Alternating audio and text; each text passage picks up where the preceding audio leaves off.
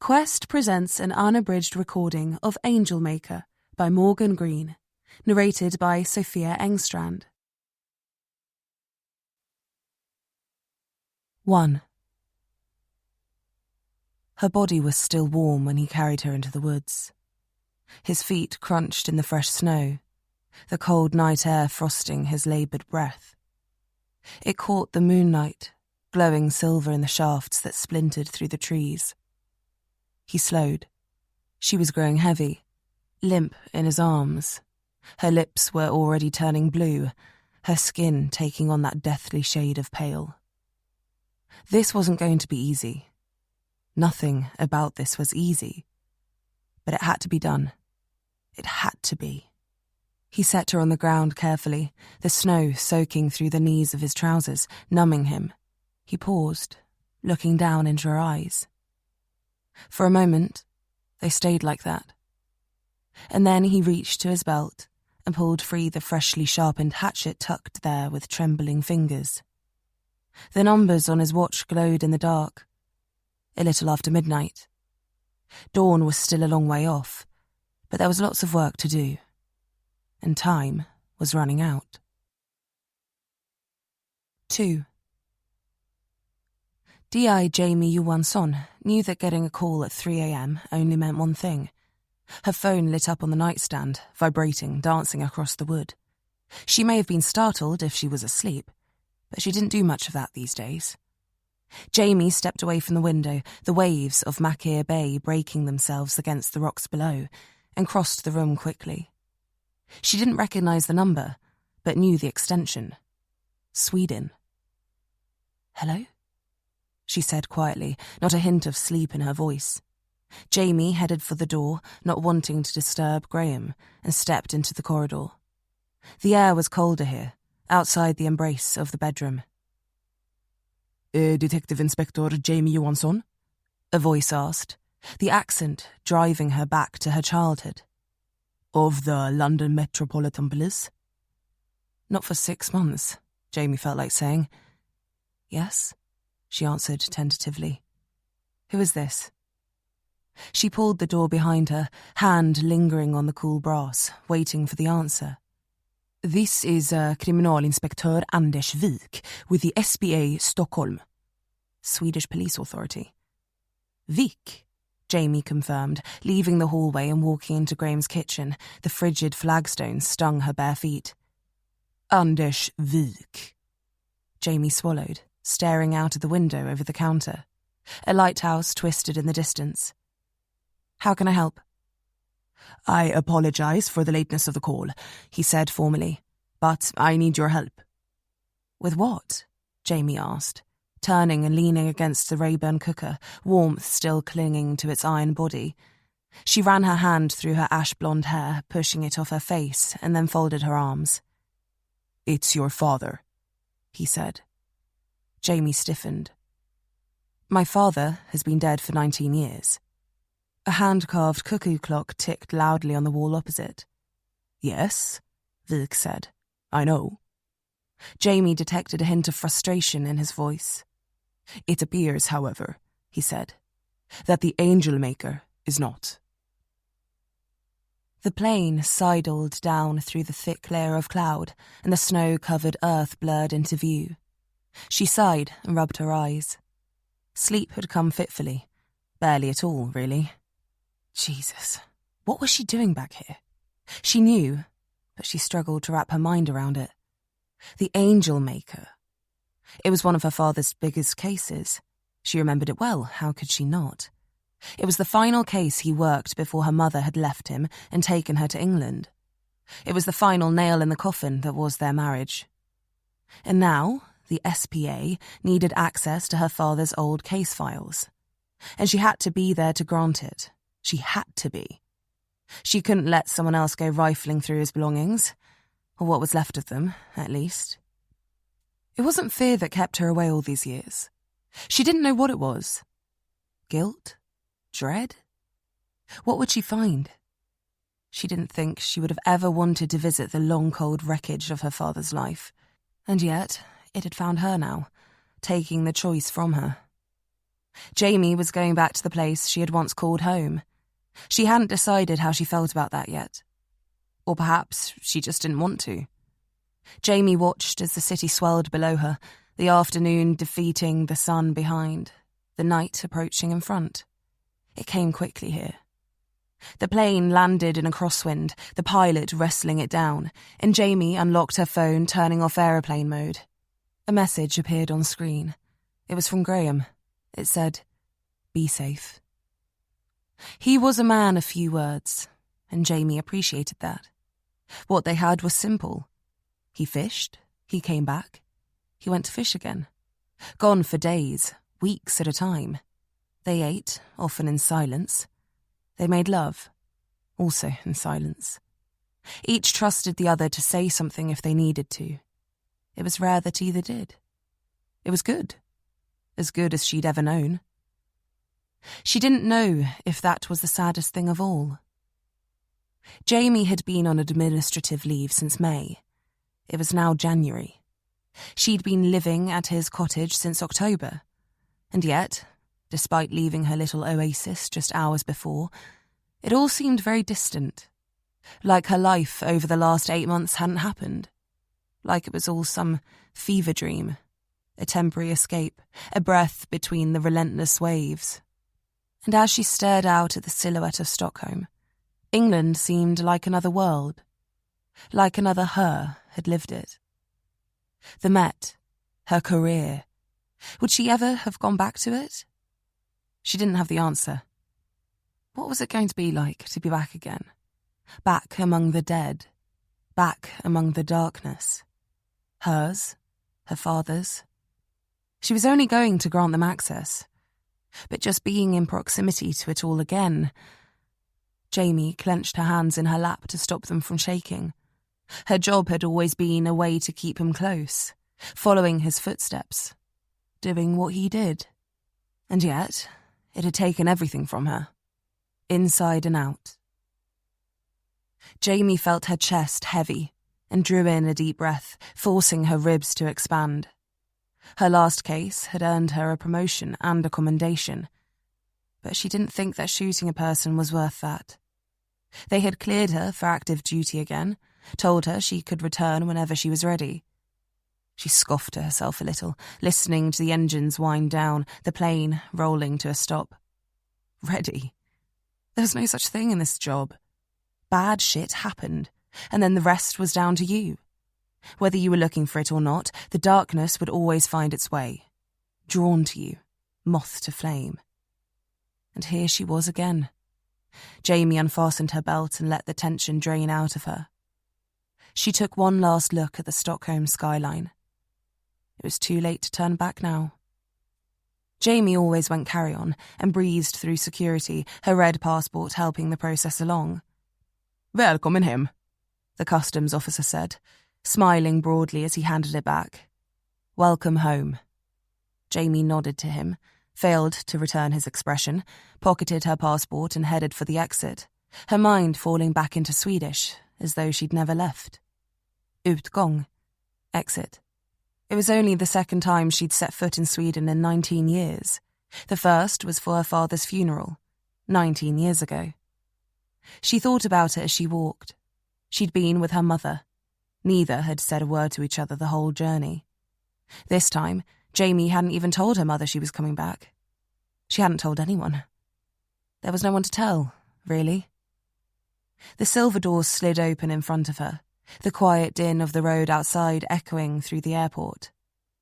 A clean-shaven man in his late 40s was standing at the curb, a new Volvo saloon sitting behind him. He was leaning against the front fender, watching Jamie carefully as she exited. He pushed off and crossed the damp concrete slabs, meeting her halfway. He nodded courteously, wasting no time. "Kriminalinspektör Anders Wik," he said, hands firmly in the pocket of his black coat. "Thank you for coming."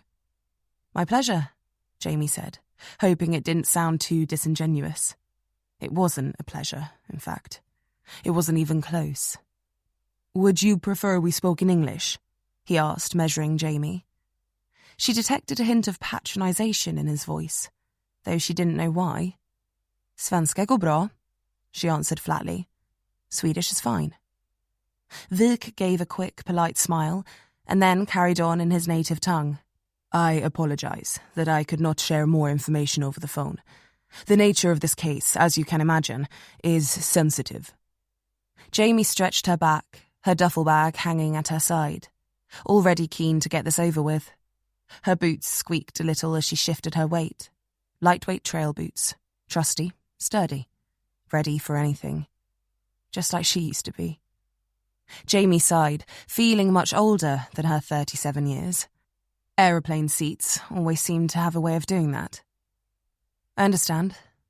You said that this case was to do with my father's personal files. I don't understand what would possibly be in them that wasn't in the case files, though. Vik inhaled, glancing left and right. He seemed uneasy. Please, he said, gesturing to the car. We have a lot of ground to cover. I'll explain on the way. He pulled away from the curb and accelerated smoothly, the electric motor whining softly as they left the airport behind.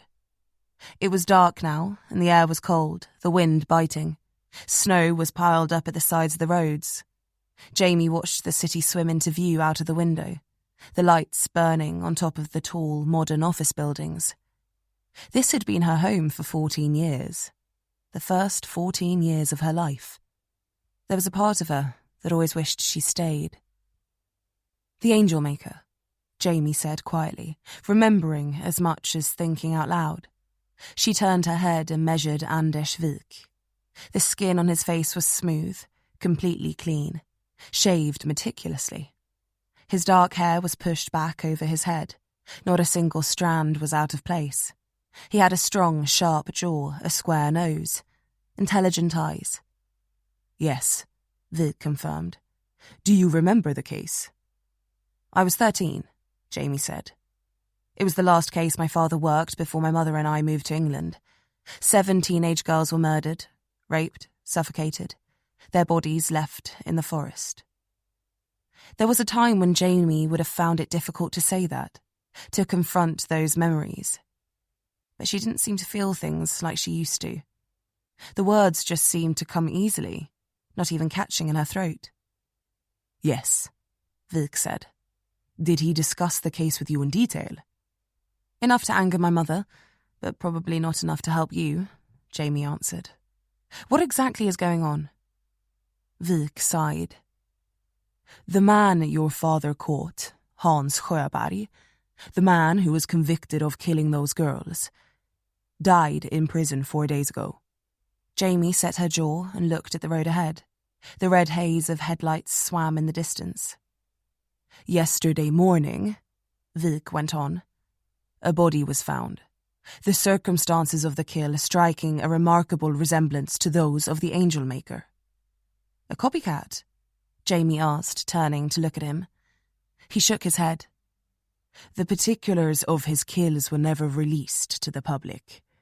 The details too, gruesome, shocking, disturbing. Jamie had seen the photos. You could take your pick. Someone could have read the case files, Jamie said. Leaked the information? That's one theory, but we suspect the reality of the situation is much worse. How so? Jamie asked, studying the side of Vik's face. He wasn't an expressive man. They're missing. It clicked. That's why I'm here, she said. You're hoping my father has some copies stashed somewhere. It would certainly help, Vik said reservedly. Jamie noted the way his fists tightened around the wheel and flexed as he spoke. It didn't seem like the case was off to a flying start. The fact that his best lead was flying Jamie in from another country confirmed that. Who could have taken them? Someone with the knowledge of how our security systems worked. Someone who knew how to disable the security cameras and get through the security gates. A police officer. A detective. Vik glanced at her now. Robert Nyström, your father's partner. Jamie suppressed her surprise. He must be in his 60s now. Jamie recalled the man. Tall, thin, The darkest, thickest eyebrows she'd ever seen. And a good friend to her father. A good man, too. She liked him. Did you question him? We would, if we could find him. Do you suspect him of taking them? We cannot say for certain, but his keycard was used to access the archives. We know that much. And it appears his apartment was broken into the night that the files were stolen. There's no DNA or trace evidence to suggest anyone else had been there, but we're not ruling anything out. Signs of a struggle? No. Nyström was not at home at the time, as far as we can tell. His car was clocked at a toll gate 100 kilometers north of the city 3 days before that, the night before Sjöberg died. It never passed back through. We sent out the notice countrywide and alerted border crossings to the north. If the car moves, we should pick it up. But so far, there has been nothing. Was anything else taken? Wijk shook his head. No. Nyström was retired, but was kept on as a consultant. Still retained his credentials.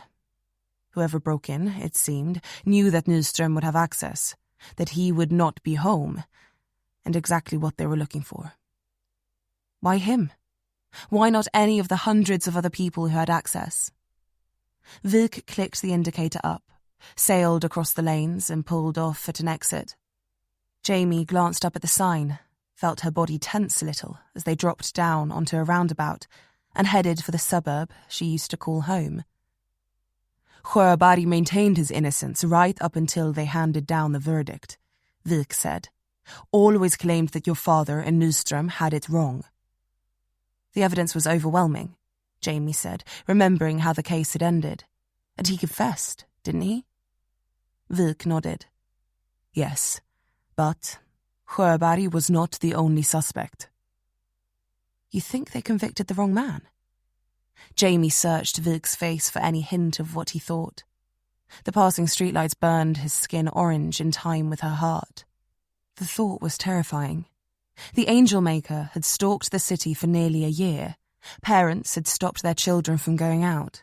People were too afraid to walk alone at night.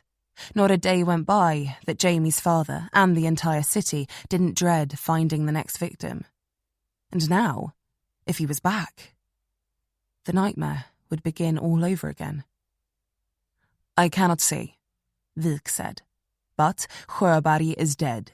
The case files stolen, the surviving detective who worked the case missing, and now a teenage girl has been found in the woods, her body posed, just like the others.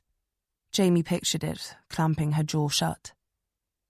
They drove through a town Jamie had once known well, not slowing down. "Where are we going?" she asked, watching as the building that contained the solicitors who had handled the sale of Jamie's childhood home passed them on the right. Your house, Wijk said. Jamie narrowed her eyes. "My father's belongings are in storage. The key left with the executors. I assumed you needed me to open..." Jamie trailed off as Wijk pulled left into Jamie's old street. In storage? Wijk asked. No. Your father's things are still at the house. It came up on the right, tired and dirty. The once beautiful wood panelling had rotted and fallen in places. The tiles slipped from the roof. The front garden was wild and knotted with long grass. The tops curled down with snow. The windows were shuttered and dark. He eased the car to a stop outside and Jamie looked up at it. "My mother sold the house after he died," Jamie said, not understanding, her voice distant in her ears. No, Wijk said, killing the motor. She didn't. 3. Wijk exited the car and crossed the street towards a man Jamie recognised.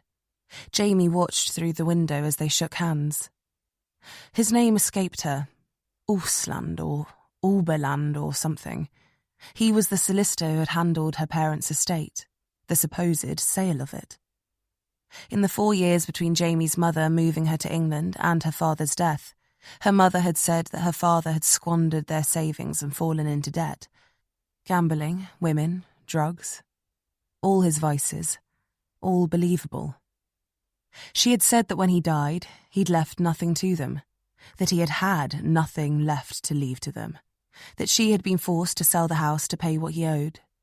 Jamie got out, steeling herself with a cold breath of Swedish air, and rounded the bonnet to address Osland.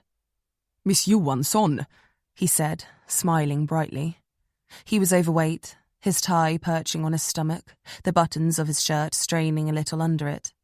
His face was kind, though, his chin covered in a black and white beard, his thin eyes hidden behind thinner spectacles. "It is good to see you again." "I'm sorry," Jamie said, shaking his hand briefly. "I don't understand what's going on. What are we doing here? My mother told me that the house had been sold." Vik clasped his hands behind his back while Osland spoke. "Your father left the house and his estate in its entirety to both you and your mother." "No," Jamie said. "There was nothing to leave." He pushed his glasses into his face with a chubby finger and glanced at Vik before looking back at Jamie. "Monetarily, perhaps not. A small amount in savings which went to your mother. His pension was forfeited due to the nature of his death." "That he'd killed himself," Osland meant. "Okay," Jamie said, willing him to hurry up. "But the house was mortgage-free. It belongs to both you and your mother in joint ownership. She would not be able to legally sell it without your written consent. Had you been under 18 years of age at the time of his death, she would have had full ownership, as they never legally separated. But, as you were 18 at the time..." "Yeah, I was. It was my birthday. He'd killed himself on my 18th birthday." Jamie's head whirled. She could feel blood rushing in her fingers. They were stiff, aching, and a weight, like someone's boot, crushing her chest.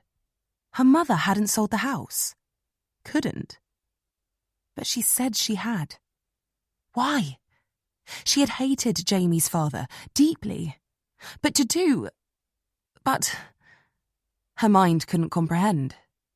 Osland's mouth was moving then, his cheeks pushed out into reddened balls by a wide smile. He lifted his hand towards Jamie. She couldn't hear anything over the roar of her own blood in her ears. Osland dropped a key into her hand, nodded to both her and Vik. They exchanged a few muted words, and then he went back to his car, leaving the two of them standing in front of her father's house. Her house. Jamie's fingers curled over the cool brass, and she drew a rattling breath, staring up at the ruin of her childhood, unsure what to do next. "Are you coming?" Vik asked, already on the path. He looked back at Jamie as she willed her feet to move, a well of anger bubbling inside her. She started, clearing her throat. "Wait. Just wait a second." Vik looked tense. "Can we just..." She glanced back at the car, trying to process everything. The last years of her life here were all coming back, like she'd been thrown from a great height, the earth of her memories rushing up to meet her. She couldn't. She couldn't do it. Couldn't face it. She didn't have it in her. Not yet. Not like this. She thought hard, looking for an out, for any path that led away from here. "Take me there," she said, finally. "What? Where?" Vik narrowed his eyes. "The scene. Of the murder." The words tumbled from her mouth. He took a step back towards her. "I am not able to do that." "You can," Jamie said, wrestling with her voice, her fist now tightly balled around the key. "This is what I do." She needed this. She needed to focus her anger on something, to keep her mind straight. It was too much to take in all at once, just standing here. "I'm a good detective. You can use me." "We have this firmly under control," Vik answered back. "What are you expecting to find in there?" Jamie asked, nodding towards the house. "My father wasn't the note-making type. Not exactly organised." "Anything will be of use in this case," Vik said. "Anything?" Jamie stepped forward. "It sounds like you have no leads, no files, and no information to go on. And if the scene was rife with evidence, I wouldn't be here. She met his eye. And if there's nothing in there, then all you have is me. Vik measured her, pushing his hands into the pockets of his thick coat. I was there, Jamie said. I remember the case. I remember what my father told me about it. You can use me. You should use me. You are a civilian. I'm a detective inspector with the London Metropolitan Police. And if you got my personal number, then you got it from my DCI, Henley Smith. Because if my mother hid this place from me all these years, then she sure as hell didn't give it to you, knowing I'd come back here. She read the lines on his still face. You called her first, didn't you? Asked her to come and grant you access here. Vik looked down. And she told you where to stick it, didn't she? With more profanity, yes. And if you're working this case, the Angel Maker, then you must be pretty good at what you do too. Vik didn't say anything. So I'm guessing you checked me out, even just cursorily. Even if you just asked Smith what I was like. Professional curiosity. It's a bitch. His lip twitched almost imperceptibly. His face a mess of shadows and orange in the glow of the streetlights. You know I'm a good detective, Jamie said plainly, one step short of begging. And I'm the only one in the world who knows this case. So whether you think this is someone else carrying on his work, or my father caught the wrong man all those years ago, you're going to need my help. By the look on his face, Vik knew she was right. It will be difficult to arrange. Jamie huffed a little, turning towards the car. You seem capable. I'm sure you'll manage. The case will be trying, he added. Jamie's hand froze at the handle. Are you sure you're ready for it? Vik didn't move, his hands still in the pockets of his coat. Chief Inspector Smith told me of your situation, of the circumstances of your leave. What happened last May? Jamie ground her teeth and pulled the door open, casting Vik a cold, hard glance. Just get in the fucking car. 4. They swept out of the city at pace. The scene was a few kilometres north, just off the side of a well-worn path through the forest that was perfect for runners and walkers. Popular, too. The trail wound endlessly through the zebra-striped birch trees. The Angel Maker's kills had never been hidden away. They were always meant to be found. Jamie looked over the initial assessment of the scene as Vik drove, putting distance between them and the house. With every streetlight that washed past, her tension eased. The file on her lap showed an aerial shot of the area. A few 100 metres to the east of the scene, a road ran away from the city. What looked like a lay-by had been circled as a possible site that the killer had parked in. Jamie leafed through the other papers, copies of the witness statements from the couple who had found the girl while out for a morning run in the snow. They had seen no one, heard nothing, just glimpsed the girl through the trees and stopped, gone closer, then had realised what they were looking at. Officers arrived 15 minutes later, and the scene had been locked down since. Her body was still in situ, the whole area cordoned off. No one was going in or out on Vik's orders. He wanted the scene as untouched as possible until they had Jamie's father's notes, the original case files, and Robert Nyström in an interview room. Jamie had to hand it to him. Vik was a focused man. She appreciated that. Do we have an ID on the victim yet? She asked, reaching the back page. There was nothing in the file about the victim. Vik shook his head. Nothing yet. No missing persons matching her age and description so far. Jamie stared out of the window. Droplets of moisture had beaded on the glass and streaked backwards as they drove. Teenage girls don't just disappear without anyone missing them, Jamie said.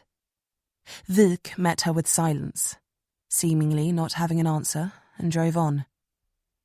They were waved in at the side of the road, a 2-lane that connected Stockholm with a small outlying town called Vallentuna, and pulled to a halt in front of a police officer.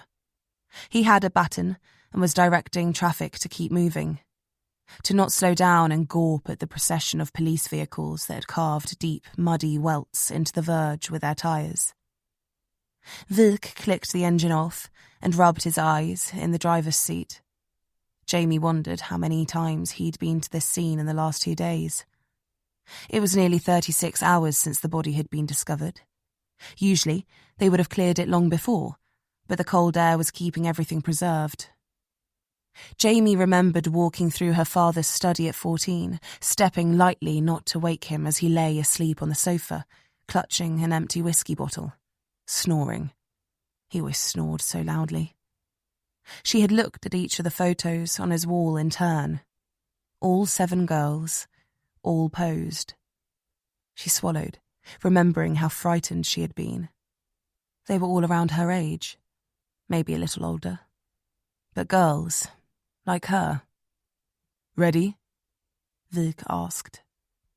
Jamie nodded, not trusting her voice, and climbed out the car and her memories. The cold grabbed at her cheeks and she screwed her eyes up, staring into the darkened sky, the swollen underbelly of the clouds hanging still above them.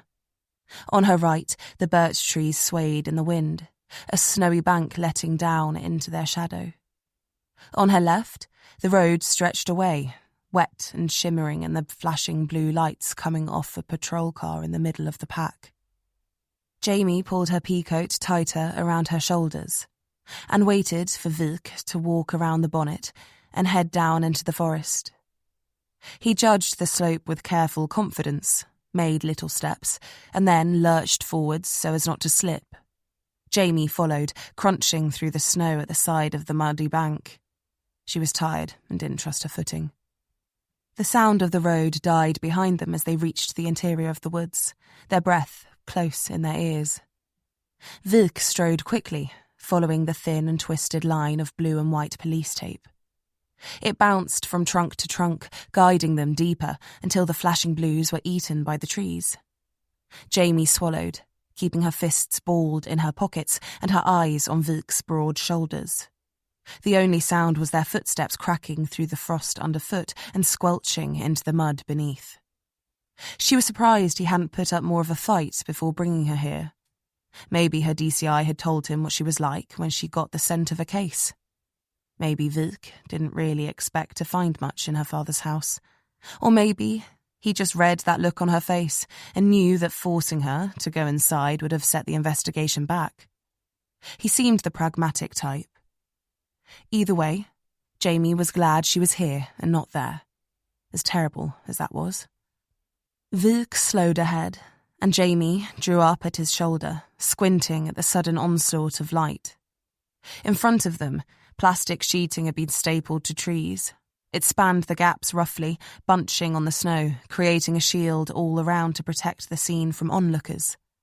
Inside, Jamie could see floodlights burning, the translucent sheets glowing against the inky backdrop of the forest. "Ready?" Wilk asked. A vertical slit cut in the sheet in front of him billowed softly. The thickness of the forest had culled the wind here, but the tops still swayed high above, groaning gently in the winter silence. Jamie nodded, pushing her hands deeper into her pockets, and stepped through. The victim was about 13. Jamie clamped her teeth together, her eyes moving across the girl's pale blue skin. A thin layer of snow had settled on her shoulders, her hair, her outstretched fingers. They were held in front of her face, palms flat together, wrists bound with rope to hold them in place. She was on her knees, doubled over so that her back curved slightly. The soles of her naked feet pointed upwards, the tips of her toes blackened by the cold. A thin white confirmation dress hung from her exposed shoulders. It was soaked red in the front, where sharpened limbs of birch branches pushed through the fabric, burying themselves in the earth, propping her up in position. Her elbows rested on 2 of them, allowing her hands to remain aloft in front of her closed eyes. Jamie began to circle, taking it all in, using the path in the snow that Vik and everyone else who had attended the scene had walked. She breathed slowly, steadying her heart as best she could. Vik stayed back. The boughs, 6 in total, had been driven through the girl's back. The cuts in her dress were fine. The cuts in her skin, fine. Done with precision and care. Each of the boughs was the same thickness, an inch, maybe a touch thicker. Just small enough to be pushed between the ribs without causing them to break. The branches stretched upwards, curving, splitting into thinner and thinner limbs.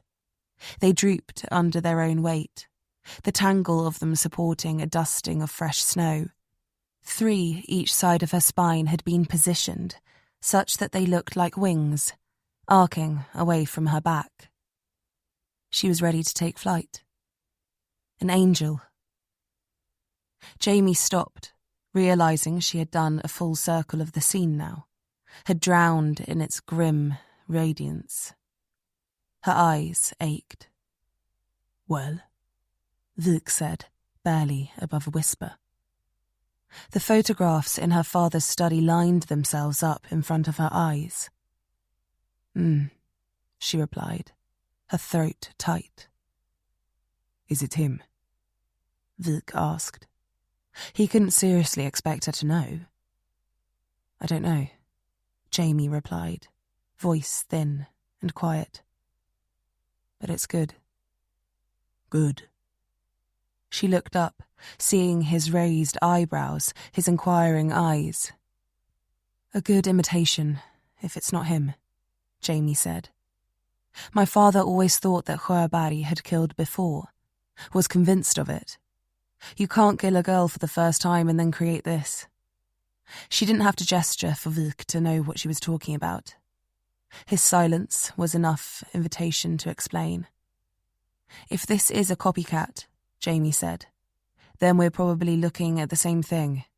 Someone who idolizes Sjöberg, someone who wanted to emulate him, but someone who has killed before, someone who knows what it's like to take a blade to flesh, to work on a human being like they're a thing, not a person." Jamie sighed, glancing down at the pool of blood around the girl. It had melted the snow, forming a circle of flatness around her, the undergrowth visible around her body. "Have SOCOs been through?" Jamie asked. Shit, sorry, she said, racking her brains. "CSTs, crime scene technicians." "Yes," Vik said plainly. "Though, they are not confident. A single set of footprints led from the road to the scene." He turned, pointing with 2 fingers the way that they'd come. "And back. The killer stepped in his own prints heading in the reverse direction, which has destroyed any hope of identifying any sizing or shoe tread patterns." The killer knew what they were doing.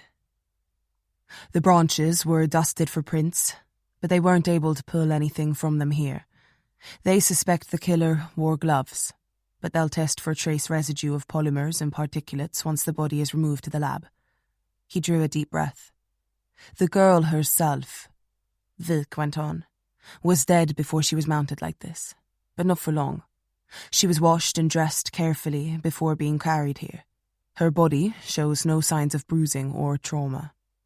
"Apart from the wooden stakes driven through her back," Jamie muttered, taking another circle. She noticed more with every step, saw more, felt more.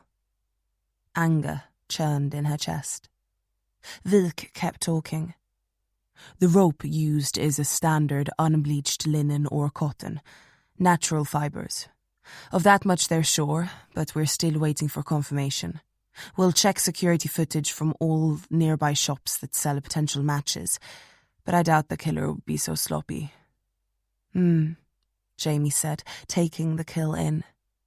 She paused as she moved behind the girl, staring at Vik through the wings. "Her body shows no signs of trauma." That's what Vik said. "Was she raped?" Jamie asked plainly. There wasn't any other way to approach it.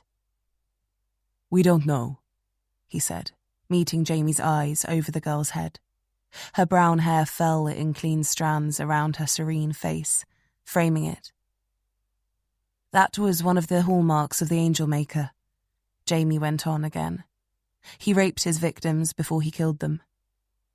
Wilk pressed his mouth into a crumpled line. It is impossible to say until she is examined by the pathologist. That the girls historically chosen have all been of pubescent age suggests that there is a sexual element at work. That the angelic element is linked to purity, virginity. There is a sorrowfulness to his kills, Wilk said. An attempt at the restoration of innocence. Jamie drew a slow breath. She didn't want to conjecture anymore. What about the dress? The original dresses were taken from the church that Sjöberg and his wife attended. They held a Bible group there every Sunday. Jamie was surprised at how much she was dredging from her memories. She had suppressed them for so long. She considered what else would rise from the recesses of her mind. And then decided that whatever did, it was worth it to catch this bastard. Judging by Wilk's expressionless face, Jamie suspected that the insight about the girl's attire wasn't new information. No doubt they'd already questioned all of the officers and detectives at the SBA who were working at the time, had cobbled together as much information in lieu of the missing files as they could. We have taken photographs. We will make inquiries, Wilk said. That church is now closed. A ruin. It was burnt down after Sjöberg was convicted. It won't have been from there. Jamie didn't think it had been. We need those files, she said. The originals. Wilk nodded. We do. Your father's notes too. Jamie didn't know if that was a shot at her. She exhaled, hard. The faint taste of blood lingered in the frozen air. When is the pathology lab going to take possession of the body? She needed to know what this girl had gone through. When I say so, Wilk replied curtly. I will want to examine the scene again in daylight, once I have your father's notes. Jamie approached him slowly, her boots crunching in the snow. Okay, she said, not needing to do more than a whisper to be heard in the quiet of the forest. Take me home. 5. They pulled up outside Jamie's childhood home for the second time that day, and Jamie exited the car. The air was biting, the hour dwindling into evening, the temperature going with it. Jamie exhaled, a long stream of steam expelling itself from between her lips. God, she'd missed the cold. The crisp sharpness of the air that cut at the inside of the nose and made the chest ache. London never came close, even on its coldest days. Jamie looked up at her father's house. She corrected herself. Her house. And felt the key in her pocket, digging into her palm. Ready? Asked Wilk, standing beside her. She nodded. She was. Now that she had a reason to go. A train with a track to follow. Something to move her through the place. Before, this was just a case in a faraway country that rubbed up against the raw edges of her childhood. Now it was real. There was a girl, an innocent girl, brutalized and mounted in the woods like a trophy, and a killer who thought they were smart enough to get away with it. Well, they weren't. Not now that Jamie was here. Jamie leaned forward, trusting the sensation of tipping over to jumpstart her feet. She couldn't lift them herself. The houses around were quiet now, the driveways busy with cars. People had come home from work and gone inside out of the cold. All that surrounded them were dim squares of light, windows glowing in the darkness. The key seemed to guide itself into the lock. It slid in rustily, and she began to twist. It resisted at first and then gave. Jamie listened to the tumblers turn and then the creak of the hinges. Stale air hit her, and then she was inside, being shuffled forward by Wilk. He was wasting no more time. She stood there in the hallway, the stairs stretching up in front of her, the house all but pitch dark. On the left, an archway led into the kitchen, their old family table sitting in the middle of it. On the right, another archway opened into the living room. She looked both ways, remembering the last time she was standing in that spot. Jamie had been 14. Her mum had been in the car, screaming, crying. Her mum's voice had been shrill, echoing through the open door behind her. "Don't you go up those stairs," she had shrieked. "Get in the car. Now, Jamie, I'll leave. I'll do it. I'm counting to 3. Don't think I won't do it." She wished she had. Jamie was calling her father's name, asking him to come downstairs, to say goodbye. "Dad," Jamie had called. "Please, come downstairs. Tell her you're sorry. Tell her it was the last time. Tell me it will be okay. At least say goodbye." But he hadn't, and her mum had got to 3 and then laid on the horn, and Jamie had backed out of the door, keeping her eyes on her parents' closed bedroom door for as long as she could. Her mother had spun the front wheels, hit the rev limiter, her mascara running down her cheeks in thick black lines. The car juddered forward and then crunched horribly as she rammed it into second and sped away. "Inspector Johansson?" Jamie pulled her eyes from the door at the top of the stairs, wiping her cheeks roughly with the back of her hand. "Yeah, sorry, what is it?" Vilk was standing next to her, flicking the light switch. Nothing was happening. "No electricity," he said. "Where's the fuse box?" "The house has been empty for 19 years, Jamie said, her voice quiet. "It won't do any good." He made a dissatisfied noise. "Do you know where your father kept his notes?" he asked. Jamie peered past him into the gloom of the living room, seeing letters and paperwork spread out on their coffee table, perched on the TV, the bookcase. The kitchen, too, was full of junk. The table had what looked like a half-rebuilt lawnmower engine on top of it. "No," she lied. "They could be anywhere." Vilk let out a long breath. "We'll have to come back tomorrow," he decided, his anxious face portraying an awareness that every minute delayed was a minute burnt, another minute closer to the Angelmaker's next victim. Jamie knew it too, but it wasn't the reason her throat was tight. "Which hotel are you staying at? I can give you a lift," Vilk said. It came across as more of an insistence than an offer. Jamie had no doubt that he didn't want to disturb the house until they could see what they were doing, didn't want to miss anything. "It's fine," Jamie said. "I'll get a taxi." "I don't mind," Vilk repeated. His tired expression failed to match the politeness of his offer.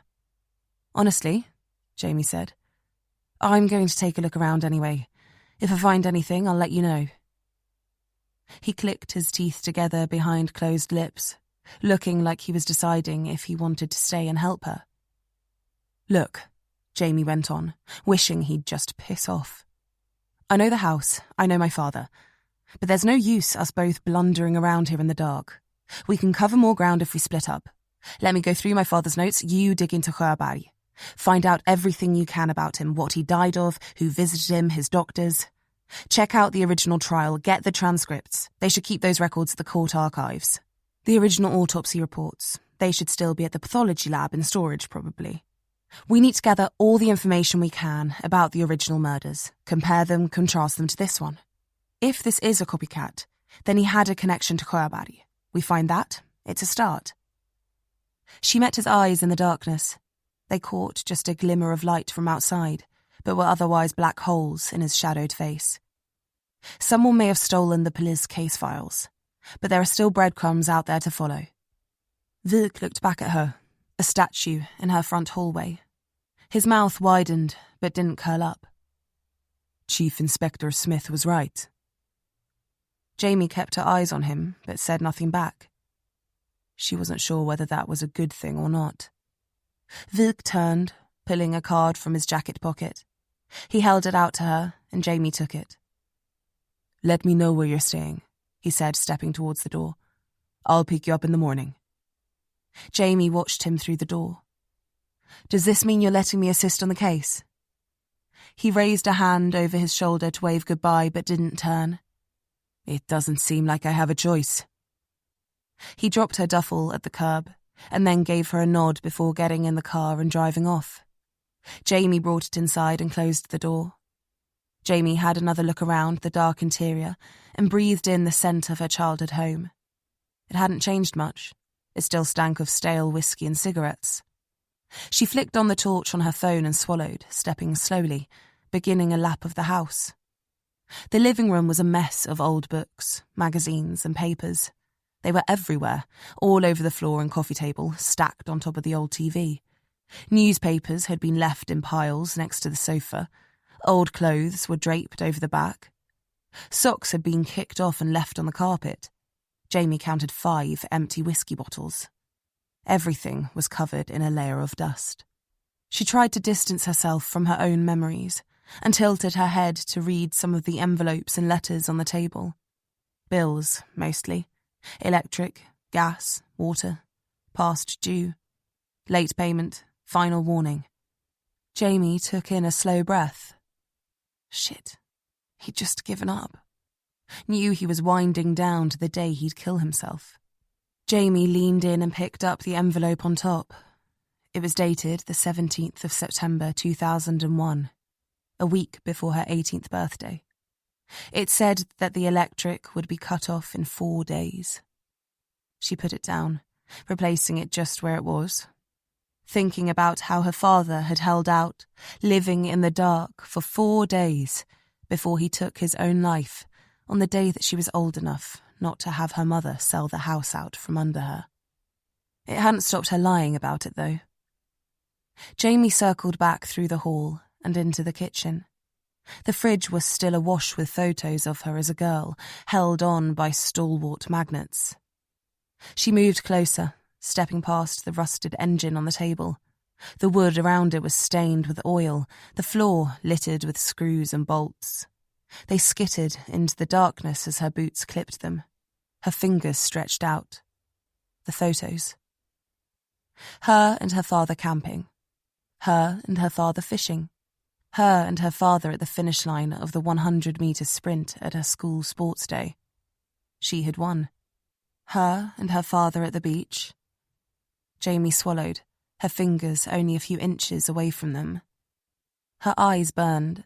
She touched one of the photos, and the magnet gave out, held on only by the friction of the years. It hit the ground and bounced, the photo coming away in her hand. The rest, like dominoes, disturbed after all these years, finally let go and rained down onto the tiles. The photos all fell away and spun and flew into the darkness around her. Shit, she muttered, looking around to see where they went.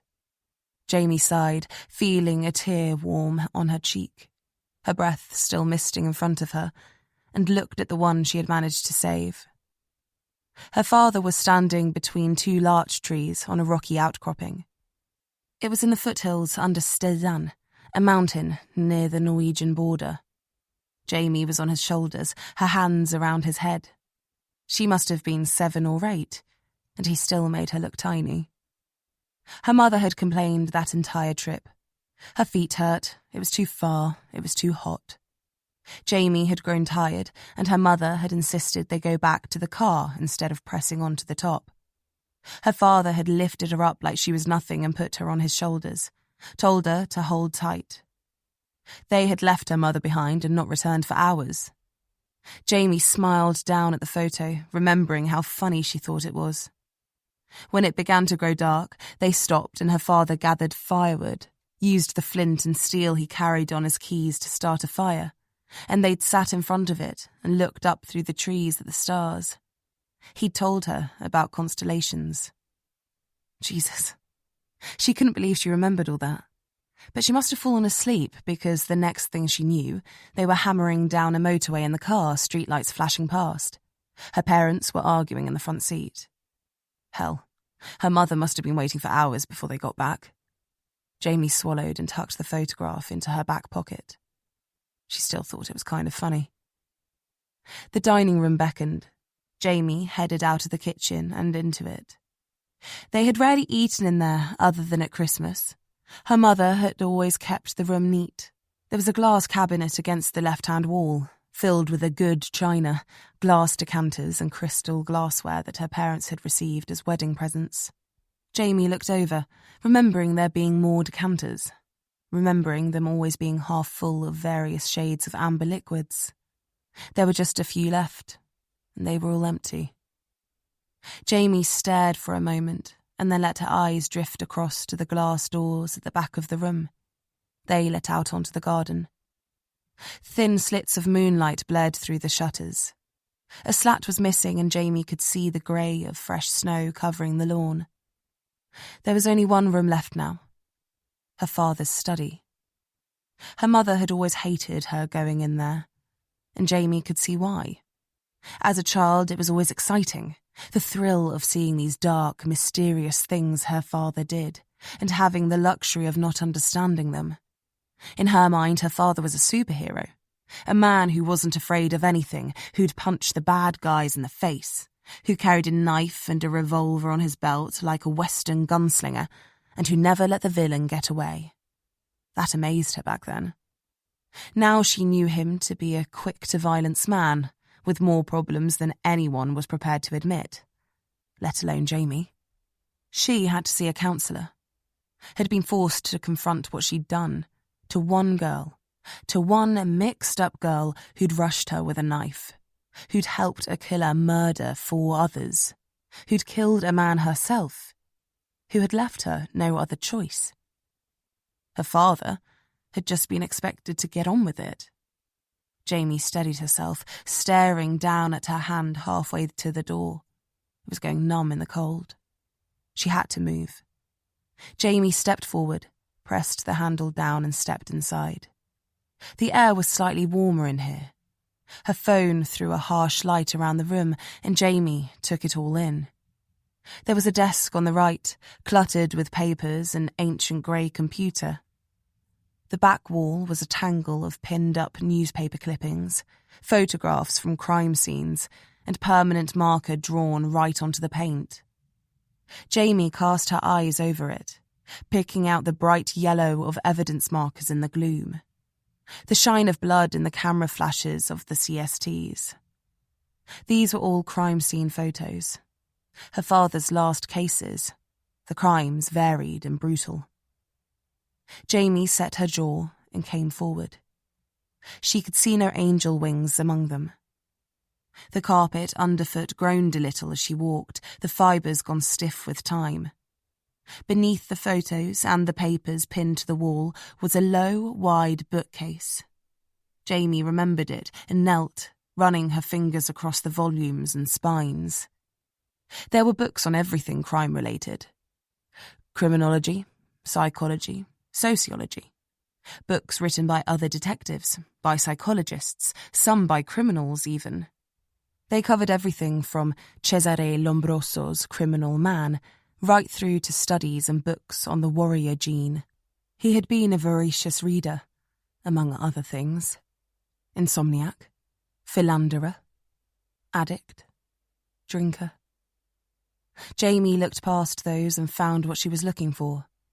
A stack of small leather notebooks. His work notebooks.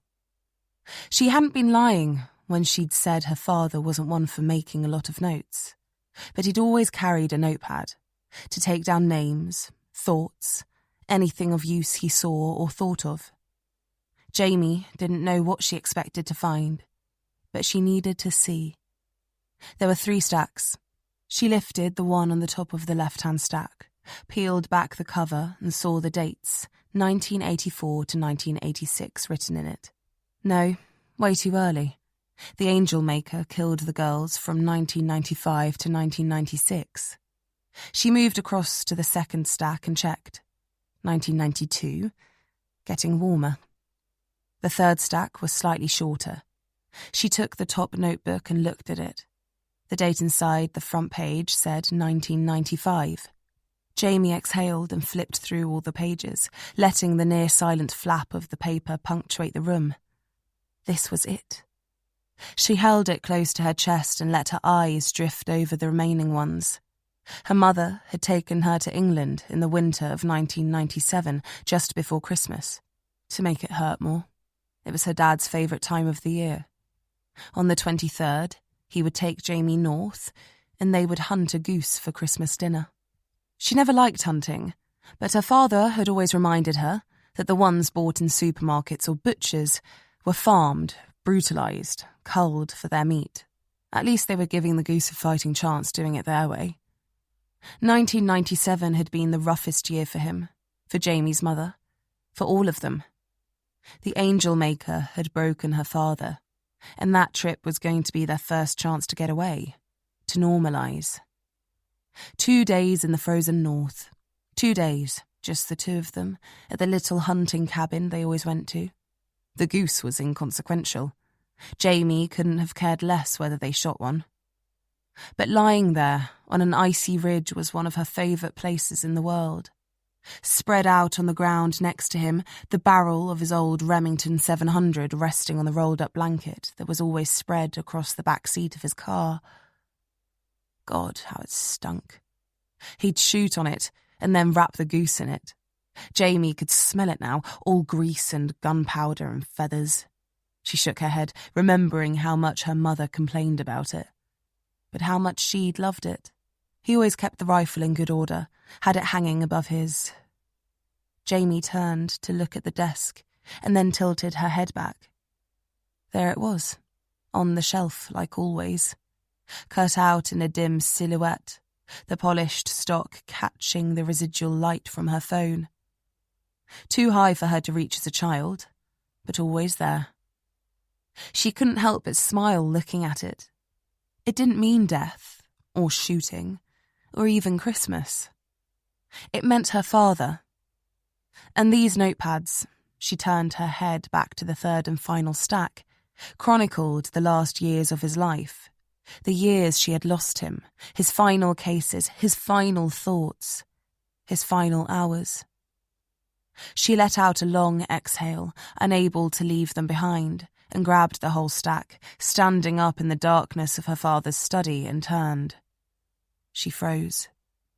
Against the back wall, there was a leather sofa, one her father had often sat on to read, and she had often sat there with him while he did. Had often sat there, watched him as he typed up his reports on a beaten-up old Imperial 200 typewriter too, falling asleep to the sound of his tapping and clacking. Tap, tap, tap.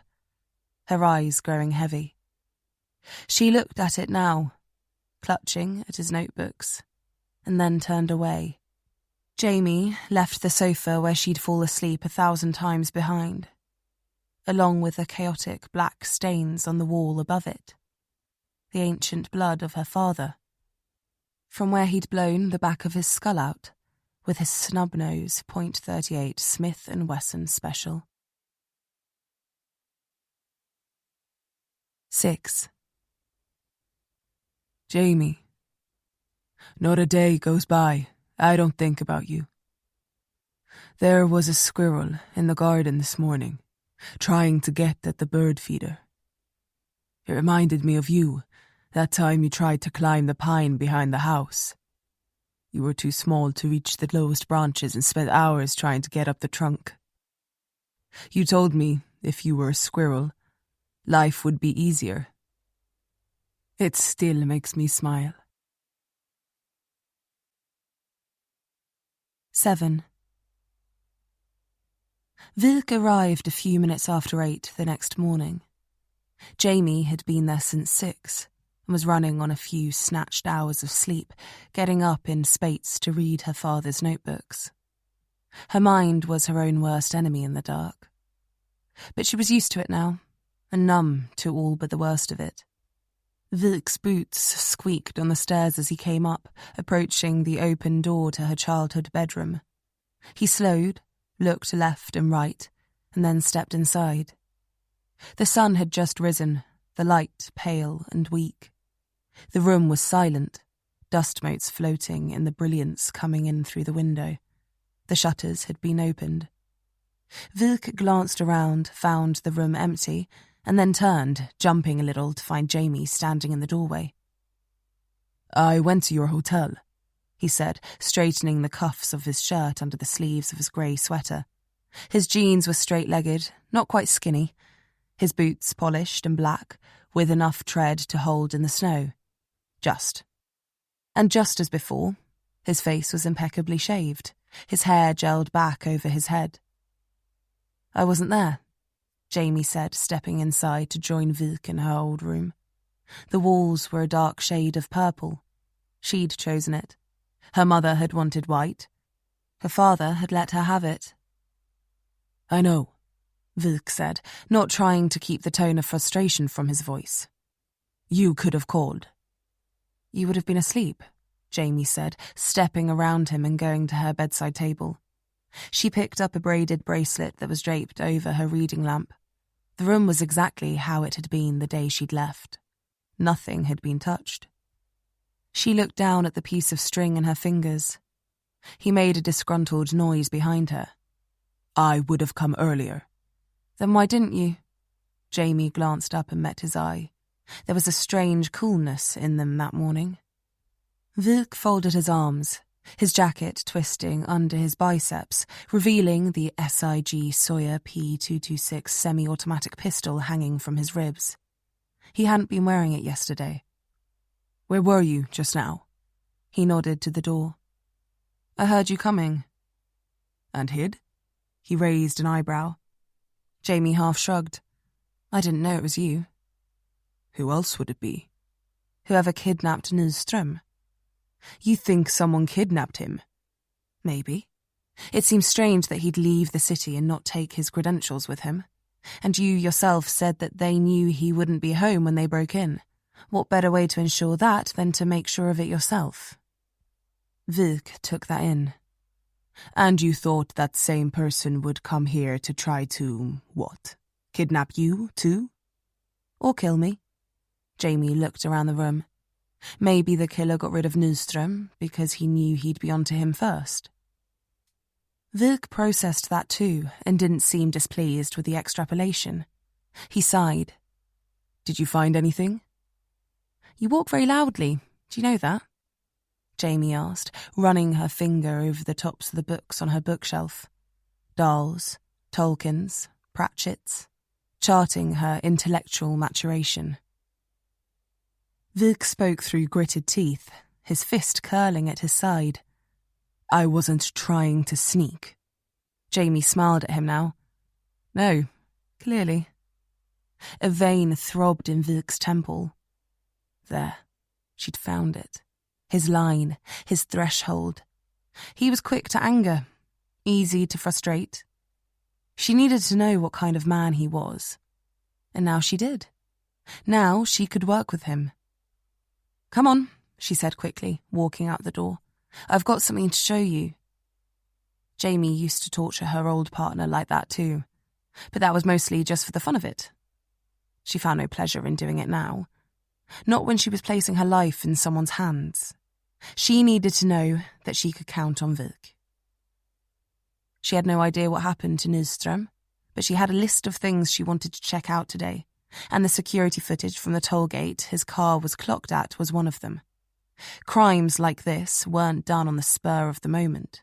They required meticulous planning.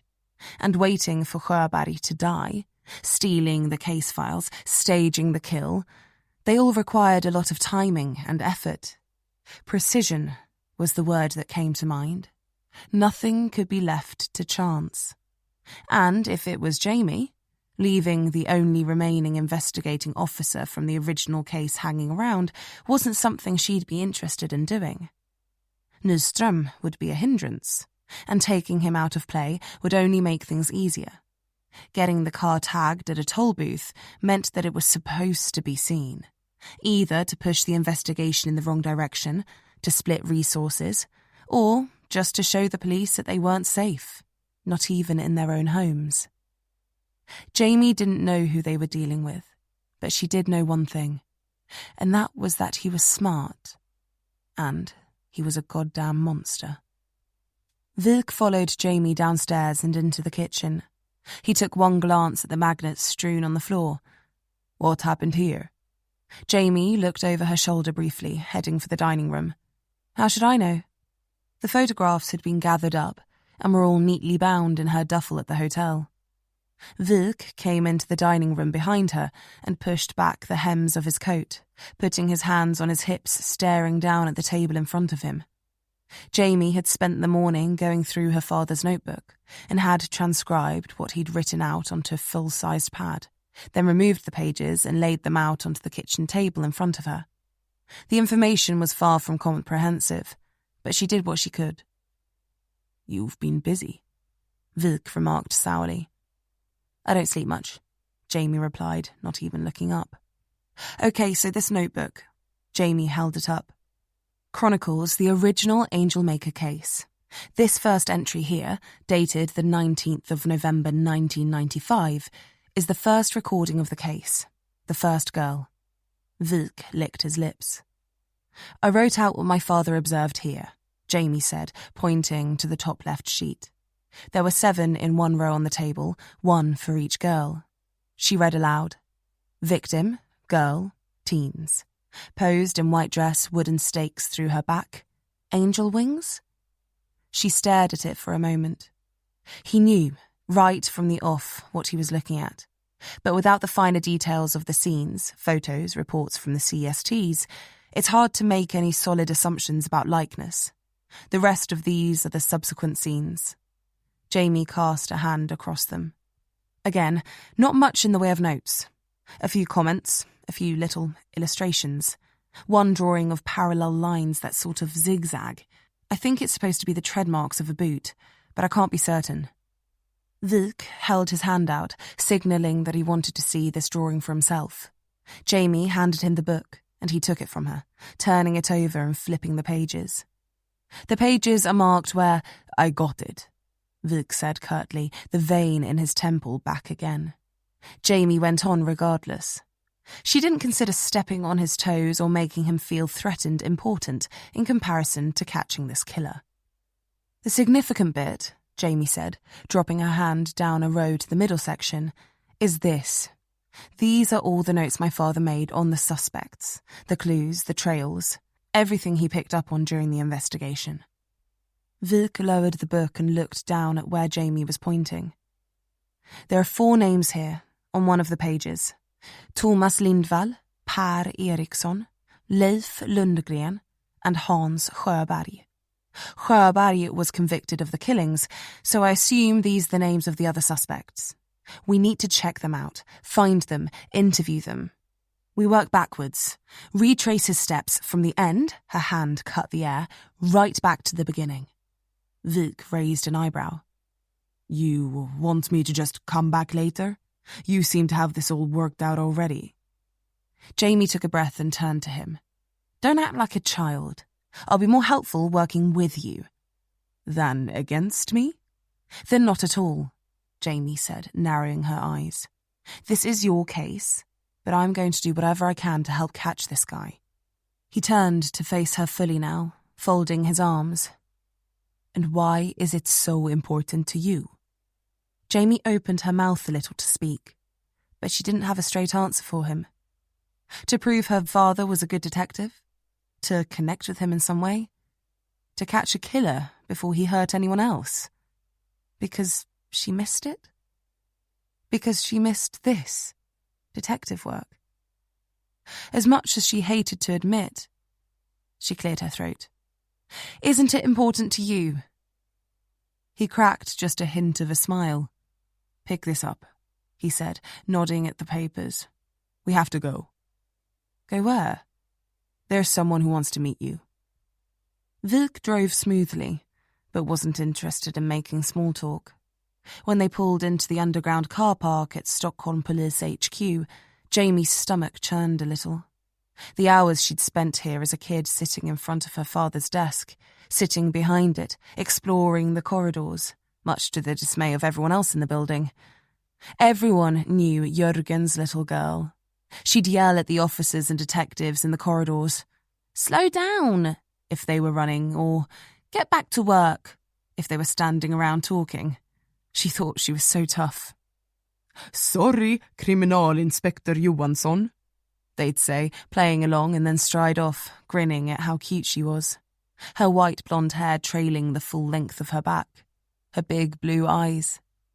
"You'll grow up to be just as much of a ball breaker as your father," people said, laughing. They couldn't help but laugh at her, and care for her. She remembered them bringing cups of hot chocolate and biscuits from the break rooms when her father disappeared. He'd be right back, he'd say, and then leave. Be gone for hours, sometimes. Jamie only found out where he'd been going years later. The women, the drugs, the drink. He was a superhero to her. Even superheroes have their weaknesses. Wilk killed the motor and got out without saying a word. Jamie followed silently, and they headed for the elevator. She glanced at the stairs, but Wilk didn't seem to be in the mood to discuss anything, let alone the benefits of getting your daily steps in. She'd walked to her house that morning from the hotel. 3.6 kilometres by her watch. Barely a warm-up by her usual standards. They got out on the 7th floor, and Jamie slowed a little to take it in. The layout was familiar, the sound of people's heels on the tiled floors sending her through a time warp. But otherwise, the floor, and probably the building, had been modernised. The stale haze of cigarette smoke and dim desk lamps had given way to a bright interior drowned in light. Large windows and open spaces replaced what used to be narrow corridors between wooden desks. Now they were made of white plastic. Jamie tapped her short, unpainted nails against the surface of one as she passed, following Wilk towards the glass office at the back. Some detectives glanced up from their desks as they went by, looking away as they realised it was Wilk, not giving Jamie a second look. The guy carried weight here, though she wasn't surprised considering he'd just been handed the Angel Maker case. A woman in her 50s was sitting in the office. She was behind a modern glass desk with steel support struts, leaning forward a little, reading something on her computer screen. Her features were fine, a thin nose and pointed chin, dark hair cut short, parted in the centre and swept back, the ends flicking out behind her ears. Wilk stopped at the door, raised his knuckles and knocked once, lightly. The woman looked up, went from him to Jamie and back again, and then motioned them in with 2 fingers, a pen curled into her palm with the others. Wilk pushed through and Jamie followed. The woman leaned on her elbows, clasping her hands under her chin. She stared up at Jamie with bright eyes. "Little Jamie Johansson," she said, smiling widely. "I don't know if you remember me. I'm Kriminalinspektör Ingrid Falk," Jamie said, nodding. She smiled back. "I remember you." "Kriminalkommissarie," Wilk muttered. Falk waved him off with her hand and then gestured to a chair in front of her desk. "Please, sit down," she said to Jamie. Jamie obliged. "We're so glad to have you," Falk said. Behind Jamie, Wilk stood, turning to face out of the window, his hands going to his hips again, his jacket pushed back behind his wrists. "I just wish," Falk went on, "that it was under better circumstances." She looked down at her desk, removed her hands from under her chin. "This is a dark time for the city." "I can imagine," Jamie said, pressing her lips into a line. "If there's anything I can do to help." "Yes, well," Falk said, looking up at Wilk's back and then back to Jamie. "Wilk has already informed me that you wish to assist on the case, and while normally we wouldn't accept outside help, the circumstances are special. The Angel Maker was one of your father's biggest cases, and any light you can shed on it will be invaluable. Is there anything you remember that might help?" Jamie bit her lip. "It's difficult. I can't place anything specifically, but it's coming back in pieces." Falk nodded silently. "My father said so much," Jamie went on, looking down, staring into her memories. "It's difficult to separate it all, but when I see something, read something, it comes back."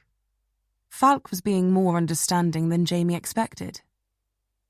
Do you need to get back to London by a specific date? She asked, her voice soft. Jamie read the lines of her face, analysing the way she'd asked. You've spoken to my DCI, Jamie guessed. Falk seemed a little amused. He said you were sharp. What else did he say? That you were on administrative leave after being forced to shoot a suspect. She wasn't dancing around it, that was for sure. She came at me with a knife. That must have been difficult, Falk said tactfully. She'd had to deal with this before in her team, that much was clear. It was. Why haven't you returned to work? She asked casually, looking at her screen as though something interesting were on it. I've been waiting for the right time, Jamie replied, trying to keep herself even. What is the right time? When I was ready? She nodded. Are you ready now? Yes. But you weren't before. Jamie narrowed her eyes. Part of her wanted to wipe the polite smile off Falk's face. She remembered her from the floor when she was a kid. She was always studious, quiet, great at paperwork. She wasn't a detective like Jamie's father, a different breed. She was the sort that always filed her reports, always had glowing reviews from her superiors, never put a foot out of line. She was the sort that rose through the ranks and couldn't wait to be shoved behind a desk and out of the firing line. And here she was. She'd always disliked Jamie's father, and Jamie couldn't help but wonder if there was a little lingering resentment spilling onto her. Jamie cleared her throat. No, I wasn't. I think I'd forgotten what it was like. What was like? The feeling that if you stand by and do nothing, people will die. Falk studied the woman in front of her, a little amused, a little curious, a little derisive. You don't think our detectives could handle this case? I don't have any reason to doubt them, Jamie said. But I'm here. I was asked to come here. Maybe just to help find my father's notes. But Wilk can attest to their vagueness. The man behind her didn't move. Falk didn't even bother to look at him. She kept her eyes fixed on Jamie. So it seems more likely that my memories can shed light on the original case. And frankly, if this one turns out to be anything like the first, I don't know why you wouldn't want the extra assistance.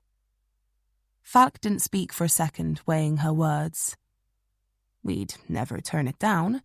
The SPA have always maintained a good working relationship with the London Metropolitan Police, and I'm keen to continue that relationship. She was in full diplomacy mode. But I have a duty of care, she went on, to both my own officers and those under my purview, to ensure their safety to the best of my abilities. Do you understand what I'm saying? You're asking me if I'm going to be a liability, Jamie said, not trying very hard to keep the scorn from her voice. I've been cleared for active duty. I was informed, but still, I must do my own due diligence.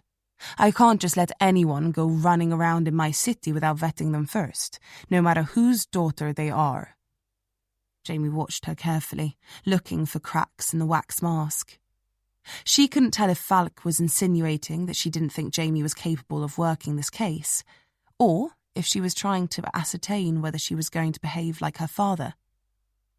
Jörgen Johansson had been a decorated detective, but also a brute, a drunkard, and someone who was pulled into an office like this at least twice weekly for use of unnecessary or excessive force, often both.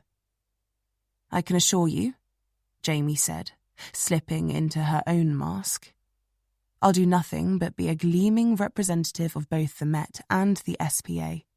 You have my word on that. Falk smiled broadly now. I'm glad to hear it. But don't think about it too much, she said, going back to her paperwork. Wilk will tell you if you're overstepping your bounds, and then report right back to me. Isn't that right, Wilk? The man behind her grunted in semi-confirmation. Now then, Falk said, grinning and clasping her hands together and laying them on the desk. What have you got for me so far? 8. "Give me those names again," Vuk said as they headed for the old church a few miles north of the city, for the home of Hans Sjöberg's widow. "Per Ericson, Leif Lundgren, Thomas Lindval," Jamie repeated. Vuk nodded, taking them in. "Ericson, Lundgren, Lindval." "That's what it says," Jamie confirmed, reading her father's old notes back for the 100th time. They were the 3 other suspects that her father had noted down when investigating the original Angelmaker case, their first 3 stops, after this one. Vuk swung a right off a main road and trundled down a narrow 2-lane with birch trees growing on the left. Their spindly branches dangled over the asphalt and dropped blobs of snow onto it. The sky was bleak and grey as they drove, the air still and cold. Winter had closed in on the city like a noose, same as it did every year. The lonely spire of a church rose up at the end of the road, blackened support struts sticking up from its base like a ribcage. The place had fallen to ruin after a fire, its once bright exterior now flaking and charred. The ground around it was overgrown and covered with snow. Brambles arced from the white surface and dived back in at odd angles. The word rapist was still visible, spray-painted on the side of it in huge red letters, despite the years and flames. It looked like someone had come back after the blaze to reiterate their point. Vuk slowed just short of the locked gate and then pulled up onto the verge. Nestled on the edge of the church grounds was a house. Jamie and Vuk looked out at the modest, half-red brick, half-white panelled bungalow, the 2 steps leading up to the front porch, the rusted access ramp next to them. Vuk's phone buzzed in the centre console, and he pulled it up in front of him, the corners of his mouth curling down. "They've removed the body," he said. "From the scene?" Jamie asked. "It's attracting too much attention. The press have got wind." He reached up, pushing his slicked-back hair against his scalp. "It's at the lab already." He didn't seem happy about that, and it looked like Falk had gone over his head with it. But it was getting on for 2 days, and there was still no sign of Nyström or the files. They couldn't have left her there forever. Vuk shouldered the car door open, stuffing his phone back into his pocket, and headed for the house, not waiting for Jamie or looking back. He was making it painfully clear who was in charge here. Vuk swept up the path, climbed up onto the porch and knocked firmly, standing back so that Jamie couldn't get up next to him. She rolled her eyes and stepped onto the ramp, navigating the slick surface, and then drew level with Vuk. He didn't look at her. They waited for a long time before the door opened, a woman in a wheelchair appearing in the doorway. She was in her 60s, her face lined, the skin around her throat baggy. Her long grey hair was pulled back into a loose ponytail, her dark eyes magnified behind thick glasses. Each lens had a different prescription, which made one eye look larger than the other. She coughed, the sound wet and laboured, and then wheezed, sucking in a deep breath. It sounded difficult for her. "Yes?" she asked, her voice rasping. "Kriminalinspektör Anders Vik, Stockholm Police," Vik said, holding up his badge. "This is my colleague, Jamie Johansson." He nodded to Jamie, then smiled at the old woman. Jamie ignored the fact that he left off her title and gave the woman a smile too. Vik went on. "Eva Sjöberg." The old woman looked at the both of them. "You're here about my husband," she said, her voice tired. She reached down with thin hands and rolled herself backwards with some difficulty. "Come in then," she said, her face dropping. "You're letting the heat out." Jamie and Vuk sat on a plastic-covered sofa in the living room, Eva across from them. The television was playing daytime game shows with the volume off. Subtitles flew across the bottom of the screen as 2 contestants bashed buttons furiously to fill up a giant meter with liquid. Vuk cleared his throat, and Jamie looked back at Eva Sjöberg, the widow of the infamous Angelmaker. "I'm sorry for your loss," Vuk said plainly before driving the stake in. "Your husband always maintained his innocence in the Angelmaker case. Is that correct?" Eva was staring at Jamie, though. The question didn't even seem to register. Have we met before, dear?" she asked, her expression absent, her head shaking just a little. Jamie was sitting back on the sofa so that she wasn't crowding Eva. Vik was hanging off the end, elbows on his knees. "No," Jamie replied. "I don't think we have." "You seem familiar." "It's probably because my father put your husband in prison for the murder of 7 teenage girls," Jamie resisted the urge to say. "I'm sorry, I don't think so." Eva shrugged a little, her pointed shoulders like the corners of a tent beneath her cardigan. Jamie didn't know how she could wear one. She was sweating, as was Vik. It must have been 100 degrees in the house. "Mrs. Sjöberg," Vik tried again. "Your husband." "Hans?" Eva confirmed, inflecting it almost like a question. "Yes. He always claimed his innocence, that he wasn't the angel maker." "He is innocent," Eva replied evenly, focusing now on Vik. She caught the tense mismatch. "Is? Surely she meant was." Jamie swallowed, studying the frail old woman. This wasn't a road Jamie thought they should proceed down, arguing a case that neither of them knew anything about with a woman who wasn't playing with a full deck anymore. They still hadn't checked the court records. They weren't digitised, and it would be a real job to go through the archives manually to find the originals. And nor had they been to the pathologist yet. They didn't even have an ID on the victim.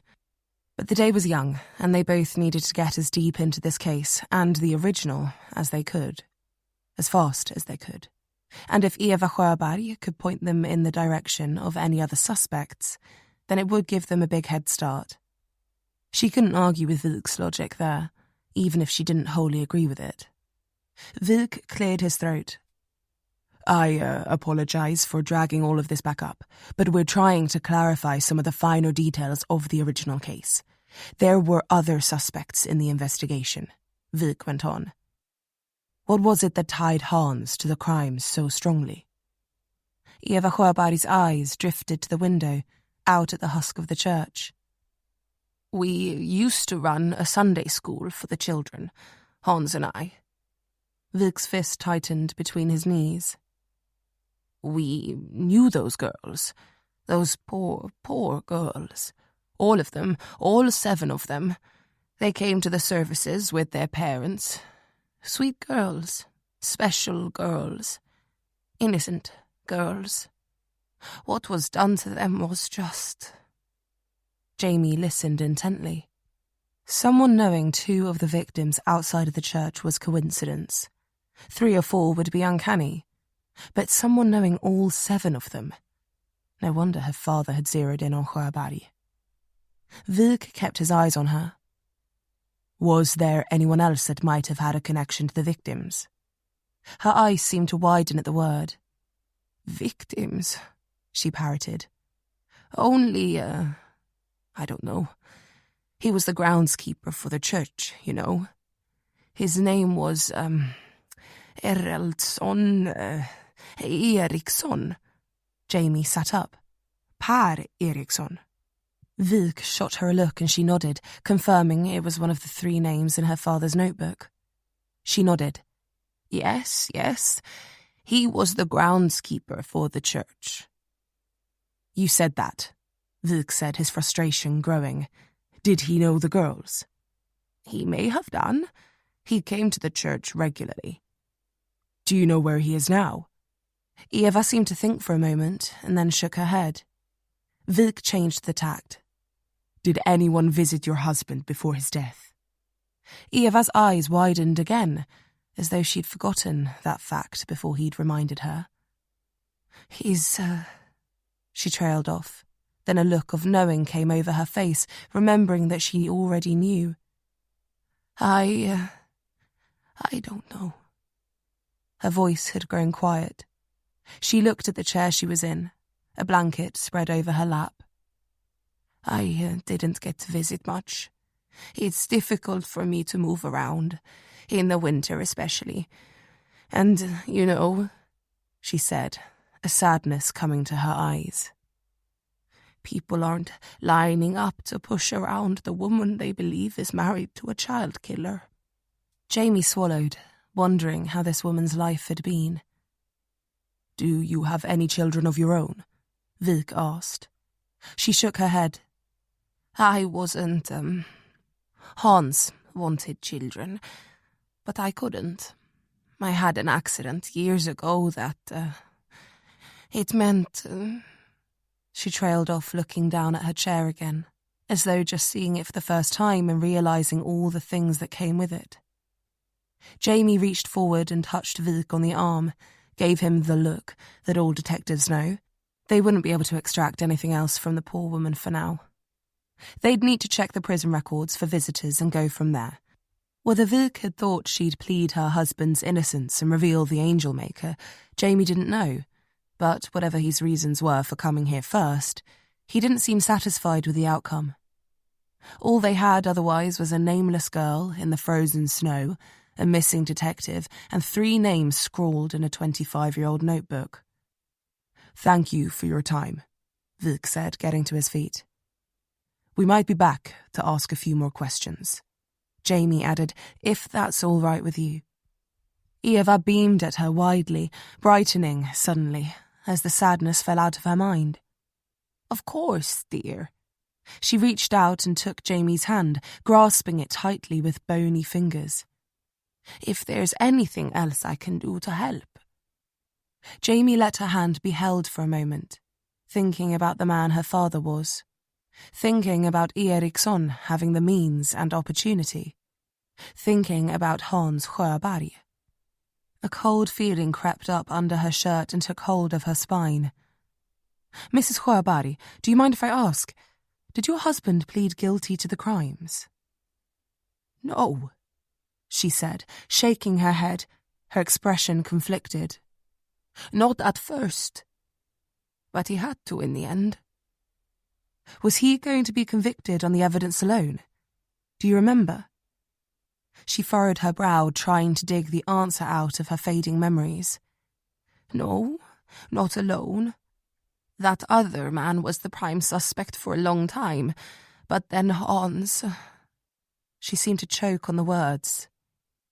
"They made him confess." "Made him?" Jamie queried, still holding the woman's hands. "Your husband's confession was taken under duress?" The woman's lip began to quiver. "Yes," she said, barely above a whisper. "He beat him. He beat him so badly," she said, devolving into a sob. "He beat it out of him, forced him to say that he did it." The woman jerked now, her shoulders rising and falling. Her other hand came up and grabbed Jamie's now too. Jamie's mouth had gone dry. "Who was he?" she asked, knowing already that she didn't want to hear the answer. "Who beat the confession out of your husband?" Eva Sjöberg looked up then, and a moment of stillness seized the room. She met Jamie's wide blue eyes, her voice dripping with venom. "The detective," she spat. "Johansson. Jörgen Johansson." 9. Vik and Jamie drove in silence.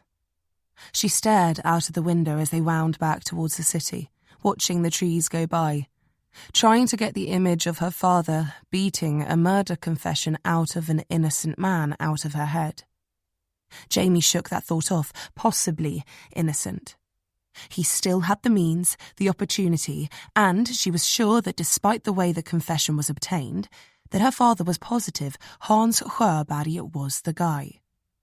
She could only operate under the same assumption, at least for now. Vik reached out and touched the screen in the centre console, dialing for the HQ. It rang twice, and then a woman answered, her voice bright. Jamie humphed a little as the woman said, "Hello, polisassistent Hallberg." Hallberg was the equivalent of a constable, and from her disposition it sounded like she hadn't yet had the shine taken off her by the scum of the earth. Jamie caught herself smirking sardonically.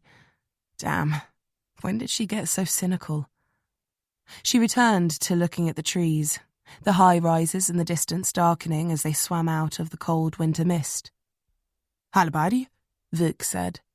Just that one word, in that tone, told Jamie that Hallberg was Vuk's workhorse. The one that proofed his paperwork, the one that did the research and the running around, the boring stuff, the one that fetched his coffee and made his phone calls. The one that would probably be sitting in this seat if Jamie wasn't. Had she shit all over the biggest case of this poor girl's career? Jamie thought back to the times she was brushed off as a DC, how much she had hated it. No, it would be a good lesson for her. And plus, this case was already well above her pay grade. "We're heading back from Eva Sjöberg's house. I need you to do some things. Got a pen?" Vuk asked. There was a scrabbling on the line as Hallberg jammed the phone against her shoulder and grabbed a pad. "Go." "Take these names down. Leif Lundgren, Thomas Lindval, Per Ericson. Got that?" "Uh-huh. Who are they? Suspects?" "From the original case, we think. Names in Johansson's notebook." Jamie perked up, then realised Vuk meant her father. She never wanted to live in her father's shadow, and yet the warmth of the sun had never felt further away. Vuk went on. "The last one, Ericson, he was the prime suspect before Johansson's focus switched to Sjöberg. He was the groundskeeper at the church where the girls were targeted." "Oh," Hallberg said. "Want me to try and track him down?" "I want you to track them all down. We need to rebuild the original case from the ground up. Find out where Johansson fucked up." Jamie shot Vuk a cold glance, but either he didn't care or made a point of seeming like it. "Find me addresses, historical addresses too. I want to know where they lived at the time of the original murders, as well as where they live now, okay?" "Sure. You have any more info? Dates of birth or—" "No, nothing," Vuk said, then sighed. "Just the names, but you'll get it done." "Might take some time," Hallberg replied tentatively. "A lot of records to comb through." "Just get it done. And Hallberg?" "Yes?" "I'll need copies of the court transcripts for the original trial, and get me a list of all the visitors that Sjöberg had in prison. Security footage, if you can too." "In the last 20 years? "I don't think it will be a long list." There was quiet on the line for a second as she scribbled down the items. "Anything else?" "Any word on an ID for the girl yet?" Hallberg sighed. "No, I'm searching missing persons, but no hits yet matching her description. The girl can only have been gone 3-4 days. Maybe a report hasn't been filed yet." "Search wider, outside the city too," Jamie said suddenly, turning her head. "The girl could be from anywhere. We don't know how she was chosen." Hallberg didn't respond for a second. "Who's that?" she asked, doing her best to keep what Jamie thought might be jealousy from her voice. Vuk clenched his jaw as though already annoyed at the idea of there being any animosity between them. "The consultant from the London Met." "Oh." Jamie sat straighter. "Detective Inspector Jamie Johansson," she added formally. "Johansson?" she asked, surprised. "As in—" "Yes," Vuk said, his voice taking on a cold edge. "Johansson's daughter." "I didn't realize that she, never mind," Hallberg replied, clearing her throat, regaining herself. "I apologize." "I don't want your apologies," Vuk said. "Just get what I asked done." He huffed and then hung up on her before she could say anything else. Jamie eyed him, trying to decode what had just happened. Vuk put both his hands on the wheel now and tightened his grip, looking ahead. Being 48 hours into a murder case, with no possible ID on your victim, was a nightmare for any detective. And when your breadcrumbs were this stale, 2 decades stale, things could only get tougher. But there was something else, too. The whole consultant thing. Something was off. "Where are we going?" Jamie asked as Vuk sailed into the other lane, swooping around a caravan doing 40 before cutting back in. He seemed to have sped up considerably since the call. pathology lab, Vik muttered, seemingly unhappy about the fact. And whatever you do, don't tell him your name. Dr. Peter Claesson was the head pathologist at the Swedish National Forensic Centre's Stockholm lab. Jamie was the same height as him. Vik was a head taller. The man wasn't overweight, but his narrow shoulders and slouching posture did nothing for the fit of his shirt and lab coat. His weak chin, narrow mouth and bald pate all came together to make him look utterly unapproachable, and that's exactly how his demeanour was too.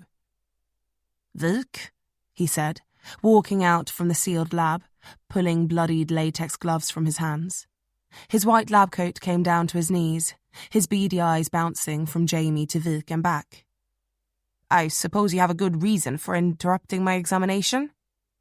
The door hissed and clicked shut behind him, so that he was crowded into the corridor with them. If Vik was in a bad mood before, the 30 minutes he'd been forced to wait in the reception area before being allowed back here had done nothing for him. The body had been at the lab for a few hours already, and Vik was like a rabid dog pacing behind a fence. He clearly had a sharp mind, but his judgment was clouding. Jamie wondered if he had it in him to hold back when he needed to the most. "My good reason," Vik snapped, "is that there's a maniac out there cutting up girls." "Oh, I wouldn't say maniac," Claesson said evenly. "If anything, the wounds show a great degree of patience, care and focus. Quite the opposite to a maniac, in fact." Jamie observed the little man closely, the way he never broke eye contact with Vik, the way he kept his face completely straight. She saw right through it. Claesson thought he was hilarious. That getting to poke the bear was the highlight of his day. Hell, probably his week.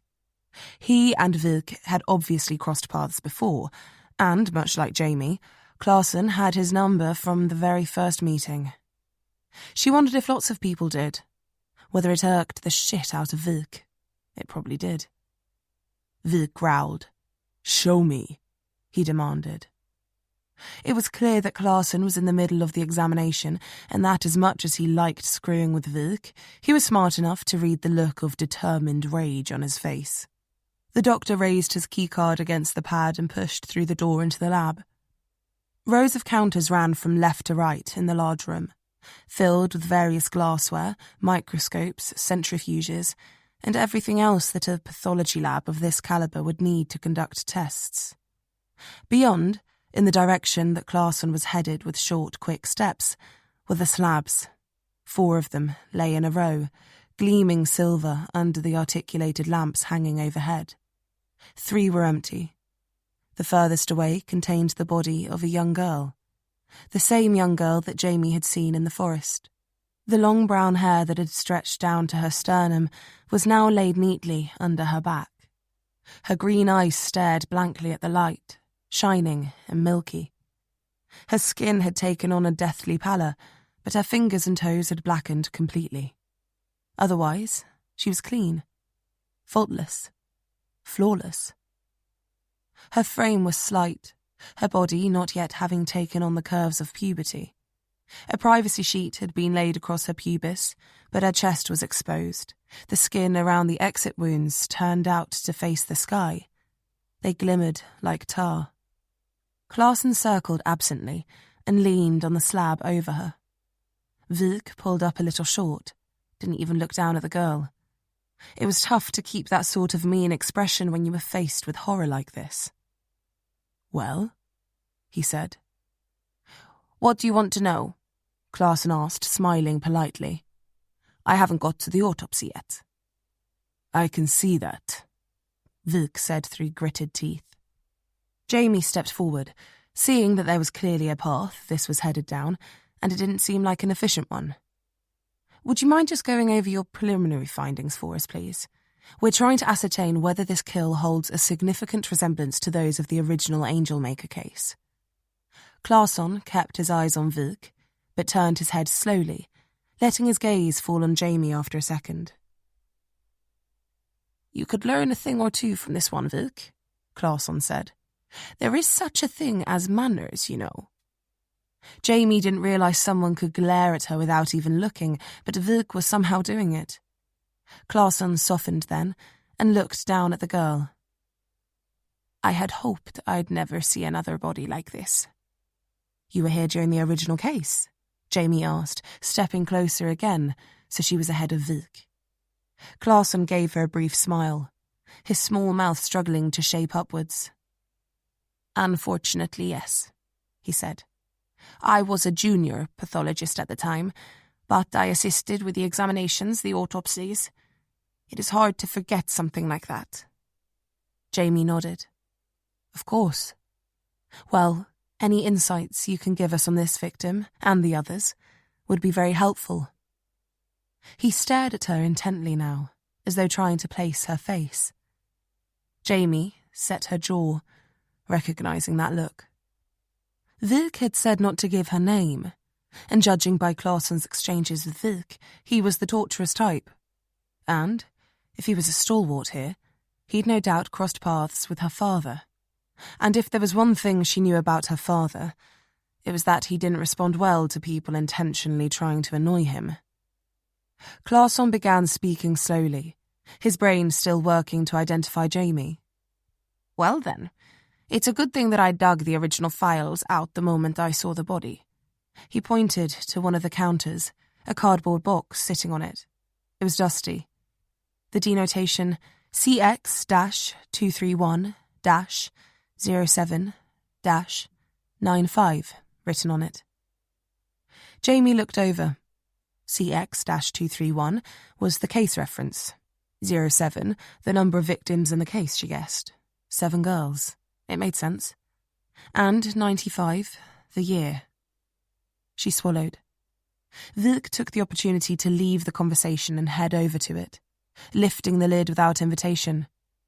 Help yourself, Claesson said, seemingly unable to help himself. Jamie cleared her throat. Doctor? He looked back at her. My apologies. He wasted no more time. The girl, the original victim, appears to have suffocated. I performed a preliminary endoscopy and identified some light damage to the lungs congruent with smoke inhalation. I have taken blood samples to test, but I would be inclined to believe that this girl died in the same manner as the original victims. Which was? Jamie asked, watching as Claesson trailed off, looking down at the girl again. Carbon monoxide poisoning, likely caused by the exhaust fumes from a car being fed into an enclosed space. Jamie drew a slow breath, the lingering scent of bleach and chlorine in the room burning the inside of her nostrils. This was the favoured method of the angel maker, Claesson concluded, and, by all accounts, a relatively humane method of killing his victims. Vik scoffed from the box, but didn't look up. He was flipping through the top file. Claesson scowled at him. Painless, Jamie added, pulling Claesson's attention back. Were there any marks on the girl's hands? She held up hers. On the outside and heels? She asked, running a finger from the tip of her pinky to her wrist. Her nails, maybe. Claesson shook his head. No, there is no bruising or damage to suggest that she tried to break or claw her way out from whatever space she was locked in. His eyes narrowed slightly at her. An astute observation, though. He looked at Vik's back. Your new partner? He called. Vik grunted in reply. She's a smart one, Claesson added. Vik met that with silence. Jamie was keen to press on. The frostbite, was that sustained post-mortem? Yes, Claesson confirmed. All of the wounds were. Not long after, but yes. She was dead when he displayed her. Jamie nodded. What can you tell me about the cuts? Done by someone who knew what they were doing, had a working knowledge of anatomy, or lots of practice. Vik said darkly, dropping the file onto the counter and picking up another from the box. Claesson cleared his throat. 6 cuts were made in total, using a sharp, smooth blade. A retractable knife or even a small hunting knife, I would think. He gestured down to the 6 cuts on the girl's chest, starting just below her collarbones and finishing just above the bottom ribs. 3 on each side of her sternum. The killer made an incision between ribs 2 and 3 on each side of the spine on her back, approximately 5 centimeters in length. The cuts were deep, but it took just a few incisions to get through the skin and muscle tissues. Confident, Jamie observed. Clausen nodded. Quite. They don't appear tentative, I know that much. He sighed, then pointed to the other wounds. The killer repeated the cuts between ribs 5 and 6, and 8 and 9. He mirrored them on the girl's chest. Jamie pulled her lips back into a line, trying not to look the girl in the eyes. Once the incisions had been made, Clausen continued, he inserted the boughs of wood. They were sharpened skillfully, and then forced through the body. Clausen held his left hand up flat in the air, and mimed pushing something through the space between his thumb and index finger. To the corresponding intercostal space here. He gestured down to the girl's front now. Judging by the photographs, I believe he placed her in a kneeling position first, made the incisions all at once, going by the blood on her body, and then began the process of... He trailed off, shook his head. Skewering her. Seemed like the only way to put it, but it didn't need to be said. I understand, Jamie said, filling the silence. But she didn't. How could anyone? The ends of each bough were then pushed into the earth, keeping the girl in place. The first would have been the most difficult. The rest... Clausen swallowed, showing the first sign of emotion Jamie had seen. Though with a career as long as his, she doubted there was much that rattled him anymore. The ligature marks on her wrists here are paler than you would see with peri-mortem binding. The tissue damage doesn't show evidence of hematoma, just superficial tissue damage, which leads me to conclude that he bound her wrists at the end of this process, after she bled out. He cleared his throat again, then reached up and pinched at his neck, as though something was caught in it. Jamie had to ask the one question she didn't want to. It came out quieter than she intended. Was she raped? Clausen seemed to need a moment for this and clamped his teeth together before answering. I performed a cursory examination, he muttered, looking up now over Jamie's head. In order to establish congruency with the original murders. Wilk was suddenly at the table. Just answer the question, he said coldly, his knuckles white around the file marked 03. 3 of 7. Jamie corrected herself. 3 of 8. Yes, Clausen said. There is evidence to suggest that she was raped, though it doesn't appear that the killer assaulted and then killed her in quick succession. Some early-stage healing of the damaged tissue had occurred before... Wilk silenced him with a hand and returned to the box. Jamie steeled herself in the face of this new information. Thank you, Doctor. I know it's difficult to tell, but do you think... He nodded gravely. This method of murder, followed by this method of display, does lead me to believe that this crime was committed by the same perpetrator. He looked over at the files on the counter next to Wilk. Jamie let her eyes rest on him. A file was open in front of him, but he was hunched over the counter, arms spread wide into a triangle, his head hung. She couldn't tell if he was reading or steeling himself against the gravity of what Clausen had just said. She let out a long breath, her jaw quivering. Her father was wrong. He'd beat a confession out of the wrong man, and then put him in prison for 20 goddamn years. Clausen was staring at Jamie now, brow crumpled, lips pursed. She met his eyes over the slab. I'm sorry, he said, his voice quiet. You seem very familiar to me, but I cannot say where we've met before.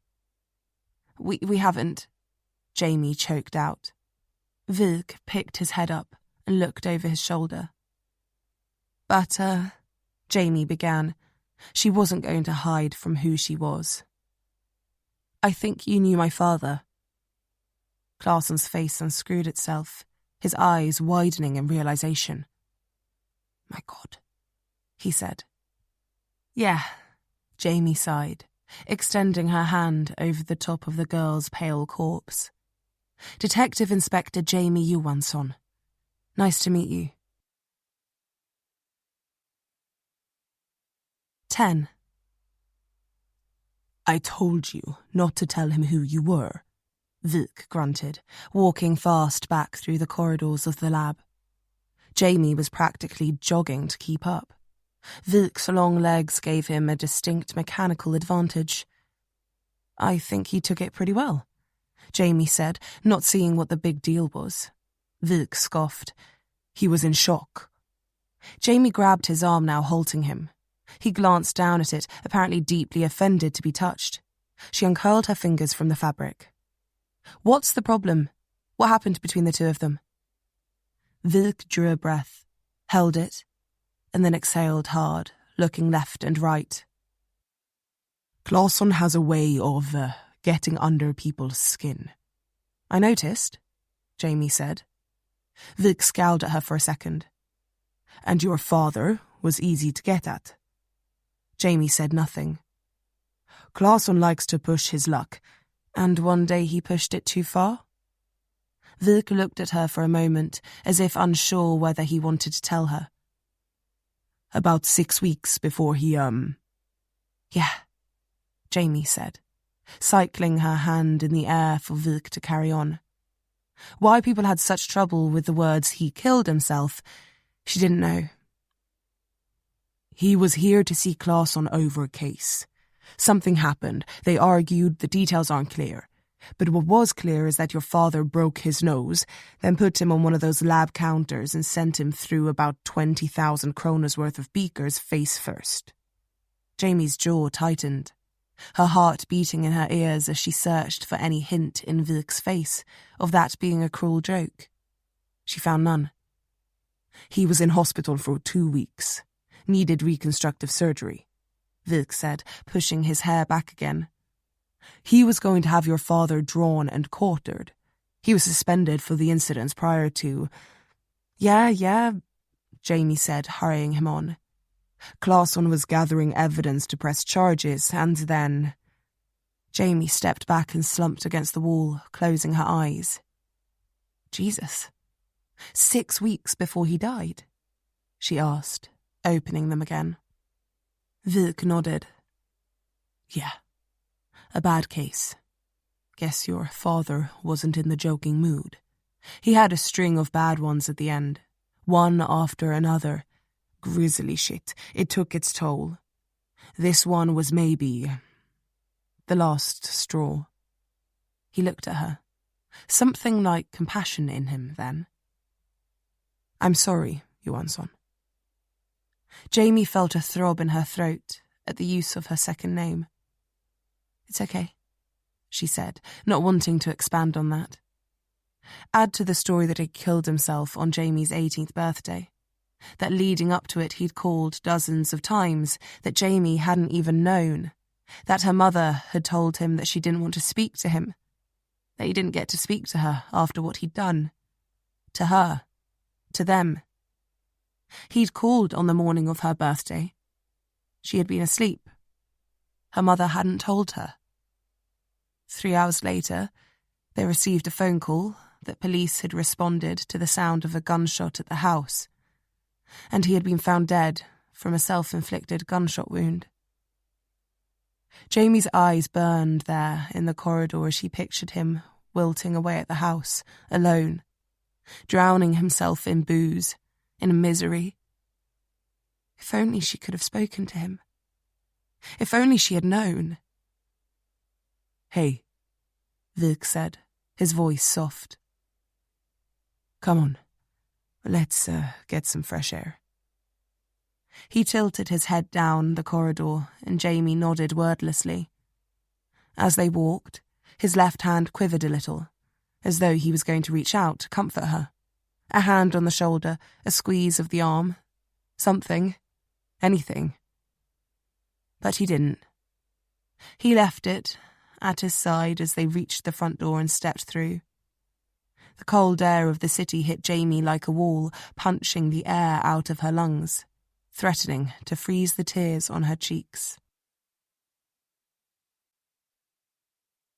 11. Wilk stood with his hands in his pockets, staring out at the trees in front of the lab. They rustled softly, their leaves wet, their trunks hugged by snow. He looked to be waiting for her to tell him she was ready. "Where to next?" Jamie asked, regaining herself. Wilk pulled out his phone. They'd heard nothing from Hallberg. He held the device between the knuckle of his index finger and the pad of his thumb, and drummed it on the palm of his other hand, still watching the trees. Jamie watched him. After a moment, he sighed, shaking his head. "Do you still have the notebook?" Jamie took it out of her pocket and offered it up to him. He pulled it open to the page Jamie had dog-eared at the start of the case, and started leafing through, pausing when he got to one that said Sjöberg in large letters.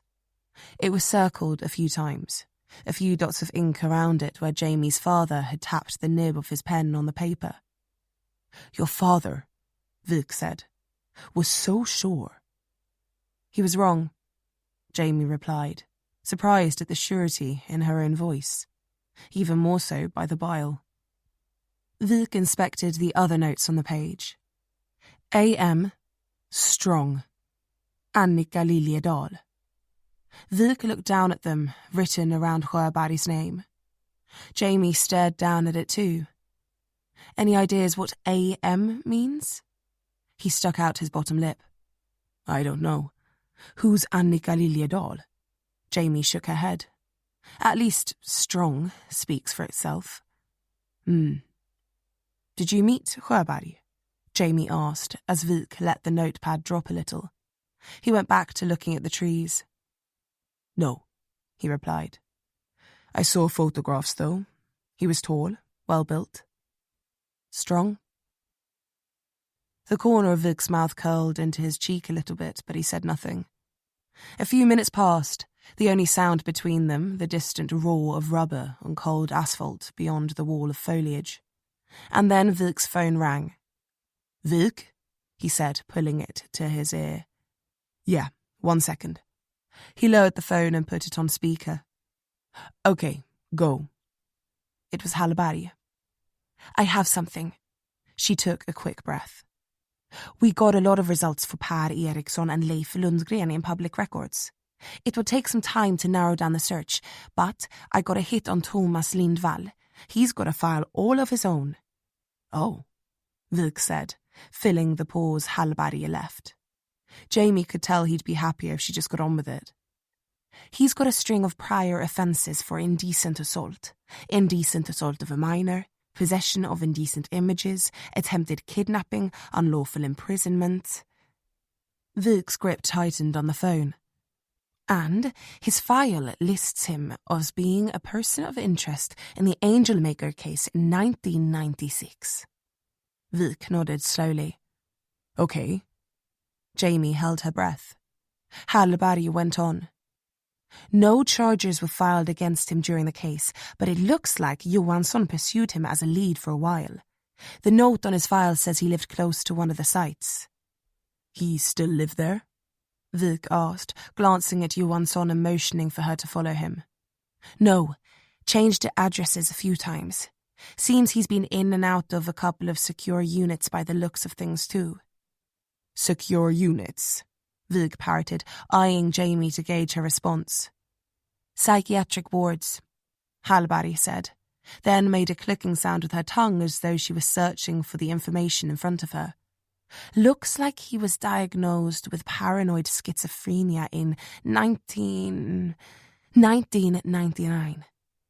"Jesus," Wilk muttered, turning the corner and heading down the ramp into the underground car park.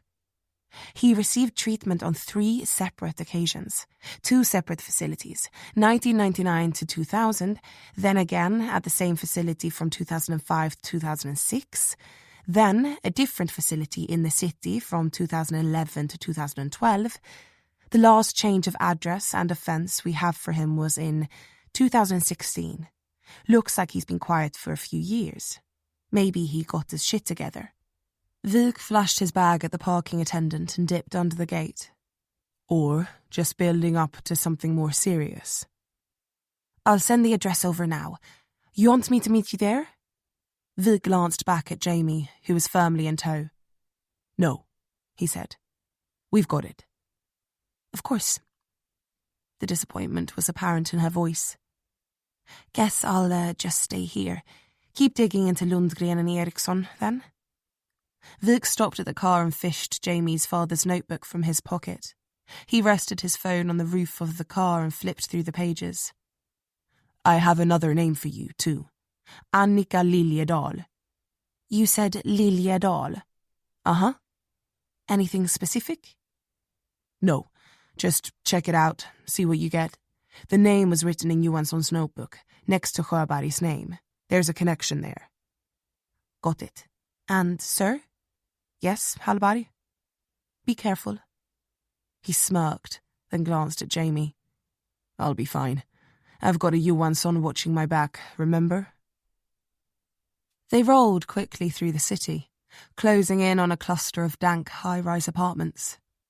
The city slowly grew darker, dirtier around them as they edged into the worst parts of town. The day was wearing into the afternoon, and the sun waning at their shoulder. Vilk pulled in at the curb on the main stretch, not wanting to drive into the car parks in front of the towers. Probably because he didn't want to alert anyone to their presence. But also because he likely didn't want to leave the denizens unsupervised around his new Volvo. She didn't blame him. Jamie wasn't sure if it was his own car or a plainclothes police vehicle, but the cream leather interior told her it was expensive either way. She glanced over at him and saw the shine of a heavy, silver watch peeking out from under the sleeve of his coat. The fine black wool sleeve of his coat. His boots, too, were high-quality leather. Vilk took pride in himself, liked the nicer things, but wasn't intent on showing them off. Before Jamie could make any more observations about his attire, the driver's door opened and he was out of the car and striding fast. She had to run to catch up. Vilk was a man of few words. Jamie had to give him that. And she didn't mind at all. Maybe it was the Swede in her, or maybe she'd just got sick of hearing people talk. Either way, just like with Graham, she welcomed the silences between them. There were 3 blocks in a line, and Vilk headed for the middle one. A series of raised lawns, studded with trees, littered the front of the buildings. The low walls that ran around them, dotted with benches, tried to do something to bring up the general standard of the place, but they failed. The once bright stone was marred with spray paint and old urine, and the benches designed to allow people to bask in this puddle of greenery were either broken or played host to sleeping homeless. Jamie glanced down, grimacing as the smell hit her. A man who could have been in his 30s or 60s lay strung out in a thick puffer jacket, drenched in his own piss. He was sprawled back on the bench, legs splayed, chin on his chest, a dark patch stretching from his crotch to his ankles, soaking his navy sweatpants. Vilk motioned her to speed up. Come on, you'll see plenty more before we're done here. Jamie exhaled, locked away the memories of cases gone by and pressed forward. They were here for Thomas Lindval, and that's who they were going to get. Thomas Lindval lived in an apartment on the 11th floor. Apartment 1117 to be exact. The block's ground floor was open as though the whole building were on stilts. Beneath the concrete body, a car park had been placed. There were only a few cars parked there, one of which was a burnt-out wreck, another abandoned and spray-painted with massive phalluses and worse swear words. Teenagers and residents rode in circles on pushbikes, smoking joints and shoving each other around, laughing like hyenas. Vilk headed towards the lifts wordlessly, not looking twice at the kids. They seemed to clam up, catching his scent on the breeze, as if they knew, and turned their heads away, holding in lungfuls of smoke until Vilk had passed. He did have that look of a cop about him, maybe as much as anyone Jamie had ever met. The permanent mask of expressionlessness, the distrustful eyes, the taut shoulders. He covered ground quickly, taking long strides, and pulled a blue latex glove from his pocket, using it as a barrier between the call button and his skin. It wasn't about contaminating potential evidence. The place was just filthy. Jamie glanced over at the kids who were still eyeing them cautiously, then took stock of the surroundings, the fire escape on the far side of the building, the rustling trees on the green, the network of paths there. She visualized the layout, the routes, the exits. Jamie sighed, her eyes coming to rest on the silver doors in front of them. Another set stood at their right. Damn, the lift was taking forever. The lit panel above it was caked in dirt, same as everything down here, and the noise of grinding cables didn't do much to dispel Jamie's unease. The doors finally opened before them and Vik stepped in, screwing his face up at the stench of old urine. Why everyone had to piss on everything she really didn't know. Jamie took one last breath of fresh air and went in after him. Vik, still holding the glove, called for the 11th floor and they went up, cables grinding again, the progress painfully slow. The lift opened onto an open corridor and squares of grey sky appeared on either side as they got out. Vik looked up at the wall. A tarnished metal sign told them they'd find 1101 to 1120 to the right, 1121 to 1140 to the left. He went right, heels clicking on the concrete. This high up, the wind was colder, more brutal. It whipped across the balcony and blasted leaves around the walkway in front of them, scarcely wide enough for them to move side by side. Though Vik's pace told Jamie he wasn't really that interested in doing that anyway. Or in small talk. Or in anything, really. Whether it was the haze of the case, or he was just an unfriendly bastard in general, Jamie didn't know. But she didn't think she'd like to spend 8 hours a day with the guy for the foreseeable. But then again, maybe Hallberg knew her way around him. Or maybe he was struggling with the weight of this case, the weight of the lives of the girls it had already claimed, it would claim, on his shoulders. Or maybe it was just Jamie. Vik stopped at 1117 and looked back at her for the first time to make sure she was with him. A narrow window ran vertically next to the door, presumably providing some semblance of natural light to the inside of the flat. It was covered by a thick curtain, though, and no sound was coming from within. Jamie shivered and pulled her peacoat tighter around her shoulders, her heart picking up a little as Vik raised his knuckles to the composite door. The knock was hard and even. 4 loud, distinct raps. The noise was dull, carried away instantly by the wind. There was shuffling inside, and then, after a few seconds, the bolts began to slide. Vik slid his left foot forwards so that it was near the corner, ready to be jammed into the gap if need be. The door swung inwards a few inches, a chain spanning the distance to the frame, and a pale face swam into view above it. The man's eyes were wide, his pupils dilated.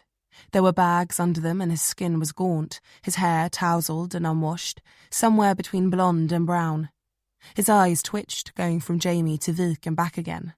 The two detectives looked at each other, Vik, no doubt, reaching the same conclusion. Thomas Lindval was high. Yeah? He asked, keeping as much of his scrawny body behind the door as possible. Jamie looked at his knuckles around the wood, noted the chewed nails. Vik raised his badge. Kriminalinspektör Anders Vik, SPA, he said flatly. Lindval swallowed hard and looked at Jamie again. Detective Inspector Jamie Johansson, she said, reading the strange look of curiosity on his face and holding up the SPA lanyard Falk had given her. The guy was out of his skull. Can we come in? Vik asked.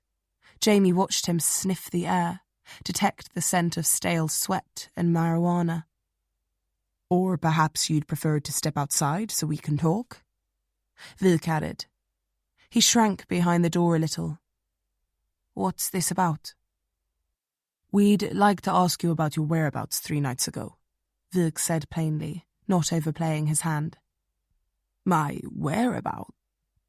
Lindval trailed off halfway through, as though a 3-syllable word was too much for his adult mind.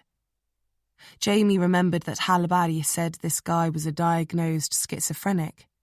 She watched him closely. "Where were you?" Vik pressed, moving a little closer. "3 nights ago. You got an alibi?"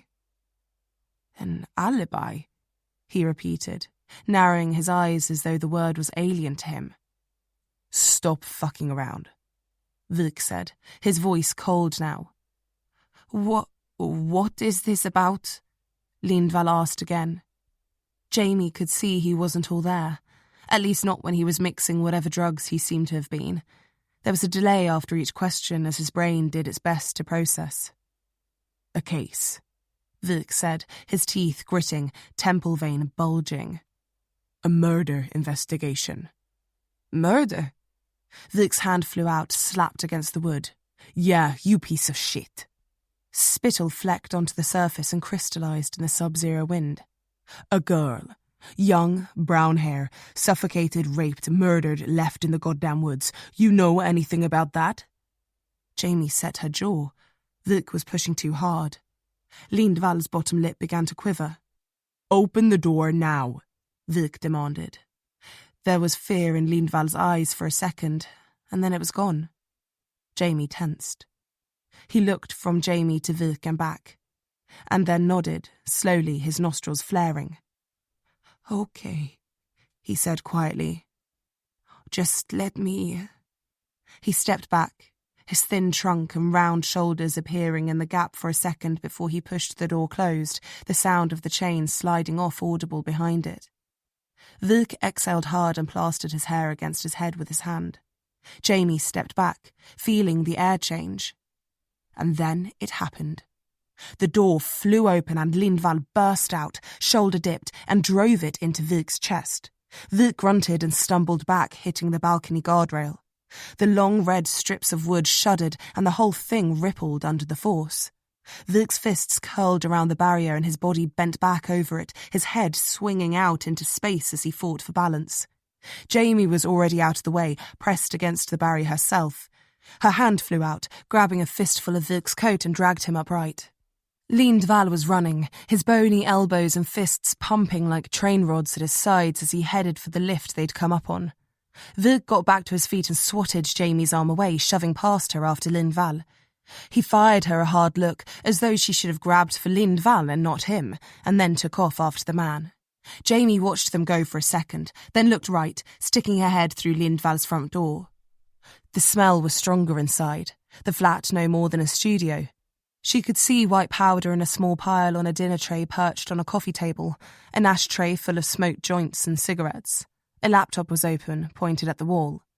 Jamie stepped back, glanced after Vik, who was halfway to the lifts and not making up ground on Lindval, and then sighed. She closed the front door firmly and then turned in the opposite direction, cracking her neck as she walked, picking up speed with every step. The lift hit the ground floor and Lindval oozed through the gap, stumbling, his shoelaces untied, and then bolted towards the trees in front of the blocks. Vik dragged himself through the gap in the second lift's doors 5 seconds later and hammered after him, his cheeks bright red, his styled hair now a mad tangle of dark strands around his crown. He was panting hard, his long, heavy coat and stiff jeans preventing him from picking up any real speed. Vik took care of himself, but he wasn't a runner. Lindval, on the other hand, was thin, like a whippet, wearing just a pair of sweatpants and a loose t-shirt dotted with ash holes. He reached the first walkway, streaking past the homeless man in the piss-soaked trousers, and stole a look over his shoulder, grinning with yellow teeth as Vik began to fall behind, clutching his ribs at the stitch there. Lindval turned his head back, his eyes widening, a shocked squealing sound escaping his lips. He was moving too fast to get out of the way of Jamie, who moved cleanly into his path, sticking her leg out and twisting away from him so that his foot hooked under her calf.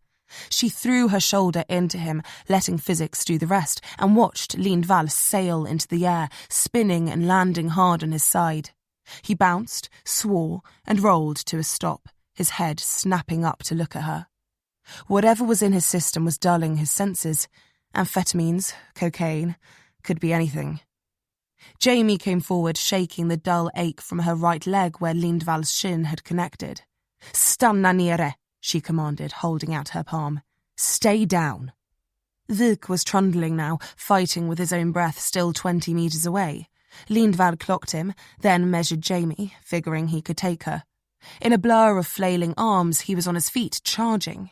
His fist balled and came up behind his head, telegraphing his punch from a mile off. Jamie watched it, took stock of his feet, and then danced onto her right foot, baiting him, preloading her next move. Lindval got in range, unwound his arm. Jamie sprung backwards onto her left foot, out of his path, his hand flying down in front of her, missing completely. In the half a second it took for Lindval's brain to catch up, Jamie's knee had cocked and then sent the toe of her right boot flying upwards in a steep arc. Lindval doubled over the top of her foot, the sharp, well-placed jab from the toe of her boot, enough to knock the wind right out of him. He stumbled, mewled, and then collapsed into a heap, clutching his stomach. Jamie's heel touched down again, and she brushed the loose strands of hair from her eyes, barely having broken the sweat. Her long plait settled between her shoulder blades and hung still. Lindval began clawing at the ground to get away, but he was going nowhere fast with no air in his lungs. Vik arrived and sank forward, hands on his knees, breathing hard. He eyed Jamie, his face a mix of displeasure and exhaustion. "How did you," he hawked, then spat the phlegm caught in his throat onto the ground, "get here so fast?" She shrugged. "Stairs? Elevator was too slow." 11 flights. "I keep fit." He narrowed his eyes, nodding at the prostrate Lindval. "And this?" She drew a slow breath. "Taekwondo and Kevlar toe caps." She waggled her boot at him a little. He didn't look sold, and after a second, let out another long sigh and then knelt down, rolling Lindval onto his front. He folded Lindval's hands up behind his back and pulled a cable tie from his pocket, zipping it tight around the man's wrists before wiping the beads of sweat off his forehead with his sleeve. "You got any other hidden talents I should know about?" he asked sourly, leaning his knee into the small of Lindval's back as he fished his phone out of his inside pocket. "Guess you'll have to wait and see." 12. The door to interview room 5 opened with a creak, and Vik and Jamie walked in. Lindval had been sitting there for 3 hours, and whatever was riding high in his system had now begun to wear off. His face was bruised from where Jamie had tripped him, and his nails had been chewed so low that the tips of his fingers were raw. There were little shards of them on top of the table. He shifted in his seat and slid back, the handcuffs clinking gently on the metal surface. "Comfortable?" Vik asked, eyeing Lindval. He sat down on one of the chairs opposite and Jamie joined him. Lindval swallowed, looking from one to the other.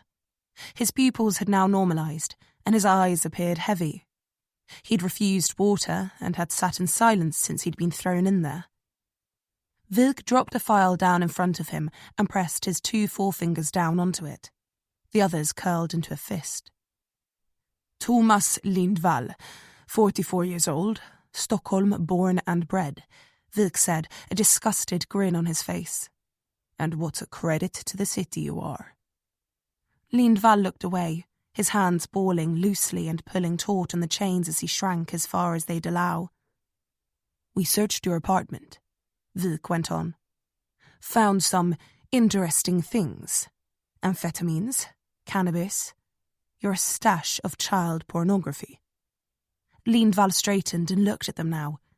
It's more than enough to put you back in a locked box for a very long time. And not one of those padded ones you're used to. One with bars and no fucking toilet seat. One where they just love guys who fuck with children." Vik's grin widened. "What do you say? Does that sound like fun?" "I've done nothing wrong," Lindval said, wincing as though Vik was about to reach over the table and punch him in the head. "Bullshit!" Vik slammed his fist onto the file. "You've not done nothing since you were a fucking child. And with your history, this will be an easy fix. So if you don't want to go away for the rest of your measly life, you better start talking." Jamie eyed Vik cautiously. He had a hair trigger, that was for sure. He'd go from cool and calm to explosive in a heartbeat. And with guys like Lindval, who were hanging by a thread anyway, he needed to be careful. The guy was a diagnosed paranoid schizophrenic. Pushing him too hard would only lose him as a suspect and derail the case further. And chained up or not, you could never anticipate what guys like Lindval might do. They'd got to look at his file, a partial case history, but a lot of it was sealed and not immediately accessible. Still, they already had a picture forming. He was delusional, haunted and terrorized by voices, hallucinations. As a child, as a teenager, and as an adult. Demons, monsters, the sorts of things that push you to do crazy things, who tell you to, force you to, do the worst things to yourself and others. Things like biting through your tongue to drown yourself in your own blood. It happened. Jamie had seen it, and she definitely didn't want to again. Lindval stared back at Vik. "I don't," he began. 1996, Vik said coldly. 7 girls, raped, suffocated, left in the woods. Ringing any bells? He'd narrowed his eyes to slits now. Lindval's jaw began to quiver. 1996. The Angel Maker, Vik spat. A nice name, don't you think? Though I expected someone a little more, imposing. I'm not, Lindval started. And now, you just couldn't resist doing it again, could you? You're sitting up there in your cozy state-provided apartment, getting high and jerking off to pictures of children, and you start thinking that's not enough? That you could, have a taste of the real thing, huh? What? No, Lindval protested. And then you read about it, right? In the paper or online, that Sjöberg died. The man who went away for your crimes, and it reminds you of the good old days. You start to think about it, plan it, and then, before you know it... No, I didn't. I wouldn't. Lindval was getting worked up now. Admit it, Vik said, his voice rising, booming. You went out looking for a girl. You took her, you threw her in the back of your car, gassed her with exhaust fumes, then took her into the woods and mounted her like a fucking stag. Vik was almost out of the chair now. You cut into her like a piece of meat.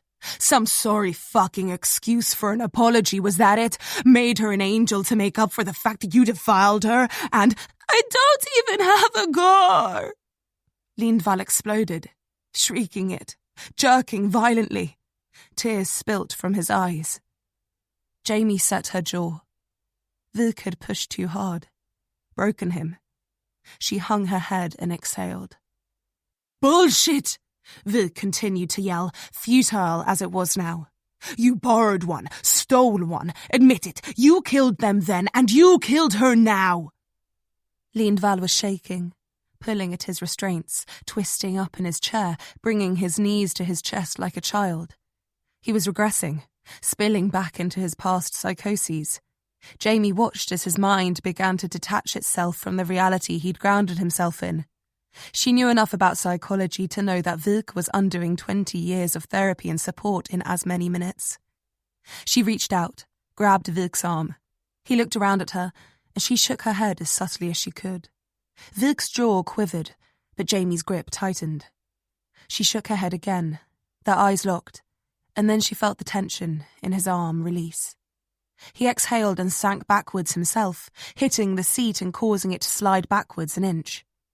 Vik was about to start again, maybe this time with a little more forethought, when the door behind them opened.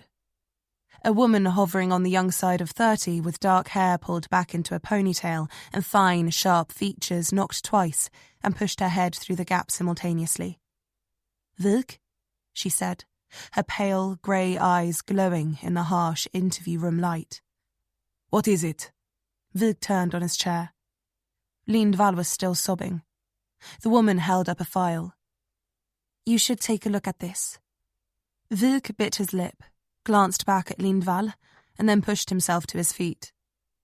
We'll be back, Vik warned him, as though there was any doubt. and then headed for the door. Jamie rose beside him, letting her eyes rest on the man in handcuffs, trying to weigh him up, trying to ascertain whether he was capable of this. Running from the police, taking a swing at a detective. Sure, that wasn't a good start for his defense, but multiple abduction, murder. That took planning, a focused mind, something she didn't think this man had. But then again, if he was under the advisement of one of his voices, if he was ordered to. Jamie drew a slow breath and then followed Vilk out. Delusion was powerful. It had power over life and death at times. Lindval may not have been able to consciously mastermind the crimes, but that wasn't to say his mind wasn't able to. Perhaps just not the part that belonged to him. Outside in the corridor, Vilk was staring down at the file now in his hands.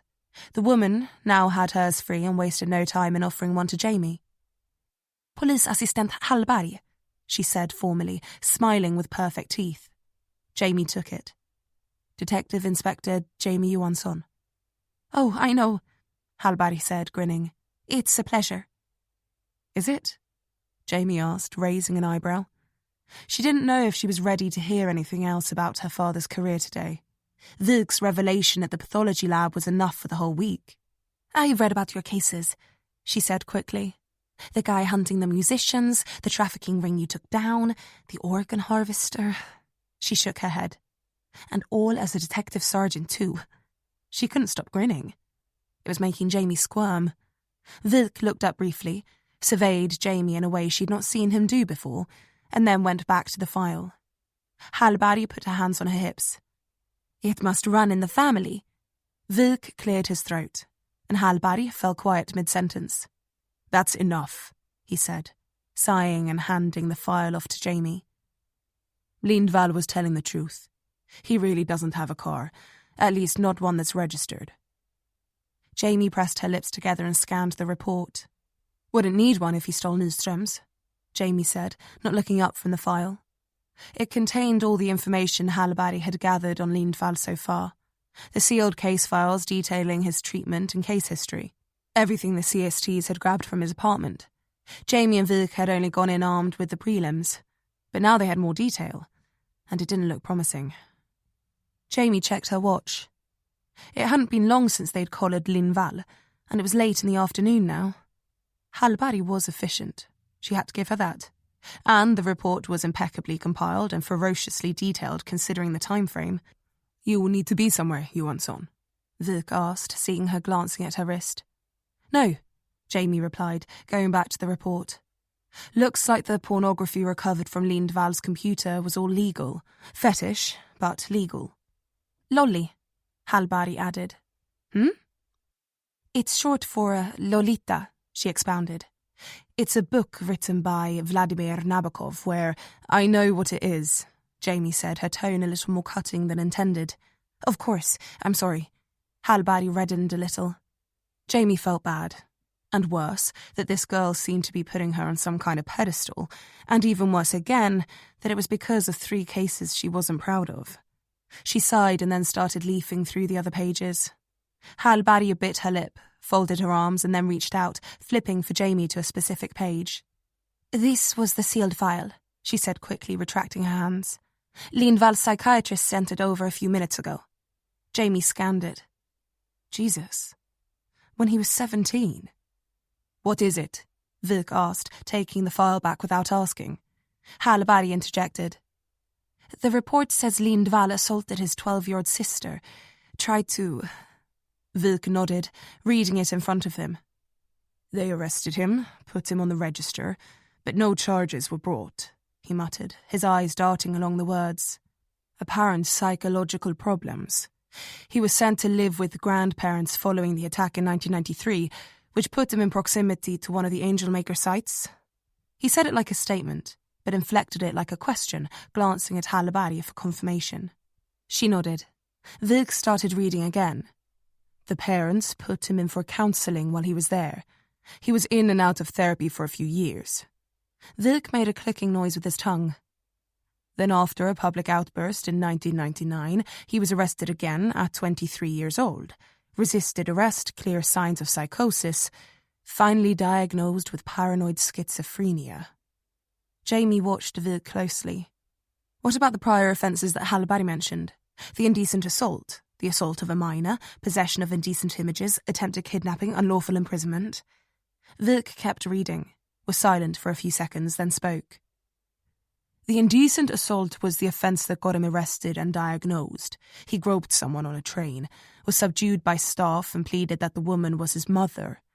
Vik shook his head, trying to process that one. The assault of a minor, attempted kidnapping, possession of indecent images. They were in 2005, just before he was placed into secure care again. It says here that he took an 11-year-old girl by the hand and tried to lead her away from her mother, then freaked out when she started screaming, tried to grab the girl. He was convinced it was his sister, who would have been in her 20s by then.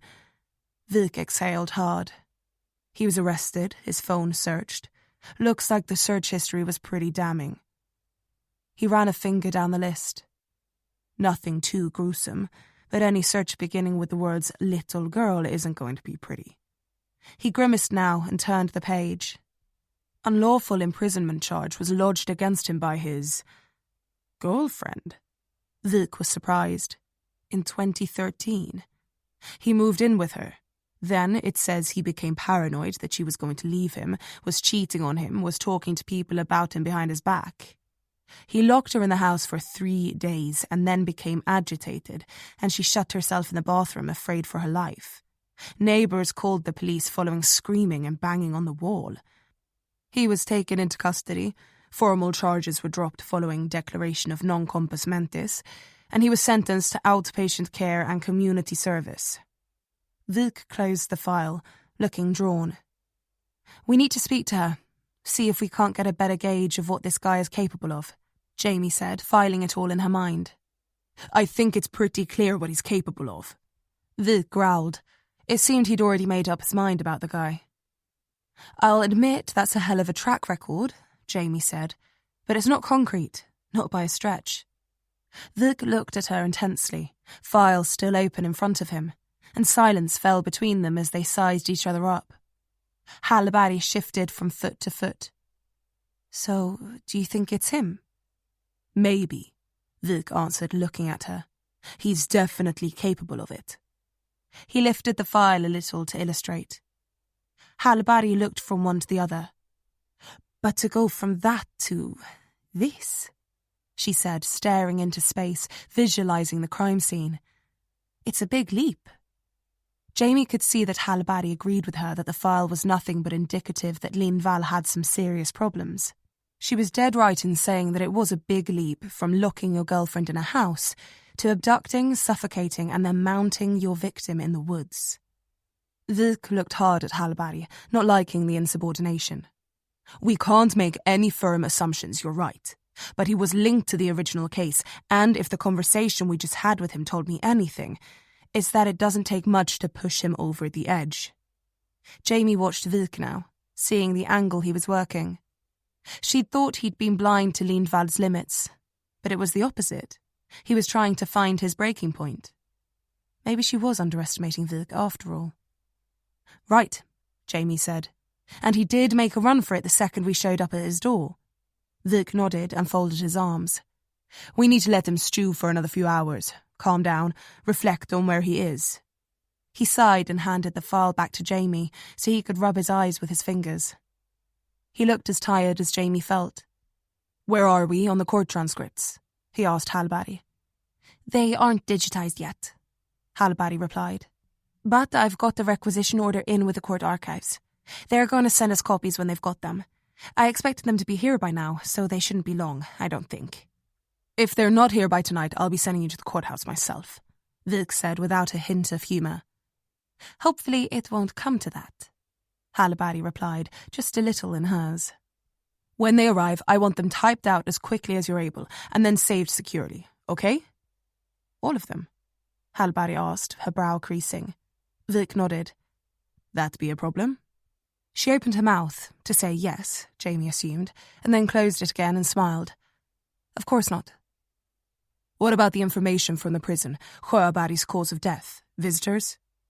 I managed to speak to the doctor at the prison. Sjöberg was undergoing treatment for pancreatic cancer.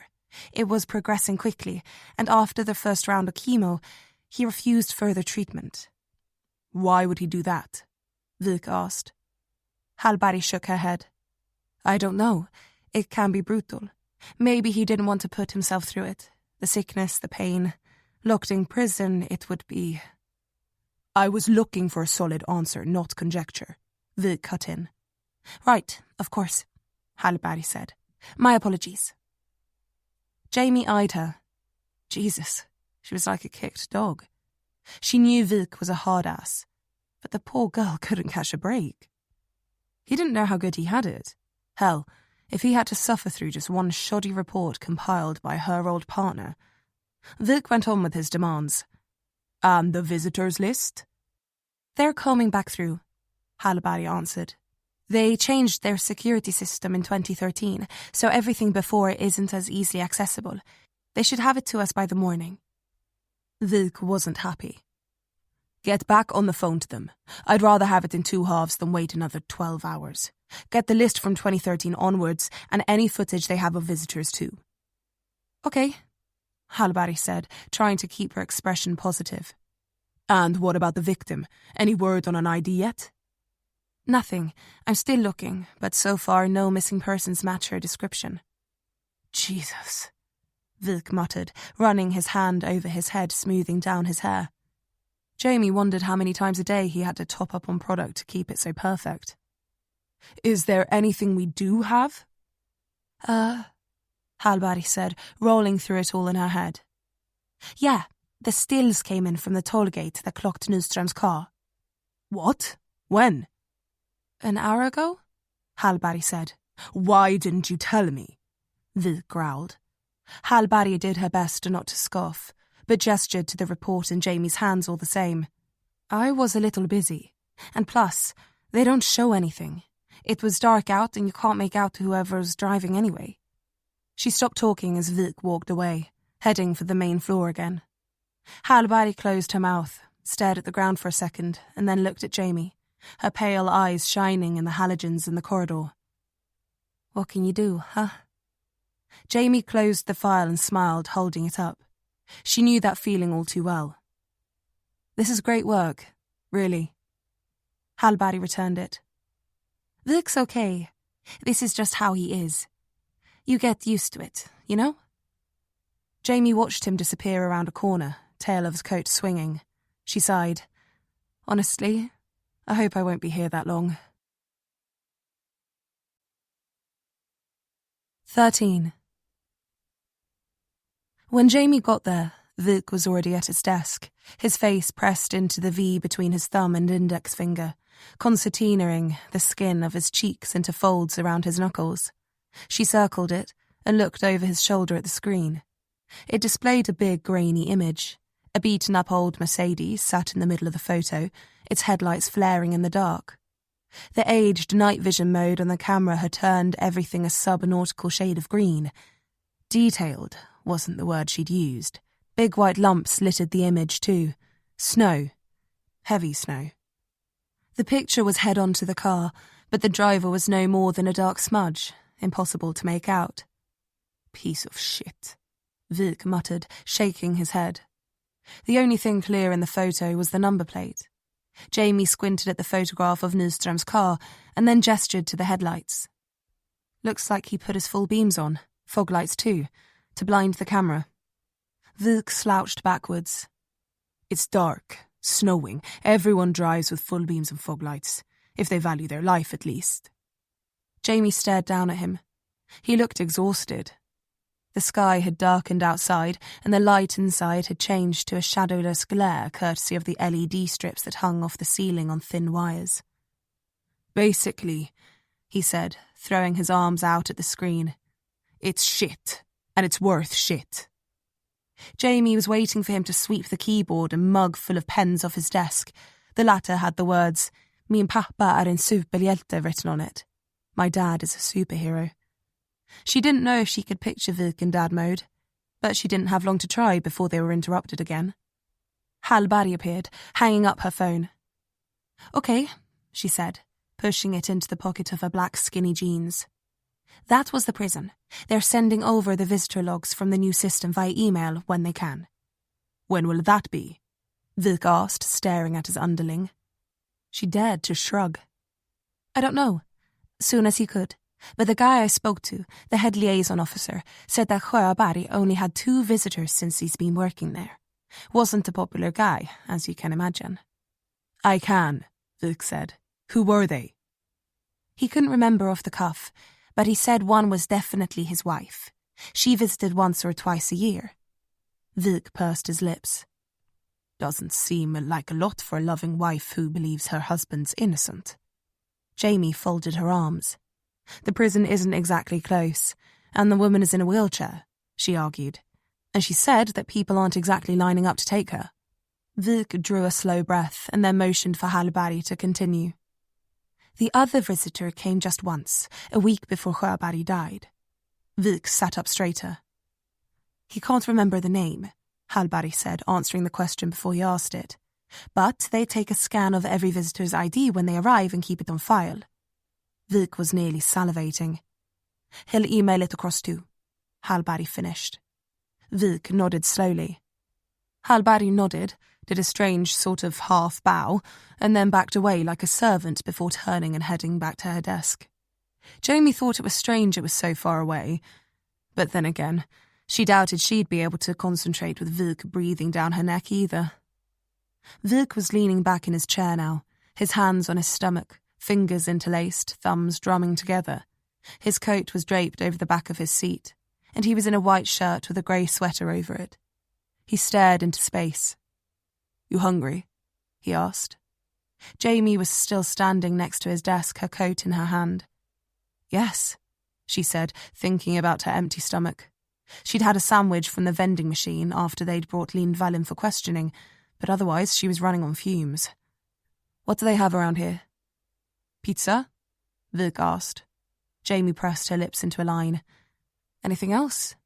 He raised an eyebrow. You don't like pizza? He cast an eye down the loose knitted jumper that was bunched at Jamie's elbows and covered her butt, and down her muscular legs. His eyes paused just for a moment on the curve of her quads as they narrowed at her knees, the defined triangular shape of her calves as they dived into her boots. His gaze didn't look salacious, though, more like the way a trainer might appraise a new racehorse before buying. Jamie still shifted from foot to foot uncomfortably anyway. Yes, she took care of her body, she felt like saying. Seriously so. So what? The 11 flights at Lindval's apartment block? The run to cut him off? She was built like a kudu and moved like one too. Jamie always hated that comparison, but her old partner had told her she wasn't skinny enough to be a gazelle, then added that it was a compliment. Vik then turned his detecting powers to her upper body, as if trying to visualize whether it matched. It did, but he had no business knowing that. Jamie set her jaw and pulled her phone out, looking for takeaways nearby. You're not one of those health freaks, are you? Vik asked dryly. A vegan. He even put air quotes around it. Jamie glanced up at him, her thumbs stopping on the screen. No, I'm not, she replied, though she thought she'd be offended by his comment if she was. Well, that's something, Vik said, his face straight. She honestly couldn't tell if he was joking or not, and quickly went back to looking for a decent place to eat. Married? Vik asked now, still clapping his thumbs on his stomach. Nope, Jamie replied, not even looking up. Boyfriend? No. You? She glanced up from under her brow. He scowled at her a little. Funny. Jamie went back to her phone, her mind crawling back to the little cottage in the Scottish Isles she'd just come from, to the bed there, to the warm space next to Graham. She'd not texted him back since she'd landed, and he'd not texted again. Hell, she didn't know if he was out on the water or at home. And what were they, anyway? They'd never discussed it. Did she even care? Divorced, Vik added, gesturing to himself and nodding slowly. No surprise there, though, he sighed. Jamie kept looking. Discussing their personal lives wasn't something she was keen to do. All she wanted from this trip was to finish what her father started, finally lay his memory to rest, and then move on with her life. "We have a son." He seemed hell-bent on filling the silence. "He's 9 now." Jamie wanted to talk about Vuk's children even less than she did her own love life. "The job, you know." Jamie sighed and lowered her phone, looking at Vuk, who was staring at her now. "Why haven't you asked me if I knew your father?" he said. Jamie shook her head slowly, at a loss, both for an answer to the question and as to why he'd driven the conversation in this direction. "I don't know." She should have just let him order the pizza. "Did you?" He nodded. "I did. Not personally, but I knew who he was. Everyone did." "Great." "I was young, in my 20s, just a uniform during his time." Jamie felt her fist tighten around the phone, the number for a Thai place on screen, ready to be dialed. "He was a good man," Vuk said. Jamie felt her shoulders begin to tension, like someone was ratcheting them into her spine. She pulled in a breath, but they wouldn't loosen. "Troubled, though." He seemed intent on continuing despite the resistance from Jamie. "Oh yeah?"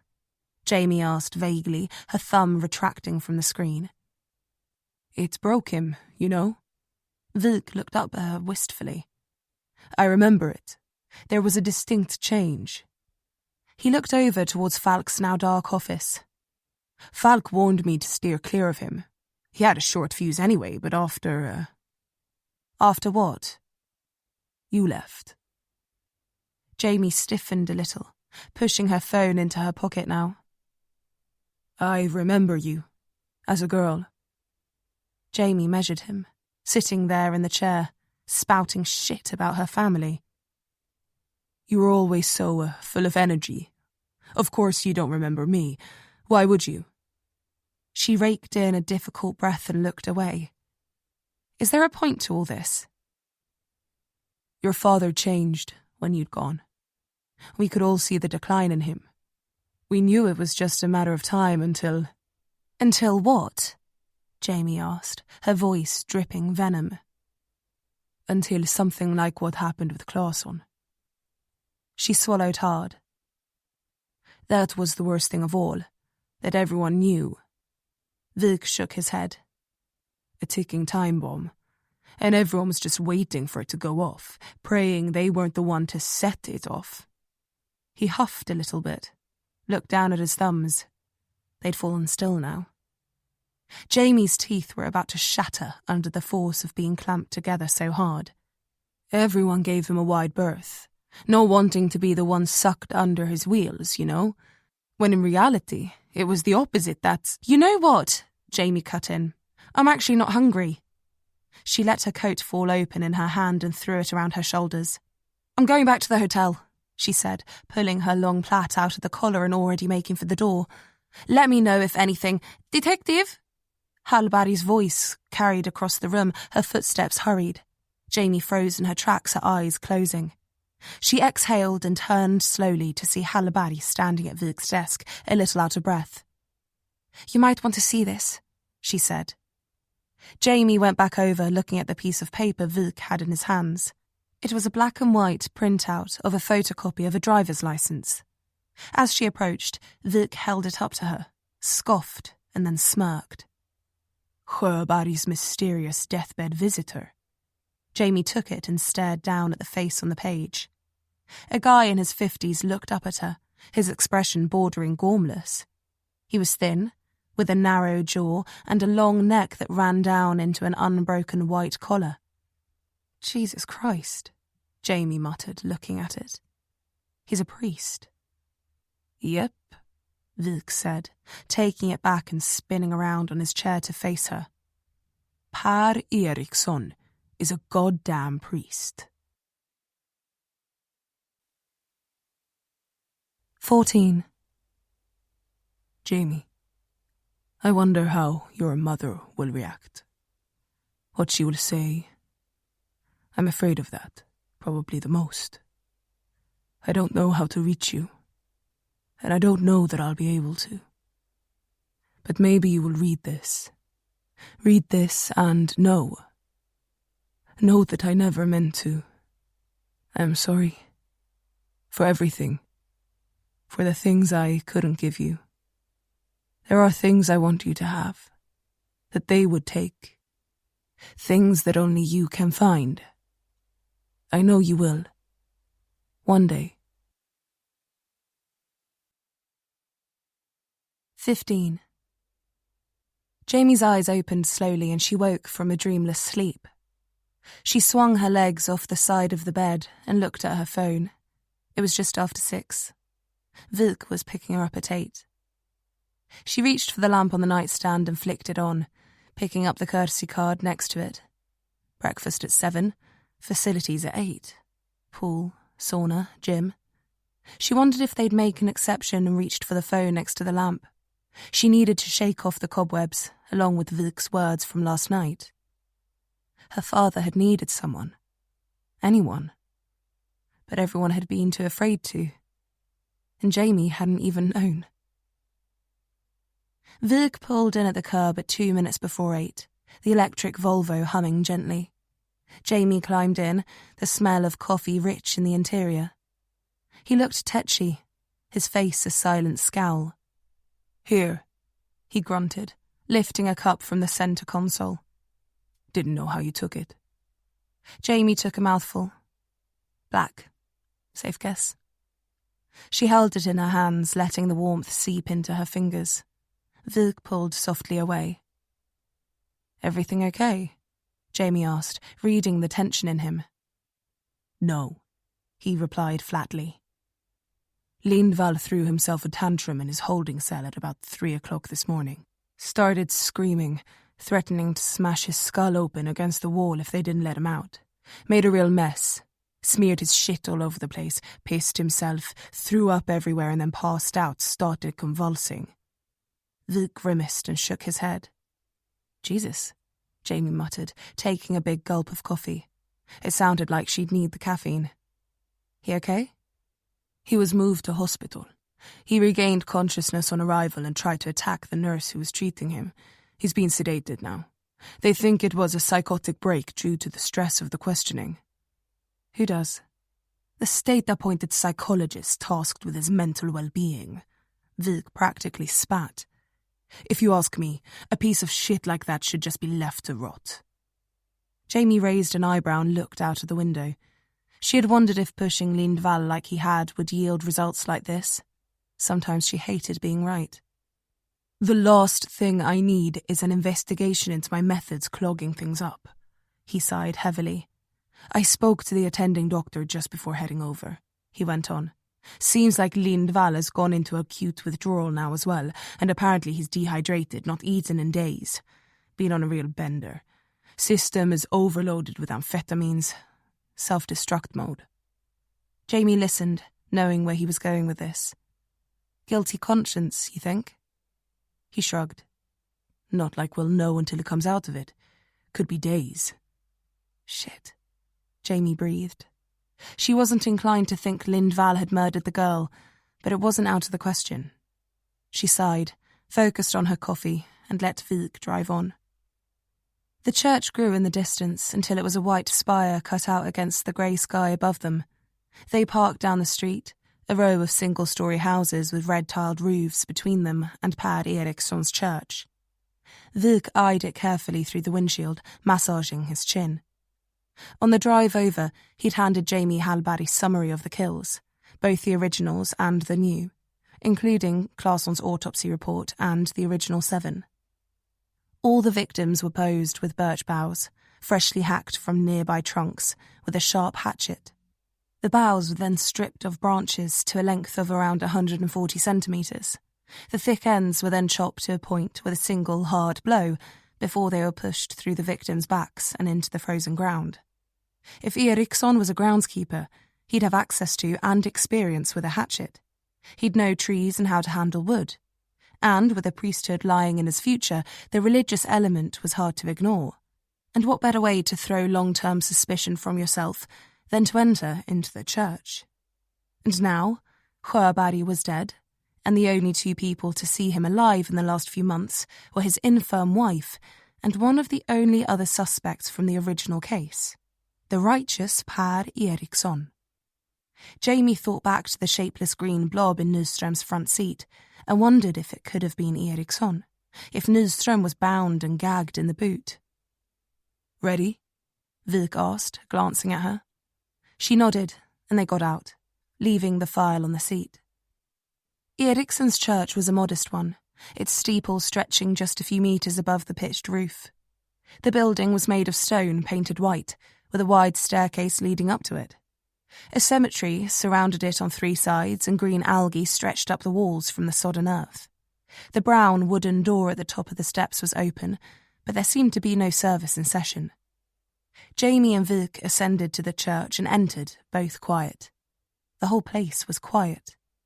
There was no wind. The surrounding trees stood still, as if waiting for something. Wieck led, not bothering to wipe his feet, and shoved the inner door open, letting out as much warmth as he could. The air inside was close. Jamie counted at least 8 electric radiators in the space, all old and ticking away as they blew hot air into the rafters. A pitched ceiling overhead was clad with wood, and rows of pews stretched towards the pulpit, a stained cross standing behind it, a circular window above, like its own halo. Wieck tusked and approached. "Per Ericson," he called out, his voice echoing in the space. It sustained for a few seconds and then died. Wieck inhaled to repeat, but a door opened at the back left of the room and a man walked out in a pair of jeans and a black shirt, a white dog collar around his throat. He was drying his hands in a tea towel and then threw it over his shoulder. His hands were red and raw as though he'd just been washing up in boiling water. "Can I help you?" he said. Jamie measured Per Ericson. He was about 6'2", with a full head of white hair that stuck up from his angular face. His eyes were kind, his smile disarming. Wieck came forward. "Kriminalinspektor Anders Wieck," he said curtly, showing his badge. "This is my colleague, Detective Inspector Jamie Johansson," he added, gesturing back to Jamie. She nodded. He looked at her. "Johansson," he said to himself, his eyes resting on her for a moment, a look of familiarity there. He cleared his throat quickly then and turned back to Wieck. "What can I do for you, Inspector?" he asked innocently. "We're looking into a case that may be related to Hans Sjöberg," Wieck said diplomatically. "A murder." Ericson folded his lips into a line. "I'm sorry to tell you, Inspector, but Hans Sjöberg is dead." "We're aware," Wieck said quickly. "But it seems that you were one of the last people to see him alive, and one of only 2 people to visit him in prison at all in the last few years. And it's curious to us that, after all this time, you would visit him while he was serving a sentence for the murder of 7 girls, and then shortly after, another goes missing and then shows up murdered in the same way, the details of which only Sjöberg and a handful of others knew about." Ericson was a statue before them, his hands clasped in front of him. Wieck went on, turning out his bottom lip. "And considering the way they treat men like him in prison, I doubt he would have been keen to share his war stories. He spent most of his sentence in private quarters, locked away from the other inmates for his own safety. Did you know that?" "No, I did not," Ericson replied quietly. "Do you see where I'm going with this?" Wieck asked. Ericson didn't speak. "You were one of the original suspects in this case, were you not?" "I was," Ericson said carefully. "So then tell me, why does an acquaintance show up after 20 years to visit a child killer on his deathbed?" "An acquaintance?" Ericson seemed thrown by the word. "Because he asked me to," he finished. "He asked you to," Wieck pressed. "Yes. Hans and I were close friends." Wieck glanced at her. She was still studying the tall man's features. Ericson explained. "At least, before he was convicted. I was the groundskeeper at the church. We all knew that girls were going missing. Hans and I often talked about it. We thought it must have been someone from the congregation. We heard that they were being murdered, but we never thought that. He coughed and then carried on. When Hans was arrested, I was more shocked than anyone. As I said, we were close friends. He was a kind man, a caring man. But afterwards I felt betrayed, disgusted by it. He swallowed, tightening his shaking hands into a knot in front of him. I didn't speak to him again, didn't visit him, not once. He bowed his head a little. Until a few weeks ago, Vik corrected him. Why? He wrote me a letter, Ericson said forthrightly. We need to see that letter, Vik said, looking at Jamie. Second time in a few seconds. Was he looking for confirmation of his instincts? He'd already pushed Lindval too far. Was he hoping Jamie might temper him this time? Of course, Ericson said. Would you like me to get it? It's in my desk drawer. We'll come with you, Vik replied, not wanting to leave the man alone with what could be their first piece of crucial evidence. Though Jamie didn't think that he'd be this forthcoming if he was guilty, and he didn't strike her as the type. But then again, brutes of this nature rarely did show their monstrous side. Jamie knew that from experience. In fact, they were usually the most charming, the smiliest, the most easygoing.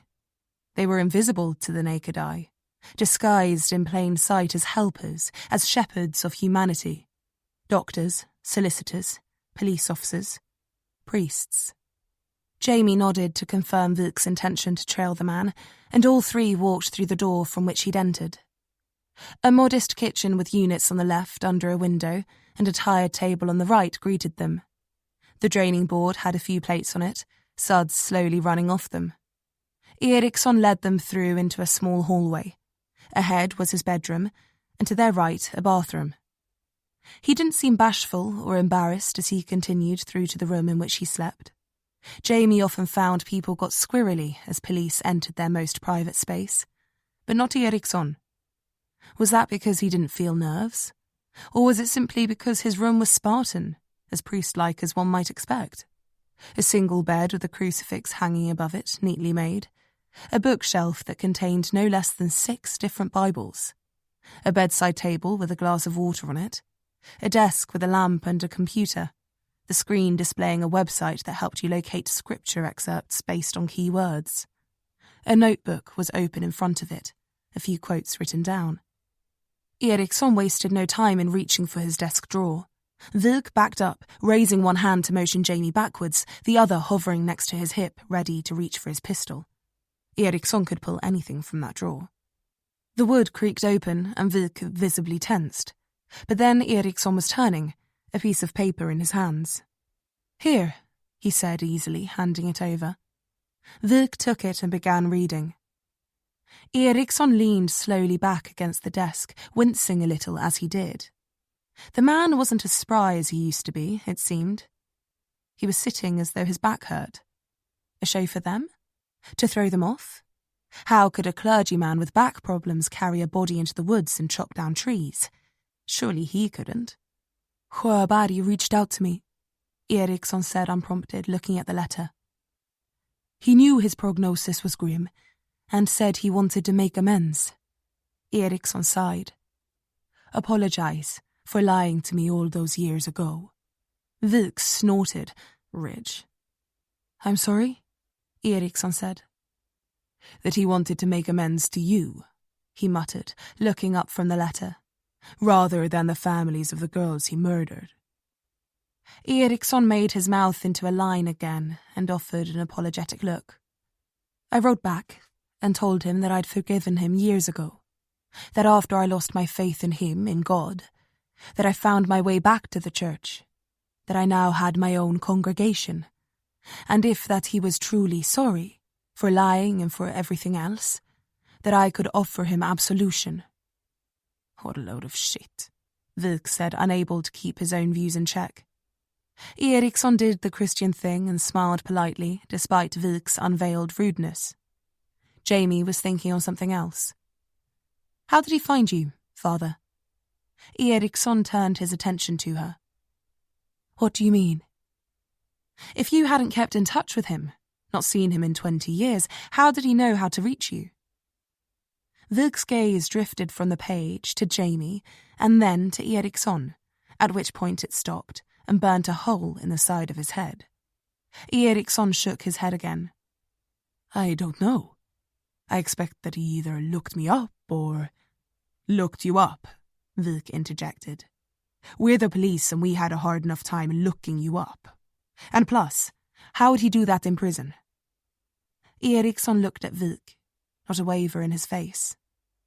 "By all accounts, he was a model prisoner, and prisoners have access to the internet. Supervised, of course. My details are not hidden. My name, date of birth, address. It all appears on the National Lutheran Register as a matter of record, along with the date of my appointment here. And, of course, contact details. I expect that simply searching for my name and date of birth online would yield accurate results." Jamie peered around Ericson at his computer and wondered if a browsing history search would show that he'd confirmed that fact recently. Vik didn't look so convinced. Or, Ericson offered casually, he got the information from his wife. Jamie tweaked, exchanged a look with Vik. "His wife?" Vik jumped in. "Why would his wife have your information?" "Not my current information," Ericson said, looking at each of them, "but the information of the seminary school I attended. I gave it to Eva before I left, in case she needed anything. They would have happily passed along the details of my appointment." Jamie bit her lip. "We questioned Sjöberg's wife. She barely remembered your name. When were you in touch with her last?" "I spoke to her just a few days ago." Ericson's brow crumpled. "I called to offer my condolences for Hans's death. They were still married, believed in the sanctity of marriage. I wanted to honor that, and I suspected that few others would be calling to do the same." Vik made a stern humming sound. "She didn't mention it." "I'm not really surprised," Ericson replied, exhaling slowly. "She was rather out of touch when I spoke to her." "Out of touch?" "Detached, incoherent, lacking a grip on reality." His mouth made the line again, cheeks bulging around it. "Diagnosed or not, I fear the woman suffers from Alzheimer's, or similar. It's not uncommon at her age. It's just a shame that she has so little support." Vik looked to be seething a little now, though Jamie didn't know exactly what was getting his back up. She took over the questioning all the same. "I'm sorry, Father. This is all just coming as quite a shock to us. When we spoke to Eva Sjöberg, she made no mention of you. But you're saying you were in contact with both her and her husband recently, that you and her husband were close friends, that what you discussed was of a biblical nature." He nodded. "Yes, we spoke at length about the murders," Vik said through gritted teeth. "No," Ericson said slowly, glancing at Jamie to make sure Vik wasn't about to launch himself at the man. "About the Bible, God, the nature of life, death, heaven and hell, absolution." Jamie stepped forward a little so that Vik was behind her. "Did he tell you why he did it? Why he murdered those poor girls?" Ericson either was very good at feigning emotion or was genuinely displaying it. "No, he didn't. And I didn't ask. What was done was done. The reasons inconsequential so long as he was genuinely repentant." "They don't seem inconsequential to me," Vik growled. Jamie cleared her throat, stepping forward a little more. "And was he? Repentant, I mean." Ericson nodded. "Yes, I believe he was." Vik scoffed behind her, and Jamie turned, shot him the sort of cold look that said, "Remove yourself before I do it for you." He set his jaw, folded the letter in his hand and held it up. "We're keeping this," he said to Ericson. The priest proffered his own hand. "Of course," he said. "Anything I can do to help." Vik exited the bedroom, then the kitchen too. Jamie expected she'd find him outside cooling off with some luck. She felt her shoulders ease a little, but wondered for a moment if he'd just left her alone with a serial killer. She stepped back a little, shook off that train of thought, and got back to it. "Apologies for my partner. I don't think he takes a very understanding stance to faith." "I'm used to it. I'm sure." "Do you?" Ericson smiled at her. "Take an understanding stance on faith?" Jamie raised her eyebrows. "In the same way that I do to quantum physics. I don't hope to ever grasp it myself, and know that I won't, but I accept that there are people who do, and that doesn't upset me." Ericson chuckled a little, amused by the answer. "Very well. Do you have any more questions?" "When exactly did you speak to Eva Sjöberg?" "It must have been Saturday. Yes, after my service. Around 11 in the morning, I think, maybe a little after." Jamie nodded, felt for her police notebook instinctively and realised that she didn't have it, but felt the bulge of another in her pocket. She withdrew it, looked down at the red cover and swallowed, and then turned it upside down, flipped it over, and opened the back cover. "Do you," she started, her voice catching, "have a pen?" Ericson reached behind himself and offered one to her. "Thanks. And I expect that phone records will show you called her." Jamie looked at him. He was watching her intently. "Yes." "What's your number?" He gave it, eyes never straying from her. She wrote it down. "What did you speak about?" "I offered her consolation. Told her where she could find my church if she wanted to come to a service. I offered her transport. We have a church bus with wheelchair access we use to pick up some of our older members." "Did she come?" "Not yet, but I'm hopeful." "How did you get her number?" "Hans gave it to me at our meeting. Asked me to call her." Jamie nodded, writing it down. "How many letters did you exchange?" "He sent the first. I replied in turn. Then he called me to arrange it." Jamie didn't ask when. She'd be able to confirm that with the prison.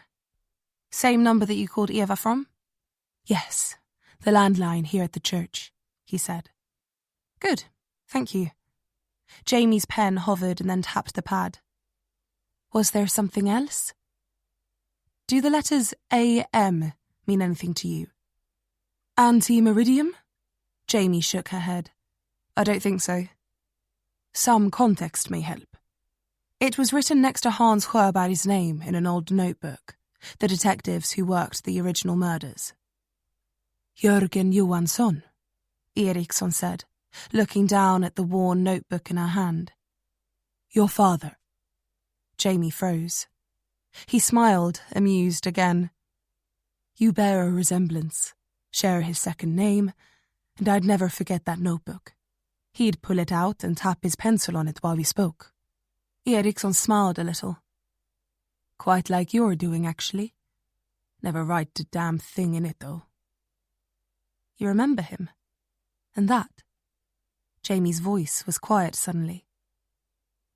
"He is a difficult man to forget, and he questioned me several times. Vigorously." Jamie didn't know what to say in response. "How is he? Still working?" "He's dead," Jamie said, a lump in her throat. "I'm sorry to hear that." She nodded once, looking at the notebook. "Was that the notebook? From the case?" Ericson asked, nodding to it. "No," Jamie said, holding it against herself. "A different one." "But one of his." She swallowed. "Can we get back on track?" "Apologies." AM was written next to a name, Annika Liljedahl. Does that mean anything to you? Ericson thought on it for a moment. "I know that name. It seemed to dawn on him then. A.M. Army medic? He held his hand up, finger outstretched with realization. Hans was a medic in the army for several years. I suspect A.M. refers to that. Jamie processed. It made sense that he would have some anatomical knowledge considering the kills. That's what Claesson had said. An army medic would have just that. And Annika Liljedahl? That was Hans's first girlfriend, if I remember rightly. Jamie waited for him to continue before writing anything down. He never went into detail, but I believe there was some sort of altercation, something to do with her parents. It caused Hans some trouble, and he left for the army soon after. What kind of trouble? As I said, he never went into detail, and I'm recalling a 30-year-old conversation at that. Jamie drew a slow breath. Right, of course. Thank you. Can you tell me anything else about her? He shook his head. I can't, I'm afraid. It was a passing topic in one of our many talks as friends when I was a groundskeeper at the church. I lived next door to Hans and Eva at the time. I spent many evenings there. They were such good people. Warm, friendly. Thank you, Jamie said, cutting him off. I'll be in touch if I need anything further. Of course. You know where to find me. He stood now, wincing again. His voice turned grave then. I hope you find the man you're looking for. If this killer is modelling himself on Hans Sjöberg, then it seems you may have your work cut out for you. Yes, Jamie said, closing the notebook and pushing it slowly into her pocket. It does seem that way. Let me show you out, Ericson said. I'll find my way, Jamie replied. You've been very helpful. He followed her into the kitchen all the same. Oh, and the inspector? Yes? Jamie asked, stopping at the threshold to the church and looking back. If you ever need help understanding quantum physics, my door is always open. Jamie laughed a little. I'll remember that. And then she pulled it closed behind her. 16. Wilk was leaning against the railing at the bottom of the church steps. He pushed off as Jamie emerged and immediately started speaking. I had Hallberg follow up on the story about the seminary school. Apparently they did pass Ericson's information on to someone a few weeks ago. That was fast, Jamie said, surprised. It could only have been about 5 minutes, no more than 10 at most, since Wilk had left the room. He nodded. Yeah, Hallberg is good like that. The forensics reports on the original murders were delivered this morning too. Hallberg is going to go through them and let us know what she finds. You're lucky to have her. He scoffed. Yeah, sure. Sir, sir, he parroted emphatically, waving his hands next to his head. I hear that 100 times a day. How do I do this? What do you think about this? What would you do in this situation? He snorted derisively. Jamie gritted her teeth. She's eager to learn, don't punish her for it. She'll make a great detective one day, and she clearly just wants guidance. He exhaled, walking fast for the car. He ran his hand over his head and smoothed down his hair. I wish she'd just focus on the cases, not so much her own footing, as if I don't have enough to worry about without mollycoddling her all the time. Jamie let it go. She didn't feel like getting into an argument. And saying, well, if you cut the kid some slack every once in a while, maybe said thank you, she'd realise she was actually doing a pretty great job. Could only cause one. Wilk got into the car and sat down hard, closing the door behind him. He sighed and exhaled hard. You want to get some breakfast? He asked suddenly, staring out of the window. I ate already, Jamie said, looking at him. What happened in there? I don't like churches. I kind of got that. My parents used to make me go as a child. I always thought it was ridiculous. Jamie bit her lip for a second. You still should have been careful in there. Ericson gave us some good information. provided it wasn't all a complete fabrication, she felt like adding. But she didn't think she needed to feed Vilk's distrust anymore. Yeah? Like what? Vilk leaned on his hand, his elbow on the sill of the window. Information on Sjöberg, the name in my father's notebook, Annika Liljedahl, what AM stands for. And who is she, exactly? Vilk asked, seemingly bored by it all now. Sjöberg's first girlfriend, Ericson said. Jamie watched him, but he didn't seem to perk up. Apparently they had some sort of disagreement, and then Sjöberg left for the military. He was an army medic for a couple of years. AM, Vilk said quietly, nodding. Great. But how does that help us? Jamie did her best to keep her cool. Any lead right now is a good one, and filling in the blanks from the original case can only help us. Whatever you say. Vilk brushed her off and started the motor, accelerating away from the church at speed. Where are we going? Like I said, breakfast. Jamie had already had her fill of cold meats, muesli, fruit and coffee from the breakfast buffet at the hotel. She'd worked up an appetite after her swim.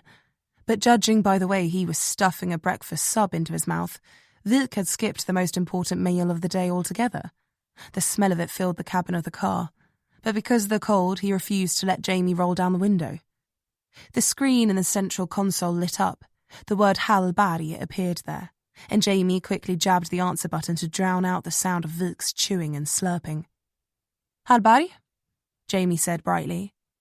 Oh, Inspector Johansson, she replied, a little surprised. Is, Kriminalinspektör Vilk there? I'm here, he said, mouth full, spewing crumbs all over the steering wheel. He swallowed painfully, it looked like, coughed, and then spoke. What is it? I was just looking through the original files from the coroner's office, and one of the girls, victim 7, her name was Hanna Lundgren. She paused after it. Vilk looked at Jamie, then took another bite of his sandwich.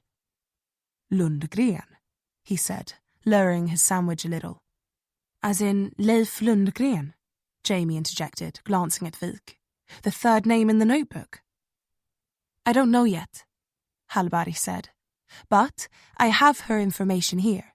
I'll try the next of kin that's listed, but I doubt the number is still in use after all these years.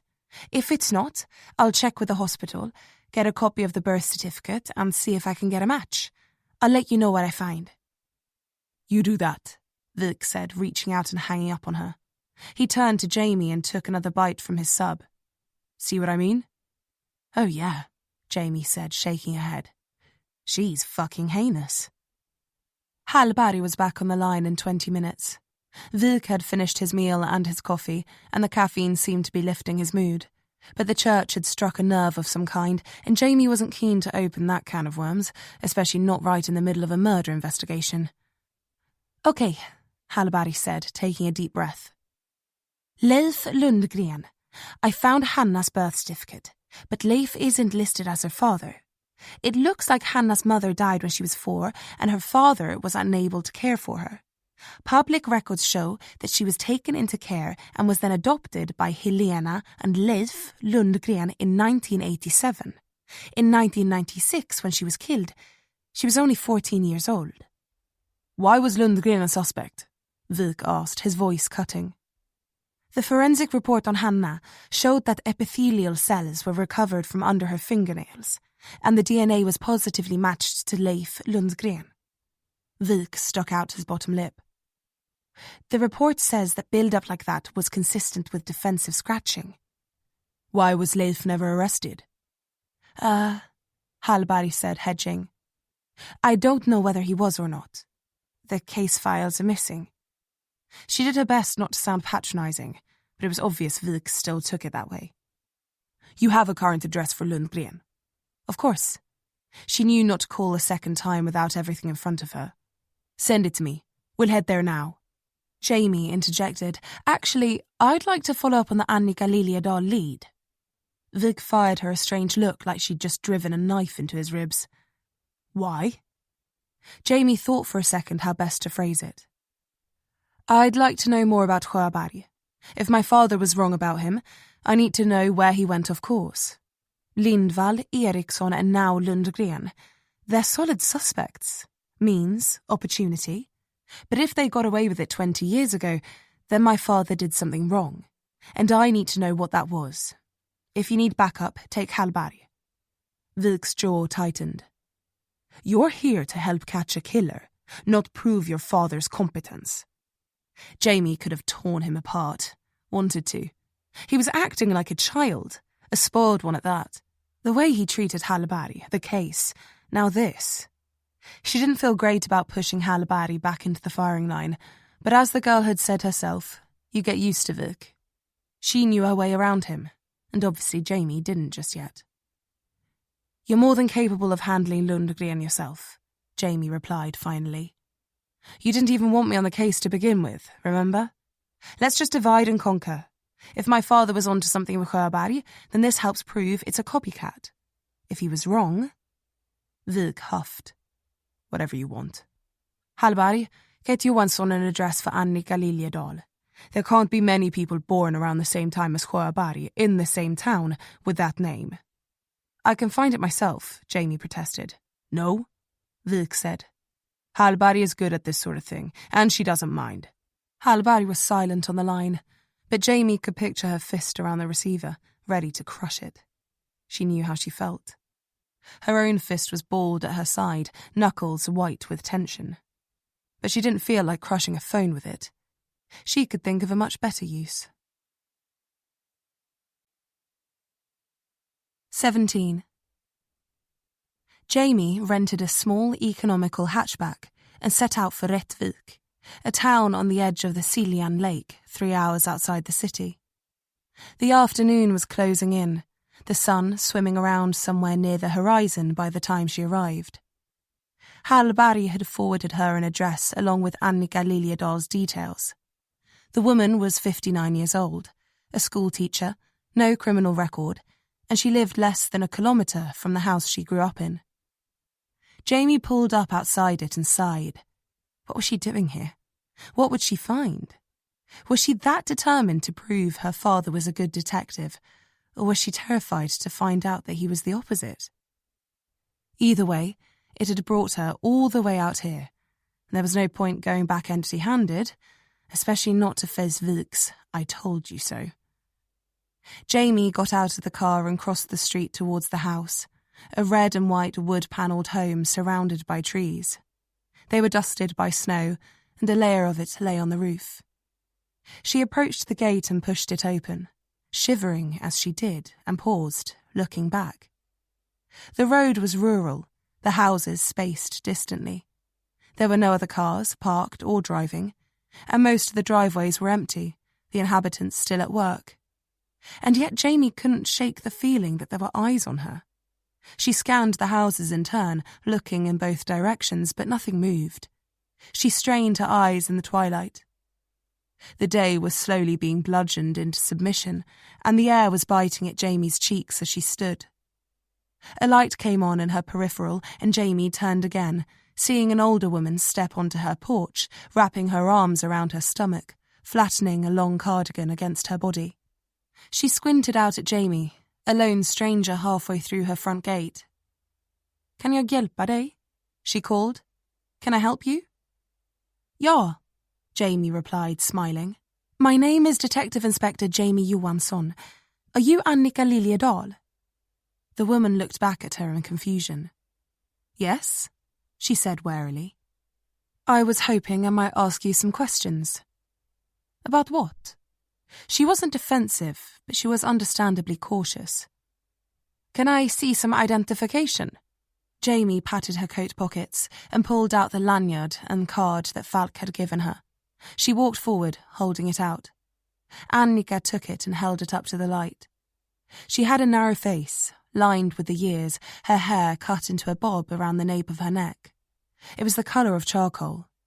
"Consult?" she asked, reading it aloud. "Consultant." Jamie nodded. "I'm with the London Metropolitan Police. I'm here assisting with a case." "A case?" "A murder," Jamie said, taking the lanyard back. Shards of ice on the path to the house crunched under her heels. Snow had been shoveled back onto the grass either side, but the walkway was narrow. Jamie guessed she'd done it herself. The woman was slight and shoveling snow was no easy task. "I don't know how I could be of help," Annika went on, not grasping the connection yet. Jamie swallowed, knowing it was easier just to get it out of the way. "It's concerning your relationship with Hans Sjöberg," Jamie said. Realization dawned on the woman. I haven't seen Hans since 1975, she replied quickly. And as far as I know, he's still in prison for what he did. She turned the corners of her mouth down a little. And if you're about to tell me that he got out and... Hans Sjöberg is dead, Jamie said. Annika stopped speaking, holding her mouth open a little while she gathered herself. Then I really don't know how I can be of help. Jamie's fingers were numbing in the cold. Another girl is dead, she said plainly, and I'm looking for the man who killed her. I don't know if you can help, but if we don't catch him, he will kill again. Annika let her hands fall, looking down the street, and then settled on Jamie. Okay, come inside. I'll put on some tea, she said, beckoning Jamie up. As she stepped onto the porch, Annika eyed her. You remind me of someone, but I can't place who. You know what? Jamie said, laughing a little. Just one quiet, sardonic note. I've been getting that a lot lately. 18. Hans was 19, and I was 14, Annika said, looking down into her mug of tea. She was perched on her sofa, legs crossed, leaning on the arm. Her shoulders were at odd angles, her expression vacant as she dug into the deepest recesses of her mind. That's why there was so much fuss over it. Jamie nodded slowly, watching the woman from the chair opposite. There was an elegance to her, a certain restrained beauty that she hadn't noticed before. She wasn't stunning, not head-turning, but she held herself gracefully. Jamie could imagine that she would have matured early. She was slim but shapely, womanly in every sense. Rättvik was a small town then. Smaller, I mean. She sipped some of her tea. It was chamomile. Jamie didn't really like it, but was glad for the warmth in her hands. Annika went on. We lived just a street away from each other. Out there. She nodded towards the window. Across the lake. There were just a few houses, and we were the only two kids. My parents moved to the house in the early spring of 1974. I was just 12 at the time. Hans was 17. Of course, he wanted nothing to do with me. She shook her head, smiled a little. I was in love with him from the moment I saw him, though. Jamie looked at her, at the softness of her eyes as she recalled him as a young man, as she recalled a serial killer, a convicted child killer. Jamie swallowed and looked down into her tea. The house my parents bought was falling down, and Hans was good with his hands, a skilled woodworker. Jamie thought about the expertly trimmed birch boughs used in the killing but said nothing. He came around to ask if they needed help with the garden or with any repairs, that sort of thing, for pocket money. That summer he was there often, but he never looked twice at me. She chuckled a little. But then, by that winter, I turned 13 and was beginning to grow up. Jamie nodded that she was still following, that she wanted Annika to go on. Hans didn't work as much in the winter. The snow, the rain, and, thick jackets, scarves to cover yourself up. But then, when the spring came round, he came back, and the coat came off. And he began to notice you. Yes. Annika shook her head again, unable to help the smile on her face. Jamie found it disconcerting, but she reserved judgment until the story was over. He did. He was 18, me 13. Still just a girl, but beginning to know myself. And my friends from school.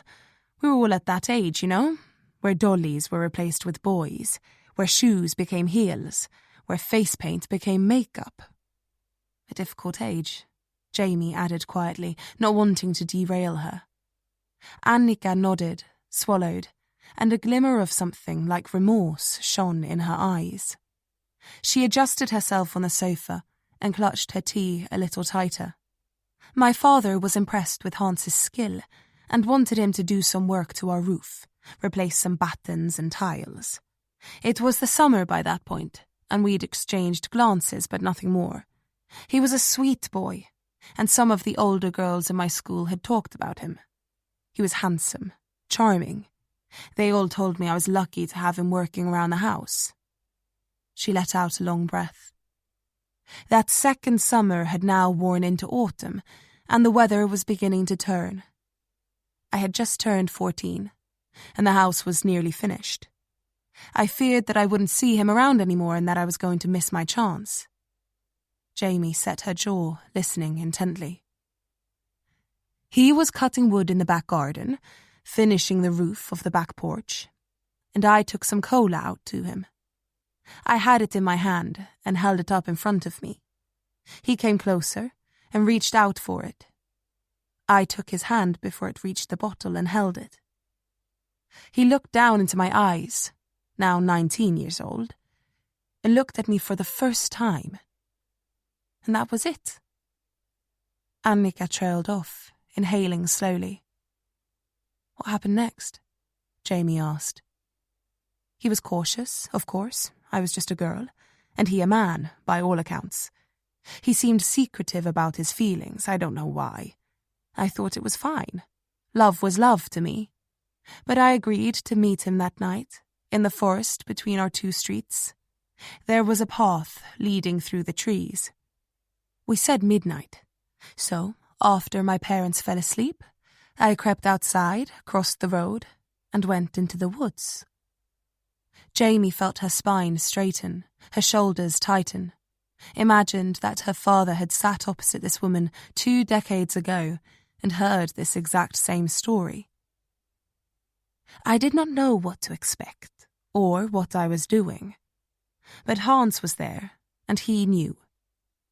He had brought a blanket and laid it down at the side of the path among the birch trees. His breath smelled like beer. I remember thinking how sour it was, and that I should try not to make a face, that it was just something I would grow to love, like the taste of wine or cigarettes that my parents seemed to enjoy so much. She laughed a little. We laid down there and spoke for a while, in whispered voices. Hans told me that his parents thought he should join the army, that there was no money in woodworking, but that he didn't want to. I told him he should stay, of course. I wanted that. And then he kissed me, his top lip bristling with hair. Annika reached up and touched her own lips, staring into space. He was gentle. He asked me if I was okay, if I felt all right. If it was hurting, I lied and said no. She sipped her tea. But it was my first time, and he knew that. She bit her lip now, stopped speaking for a few seconds. Then she swallowed, placed her mug on the table between them. When we were finished, we stayed there for a long time, and he held me in his arms. Her voice had lost the warm quality it had. Our eyes had grown accustomed to the dark, our skin used to the chill of the coming autumn.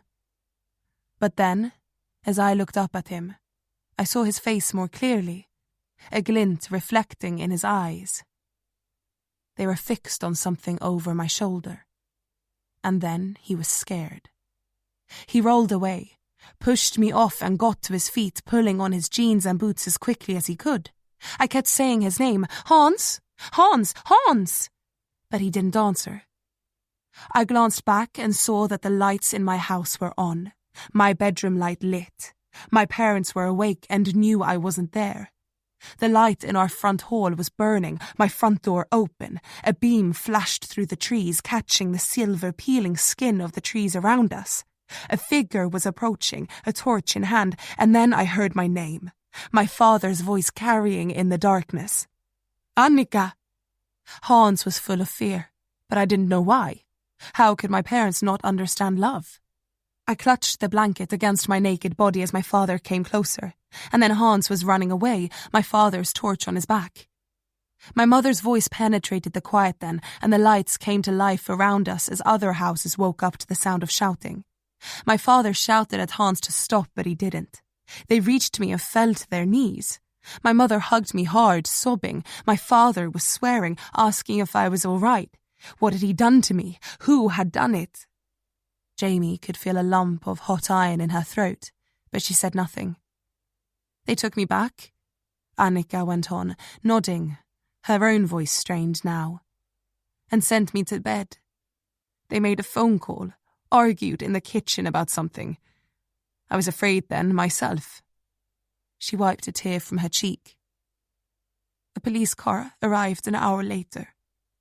My father spoke to the officer on the porch and then he was gone. I watched it from the top of the stairs, peeking around the corner. Still not aware then what I had done wrong. What the problem was. And then what happened? I never saw Hans again. Jamie processed it. I'm sorry. She nodded. Of course, I was young. Too young. And Hans at 19. He was a man, me a child still.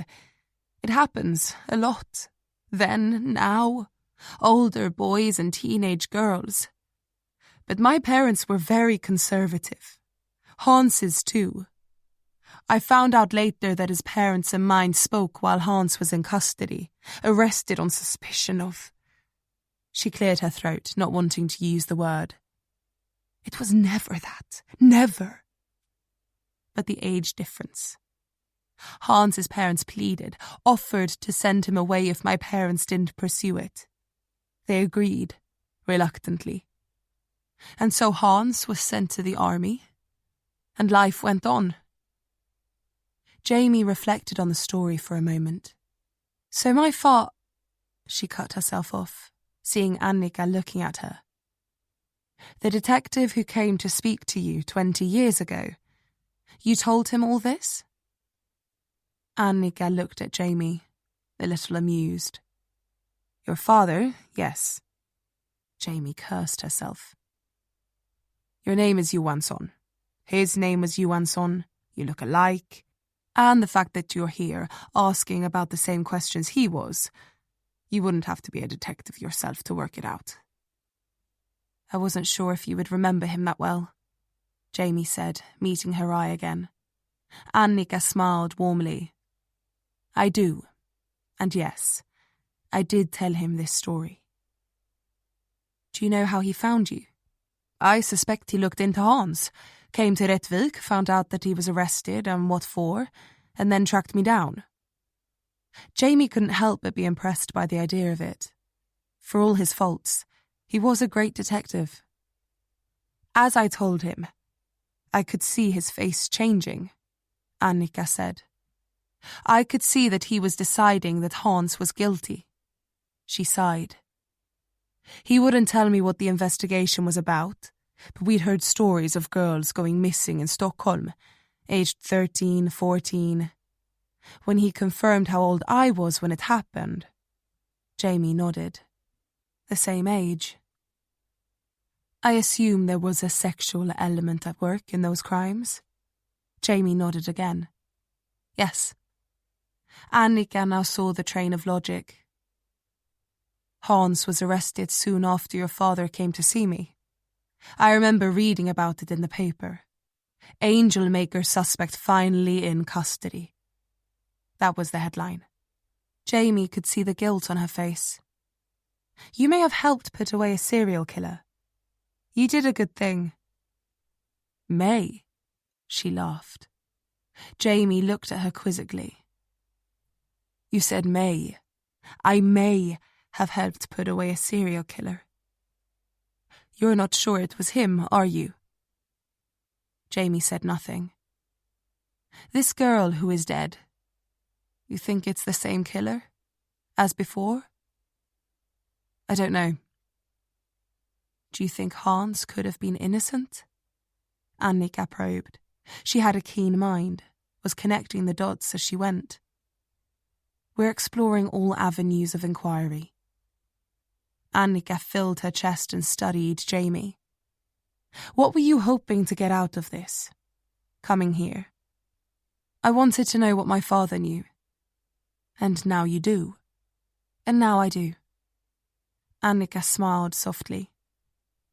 Has it helped? Jamie thought on it for a moment. No, she said with a sigh. It hasn't. 19. Jamie stepped out into the cold afternoon air, the weight of darkness pressing down on her shoulders. She looked right and left down the streets, saw nothing but a quiet road, and then headed down onto the steps, shrouded in a mist of her own warm breath. Annika followed her out onto the porch, the deathly silence of Swedish winter hanging in the air. I'm sorry I couldn't be of more help, she said as Jamie paused on the path and turned back. No, you were very helpful, Jamie said, telling the truth. I don't know if Hans Sjöberg was guilty, but at least I know why my father thought he was. And that helps, a lot. Annika smiled sadly. I can't tell you whether Hans murdered those girls or not, but the boy I knew was sweet and gentle. People change, Jamie said cynically. Sometimes, Annika answered optimistically. But not always. Jamie bit her lip, wondering which way to turn now. She had her hands in her pockets, rolling her phone over and over in her hand. She should call Vik, debrief, hear what Leif Lundgren had to say, tell him what Annika had told her, then go from there. Jesus, she was struggling to keep it all straight in her head. Annika lingered on the porch. Was there something else? She asked. No, Jamie replied, nodding a goodbye. I'll be in touch if anything comes to mind, but I don't think it will. Sorry to bring all this up again. It's no trouble, Annika answered, waving as Jamie stepped backwards. Drive safe. She shuddered in the cold and then went back into the house, closing the door behind her. Jamie squinted into the frigid wind that seemed to have picked up while she was inside. It whipped down the deserted street and through the hem of her peacoat behind her. Jesus, she muttered as it sank its teeth through all 4 layers she was wearing. Jamie froze then, right in the middle of the street, no more than 5 paces from her car. It was slouched low on its tyres, the alloys pressed flat against the surface of the road. Something white flapped against the windscreen, pinned under the wiper. She narrowed her eyes, pricking her ears, her right hand instinctively going to her belt. It grabbed at nothing, and then her brain kicked into gear. Shit! She hadn't carried a gun for nearly a year now. Jamie scanned the night-drenched street, nothing moved, and started forward. The wind whistled in her ears, the trees rustling all around. As she got closer, she saw her tyres had been slashed. The clouds moved quickly overhead, thinning in bursts, creating waves of moonlight that illuminated the sharp edges of sliced, wet rubber. Jamie crouched and ran her fingers over it. A sharp blade, small, smooth, not serrated. She thought about what Claesson had said of the cuts in the girl's back, a retractable knife or small hunting knife. Jamie swallowed. The wound was tight. The edges of the exit widened like puckered lips. Someone had stabbed in and then dragged the knife out, with force, 4 times, once on each wheel. She stood now and looked around again, but there was no sign of anyone. Jamie still felt eyes on her, though, her hackles firmly up, heart beating against her ribs. She wasn't cold anymore, her skin prickling with hyper-awareness. Her fingers touched the windscreen and felt their way down as she kept inspecting every shadow and crevice on the street. They stopped as the paper hit her knuckles and stole a glance, pulling the rectangular page free. It had 3 smooth edges, one jagged, as though it had been ripped from a book.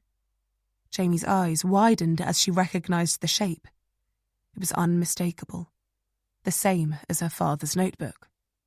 She dragged the one she was carrying from her pocket to confirm and held the paper against it to make sure. A perfect match. But that would mean... Jamie felt her body stiffen, her stomach knot. Jesus, they'd been in her house? The thought made her feel sick. But perhaps the only thing more unsettling than that were the words scrawled across the back. You don't understand. Stop. 20. Wilke was angry, which wasn't what Jamie was expecting. See, he said shortly. This is why you shouldn't have gone. Jamie didn't understand. What? You think this is my fault? She snapped as she watched a tow truck drag the little hatchback up onto its bed from across the street. An orange flashing light spun lazily on its roof. Yes, Wilke said, a tone of clear condescension in his voice. If you hadn't gone out there, this wouldn't have happened. We should have both gone to see Lundgren. But if I hadn't come out here, then the killer wouldn't have tried to scare me. Exactly. Jamie closed her eyes, shaking her head at Wilke's stubbornness. This is a good thing. Wilke stayed silent. At least now we know we're on the right trail. The killer doesn't want us looking into the original case, Jamie went on. We're close. We've been doing nothing but look into the original case, Wilke replied. And this is the first hint that we've crossed some sort of line. The killer is, we don't know who left that note. It could have been anyone. Whether Wilke was just trying to punish her for going it alone, she didn't know, but it felt like it. Look, someone followed me out here, Jamie said flatly, checking her watch. It was after 7 now and her hands were completely numb. Annika had come out and brought her another cup of tea, but otherwise she'd been standing at the curb waiting for the truck. And when I was questioning Annika, they slashed my tyres and put the word stop on a piece of paper for me to find. If that doesn't tell you we're on the right track, I don't know what does. I'm under no illusions we're not on the right track, Johansson. But this is serious. There's a killer out there, and it's pretty clear that he's not got any scruples about who he kills. Nyström is missing, and if you're right about the killer taking him off the board, then a badge doesn't scare this guy either. Jamie sucked in a hard breath, staring down at the note that was under her wiper. It's not that I'm not concerned about what happened. The opposite, in fact, Wilke went on. We're just getting different things from it. You think this is a path to keep following, to keep pushing this guy until what? He takes a shot at your life? And I suppose you just expect to see him coming, roundhouse him in the face like you did Lindval. Jamie gritted her teeth. Jesus, Johansson! If he did follow you from the city, then that meant you were being tailed for hours and didn't even realize it. Someone followed you all the way out there, waited for you to go into that house, and then slashed your tires, all while you were sitting, 20 meters away, sipping a cup of tea? Jamie looked up at Annika's house. It was more like 15. At the most. She swallowed and said nothing. If this guy wants to get at you, he can. This was showing you that. And you've got to think about this. If he's taken Nyström out, if he's threatening you, and you are on the right track, turning over the right stones, then what does that mean for Annika Liljedahl? Jamie's jaw tightened, her eyes still on the woman's house. What's going to say the killer isn't still watching the house, waiting for you to go? What's to say he doesn't go in there tonight and slit her throat while she sleeps? Jamie lowered her eyes. Okay, she sighed. I get it. I've spoken to Rättvik police. They're on their way over to speak to Annika, advise her to stay with family if she can, do a once-through of the neighbourhood. And they'll increase their presence in the area tonight too, sweep regularly for anything unusual. Will it be enough? Jamie asked, as much to herself as Wilke. I don't know, but it's all they can do. He quietened for a moment. There's a lot going on, a lot of leads to pursue. And you have to remember, you're not police, not here. You're a civilian consultant assisting with the case. I know. Do you? I'm glad of your help, really, I am. Jamie couldn't tell if he was being sarcastic or not. But I won't risk your life or anyone else's. You're under my supervision, and what you do reflects directly on me, all right? Yeah, Jamie said, unable to keep the dejection from her voice. As much as she hated it, she knew he was right. Are you coming back to the city tonight? Jamie stared at her injured car. It was up on the truck now, and the driver was securing the wheels with ratchet straps.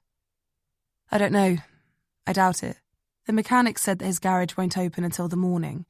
I probably won't be able to get the tyres swapped until then. Okay. Keep that note safe. We'll hand it over to forensics tomorrow, and they can run analysis on it. We'll go see Sjöberg's wife to get access to his effects from the prison.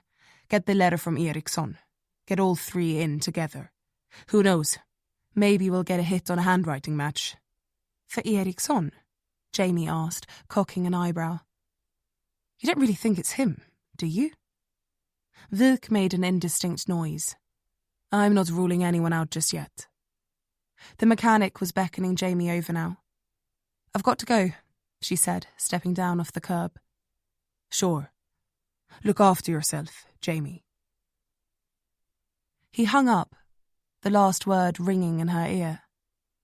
It was the first time he'd used her first name. She approached the truck, pocketing her phone. With her other hand, she reached inside her coat and touched the top of the note tucked in the pocket there. She hadn't told Wilk that it matched her father's notebooks. She'd seen Wilk's. The newer ones were black, square. This was definitely from an older one. And if the killer was trying to scare her, what better way to do it than to use one of her father's own pads? The killer was taunting her. The mechanic was talking now, but Jamie couldn't hear him. His voice was just a muted echo somewhere outside her mind. She needed to get back, to check, as fast as she could. But right now, she had to think. Who would know about the notebooks? Who would think to use one? Why not any old random slip of paper? She thought of the writing and what Wilk had said. The priest, Ericson.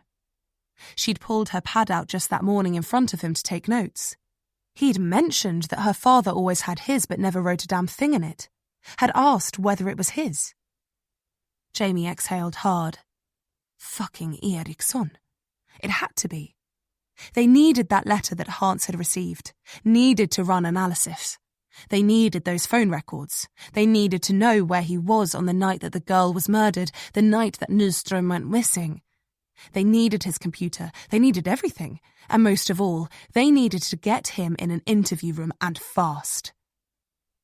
Is that okay? Jamie looked up, realising that the mechanic, a guy in his 40s with a scruffy beard, had finished speaking. Jamie said, shaking her head, having not heard a word of it. Sorry, can you say that again? He looked confused. I said, I'll drop you off in the middle of town at the taxi rank, then take the car to the shop. You can pick it up in the morning, is that okay? Jamie exhaled, her stomach still not settled.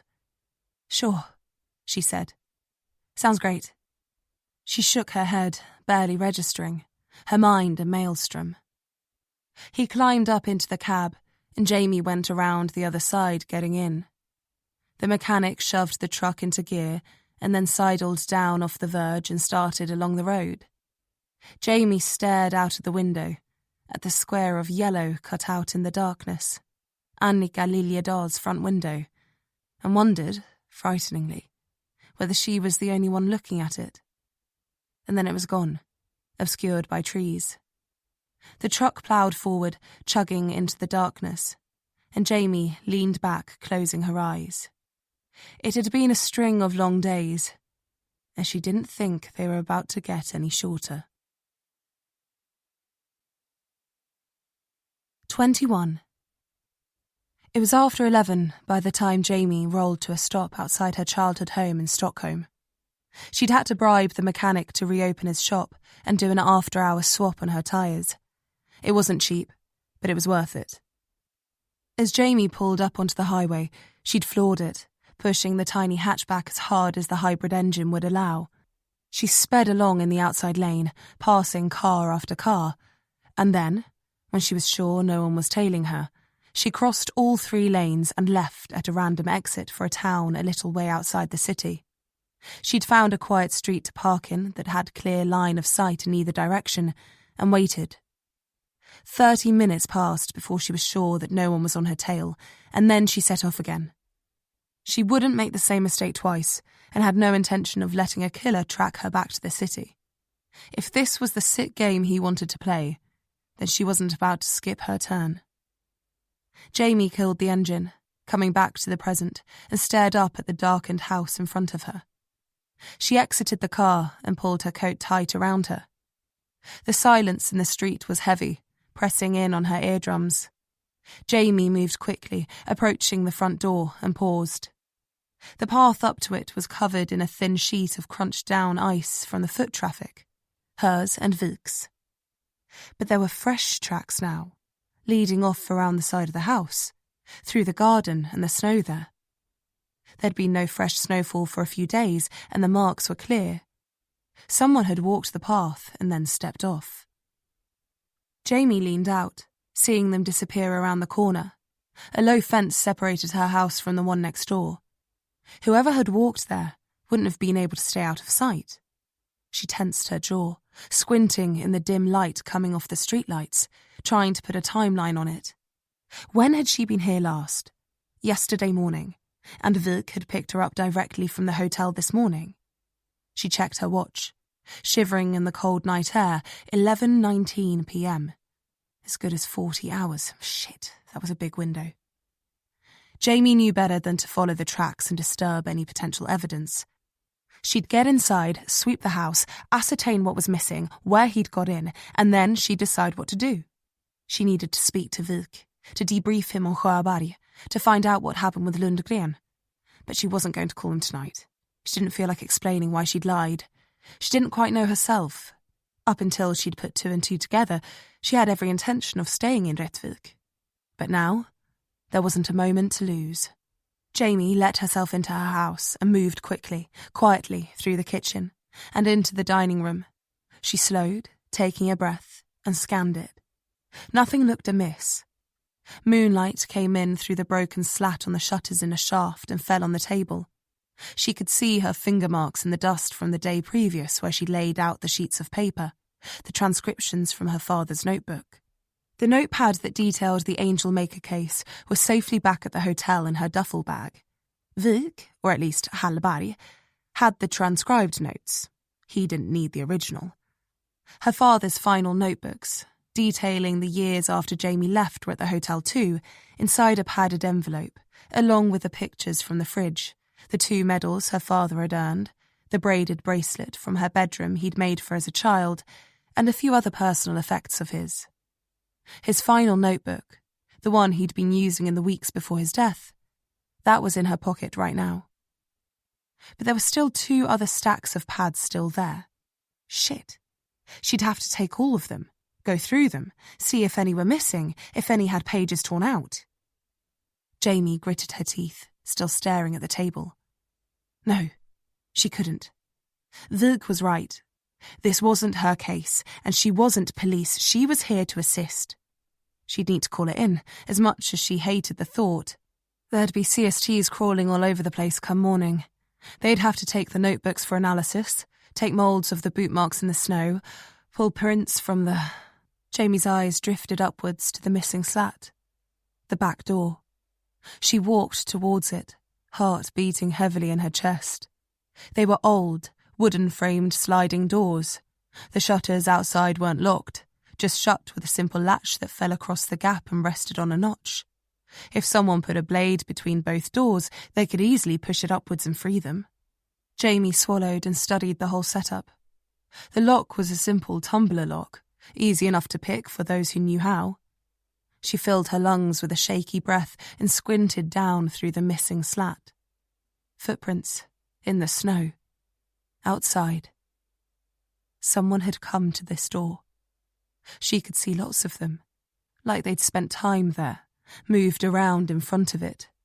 A well was worn against the doors, but Jamie couldn't tell if they'd been opened. The latch was back on the shutters and the door was... She lifted her hand towards the handle to check if it was locked and froze. Shit. She didn't want to wipe away any prints if there were any. She couldn't risk contaminating any evidence. Jamie backed away and turned to the office instead, trying to figure out what she was going to do. She'd call it in the morning. Tell Vilk she set off from Rättvik first thing, came here and saw the prince. Yeah, so long as he didn't check the hotels there, she'd be fine. Jamie exhaled, looking around her darkened house. It felt different, contaminated, poisoned somehow. She glanced at her feet, wondering whether the killer had stood in this spot, whether he'd had a smug fucking grin on his face, inside Jörgen Johansson's house, the detective who almost caught him. And now he was screwing with his daughter too, raising a big middle finger. Jamie felt her jaw tighten, her nostrils flare. Fuck it. If this guy wanted to play this game, then she'd bite. The joke was on him, though, because he had no idea who she was, or what she was capable of. Jamie started forward, aiming for her father's office. If the house was about to be full of police and CSTs, then there were a few things she wanted to take care of first. 22. Jamie. Something happened today. Something I'm not proud of. I'm sure they'll say I've finally lost it. But if you could have been there, heard what he said. I'm sorry. For who I am. For the man I couldn't help but be. I wanted to be different. You need to know that. I just didn't have the strength. Just don't believe everything she says about me, okay? She used you against me since the moment you left. And I'm afraid of going and you living your life thinking that I didn't love you. I just don't know what else I can do now. Nothing seems to matter anymore. My only consolation is that I don't feel like I'm leaving you now. I did that a long time ago. But I deserve to feel like this, because I didn't fight hard enough.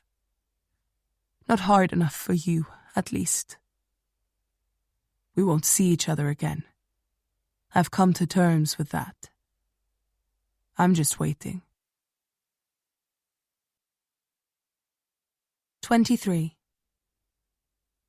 It was 7:26 a.m, and darkness was still very much upon the city when Jamie rounded the gates and headed into the Norra begravningsplatsen, the northern cemetery. Her feet pounded the asphalt of the sprawling network of paths, her brow bristling with sweat. It oozed out of her skin and evaporated in a thick mist that streamed behind her. She was moving fast and had already racked up nearly 10 kilometres. The counsellor she had to see after she was put on administrative leave told her she couldn't outrun her problems. But she'd never seen Jamie run. Jamie streaked through the cemetery, somewhere between a jog and a sprint, and let her legs tell her where to go. The hotel had refused to open the pool early 2 mornings in a row, so she'd been forced to find a 24-hour supermarket and buy a very questionable pair of running shoes. But they did the job, she was moving, and that was all that mattered. Jamie was out of her head, thankfully, if only for a few short seconds at a time. She focused on her heart, her breathing, her feet, and let the road guide her. And then she realised where she was and slowed to a stop. Her hands found her hips, her shoulders rising and falling fiercely as she stepped off the path and onto the grass. It was covered with snow, but channels were cut between the headstones. Her skin prickled, her shoulders slick with sweat, exposed outside the running vest she was wearing. Jamie's throat ached as she walked, catching her breath, nearing the place she'd not been aiming for, but that she knew she couldn't have avoided if she tried. The cemetery was silent around her. The trees bowed a little, holding snow up to the sky in tribute. All quiet, all sombre, all shadows and darkness.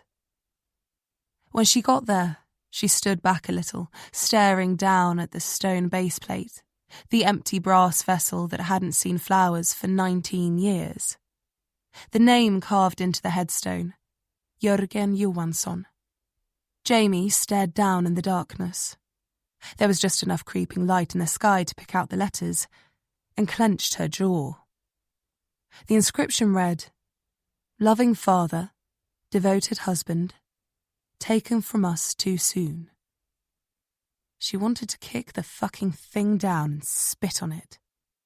Not because it was her father's grave, but because of her mother's words written there.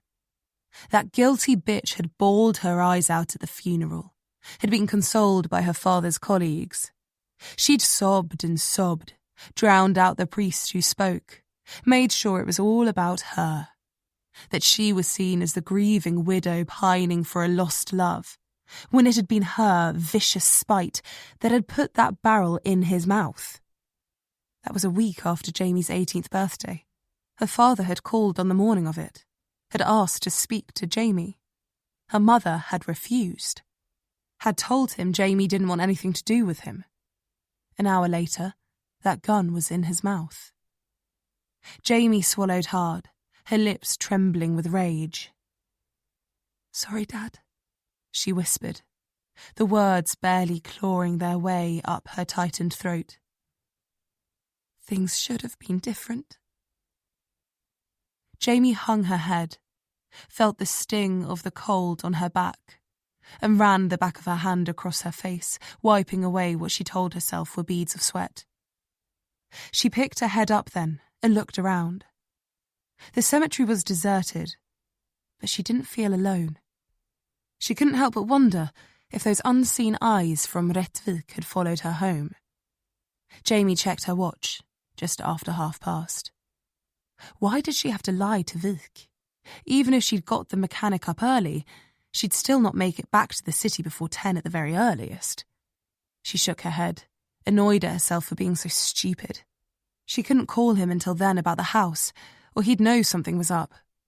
She should have just called him the night before, and she definitely shouldn't have gone inside her house. She may have potentially contaminated a crime scene, destroyed evidence.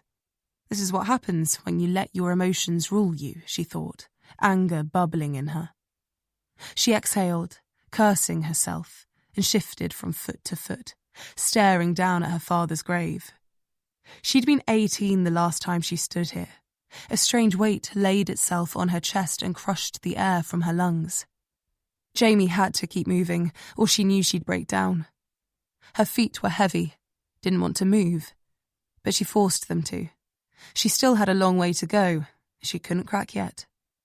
She took off, willing warmth back into her muscles, and circled away from the cemetery, taking a wide loop back to the hotel. Then she would eat, she would rest, she would recharge. And then she would catch a killer. It was 11 in the morning when the first of the flashing blue lights rounded the corner of her street and made a beeline for her. Jamie was standing at the curb in front of the rented hatchback, staring up at her house. A patrol car and 2 CST vans rolled to a halt behind her, and the first of the CSTs disembarked. A woman approached quickly in white overalls, a hood around her shoulders, a face mask hanging loosely under her chin. "Inspector Johansson?" she asked, smiling. "Yes?" Jamie answered. "I was told you had something for us to put in for examination." She was holding a clear evidence bag between her fingers and lifted it to illustrate. Jamie reached inside her coat and pulled out the letter that had been tucked under her windscreen wiper. The tech pulled on a blue vinyl glove and reached out, taking it from Jamie's fingers and slotting it into the bag. Jamie was mouthing a thanks when the sound of tyre roar cut through the din of the engines idling around her. Vilk's car whistled towards them in the cold morning air, the sky a turbulent grey overhead, and then ploughed to a standstill in the middle of it all. He was out of the cockpit in seconds, striding across the road towards her. "What happened?" he asked, wasting no time. Jamie looked over his shoulder at Hallberg, who seemed to have been promoted to co-driver again in her absence. The woman looked tired, beaten down by Vic's insatiable good mood and cheery banter, no doubt. She turned her attention back to Vic, her story prepared. "I was looking at the note again last night," Jamie lied, "and I realised that the paper was the same size and shape as my father's old notebook." She drew a slow breath in effect. "So I came straight here this morning and noticed that there were tracks in the snow leading around the side of the house." Jamie gestured towards the door, a stream of CSTs and white overalls zipping around her and moving up the path. They all stopped at the threshold and pulled blue shoe coverings on, and then disappeared into the darkness, hard cases and cameras in hand. Jamie watched as the final one paused, snapping photos of the tracks. "I went inside," she said, and noticed that the tracks came back up to the door. That's when I called it in. Vic set his jaw. "Did you touch anything?" "No," she lied. He nodded. "Okay, good. Let them do their work. Do you really think that someone broke in and took one of your father's notebooks?" Jamie raised her shoulders slowly into a shrug, still watching the tech taking photos of the tracks. Another had joined him now and was tapping things into a tablet he was holding. "I don't know," she said. "But I think if the killer had the foresight to take Nyström out before he made his kill, then the idea of me coming around probably rubbed him up the wrong way. And what better way to send a clear message than to let me know that I'm not safe, not even in my own home?" She turned to face him and saw that Vic was staring intensely at her. "This isn't good," he said, dropping his voice as Hallberg drew close to them. She stood back a little, not wanting to crowd Vic and give him any other reason to berate her, probably. "Falk wants to see you," Vic added, "as soon as possible." Jamie sighed. Whether it was her boss or not, getting dragged into the office of a senior officer was never fun. "Okay," she replied. "Did you get anything from Lundgren at least?" Vic made a sort of huh noise. "I'll say, the guy was a pure creep." Jamie raised an eyebrow. "How so?" Vic shook his head, put his hands on his hips, looking up at the techs as if disapproving of their methods. A third one had joined them at the tracks now and was mixing what looked like plaster in a plastic cup, ready to pour into the first footmark. "He didn't want to let us in, first off," Vic said, still watching them. "We had to insist pretty hard. Told him we just needed to get some background on the case. Cross his name off the list, you know? He didn't like that, I'll say." Vic scratched his forehead. "Hallberg pulled some records on him. He and his wife were registered foster carers until 2012.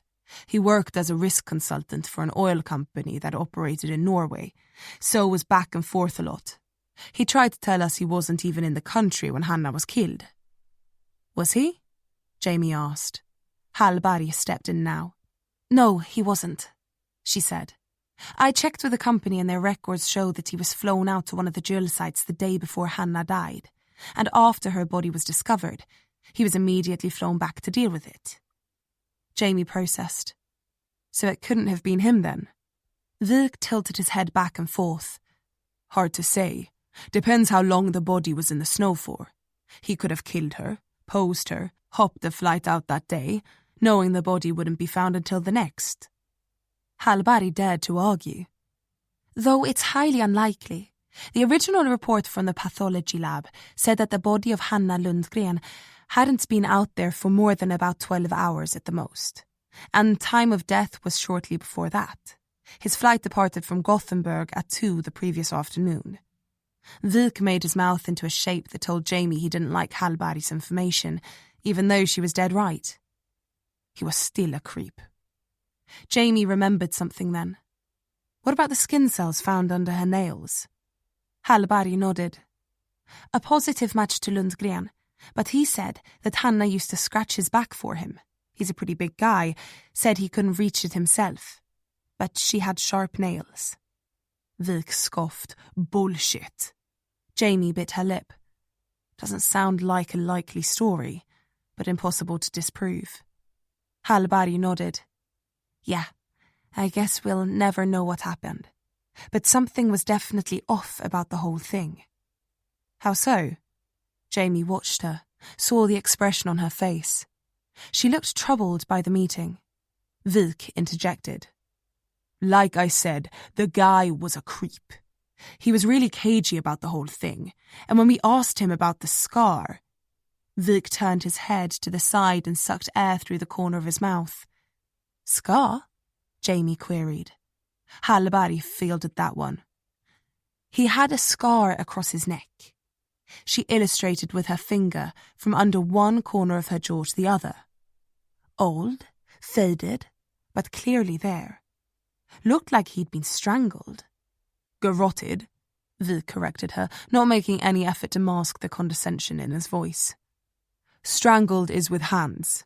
The guy had been garroted by the look of it. Jesus, Jamie said. When? By who? Vik let out a long sigh, and Jamie caught the odour of sour coffee on his breath. He didn't know. He said he was mugged a few weeks after Hannah's death walking home from the shop in the evening.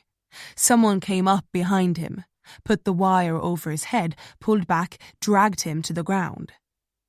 Doesn't sound like a mugging to me. Jamie's brow crumpled. I didn't think so either, Hallabari added. Vik fired her a hard look for interrupting, and she shrank apologetically. He cleared his throat and went on. He said he fought the guy off, managed to get away. Did he report it? Jamie asked. Vik shook his head. No, and Hallabari double-checked. Nothing on file either. He said that he didn't get a look at the guy. He didn't hear his voice, nothing. His wife took him to the hospital, got it stitched up, but luckily for him it was just superficial. Jamie took it all in. Jesus, that's... Yeah, Vik said, pushing his hand over his hair, slicking it to his head. That's too weird to be a coincidence. Maybe, Vik said. Jamie rolled the story over in her head again. 2 weeks after his daughter dies, he gets attacked. Brutally too. You don't try to garrote someone unless you want to kill them, and definitely not just to take their wallet. Vik was eyeing her now, watching her work. And you said he said, on the way home from the shop? Vik nodded in confirmation. The shop, Jamie echoed. Yeah, why? You say the shop when it's the one local to your house. Otherwise, you'd be coming home from shopping or from a shop. Vik was expressionless, waiting for her to finish. The killer targeted Lundgren, knew where he lived. She picked her head up, looked back at her house, thinking about the killer in her father's office, following her to Rättvik, slashing her tyres. Stalked him. Hunted him. Vik set his jaw. This is why you should have been there.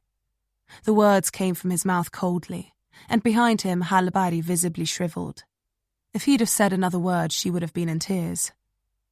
Jamie resisted the urge to swing a kick into his testicles and cleared her throat instead, though she didn't know what to say to that. She started, unable to look away from Hallabari. She had to throw the girl a lifeline. Hallabari? She looked up at Jamie, but didn't risk speaking. Can you check out the parents of the other victims in the original case? Dig into them, see what you can find, see if anyone else had any run-ins after the murders. Vik eyed Jamie cautiously. You think there'll be a pattern here? Jamie thought of the 7 dead girls. That made 14 parents. And they had another girl lying on a slab right now, still without an ID. Though Jamie knew she probably had 2 parents too. I hope not, she replied, meeting his eye. But I'm right about these things more often than I'd like to be. Vik stared at her, deliberated, and then turned to Hallabari. Get on it, he commanded. She nodded diligently. Vik turned back to Jamie. You need anything else from the house? Falk is waiting. No, Jamie said, shaking her head. I'm good. I'll let them work. Vik was already turning on his heel. Hallabari, he called, beckoning her like a dog. You're with me. Wait, Jamie said, raising her hand. Do you mind if Hallabari rides with me? Vik stopped and looked back. hands in the pockets of his coat. He looked confused. Why? Jamie thought fast. I've got some legwork I need done on Annika Liljedahl and Hans Sjöberg's families, and you said it yourself. She's good at that sort of thing. She met Hallberg's eye. The girl didn't look like she could take another punch. And she doesn't mind. Jamie let just a hint of a smirk slip, and Hallberg understood then. Vik sighed and waved them off. Fine, just go straight to HQ. He started walking again. Falk's waiting. Vik got into his car, the door closing heavily, and Hallberg came over. Do you really need me to look into Liljedahl and Sjöberg? She asked, a waning hope in her voice. No, Jamie said. I just thought you might appreciate some breathing room. Hallberg laughed sadly. More than you know. 24. Vik had arrived at HQ ahead of them, and he and Falk seemed engrossed in a heated discussion by the time Jamie and Hallberg got onto the floor and started towards her office. Falk caught sight of them, raised a hand to Vik to silence him, and then beckoned them in.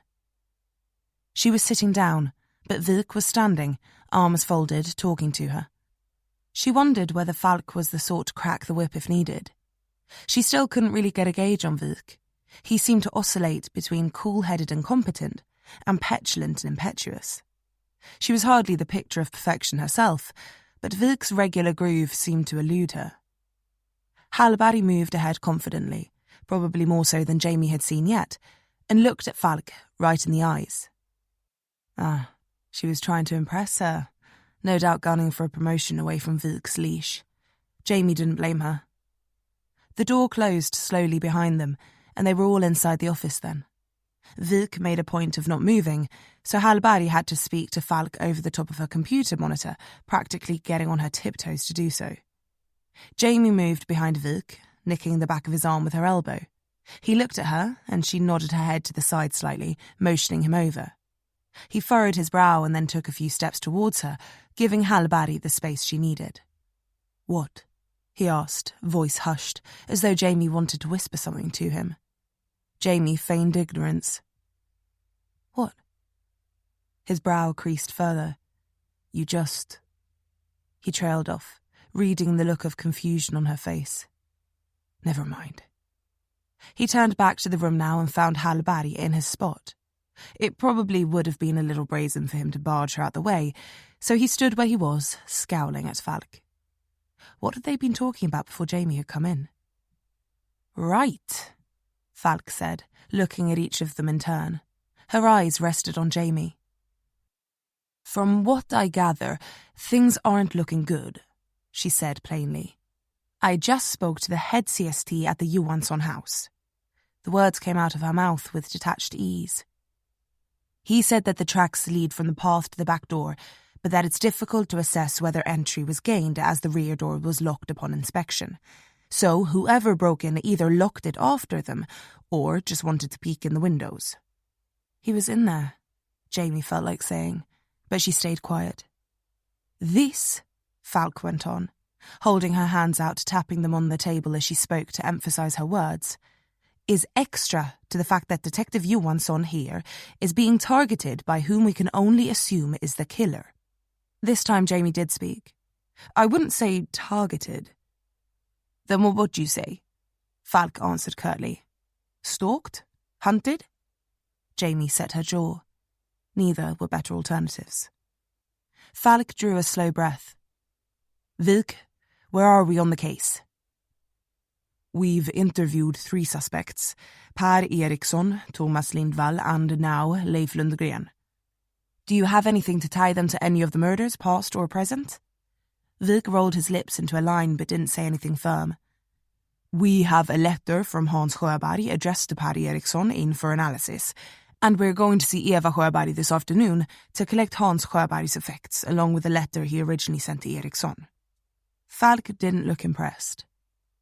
And now that we have the note from Rättvik, we'll compare the two and see what we find. Falk looked even less impressed then.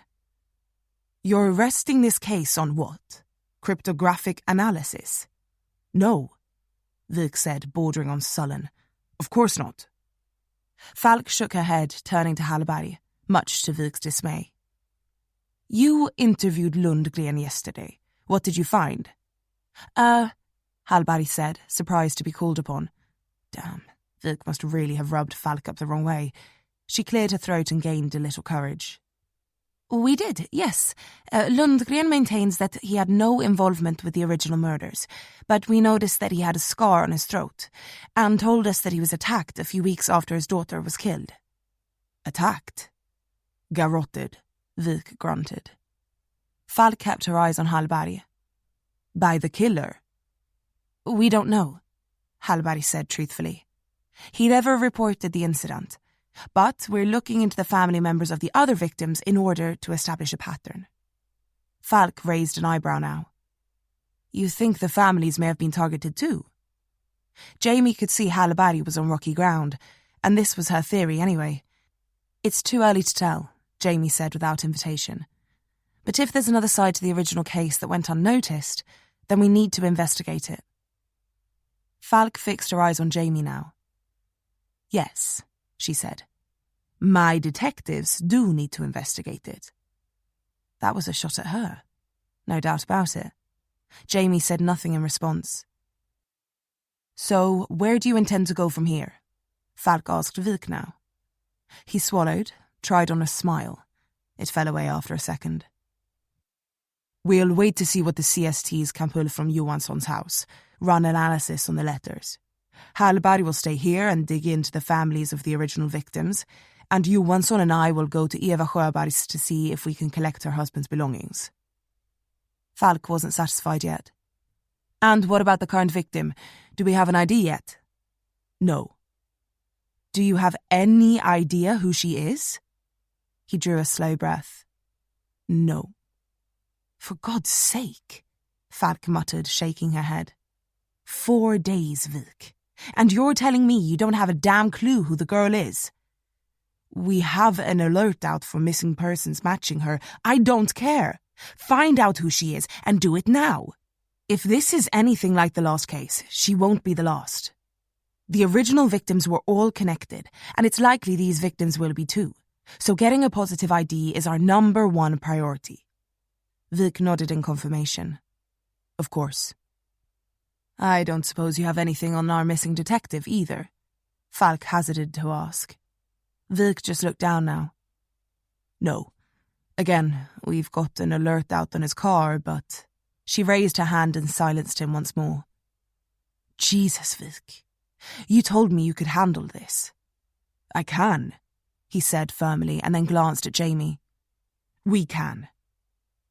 She offered him a questioning look, then glanced at Falk, who was now staring at her. Right, Falk said, taking a moment and brushing a loose strand of hair behind her ear. I want up-to-the-minute progress reports. Vik nodded, looked at Hallberg like she cocked her leg and pissed on him, and then exited the office. Wait a second, Johansson, Falk said as Jamie began to follow.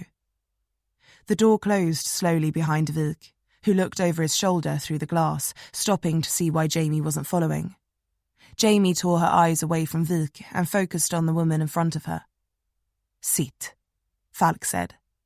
Jamie did, pulling out one of the leather and steel chairs in front of her desk. How are you doing? Falk asked, keeping her voice quiet. I'm okay, Jamie said, a little hesitation in hers. Falk measured her reaction. Good. I wasn't sure if the case would prove too much for you. I'm fine, Jamie reiterated, a little more sternly now. Falk gave her something like a warm smile. I would understand if you weren't. This case would be trying for any detective. And considering its nature, how close to home it is, and your history, I'm fine, Jamie said for a third time. Honestly. Good. Because if you weren't, I'd have no hesitation in pulling you from this case and shipping you off back to London. Jamie didn't respond. You're making waves here, Falk went on, leaning on her elbow. She cast a quick eye at Vik, who seemed to have found something interesting to inspect on one of the nearby desks outside the office. "But your input on the case has been invaluable so far," Falk said. "Vik has said as much." "Has he?" Jamie asked. "He doesn't seem like the laudatory type." That seemed to amuse Falk. "Vik can be difficult, but he's a good detective." "I've noticed," Jamie said. "Not beyond reproach, though." Jamie was the one amused now. "I've noticed." "He's headstrong, needs tempering a lot of the time." "He does." "He's been struggling since he lost his partner. They worked well together." "They?" Jamie asked, not sure she wanted to hear the answer. "Dead?" Falk sat back now. "No. Her and her husband decided to have a child. She went on maternity leave and Vik was assigned Hallberg as an interim partner." Jamie saw where this was going. "She never came back." "She put in for a transfer to cybercrime. It's not as exciting, but it keeps her behind a desk. Her priorities changed, I can't blame her. They're not all like us, after all." Falk chuckled a little and met Jamie's eye. What the hell did that mean? Jamie didn't think they were alike at all. Falk didn't give her much time to think about it, though. Vik's been sore about it since. Thinks she's betrayed him. "Partners can be close," Jamie offered. "Losing one stings." She drew a breath, thinking about the confirmatory looks Vik had been shooting her. What was she like, his old partner? "Much like you," Falk said, glancing at the man outside the office again. "Strong-willed, pragmatic, tough. She kept him in line. They were the best I had." Jamie saw it now. "And he thinks I'll be the one to replace her." "I don't know," Falk said. "In his mind, maybe. He and Hallberg, they don't really see eye to eye. The first few months they were partnered up, she was in here once, twice a week complaining about him. There's a lot to complain about. He's giving her a hard time intentionally, trying to break her. That's mature." Falk shrugged a little. "Vik can be fragile, and he doesn't take criticism very well." "Who does?" Falk smiled again. "Olsen was a good investigator. It was a blow to the department to lose her, but a bigger one to Vik. This was his first big case since he and Hallberg have been partnered up. I was reluctant to give it to him, and I'm starting to regret it," Falk said honestly. "But you seem to have a positive effect on him." "Do I?" Jamie was surprised. Falk nodded. "You do. But my priority is making sure that you're all right. Vik is a big boy, he can deal with his own mess. You, on the other hand..." "I'm fine." Jamie did her best not to grit her teeth. Falk was clearly repeating the question to get a rise out of her. "Okay then," Falk said, ending the conversation there. Jamie pushed up out of the chair. "One more thing," Falk said as Jamie was halfway out the door. "Yeah?" "What are your plans after the case?" Falk asked, her expression neutral, almost disinterested. "I haven't given it much thought," Jamie answered truthfully, a little thrown by the question. "Well, make sure Vik doesn't get the wrong idea if you haven't got any intentions of sticking around." "Sticking around?" Jamie set her jaw. Falk watched her for a moment, smiled briefly, and then looked at her screen. Jamie took that as a cue to go, and then left the office without another word. She hadn't even thought about what came after, whether it was back to Scotland, back to the Met, or something else entirely. Vik stepped away from the desk he'd been hovering at and into Jamie's path. "What was that about?" he asked, licking his bottom lip nervously. Jamie studied the man with the slicked-back hair, the expensive watch, the look that told her that everything had to be just so for him. That if his life didn't fit into the nice, little, neat boxes he felt comfortable with, that it was like having pins shoved in his eyes. "Nothing," she said. "Just making sure I'm okay to carry on." "Are you?" He looked expectant. "Yeah." she said, putting a hand on his shoulder and squeezing. I'm okay. Good. He seemed relieved. Now, come on. Let's get out of here before Hallberg sees us. He turned on his heel and strode quickly away. Jamie stared after him, looking back at Falk's office. The woman was sitting back in her chair, massaging her lips with her thumb, watching Jamie through the glass. Jamie turned away and headed for the lifts, and though she didn't turn around again, she knew that Falk's eyes never left her. 25. Vilk drove in silence, as though afraid to speak. Jamie stared out of the window, wondering if this is where she wanted to be. If there was anywhere she wanted to be. What was there to go back for anyway? Back to her job? Her life? It was in tatters. Her old partner had moved on, retired, and their relationship was nothing but ash now. Her doing, but the truth all the same. She had no home in London, and what few belongings she had were in a long-term storage locker. All she had to go back to was her job. But could she face that again? Could she throw herself back into the Met? The corruption, the lies. She'd carried secrets away from there. Heavy ones. She wasn't proud of what she'd accomplished, of what she'd had to do to get the job done. But she didn't expect that her father was proud of his choices either. There's right and there's wrong, and the cost is irrelevant. God damn him and his right and wrong shit.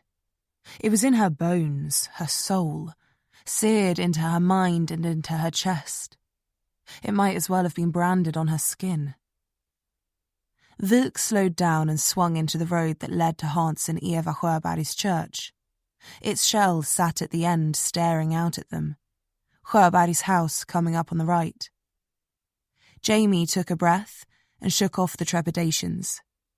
She could worry about the shit show that was her life later. Right now, they had a job to do. She cast a quick glance at Vilk. He looked pensive but focused, determined. The afternoon was wearing on now, and Jamie was tired. They'd skipped lunch again, anxious to make headway. The case was getting murky. Wires were getting crossed, and though neither said it, they both felt like they were tripping over their own feet. That much was apparent from the look in Vilk's eye, like a caged wolf. He pulled in on the verge, in what Jamie thought was the exact same spot as before, and turned the key in the ignition. Vilk turned his head slowly to look at her. Okay? He asked, his question layered. Jamie nodded. Of course. Ready? After you. He gave a brief smile, one of the first Jamie had seen, one that revealed a vulnerability in him she'd ignored before. Vilk had struck her as curt, headstrong, perhaps a little full of himself, definitely vain. But now she was seeing more. The exterior was nothing more than a shell, and inside he was troubled, fragile, lonely. Jamie swallowed, watching her reflection exit the car.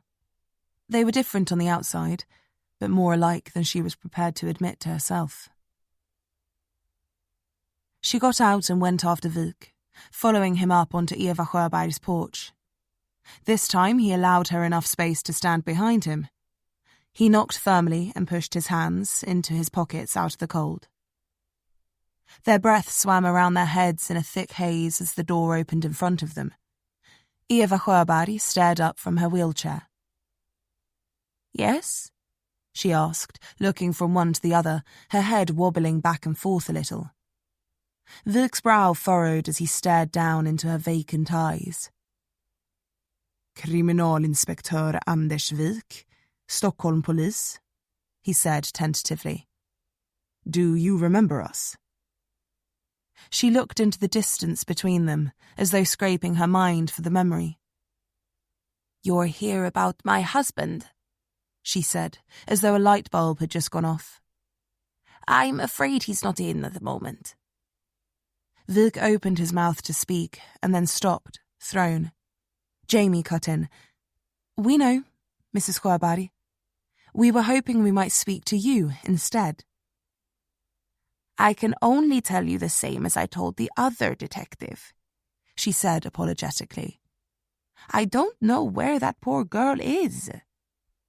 Girl? Vik asked, moving forward a little. Jamie touched his arm, quelling him. What other detective? Jamie asked, keeping eye contact with the woman. She said, delving into her mind again. I don't know. A tall man, blonde hair, very serious. Jamie understood then. Detective Johansson, she offered. Eva Sjöberg's eyes lit up. Yes, that was him. Jamie afforded a sad smile and glanced at Vik, who seemed to come to an understanding at the same time. The woman thought it was 25 years ago. Vik exhaled, scratching at the back of his head. They had to press on, hope that Eva would circle back around to lucidity. Jamie cleared her throat. We would just like to ask some follow-up questions, if that would be all right. Perhaps take a look at some of Hans's belongings, just to tick some boxes, standard stuff, she said warmly, pulling her lanyard from her pocket and holding out the ID card so Eva could read it. Vik did the same on reflex. Eva Sjöberg leaned forward, squinting at Jamie's. Johansson, she read aloud. Are you and the other detective related? She asked, looking bemused by the idea. Jamie smiled back at her. No, she said. Just a coincidence. Jamie and Vik were perched on the sofa for the second time, and Eva Sjöberg was staring at them with a smile on her face, completely oblivious as to what was going on. They exchanged glances and then looked at the woman in front of them. Jamie expected Vik to start, but when he didn't, Jamie took the lead. Mrs. Sjöberg, Jamie said, smiling all the while. She had to tread carefully, try not to distress her too much. Do you know where Hans is at the moment? She looked thoughtful for a moment. No, I, don't really, she started, at odds with herself. But I'm sure he will be. She turned to look out of the window, and then saddened. Oh my. That's right, she said distantly, and then looked back at the two detectives. She smiled again now, her eyes glistening. They drifted upwards from Jamie and Vik to the crucifix hanging on the wall behind the sofa. She made a cross on her chest, clutching a tissue in her bony hand as she did.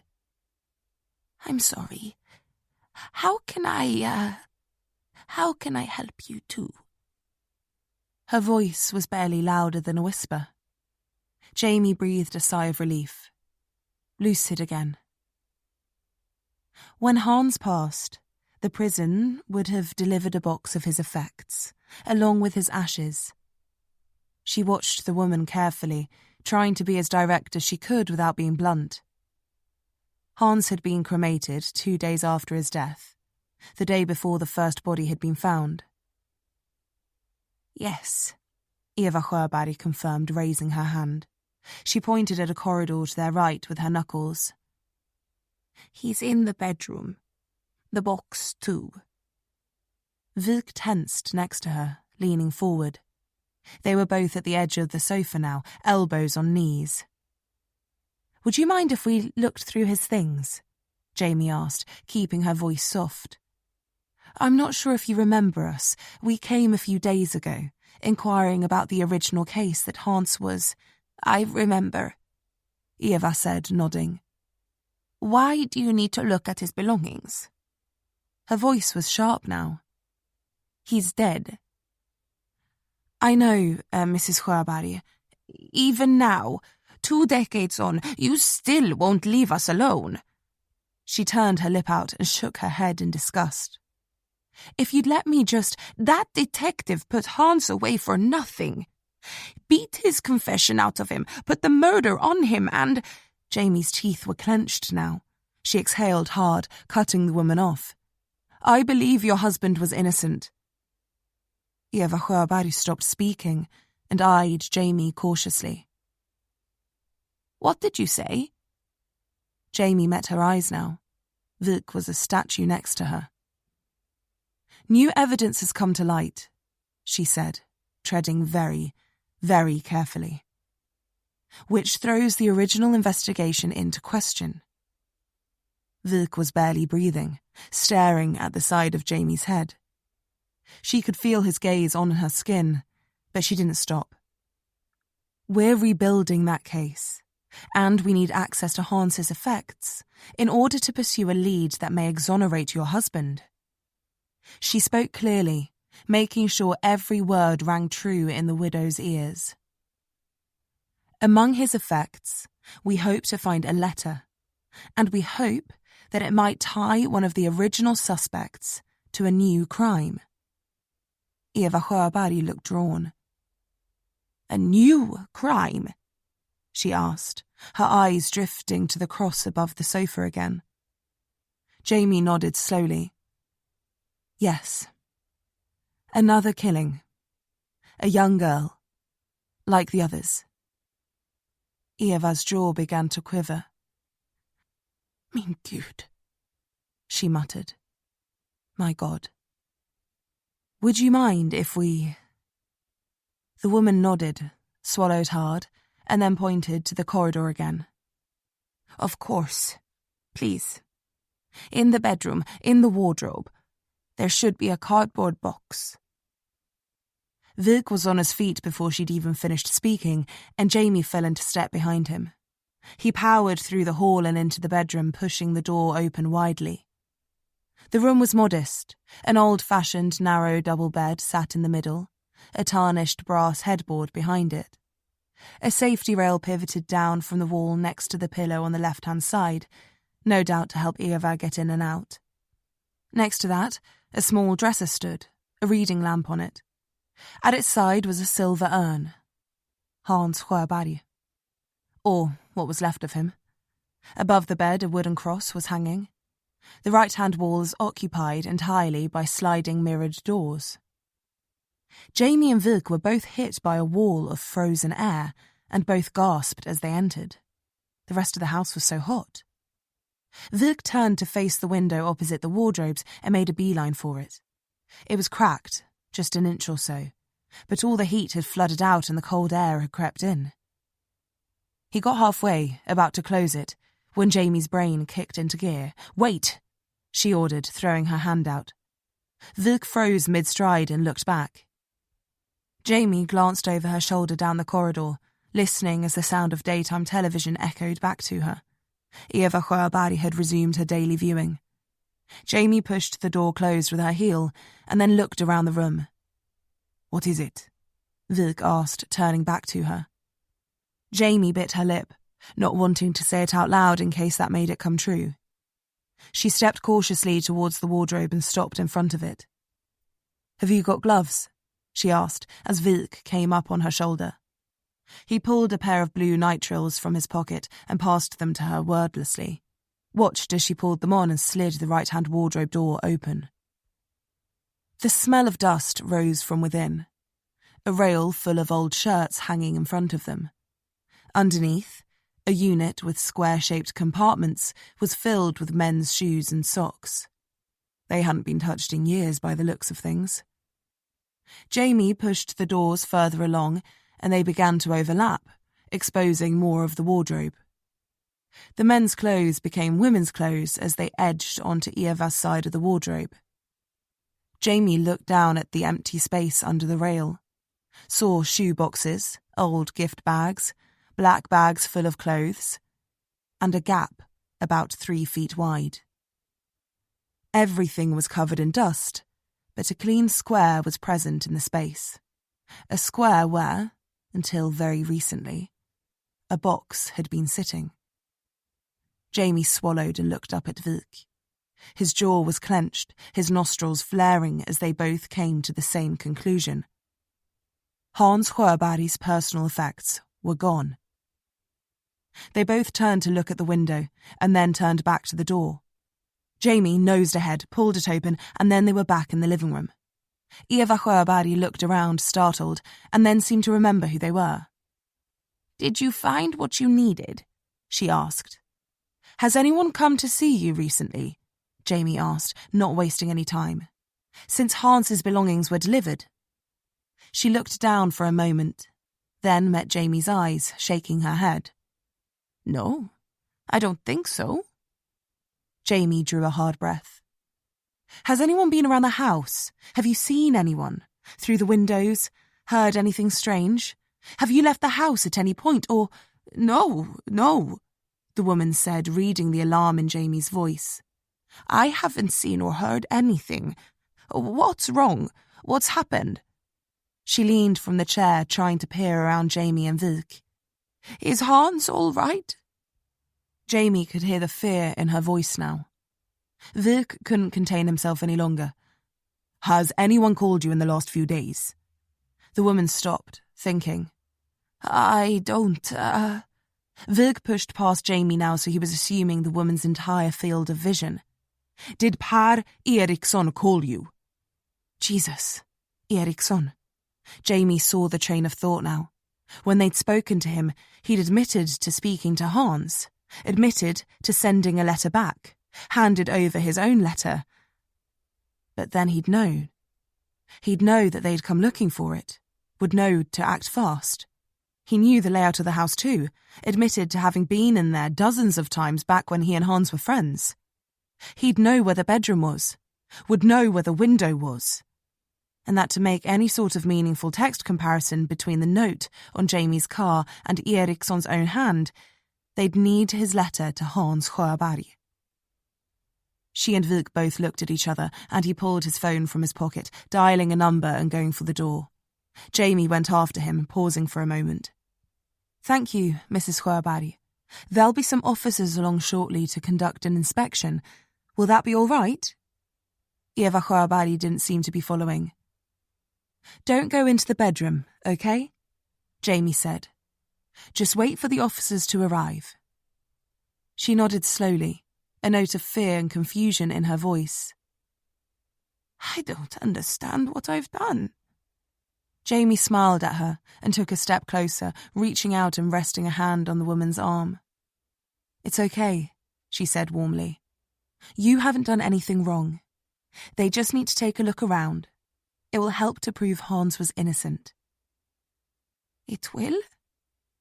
She began to tear up then, laying her other hand over Jamie's. "Bless you," she said, finding a weak smile. "God bless you." 26. By the time Jamie got outside, Vik was already barking orders at Hallberg down the phone in the middle of the street.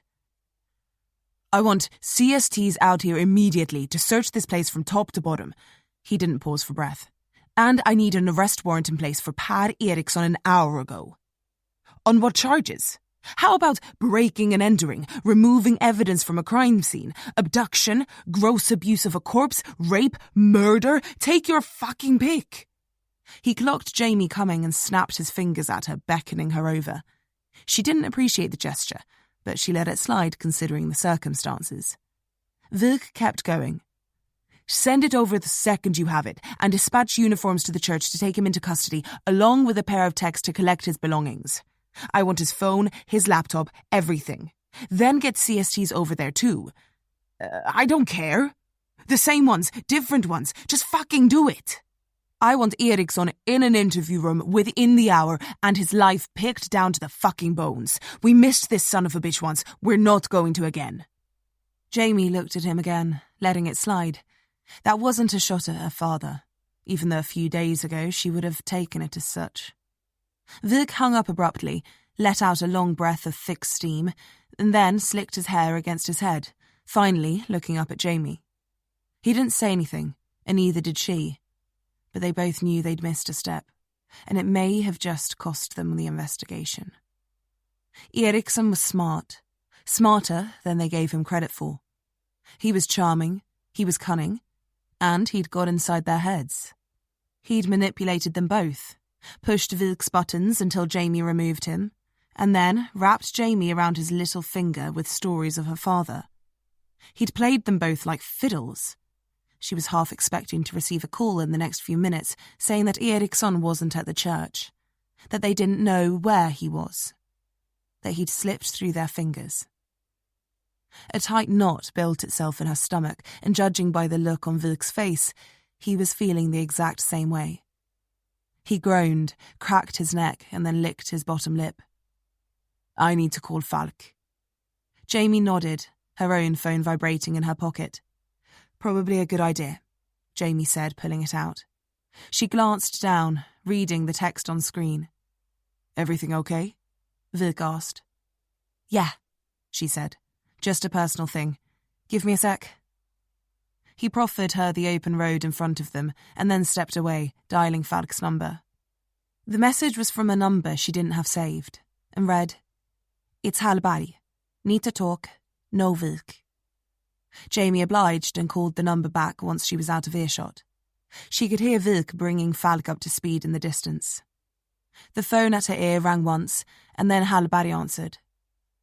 Detective Johansson, she said quickly. What's up? Jamie asked, turning to keep an eye on Vilk. She didn't really want to get caught speaking to his partner behind his back, but she knew she needed to give the girl a chance. She wouldn't get in touch without a reason. You with Vilk? She asked quickly. Yeah, Jamie said, but he can't hear us. What's this about? He cut me off before I had a chance to say anything, and I didn't want to call him back, so I thought just spit it out, Jamie urged, not wanting Vilk to finish his call before her. He was nodding vigorously as Falk spoke in his ear. It's the parents. Parents. Of the original victims. Jamie held her breath, sinking her teeth into her bottom lip. For 5 of the 7 victims, one parent is missing or dead. The words rang in Jamie's ears, and it took her a few seconds to process what Hallberg was saying. You're sure? Hallberg sighed. Yeah, I am sure. I've double and triple checked. The first victim, Kristina Bergner, her father was killed in a car accident 3 months after her death. He was run off the road and into a lake. The other driver was never found. The second, Britta Engdahl, her mother disappeared just 2 weeks after her death. The father was questioned, but the case was never taken forward. The conclusion was that she simply left because of Britta's death. The third, Hilda Nordell, her father was found a little under a month later. He'd hanged himself in their garage. The fourth, Agnes Floden, her father went missing about 6 weeks after she died. The mother believed he was having an affair and ran off. But no trace was ever found, and he never got in touch again. The fifth, Elin Wikström, her father was stabbed in a mugging. Killer never found. Sound familiar? Jamie swallowed painfully. Her mouth had gone dry all of a sudden, but her mind was whirling. What was the, she started, the words more like croaks. What was the delay between the murders of the 5th and 6th victims? About 3 months, Hallberg said, all the information right there in front of her. Elin Wikström was killed in March 1996, and Hilde Gunnarsson was killed in early June of the same year. And Elin Wikström's father, when was he attacked? In May. Jamie closed her eyes, mapping a timeline. Were all of the parents' deaths and disappearances before the next girl was killed? Hallberg hedged. Looks like. Yes. Jamie exhaled hard, her hand shaking a little at her ear. Hanna Lundgren was the 7th victim, right? And we know her father was attacked. But what about the 6th victim, Tilde Gunnarsson? Hallberg took a few seconds to look over her notes.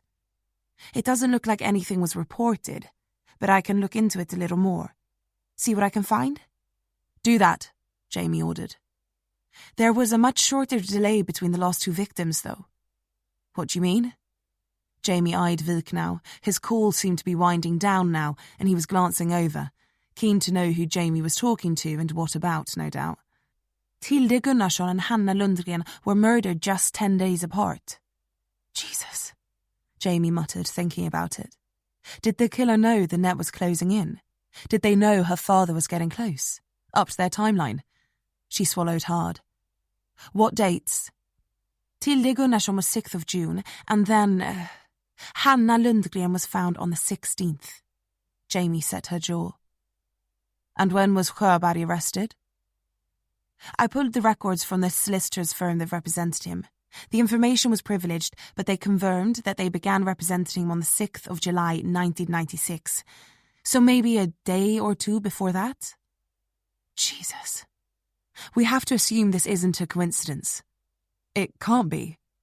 Jamie shook her head, laying it out quickly.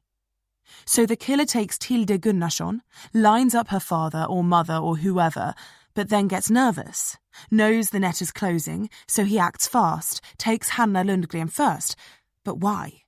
Hallberg was quiet, unsure if it was rhetorical or not. Can you look into Tilde Gunnarsson's parents? They must have been questioned, but it was all in the case files.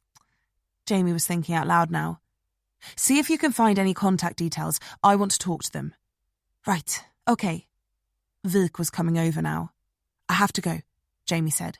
Keep me posted on what you find and don't worry, she said, reading Hallberg's silence. I'll deal with Vilk for you. She dropped the phone from her ear and hung up.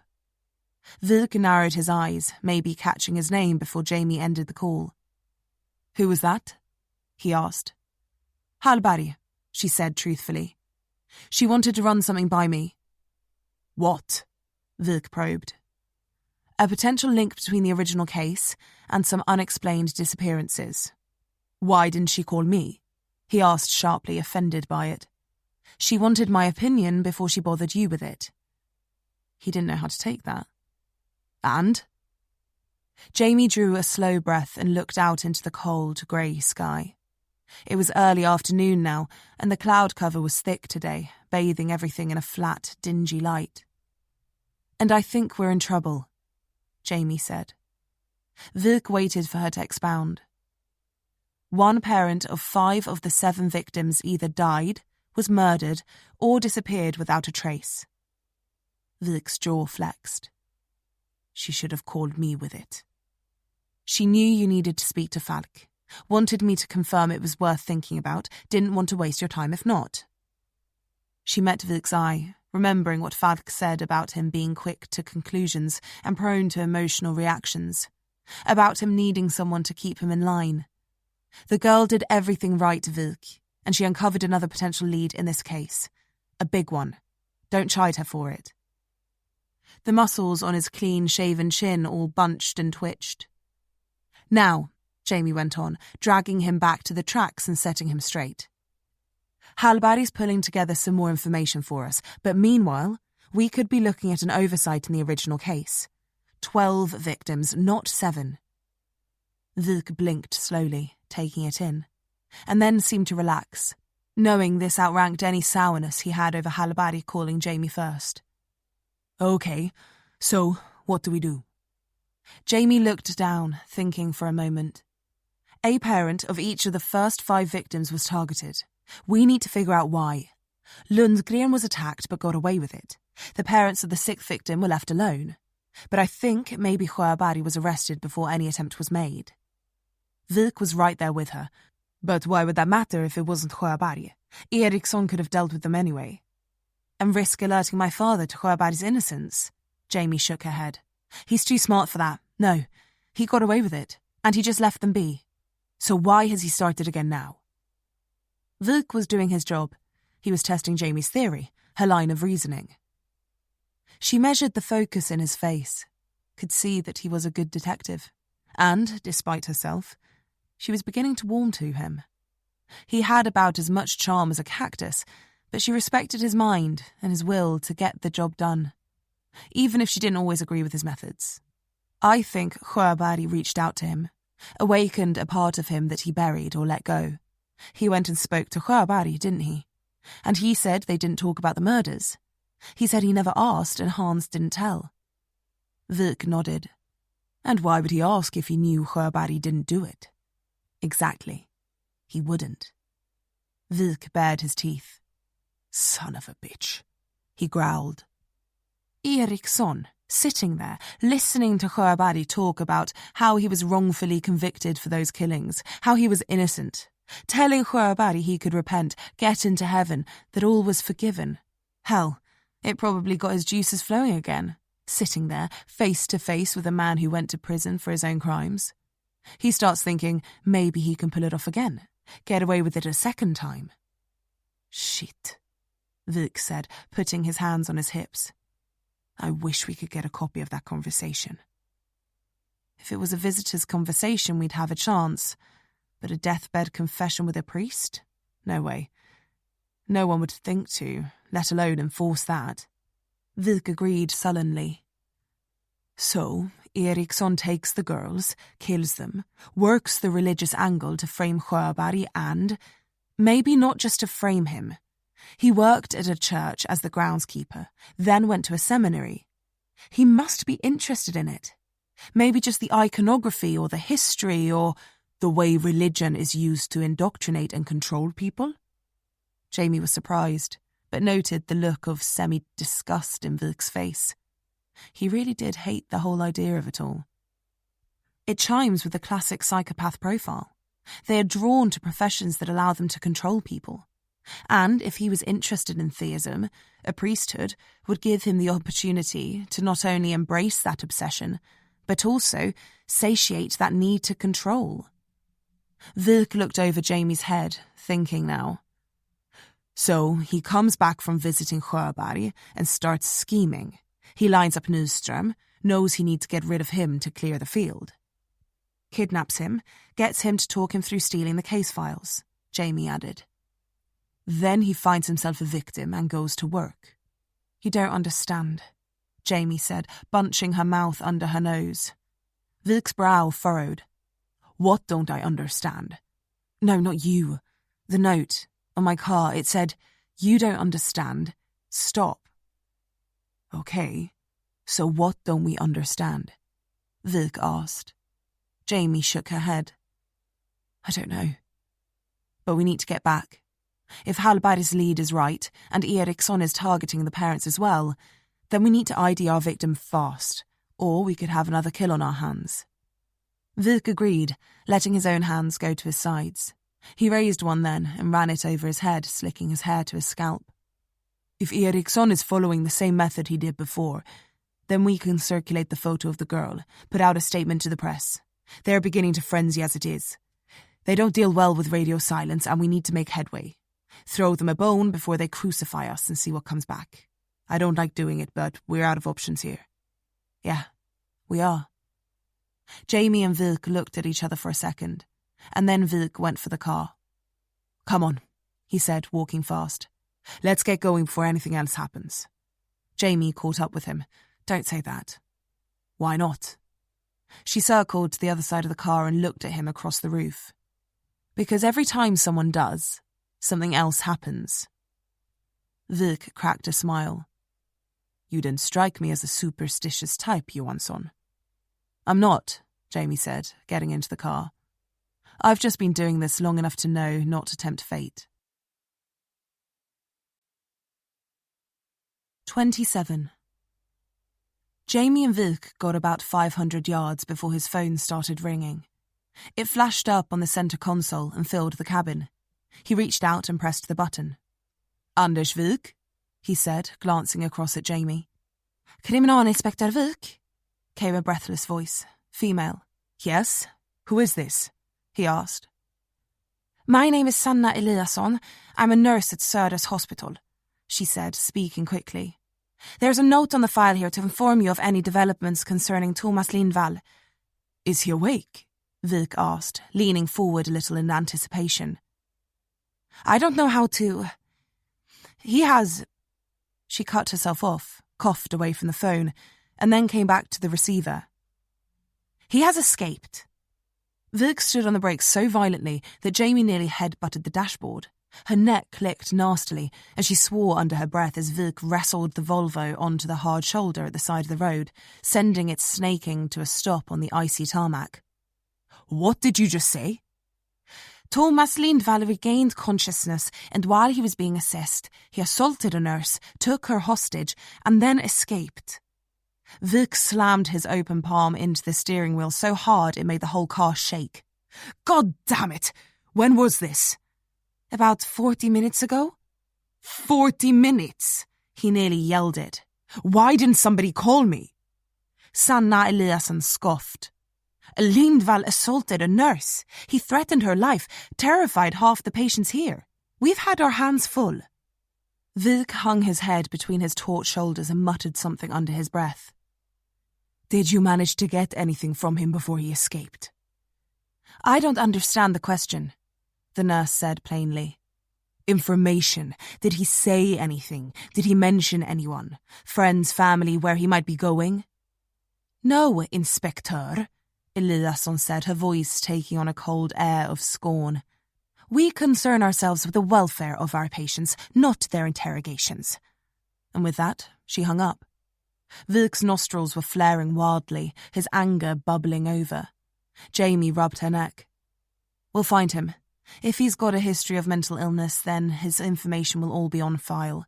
Next of kin, family contacts, previous addresses, all of it." Vilk said nothing, but slowly picked his head up and looked out of the windscreen.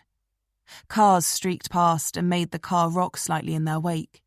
The city swam in front of them, hazy in the cold air. Jamie remembered this weather well. There was an eerie stillness at work now, the clouds sagging low over the buildings. They'd burgeon as night closed in, descend to street level in a freezing fog, and then beckon a frozen drizzle in their wake. By morning, the ground would be covered in fresh snow. Vilk spoke suddenly. "Does Lindval fit into this?"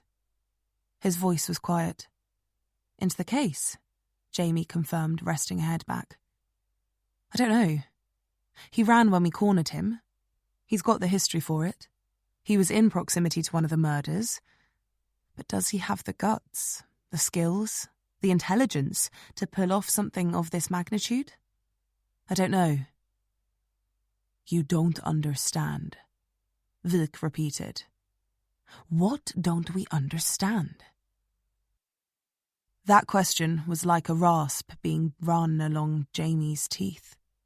It made her uneasy to think about it. "I don't know. I bet a lot of paranoid schizophrenics would think we wouldn't understand." "Maybe. Though he was unconscious when I drove out to Rättvik and had the note put on my car," Jamie offered diplomatically. "But whether he's involved in this or not, we need to find him." Vilk nodded slowly. "I'll get Hallberg to go through his records, and then we'll dispatch officers to see his family, see whether he turns up. But for now, I think we need to keep our attention on Ericson. Lindval is just..." He looked pained to say it. "Collateral damage. This is on me." He looked at Jamie now, boxing up the guilt and responsibility he felt and stuffing it down inside him. "But we can't let it cloud the investigation. We stay on Ericson, and we get him talking." Jamie nodded to confirm that she thought that was the best course of action, and then Vilk pushed the car into drive and pulled swiftly onto the road, the electric motor hurling them back towards the city at speed. An hour later, they were back in Ingrid Falk's office, polishing the statement they were going to make to the press. A press liaison had already been briefed and had lined up a spot on the evening news with the 3 local channels and sent a photograph of the victim to the newspapers. To circulate the photo like this was a last resort.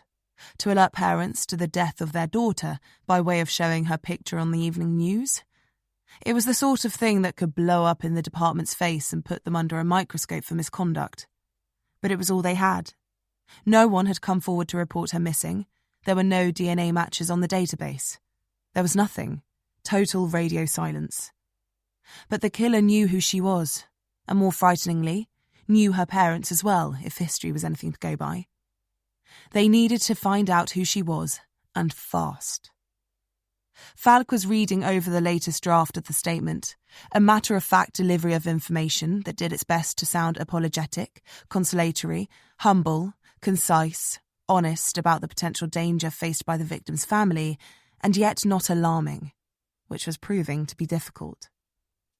Jamie and Vilk sat in silence watching Falk go through the page, the words reflecting in the lenses of her reading glasses, a pen flickering back and forth between her raised fingers. A light knock on the door behind Vilk and Jamie made them turn. Hallberg was hanging through the gap, and Falk looked up. "Officers are on the scene at the church with CSTs now," Hallberg said. "And?" Wilk asked, trying to read her tone. Hallberg bit her lip and averted her eyes, looking at Falk instead. "No sign of Ericson, and the church minibus is gone." Wilk hung his head, massaging his temples with his thumb and middle finger of his right hand, his face buried in his palm. "He's running." Jamie cursed silently, but tried to focus on what they did have. "Pull his records. See if he has any other properties, another house, an apartment, or—" "Already did," Hallberg cut in. "And he doesn't. A tactical team can be on site at the church in 15 if you want me to put the request in." She was still looking at Falk. "Do it," she said sternly. "I want that place pulled apart. Leave nothing." Hallberg nodded. "Find him, Hallberg," Falk commanded. "If he's driving a sign-written church minibus, he won't be able to go far." "Do you want me to set up checkpoints, put out a notice?" Falk thought on that for a second, and Wilk looked up, waiting for her to answer. "No," Falk said measuredly. "No, it's too soon for that." "Falk," Wilk said, his voice ringing with insubordination. "You can't be serious." She looked at him now, about as sternly as her fine features could manage. "He's a suspect, Wilk, and we have no evidence to—" "No evidence?" Wilk scoffed. "Yes, no evidence," Falk finished. "We have 3 words written on a piece of paper tucked under Johansson's windscreen, and a letter from Hans Sjöberg that quite frankly proves nothing at all." "The letter is key," Wilk said, leaning forward and putting his hand flat on Falk's desk. Falk looked at it and waited for him to remove it before she continued, refusing to rise to his volume or match his tone. "The letter is a plea to an old friend to come and see a dying man. It mentions nothing of the original case, it mentions nothing of either Sjöberg's or Ericsson's involvement, and it will have absolutely no bearing whatsoever in court." Wilk was seething, but Jamie knew Falk was right. She'd read the letter. All Sjöberg apologised for was for not being a better friend. "I'm sorry about what happened. I still don't quite understand how it all worked out the way it did. I'm sorry for not reaching out sooner. I hope you're doing well. I've elected to stop treatment. It would mean a lot if I could see you before the end. I hope you can find it in yourself to hear me out, blah, blah, blah." In legal terms, it was jack shit. And whether Wilk knew how to origami it into the shape of a pistol or not, it was never going to be the smoking gun he needed. Falk carried on, sitting back in a relaxed pose, diffusing Wilk by the second. "We cannot get ahead of ourselves here, Wilk. You know that, don't you?" He sulked. "Ericson could be doing 1,000 things right now, and only one of them is fleeing because he's the angel maker. We're already going out on a limb here by releasing a photograph of an unidentified victim, and a minor at that, to the public, which puts us in a very vulnerable position, as I'm sure you know. I'm not going to exacerbate the situation by putting up roadblocks and sending every officer we have scouring the city for a borderline geriatric priest who may or may not even be involved with this crime."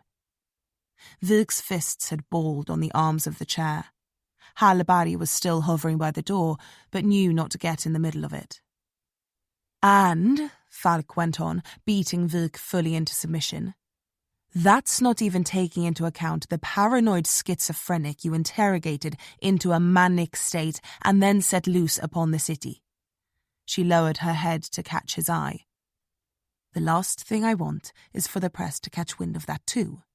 I can see the headlines now. Suspect in original case, now prime suspect in new killings. Stockholm police bungled original angel maker investigation. Paranoid schizophrenic pushed to breaking point by Stockholm police. Attacks nurse and escapes custody. Kriminalinspektör without patience causes widespread panic in the city by acting rashly." She paused for effect. "Dealer's choice." Wilk had clammed up totally, and judging by the way he was pouting, he got the message. Falk drew a breath and looked up at Hallberg. Have CSTs go over the church with a fine-tooth comb. Bag and tag everything. Same goes for Eva Sjöberg's house. They're already there and working on it, Hallberg added. Falk continued to smile politely, but Jamie could tell by the twitch at the corner of her eye that the woman didn't like to be interrupted. Good. You can put out a notice for the church minibus. Any officers who see it are to report it, but not to approach. Follow at a safe distance. Same goes for the tolls. I don't want him arrested in public, not yet. But I want to know the second we have eyes on him. Hallberg dared to glance at Vik, but then quickly came back to Falk. Got it. Was there something else? Falk asked. Yes, Hallberg said, looking at Jamie now. I've got that information you wanted on Tilde Gunnarsson's parents. Jamie sat more upright now. The sixth victim. Hallberg nodded. Looks like Tilde's parents are both prominent business people, both still working. Her mother, Åsa Gunnarsson, is a solicitor, works in international tax law for a big firm in the city. Her father, Mikael, owns a company that works in renewable energies. He's one of the founding partners in Grön Framtida Industria, and they specialize in wind and solar. Green Future Industries, Jamie repeated, committing it to memory. And they're both alive. Hallberg nodded. Alive and well by the looks of things. Tilde was an only child, and they moved after her death. But both are still working in the city and are still together. Vik was eyeing Jamie, as was Falk. Okay, good, Jamie said. Can you send across their details? I'd like to talk to them. Vik spoke up now. What for? I want to know. Want to know what? He hauled himself more upright in the chair. I want to know why they're still alive when all the other parents aren't. If there's something we don't understand, then I'm betting we're going to find out what it is with the Gunnarssons. Falk clasped her hands under her chin. She seemed pleased with that answer, or perhaps she was just taking the chance to get Vik out of her office. Go, she commanded. Speak to them. See what you can find. Vik didn't seem enthralled with the idea. We need to stay on Ericson, he said. We need to be here if they find him, to question him, to... Fine, Falk said. Hallberg, you go with Johansson. It'll be good for you. Vik's mouth opened, but he knew he'd just backed himself into a corner. Hallberg looked down at Jamie, trying to restrain a grin. She understood what Hallberg was feeling, but couldn't reciprocate it. There was a killer out there, and Jamie was starting to get the feeling that he was toying with them. And that frightened her. Too much to smile. Too much to do anything except keep working the case, and not take her eye off the ball for a second. Jamie pushed herself out of the chair wordlessly and pulled her coat off the back. Vik had found something interesting to look at on his phone and didn't bother to wish them goodbye. That didn't surprise Jamie. Things hadn't gone his way, and this was the result. Miserable silence. Better than the alternative, she supposed. Though Jamie didn't know how she felt about Hallberg watching her back instead. Then again, if the girl was anything like she was at that age, then things could have been worse. At the very least, she felt better than she would have going alone. And Falk knew that too. Jamie's instincts had taken her to Rättvik, and it had rattled someone's cage. Maybe Falk was hoping that sending her to see the Gunnarssons would do the same, draw Ericson or whoever else was behind this out of the shadows. Jamie didn't know if that made her bait or not, but as she walked next to Hallberg, the girl with a sprightly bounce in her step, Jamie's fists had clenched at her sides. Not out of anger, though, or even determination. Simply to stop them from trembling. 28. Jamie watched with a sort of amused curiosity as Hallberg dialed the number for Gunnarssons and put on the most formal phone voice she'd ever heard. Hello, she said when they answered. Is this Mikael Gunnarsson? My name is Julia Hallberg. I'm a police assistant with the Stockholm police. They were sitting in Hallberg's car, a compact Mercedes hatchback with a punchy little petrol engine. It wasn't as luxurious as Wieck's Volvo, but it was nice. Jamie had never been fussed on luxury. She preferred function over form, and judging by the smell, Jamie sniffed the air in the cabin and detected the faint whiff of new used car smell. So had Hallberg until recently. Jamie glanced over her shoulder and spotted paper mats in the footwells of the back seats. She ran her finger along the dashboard and felt the greasy texture of faux leather blackener. Yeah, she hadn't had this long. Jamie glanced over at her now, tuning out her words as she explained to the Gunnarssons that they'd like to come and meet them, talk to them about the murder of their daughter. Hallberg was slim, narrow-waisted, narrow-shouldered. Her features were pointed, her hair dark and pulled into a low-maintenance ponytail, but well looked after. Her clothing was professional yet informal. She had on a pair of black skinny jeans and flat Chelsea-style boots with a slightly pointed toe and a fashionable buckle. Jamie didn't think they'd be much good at a run, especially not in the middle of a Swedish winter. On top, Hallberg was wearing a grey blazer and a white shirt open at the top button. Jamie didn't know she'd ever seen such a police-looking outfit. She lifted her eyes from Hallberg's midsection and saw that the girl was smiling at her. Then she corrected herself. Jamie had to stop calling her a girl, even in her head. She had less than 10 years on Hallberg, probably more like 7, and yet they seemed lifetimes apart. Hallberg was energetic, positive, optimistic, youthful even.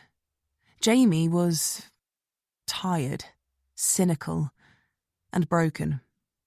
If she thought about it, her elbow ached from where it had been cracked by a drug dealer's baseball bat. Her shoulder had a dull throb from where she'd been stabbed, and her back left molars were still sensitive and just a little loose from where she'd had the shit kicked out of her courtesy of a scumbag she'd been chasing. She still couldn't drink cold things without wincing. "Okay?" Hallberg asked. Jamie snapped out of it, realising how strung out she felt. "Sorry, yeah.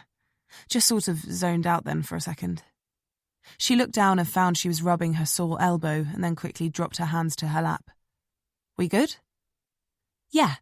Mikael is going to be home in around half an hour, and Åsa is already in the house. He said we can come now." "How far is it?" "A little way outside the city. Should take a little under an hour." "Okay." Jamie sighed and rubbed her eyes. "Want to grab some coffee for the road?" "Sure," Hallberg said brightly. "I know a great little place." "Of course you do." Jamie hated how sick Hallberg's positivity made her. They pulled out of the car park under the HQ and into the final minutes of sunlight. The fog was descending, just as Jamie thought it would, and soon it would be dark. She swallowed and looked out of the window, conserving what little energy she had left. With any luck, Hallberg wouldn't be the talkative type, though as she stole a look over at the young and determined police assistant, drumming happily on the steering wheel with her thumb, humming along to a tune only she could hear until she worked up the nerve to ask whatever burning question was at the tip of her tongue, Jamie knew she was. And what was worse, much worse, in fact, was that she was actually starting to miss Wieck. And they'd not even got to the coffee place yet. Hallberg's headlights burnt holes through the fog as they wound along a narrow road 100 kilometres outside the city. The fog had thickened to a soup, and the temperature read out on Hallberg's centre console was flashing a balmy -6 degrees. The last of the warmth had gone from the cup in Jamie's hands, but she still held on to it, willing the triple-shot espresso to seep its way into her body and throw some fire on her mind. Trees flashed by in vertical strips, silver birch forest as far as the eye could see, catching the headlights. The Gunnarssons had done well for themselves and lived in a large property set on a hillside overlooking a narrow valley and a small lake. This road served only their house and ended at their gate. Another had branched off about a kilometre back, no doubt to another mansion, but now there was nothing else. Jamie exhaled, feeling nauseated by the constant pendulum swing of the road. Hallberg drove smoothly with both hands on the wheel and had mercifully fallen silent. Yet that hadn't made Jamie feel better. The Gunnarssons held the key, the answer to the question, what don't we understand? But she didn't feel right. Something didn't feel right. An imposing black gate swam out of the gloom, 2 large stone pillars sitting on either side of it. From them, stone walls ran off into the forest in either direction. They were 10 feet high and topped with pointed rocks. There must have been millions of them, and it probably cost that much to put them there. The gate looked heavy and immovable, though Jamie expected that security was important when you were 30 minutes' drive from the nearest village and any potential rescue. Hallberry slowed and wound down her window, leaning out to speak into an intercom that stuck out of the ground 20 feet short of the gate. Jamie looked ahead, seeing a slit of yellow light between the join of the 2 gates. She sat taller and tried to see over it, catching just a glimpse of the flat roof of the Gunnarssons' mansion. They'd come up on the side of a slope. The ground to their right fell away towards the valley floor, and on the left climbed up to the top of the hill some few hundred feet above. Jamie wondered how much of it they owned. The house itself seemed to perch on the hillside, and from here Jamie could see that trees hemmed it in at the back, but at the front it was open. She expected a manicured lawn rolled away at the front of the house down to the boundary, giving an unobstructed view of the valley. She pictured it, even from behind the impenetrable gates, to visualise the glass front. If it was her, the whole side of the house would be glass. Plenty of natural light, space, and not a neighbour around for miles. What could be better? A wash of cold air hit Jamie and she looked around at Hallberry. "What's up?" she asked. Hallberry leaned back in and turned to Jamie. "No answer." "Try it again," Jamie said, keeping her breath even. Hallberry leaned out and pressed the call button for the second, and then third time. The temperature in the car had plunged now, and their breath was misting in front of their faces, the blowers on the dash fighting to keep the fog from the inside of the windscreen.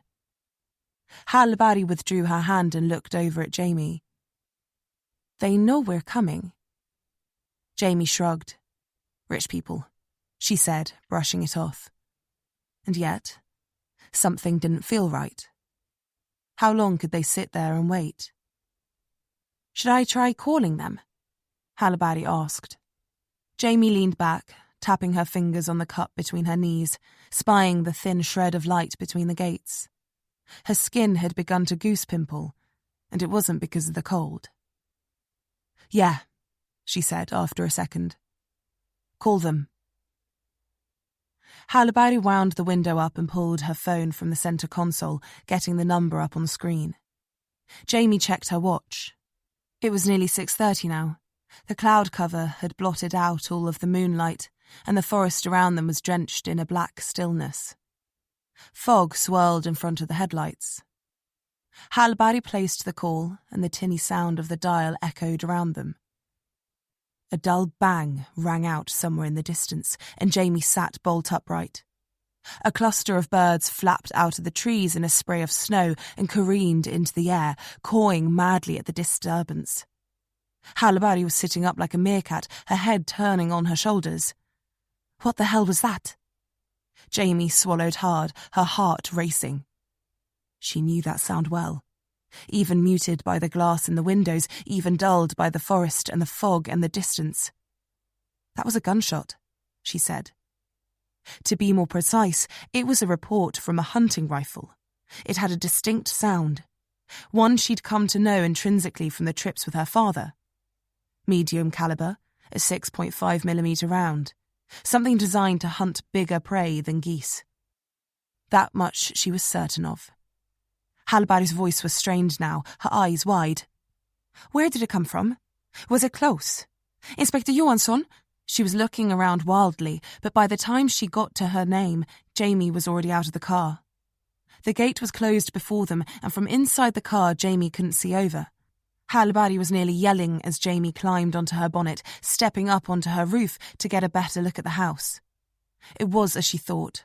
Sprawling, glass-fronted, open to the elements, the wilds, and anyone with a long enough rifle and the balls to set up across the valley. It wasn't far, maybe 200-300 metres at most. You wouldn't have to be a match shooter to line up a shot from that distance. Jamie's head turned back to the house now, scanning it for any signs of anything amiss. A small part of her was hoping that their neighbours were just hunting enthusiasts. But then she saw it.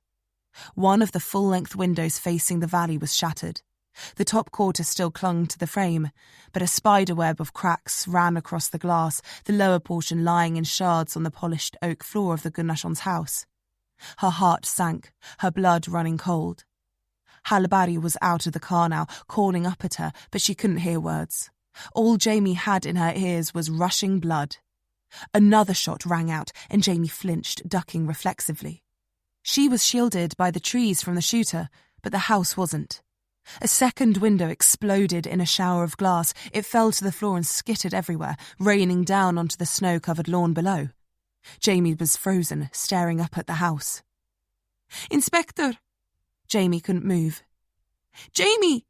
Hallberg was grabbing at her leg now, trying to pull her down, no doubt fearful that she was about to get her head blown off. Jamie's foot slipped on the frozen droplets stuck to Hallberg's roof, and her leg splayed. She landed on her hip and slid down the windscreen and onto the bonnet. The moisture stung her skin, cold and painful, and the lump of the windscreen washer jet dug into her thigh. Jamie grunted, rolling down to the ground and onto her feet. She was moving then, going on instinct and nothing else. Hallberg was still yelling behind her, but Jamie wasn't listening. The Gunnarssons were in trouble, if not dead already.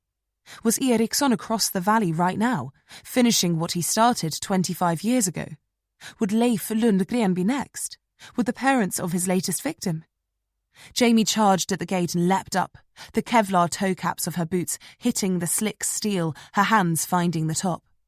She scrambled up, the tread on her boots raking wet lines down the black paint, her shoulders creaking and straining as she hauled herself upwards and swung her leg over the top. She stole a glance back, her breath already ragged, and caught a glimpse of Hallberg rooted in place behind the open door of her car, her mouth open in shock, eyes wide with fear. And then she was gone. Jamie's heels hit the tarmac of the Gunnarssons' drive, and she was on the other side, already moving fast up the sweeping driveway. The freezing fog stung her cheeks and made her lungs ache. Her throat tightened and tried to make her cough. Jamie suppressed it and sped forward, the sound of the idling Mercedes already drowned by the fog behind her. The trees had fallen away on her right now and had been replaced by a sloping lawn. It dropped 40 feet or so, over twice that distance, and ended in the same high stone wall that kept the trees at bay. Jamie couldn't see anything beyond it but a blockade of grey mist. But she knew, somewhere out there, a shooter had line of sight to the house over the highest branches.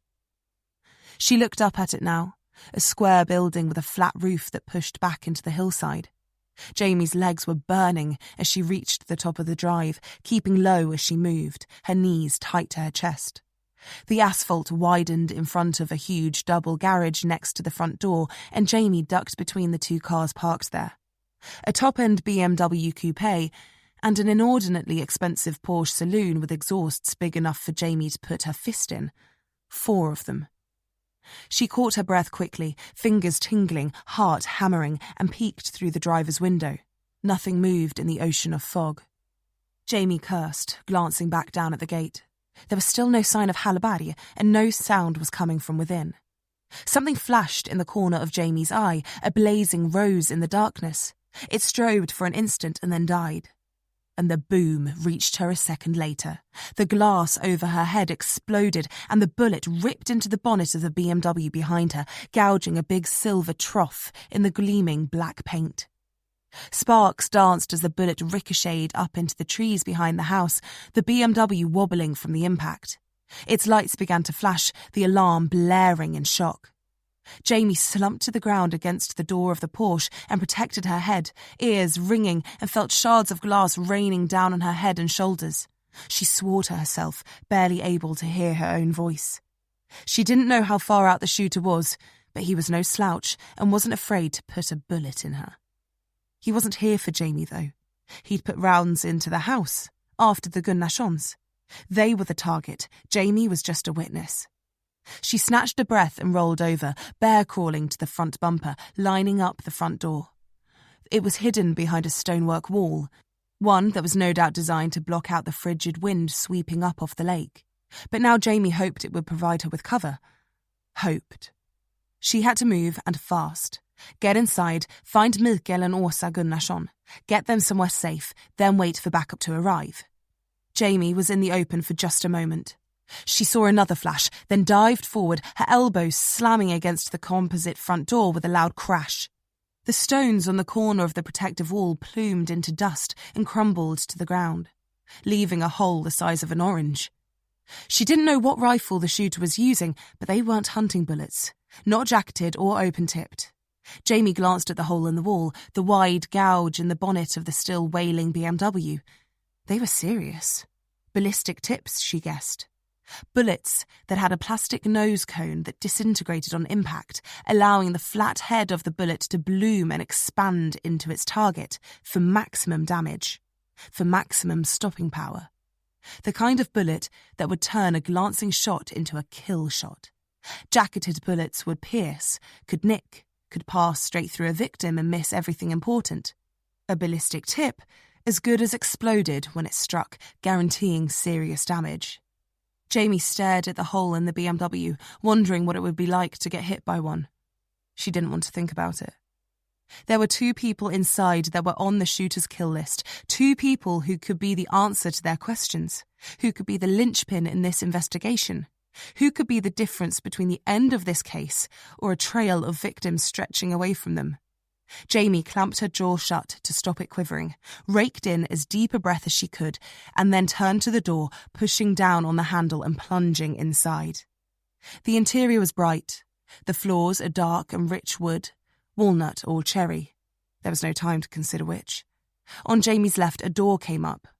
Garage, had to be. She opened it and stuck her head in. Was met with a dark interior. A 4x4 sat quietly on the far side, an open roof box on top of it, skis sticking out the front. The Gunnarssons had just come back from, or were planning, a trip. "Hello?" she called. There was no reply. Jamie cursed. She didn't think it was going to be that easy. She left the door open and stepped back into the corridor, advancing. Ahead, the space opened up into a large, open-plan kitchen and living room. Another door lay open on Jamie's left, leading to a small bathroom. Empty again. Shit. Jamie came up on the corner of the kitchen and slowed, pressing herself to the wall. The smell of food was thick in the air. Italian, maybe, or Mediterranean. Something rich. But there was another scent. A metallic tang. Jamie looked at the wall she was pressed against. White. The one opposite. White. All the walls were white. She let her eyes drift across the back wall, running from the open bathroom door into the open living room. She got a third of the way along and stopped, her stomach twisting itself into a sickening knot. On the back wall, between a photograph of the Gunnarssons sitting, arms around one another on a boat bathed in golden sunshine, and an old black and white photograph of a young girl Jamie assumed was Tilde Gunnarsson, was a spray of scarlet. She edged towards the corner and looked out, casting her eyes over the long room. The gleaming white countertop of the kitchen island, the white leather sofas, the brushed steel freestanding fireplace, the reclaimed wood dining table beset with candles and plates of half-eaten food, and a woman slumped down on top of her dinner, back to the shattered window, cheek against the surface, eyes wide and vacant, a blood-red hole between her shoulders. Åsa Gunnarsson's arms were splayed on the wood, her wineglass knocked over outside the knuckles of her right hand, her left hand still clutching the knife she'd been eating with. Her auburn hair lay around her head in a tangled mess, and a thin stream of blood ran from her open mouth. Through the gaps in the wooden slats of the table, her blood was dripping, pooling beneath her. Her white bodycon dress was soaked, her feet at odd angles, ankles rolled over on her heels as she had tried to move, the last dregs of life draining from her. Judging by the spray across the table and the wall, the first round had hit her square in the back, blown the front of her chest out, and doused the house in her blood. Jamie ducked back in, forcing herself to breathe. She couldn't get the stench out of her nose now. Blood, so much blood. The human body holds around 5 litres of it, and Åsa Gunnarsson's was soaking into her expensive walnut flooring. Jamie swallowed the rising bile in her throat and forced herself to focus. Åsa was dead, but the table held 2 plates. Åsa's and the one opposite.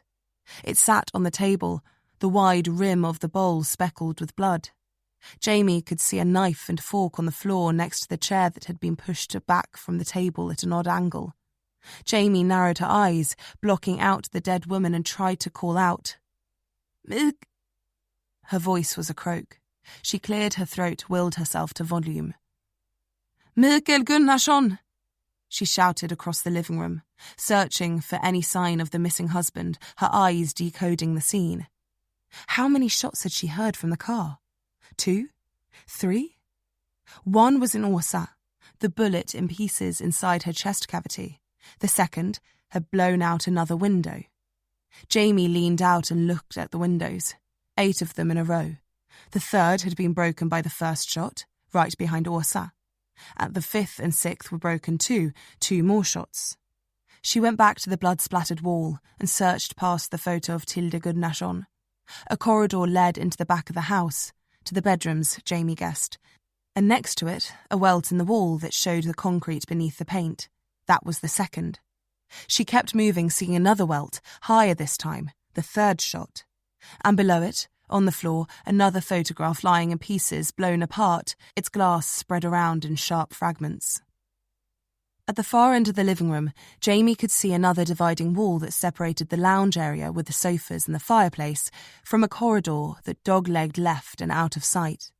Bedrooms? Laundry room? She didn't know, but the bullets had chased Mikael Gunnarsson that way, and that's where she had to go too. Shit.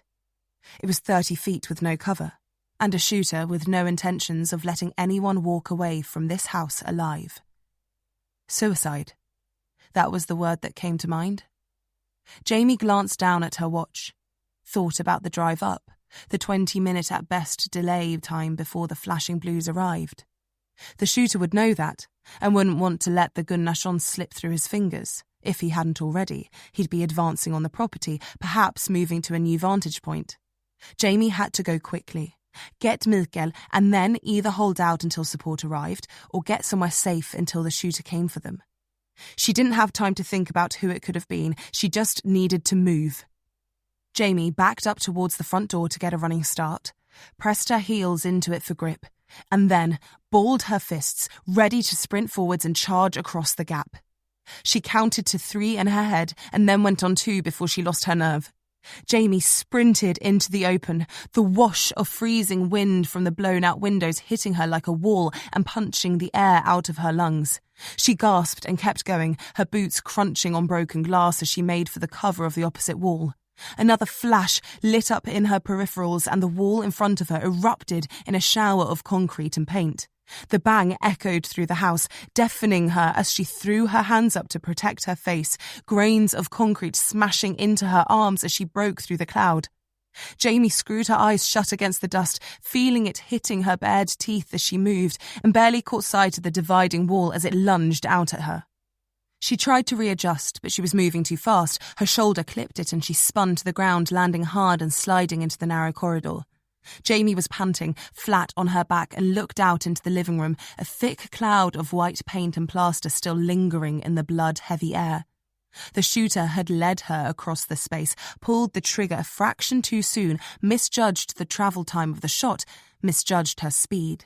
But any closer, and the bullet would have ripped through her arms, maybe her whole body. Jamie wanted to roll over and vomit, but she wasn't done yet. Still breathing hard, she pushed herself to her feet and reached out, steadying herself on the corner of the wall. A hallway stretched towards the back of the house. 2 doors were on the left, and then, at the far end, there was a door on the right leading outside.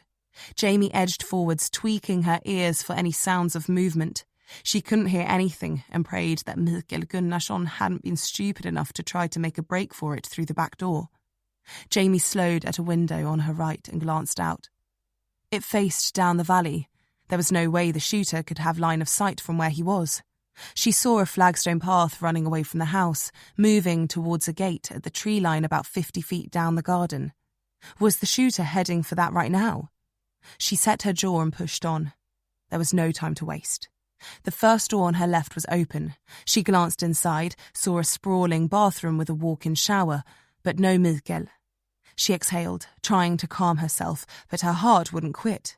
It was still hammering against her ribs. Mikael? She tried again. Mikael Gunnarsson? It's the police, Jamie offered. If you're okay, let me know. But there was nothing but silence. Just one door left. Jamie moved towards it with conviction now and found that it was closed. She paused for a second, laid her hand on the wood, taking an extra breath, and then she pushed down on the handle and stepped inside. The door creaked open and her boots sank into a plush carpet. The interior was dark, and she could just make out the outline of a bed from the ambient light coming in through the large window on the right-hand side of the room. Mikael? She said into the darkness.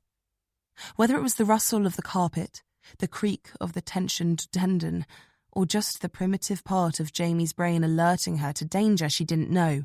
But the instant before it happened, she twisted instinctively to the left and locked her muscles. Something hard hit her in the guts, and she was thrown off her feet, driven sideways, deeper into the room and slammed against the wall next to the window. All the wind left her body, along with a sharp, yelping sound, and stars danced in front of her eyes. In the light coming in through the door now, she saw the figure of a man rear back, pulling his shoulder from her chest, winding up a punch. His elbow raised in the darkness, silhouetted against the hallway lighting, and hung there before propelling his closed fist back towards Jamie's face. She pulled her hands up into a tight guard and rolled to the right, feeling the fist bounce across her forearms and hit the wall next to her left ear. The attacker grunted and swore, pulling his hand back in shock, giving Jamie enough space to react. Her training kicked in, the muscle memory doing the work, and she stepped inside the man's reach, leaned into her left foot and threw her right knee upwards as hard as she could, bringing it around in a sharp arc. The point impacted him in the lower left midriff just above the pubis, and he let out a low groan, clutching at his front and doubling over. Jamie wasted no time and danced onto her right foot, sent a low kick with her left into the back of his calf. Her foot sang, the vibration all the way to her hip. But the man went down to a knee, his eyes wide with fear in the darkness as he stared up at Jamie. Snälla, döda mig inte, he whispered, squeezing it out between ragged breaths. Please, don't kill me. Jamie lowered her balled fist, the one meant for the man's jaw, and glanced at the door, massaging her sternum with her offhand. Mikael Gunnarsson? She asked, still not lowering her guard fully. He nodded, fearfully, raising his hands next to his shoulders.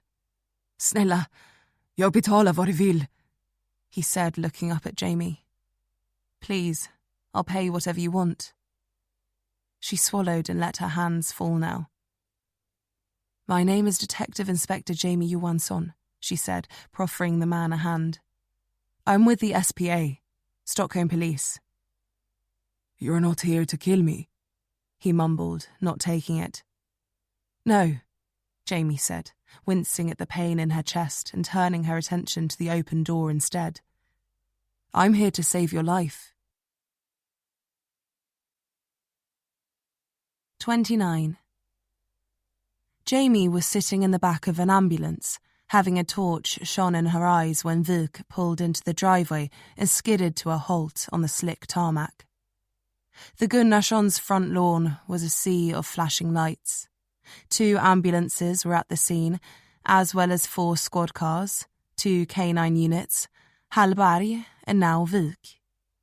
He kicked his door open and swept from his car, throwing the tail of his long coat from around his arms as he stormed towards Jamie. She sighed, brushed the penlight away from her face, and thanked the paramedic, checking her over. He glanced at Vuk, realised that sticking around was probably a bad idea, and then evaporated into the blue haze. Hey, Jamie said, sighing and rubbing her forearm. Mikael Gunnarsson wasn't a fighter by any means, but his knuckles had caught her, and it was still aching horribly. "Hey?" Vik asked incredulously, standing over her and putting his hands on his hips. "What were you thinking?" Jamie narrowed her eyes at him. "I'm fine, thanks for asking," she said. Vik's nostrils flared, and then he exhaled hard, smoothing down his hair. "You could have been killed." "So could have Mikael," Jamie set her jaw. "Åsa was." She turned and nodded towards the house. 2 paramedics were walking out, pulling off their gloves. Mikael had been unharmed, but Åsa hadn't made it. Jamie only had to take one look at the holes in the walls to know there was no coming back from a direct hit like that. The gunman had shot to kill, and he'd succeeded. Vik stood stoically now and looked out into the darkness, the fog still thick around the house. Torch beams moved intermittently through the trees in the distance as the canine units combed the forest for the shooter. Jamie knew he was long gone by now, but just finding his nest, maybe a few shell casings, anything, would be a start. She wasn't so sure of the shooter's identity, but she knew Vik had already made up his mind, was hoping the canine units would corner Ericson out there. "You shouldn't have rushed in like that," Vik muttered, his anger riling against something else. Concern? Jamie cast an eye past him at Hallberg, who was hovering near the front of her car. She was on her phone but kept glancing over. How much had she told Vik exactly? "And what else was I supposed to do?" Jamie asked, genuinely not knowing the answer.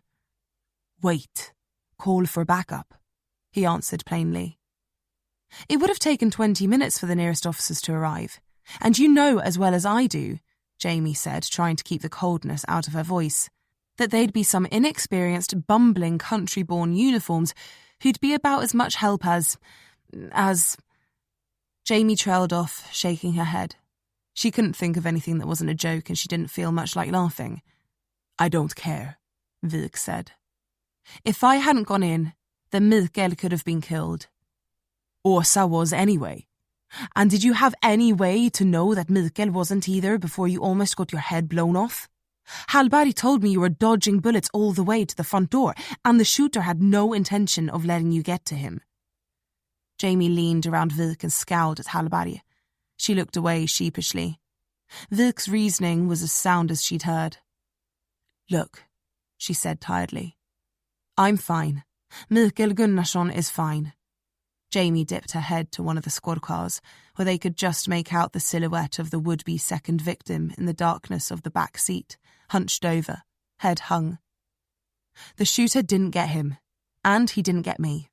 I went in there because the case probably rests on Gunnarsson now, and I wasn't about to let our best lead catch a bullet." Vik's mouth had become an expressionless line. The shooter knew this property, and he knew the targets. This was planned. It was executed to precision. It was just dumb luck that we showed up when we did, and me going into that house might have been the only thing that stopped the shooter from advancing on it and finishing the job. I have no doubt that if we weren't here, there'd be 2 dead bodies in there, and we'd be no closer to figuring out just what the fuck is going on here. Vik refused to look at her now. He was staring up at their house. "It doesn't fit," he said after a few seconds. "What doesn't?" Jamie asked, shaking her head. She didn't think she had the energy for riddles. "This?" Vik said, not looking away from the house. "The killer. Going after Mikael and Åsa Gunnarsson." "I don't think I'm following," Jamie said, watching Vik closely. "In each case, the other 5 victims," Vik said, looking back at her now and holding out his 5 fingers. "Kristina Bergner. Her father was run off the road and killed." He pulled one of his fingers down. "Britta Engdahl. The mother disappears without a trace." Another finger. "Hilda Nordell. Father hanged himself." "Agnes Floden's father. Missing." "Elin Wikström's father. Stabbed." He lowered a finger with each one. "There's a pattern here." "It's not gender-driven," Jamie said, trying not to let on how impressed she was. He remembered all that. He'd barely seemed interested in what Hallberg had to say, and definitely not enough to come out here after the Gunnarssons, and yet he had taken that information and memorised it from the off. Jamie was impressed, but she didn't let on. "We know that," she went on. "Britta Engdahl's mother was targeted, as now Åsa Gunnarsson was too. The rest are fathers. But why?" "I don't know," Jamie answered truthfully. "Why would the killer go after the girls, specifically girls, aged 13 or 14? Same church group, all linked, all alike. Young, Christian, ready for their confirmation. All killed in the same way too, abducted, suffocated, displayed. But then the parents. The kills were opportunistic, tailored to the victim, not to the killer." Wilk folded his lips into a line again. "They were careful, too. Hidden, plausible, seemingly accidental, a hit and run, disappearances, supposed suicide. They were able to slip through the net unnoticed." Jamie sighed, agreeing with him then. Taking shots at two high-profile business people with a hunting rifle isn't exactly covert. "It doesn't fit," she said tiredly. "No, it doesn't." Wilk looked out at the forest again. "So what changed between then and now? What made him come at the Gunnarssons like this? Why both of them?" "If the killer was 25 years younger then," Jamie mused, "he was probably young enough, strong enough to take them like that, confident enough to get close. Now, if he's older, a gun is a safer bet. Maybe he didn't want both of them. Maybe he just wanted to take them both so the other couldn't call for help." Wilk didn't look sold on the theory. But then again, Jamie was just spewing words at this point. Her head was spinning. She was exhausted, the adrenaline having worn off. She could barely think. "I don't know," she said for what felt like the 100th time. "But we will." She looked over towards Gunnarsson again. "The killer has gone after the girls, and then their parents. We need to question the surviving parents, and we need to question Gunnarsson. If anyone knows why they're being targeted, it's him. And if he doesn't?" Wilk was watching Jamie now. Jamie closed her eyes and rubbed them with the heels of her hands. "Then we're no closer to solving this case." 30. It was late by the time Jamie got back to the hotel. One of the uniformed officers had driven her. Wilk and Hallberg had both offered, the former practically insisting, but Jamie had told them she wanted to get back, and they both needed to lock down the scene and wait for CSTs. She reached her room and looked around. The hotel was clean, but basic. After all, no one was covering her expenses here. Jamie was purely there by choice, allowed to assist on the case by the goodwill of the SPA. She wasn't being paid. It wasn't her duty. And yet, she'd gone charging into a house, into the jaws of death. And for what? To solve a 25-year-old case that she had no doubt would have been well handled by the dour Anders Wilk and the plucky Julia Hallberg. Jamie sat on the bed and rested her elbows on her knees, hanging her head between them. Her duffel bag sat on the chair in the corner of the room, open, the 2 changes of clothes she'd now brought already dirty. She was in her second pair of jeans, and now they needed a wash too. How long did she intend to be here? And when she was done, whatever done meant, where did she intend to go? Back to the Met? Back to Scotland and to Graham? She checked her phone then. He still hadn't texted or called. But then again, she hadn't even thought about him. What that said about her, she didn't know. She could have died tonight, and the person who seemed to care the most was a man she'd known all of 3 days, and one she didn't even particularly like. Jamie sat up now, and then flopped backwards onto the bed, reaching into the pocket of her coat. Her fingers closed around the thin red notebook, and she pulled it out, flipping past the notes, to the final few filled-in pages. When she hit the blank space that marked her father's death, she stopped and backtracked to the entries addressed to her. The last things her father ever wrote. In the last notebook he ever wrote in. Jamie clenched her jaw to stop it from quivering, turned the pages until she got to the next entry, and then read. 31. Jamie, I received a letter today that said that the man I hit was going to be filing charges against me. I suppose this news should make me feel something, but it doesn't. I don't feel anything anymore. Last night, I thought I heard you coming home. I woke up, rushed to the top of the stairs and fell. I lay at the bottom, not sure if I was hurt or not knowing if anyone would come. And I realized then, that you were never coming back. The only thing that keeps me going is making sure that I leave you with more than memories of what a terrible father I was, and an even worse man.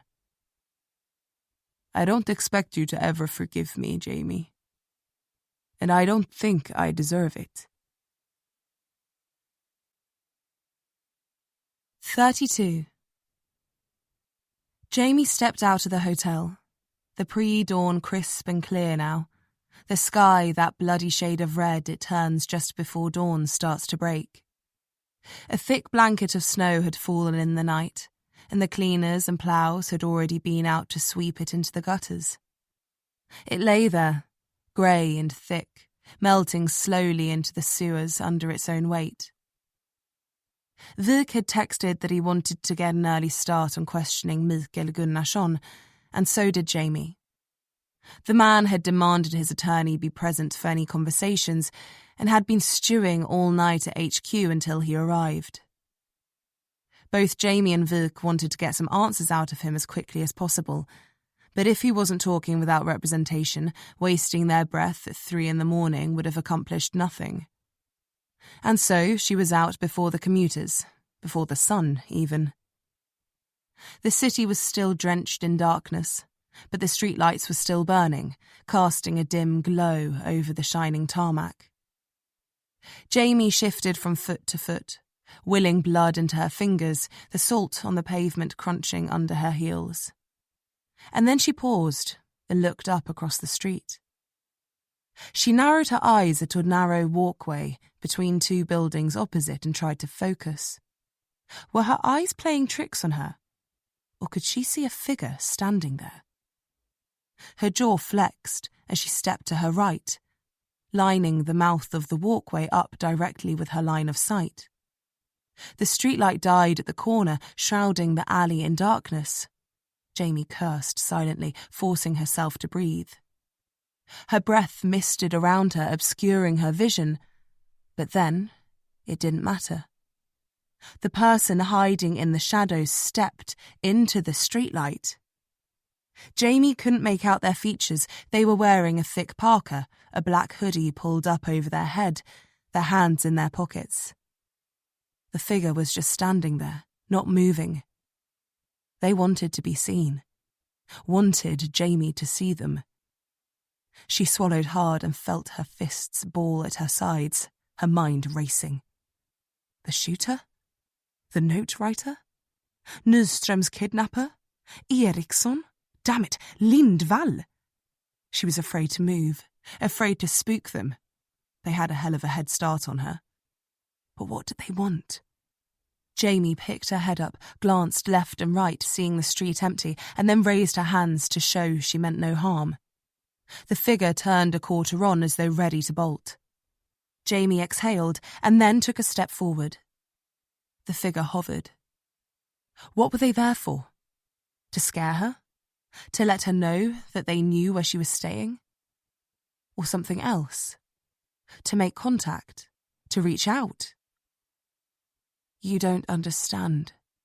What don't I understand? Jamie felt like yelling. But she held back, took another slow step. The figure seemed like they couldn't decide whether to run or face Jamie down.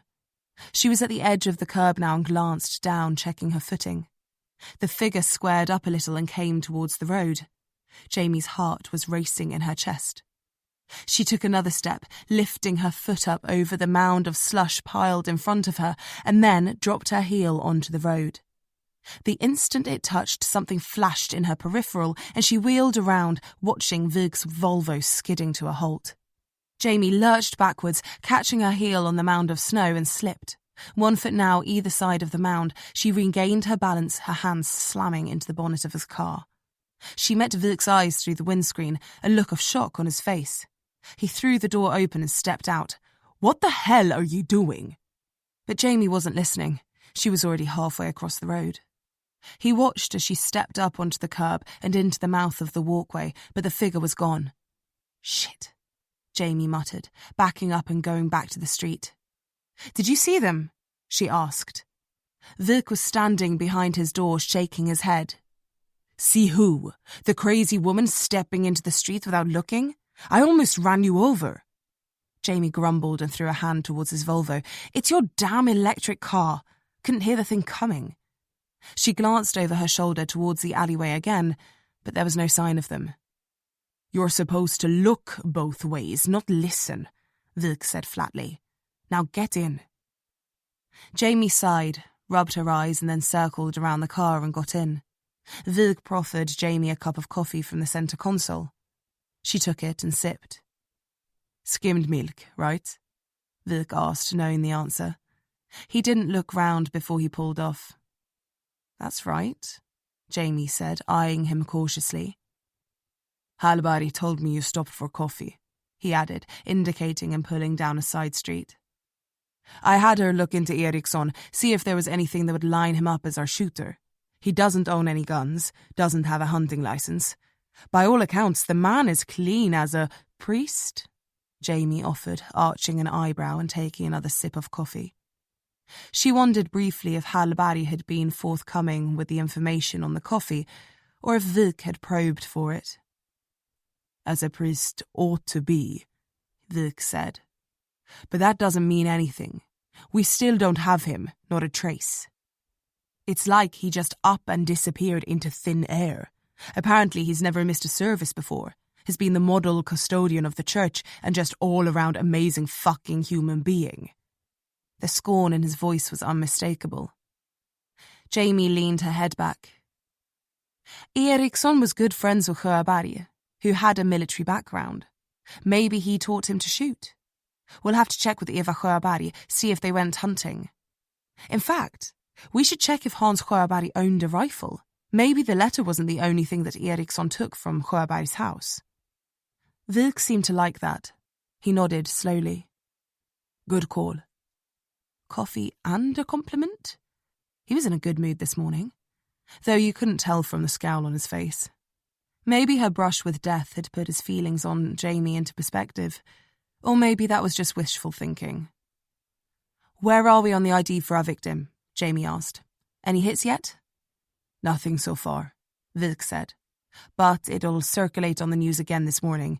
With some luck, we'll get a positive match." "And if we don't?" Vig looked over at her, then went back to the road. "We will," he said, though he didn't sound so sure. Gunnarsson's lawyer was, as expected, a pit bull. Jamie and Vig had waited on him until just after 8, at which point he swept into the building in a swirl of Italian wool and leather, striding purposefully through the HQ like a lion does its territory. He must have been in his 50s, maybe around Gunnarsson's age, with a full head of hair that Jamie suspected was both cosmetically planted and dyed, and a jaw chiselled enough to use on a lathe. His shoulders pumped back and forth as he moved, his briefcase swinging at his side. The lawyer, a man by the name of Lassen, entered interview room 1 without a word and went around to Mikael Gunnarsson's side of the table, sitting next to him and pulling his case onto the surface. He opened it without looking at either Jamie or Vig and pulled out some papers, closing the lid after a moment. Lassen then shuffled them around and placed them in front of Vig, taking a pen from his jacket and placing it on top. "Sign this," he said, smiling like a wax figurine and clasping his hands together in front of him. Wilk looked down at it. "And what is this?" "Release papers. To say you're not charging my client with anything, have no intention of charging him with anything, and are therefore releasing him immediately. He was the victim of a crime, not the perpetrator, and you have no reason to hold him for questioning. As such, I would strongly recommend he be released immediately, especially considering his personal circumstances and the horrific loss that he just—" Wilk held up his hand to silence the man. "Shut up," he said with a sigh. "You're right. We're not charging Mr. Gunnarsson with anything." "Then you should—" Wilk held up his hand again, closing his eyes this time. The vein bulged in his temple, but he was keeping his temper, so far at least. "If we let your client go, the person who made an attempt on his life could try again. My client has suffered a great personal loss," Lassen said. Gunnarsson stared blankly at the table in front of him, face and neck still splattered with his wife's blood. His clothing had been taken from him for analysis, and he was in a set of grey sweatpants and a grey sweater, but he didn't look especially grief-stricken. He didn't look especially anything, just vacant. He must have been somewhere around 60, but he looked good for it, healthy, barring his stubbled chin, bagged eyes and dishevelled hair. Jamie watched him carefully as Wilk and Lassen squared off. "I understand," Wilk said, "and believe us, we don't want to be here longer than is absolutely necessary." "Then let him go," Lassen scoffed and shook his head, sitting back in the chair. "I don't see any reason that any questions couldn't be answered at my client's leisure, in a place of his choosing, at a time more befitting." Wilk's hand quivered on the table, threatening to make a fist. "Whether your client is directly involved in an ongoing case or not, my colleague, Detective Johansson, was on the way to speak to him last night when she intercepted the person trying to murder him. And as his attorney, I would hope that you have his well-being at heart. We understand and appreciate the situation your client is in. And if you'd like to get him out of here, then I advise you to advise him to answer our questions quickly and truthfully, and then he may go." Jamie was impressed by Wilk's temperament. She didn't think he was capable of exercising that kind of restraint, mostly because Lassen seemed like the biggest jackass she'd ever met. Solicitors like him were the bane of detectives' lives. But Wilk was smart. He knew his rights, and so long as he held firm and didn't torture Gunnarsson, they could still hold on to him for a while. "Unless, of course," Wilk said, sitting back himself now, "he has a reason not to cooperate." Lassen looked at Gunnarsson, who shook his head just a little, but didn't look up. The lawyer drummed his fingers on top of his briefcase. "Fine. Go ahead." Wilk exhaled with relief. Guys like Lassen could do this all day. Back and forths like that were like breathing for them, and they'd been butting heads so long, all sense had been knocked clean out of them. They just had an on switch and a goal, to get their client off no matter what. And, of course, an extortionate hourly rate to go with that indefatigability. Jamie measured Lassen across the table and wondered why Gunnarsson had called him in. Why had he called for an attorney at all? Let alone one that would do everything in his power to excise him from police custody. Wilk didn't waste any more time. "Mr. Gunnarsson, do you know of any reason someone would make an attempt on your life?" Lassen tusked. "If that's the best you've got, then just sign the papers now." Wilk ignored him and focused on the man with his wife's blood on his face. "I'm sure that a prominent businessman like you has made some enemies over the years," Wilk said. "Green energy steps on the toes of a lot of powerful people who are desperate to hold on to their business interests." Gunnarsson looked up and met his eye. "But I don't think that this was anything to do with your business. This was to do with Tilde." "Tilde?" Gunnarsson's voice was weak, his eyes wide and sad. "She's been dead 25 years. I know, Vik said, stepping lightly. He knew he couldn't reveal too much of the active case. But another girl has been murdered, and we're looking at possible connections between this case and Tildes. The Angel Maker.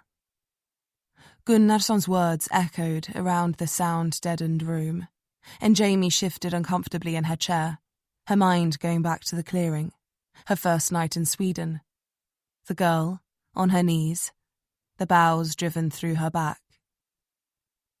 He was caught, Gunnarsson said, more firmly now. Put in prison. Vik nodded. He was, but more information has come to light now.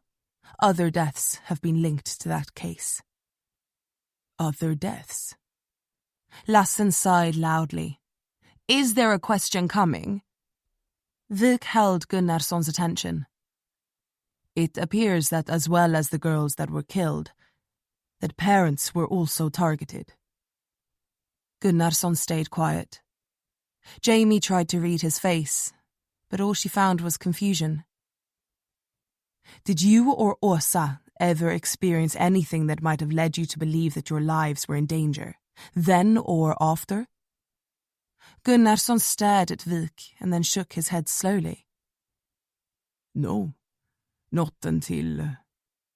He trailed off, jaw quivering, and wiped his eye with his thumb. Vik nodded. Last night. Okay. He took a breath, changed tack. We're just trying to connect the dots right now, looking for more leads. What can you tell us about Tilde? Tilde. The name of his daughter got caught in Gunnarsson's throat. She was a sweet girl. Kind. Beautiful. You and your wife never had another child? We hadn't planned Tilde. But Åsa, she was... He found it difficult to say her name, too. He'd lost his daughter, and now his wife. Jamie was surprised he was keeping it together at all. She was 36 when we found out she was pregnant. Vik and Jamie both just listened. We've always worked so much. We didn't have time for children. But then, suddenly, we were having one. We went to see a doctor and they told us that waiting any longer would only decrease the chances of having a healthy child. That the older Åsa got... Vik nodded, encouraging him to go on. But work was difficult. We always had nannies, au pairs, to look after her. She didn't have many friends, you know. Gunnarsson looked up over Vik's head. So we were... He started again, his voice catching. We were recommended this group, a church group. Jamie felt her pulse quicken. It was a Sunday school type thing. Not heavily religious, but apparently there were other girls there, around Tilde's age, lots of them. They met a few times a week. We thought it would be good for her, you know, to meet new people. He sobbed then, breaking down a little. Lassen glared at Vik but kept his mouth shut. He knew that curtailing things here would only prolong the time spent in this room. Jamie watched Gunnarsson, not able to imagine what he was feeling. The guilt he must have felt. He and his wife didn't have time for Tilde, so they'd sent her to a church group to make friends. And it just so happened to be the church group run by Hans and Eva Sjöberg, the one that would ultimately get her raped, kidnapped, and murdered. Jamie swallowed the lump in her own throat and sat up straighter. Who recommended the church group to you? Gunnarsson was a little thrown by the question, but looked over at Jamie anyway. He said between sobs. I don't know. The nanny, I think. She was from the city. She attended the church. Vik already had a notepad at the ready and glanced at Jamie, nodding her to go on. Do you remember her name? Jamie asked. Gunnarsson shook his head. No, I don't. There were lots. We were with an agency. They would arrange them. Lots? The word set something off in Jamie's head. Why were there lots of nannies? I don't know. Åsa dealt with it. Some weren't suitable, others were just here on exchange programs or doing it for a little money while studying. We had nannies from the time she was born until... Jamie nodded. The nanny that recommended the church group, was she with you long? Gunnarsson shook his head. No, not long. A few months, that was all. He gave a little sideways glance at Lassan. Jamie and Vik both picked up on it, exchanging a glance themselves. That momentary look, enough to set them on edge. Jamie swallowed. Why was she only with you for such a short time? Gunnarsson looked at Lassan again now, and the pit bull gave a slight nod of approval that he could go on. Jamie didn't know whether he had any idea of what Gunnarsson was about to say, but he sat a little straighter, ready to interject if need be. Gunnarsson began kneading his hands. Tilde, she didn't like her, I think. He added the last bit quickly, then coughed a little, looked down at the table. Jamie didn't want to stray too far from the original line of questioning, but her back was firmly up. Didn't like her? Why not? He shook his head, and then looked at Lassan, whose eyes had now narrowed as he watched his client. This was a fine line to tread for him. Mr. Gunnarsson? Jamie asked, pressing. He set his jaw and then exhaled shakily. I don't know. She just didn't. I don't remember why, and I don't see why this is relevant anyway. It's not, Lassan said, cutting off his own client. It has nothing to do with anything, and I'd appreciate it if you'd stay on topic rather than trying to dredge up decades-old, irrelevant information that you couldn't reasonably expect my client to have any memory of. Okay, Jamie nodded. This wasn't going anywhere, but the reaction alone from Gunnarsson and his lawyer told her that they needed to look into it, and that was something. They could get the agency's name, look up the dates leading to Tilde's death, track the nanny down, question her, too. Do you remember her name, at least? Jamie asked, giving it one last try. Gunnarsson shook his head, refusing to meet Jamie's eyes, and then looked at Lassan hopefully. This won't take much longer, Jamie said, feeling the air change a little. The last nanny, Lassan opened his mouth, but Jamie held her hand up to signal that she wasn't going to keep asking the same questions. Was she a regular at the church?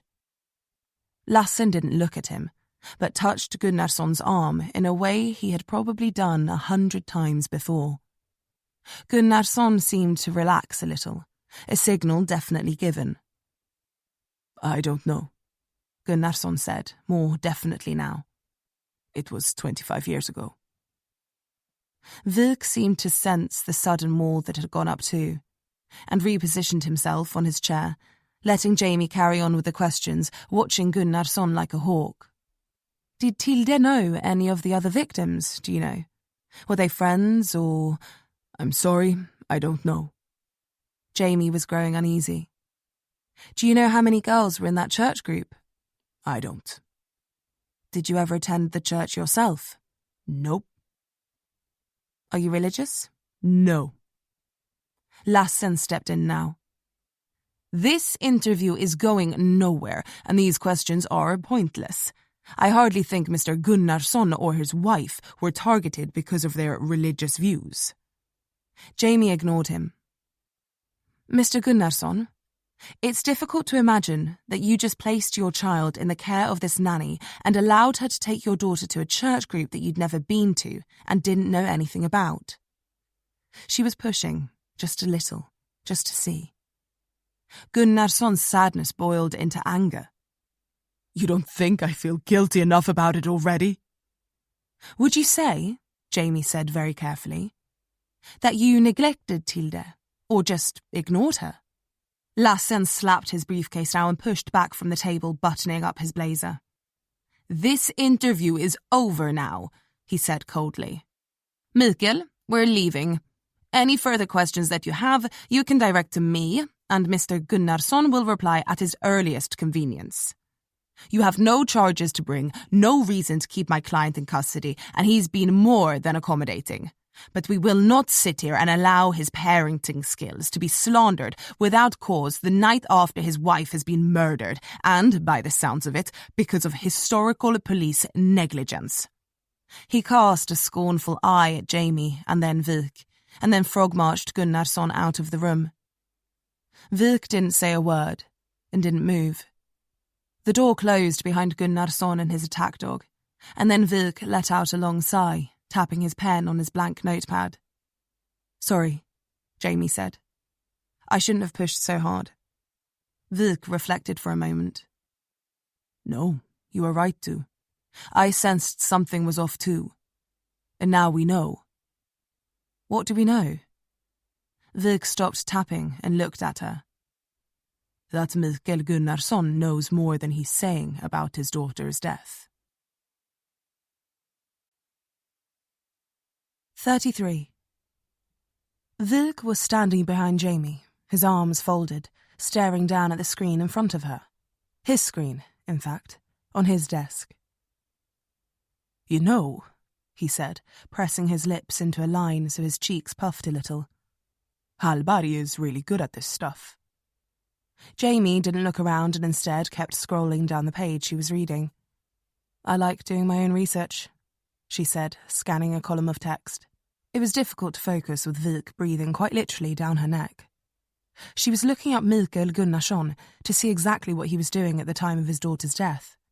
But all she could find so far was that his company was in the midst of negotiating a major investment from an early adopting green energy corporation. Åsa, similarly, was dealing with a huge case that had spread her entire firm thin. But otherwise, nothing seemed of note. Though Jamie didn't exactly know what she was looking for.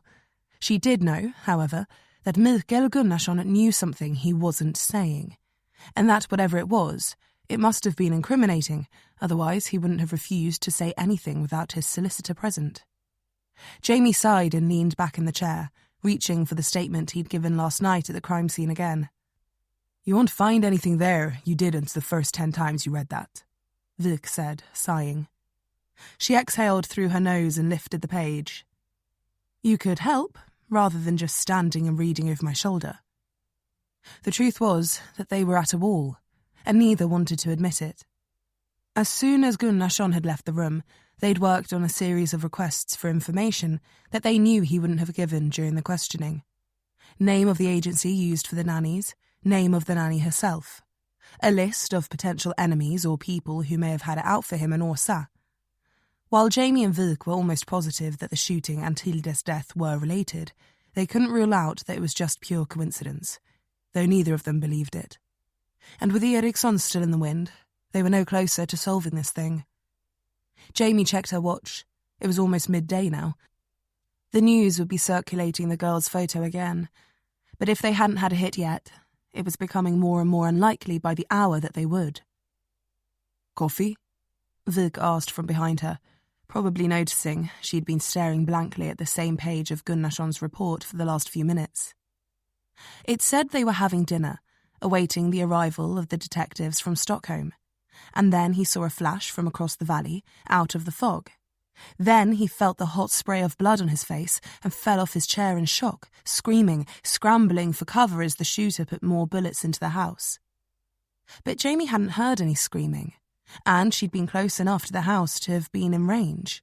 And while Mikael Gunnarsson's chair was pushed back from the table, it didn't look like anyone had toppled off it. Though none of that meant anything. Maybe he'd not screamed loudly, rather squealed. Maybe he'd fallen sideways off the chair. Maybe he'd not screamed at all and had dived for cover the moment his wife's chest had been blown all over his face. Whatever happened, Jamie had a feeling that there was more to him than met the eye. The question was, though, how much they'd get out of him with Lassen on defence. Vik laid a hand on her shoulder and she looked around. Coffee? he asked again, raising an eyebrow. Sure, Jamie said, dropping the statement onto his desk and rubbing her eyes. Wilk disappeared towards the coffee machine, and Jamie watched him go. Though the case was getting worse, the leads drying up and the suspects disappearing, Wilk seemed in reasonable spirits. Jamie thought about what Falk had said, that Wilk was the temperamental type, that losing his partner had really shaken him. But he seemed to be more himself now, or what Jamie thought himself might be. She just hoped he wasn't getting any ideas about her hanging around. She dragged her eyes from him and sighed, jolting in shock as she realised Hal Barry was standing at the corner of her desk clutching a piece of paper. Jesus, Jamie said, shaking it off. You scared the shit out of me. Sorry, Hal Barry said, breathless. She looked like she'd been running. Where's Wilk? Getting coffee, what's wrong? Jamie asked, reading the haste in her voice. Nothing's wrong, Hal Barry said, thrusting the piece of paper at her. We just got a call. Positive ID on our victim. Jamie grabbed it and stared down at the photograph of their victim on the pathologist's slab. Under it was a photograph of a young girl. She was maybe a year or so younger in that photo and was standing next to a woman at what looked like a birthday party. They had their arms around one another. The woman was grinning. The girl wasn't. She looked uncomfortable and was wearing a pin with 13 on it. Jamie doubted of her own choosing. Wilk appeared just then holding a single cup of coffee. He handed it to Jamie and took the paper out of her hands at the same time. He must have spotted Hal Barry from the machines and hightailed it over. She stared down into the brown liquid. Looks like he didn't have time to get both. Jamie took a long, scalding gulp and then pushed to her feet, crowding Wilk to read the paper. Emmy Barry, Jamie said, reading the name. 13 years old. The call was made by, Wilk said, scanning the words. Anna Hansen. Is that right? He glanced up at Hal Barry. She nodded. Who is Hansen to Emmy Barry? He probed. Foster mother, Hal Barry said quickly. Emmy Barry was orphaned, has been placed at several homes. Anna Hansen said she had a habit of running away, from previous homes and theirs too. Her and her husband Jan have been fostering her for a little over 10 months. Anna said she thought the girl was happy. She wanted to report her missing, but Jan insisted that she would come back when she was ready, or they'd get a call from the police that she'd been picked up. She seemed upset by the whole thing. Wilk shook his head in disgust. Who would leave a 13-year-old girl to the mercy of a city? Hal Barry looked like she was about to hazard a guess before she decided against it and kept quiet. Jamie nodded to her that it was the right call, and she looked away bashfully. Right, Wilk said suddenly, smacking the paper with the knuckles of his other hand. We have a positive ID. Finally. He looked at Hal Barry as if deciding, and then landed on Jamie. You ready? I want to speak to them in person as soon as possible, just in case our shooter gets any more bold ideas. Jamie bit her lip and glanced at Hal Barry. You should come with us. No, Wilk said, looking at her. Hal Barry can stay. Carry on your research into Michael Gunnarsson. You're terrible at it anyway. Jamie was knocked off balance by the bluntness of the insult. My research is... But Wilk wasn't listening, or he didn't care, or both. He was already striding back towards the corridor, leaving both Jamie and Hal Barry standing in silence. After a second, Jamie exhaled and looked at the girl. He does that a lot, huh? Insults you, cuts you off, and then walks away. Hal Barry raised an eyebrow. More than you'd think. Great, Jamie said, reaching for her jacket and her coffee too. Good work on getting the ID, she said. You're going to make a great detective. She smiled at the girl, took another sip from her coffee, and then went after Wilk, suddenly full of energy. She didn't know if they made the coffee stronger in Sweden, or if it finally felt like a break in the case. But either way, she was moving fast and had no intention of slowing down. 34.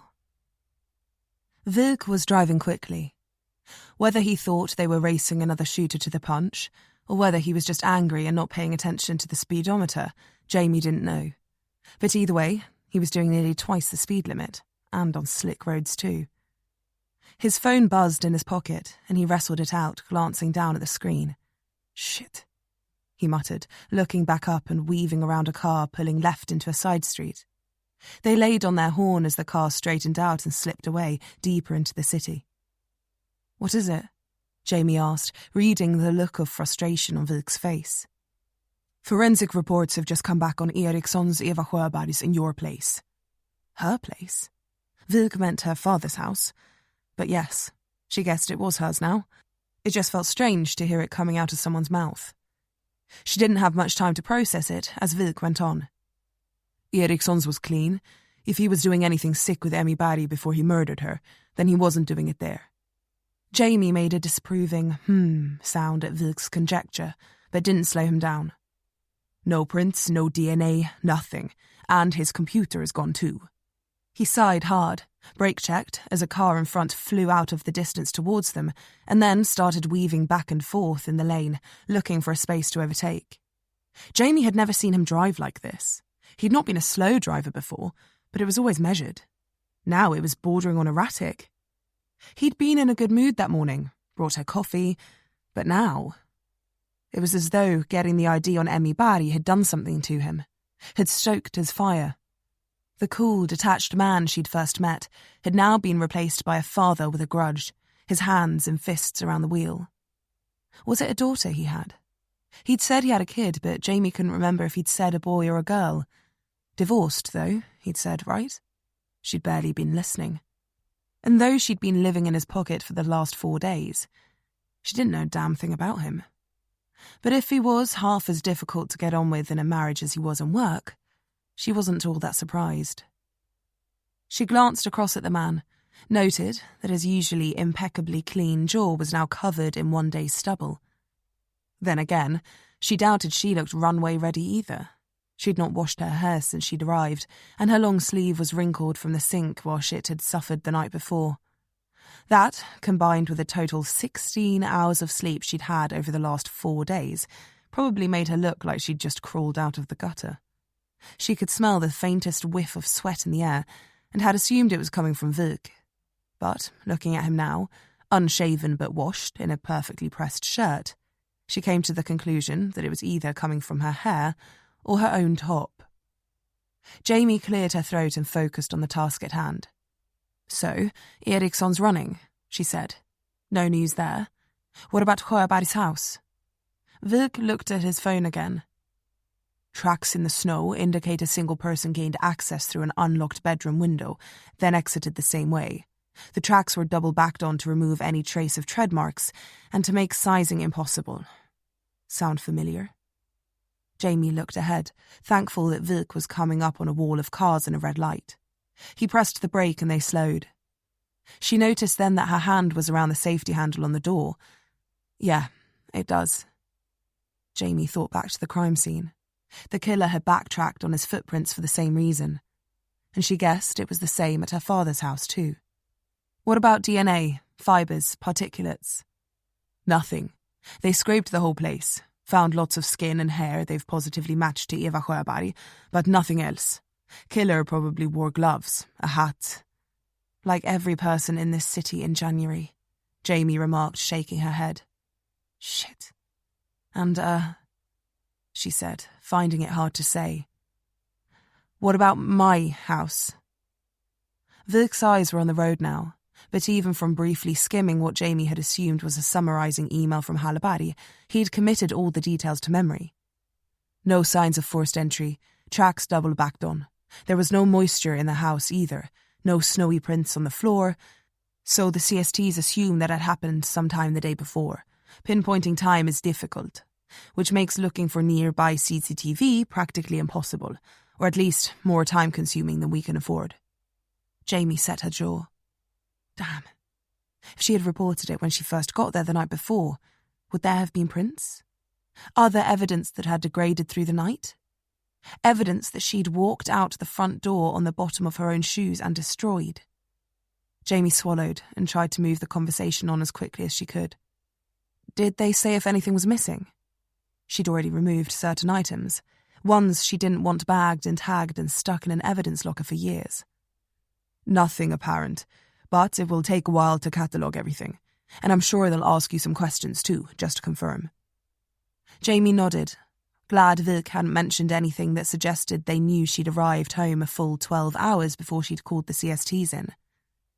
So, timeline, she started, raising her hands. We visit Ericson. The second we walk out the front door, he's out the back, in the church bus. He races over to Eva Sjöberg's house, gets in through the window, takes the letter he sent to Hans to stop us from using it in evidence, maybe lifts Hans's hunting rifle if he has one, then slips back out. Vic sort of scoffed. For all we know, he rang the front doorbell and asked Eva Sjöberg for them right to her face. The woman will be completely useless as a witness when this goes to trial. We'd get as much sense painting a face on Hans's urn and asking that questions instead. Jamie wasn't sure if that was supposed to be humorous or not.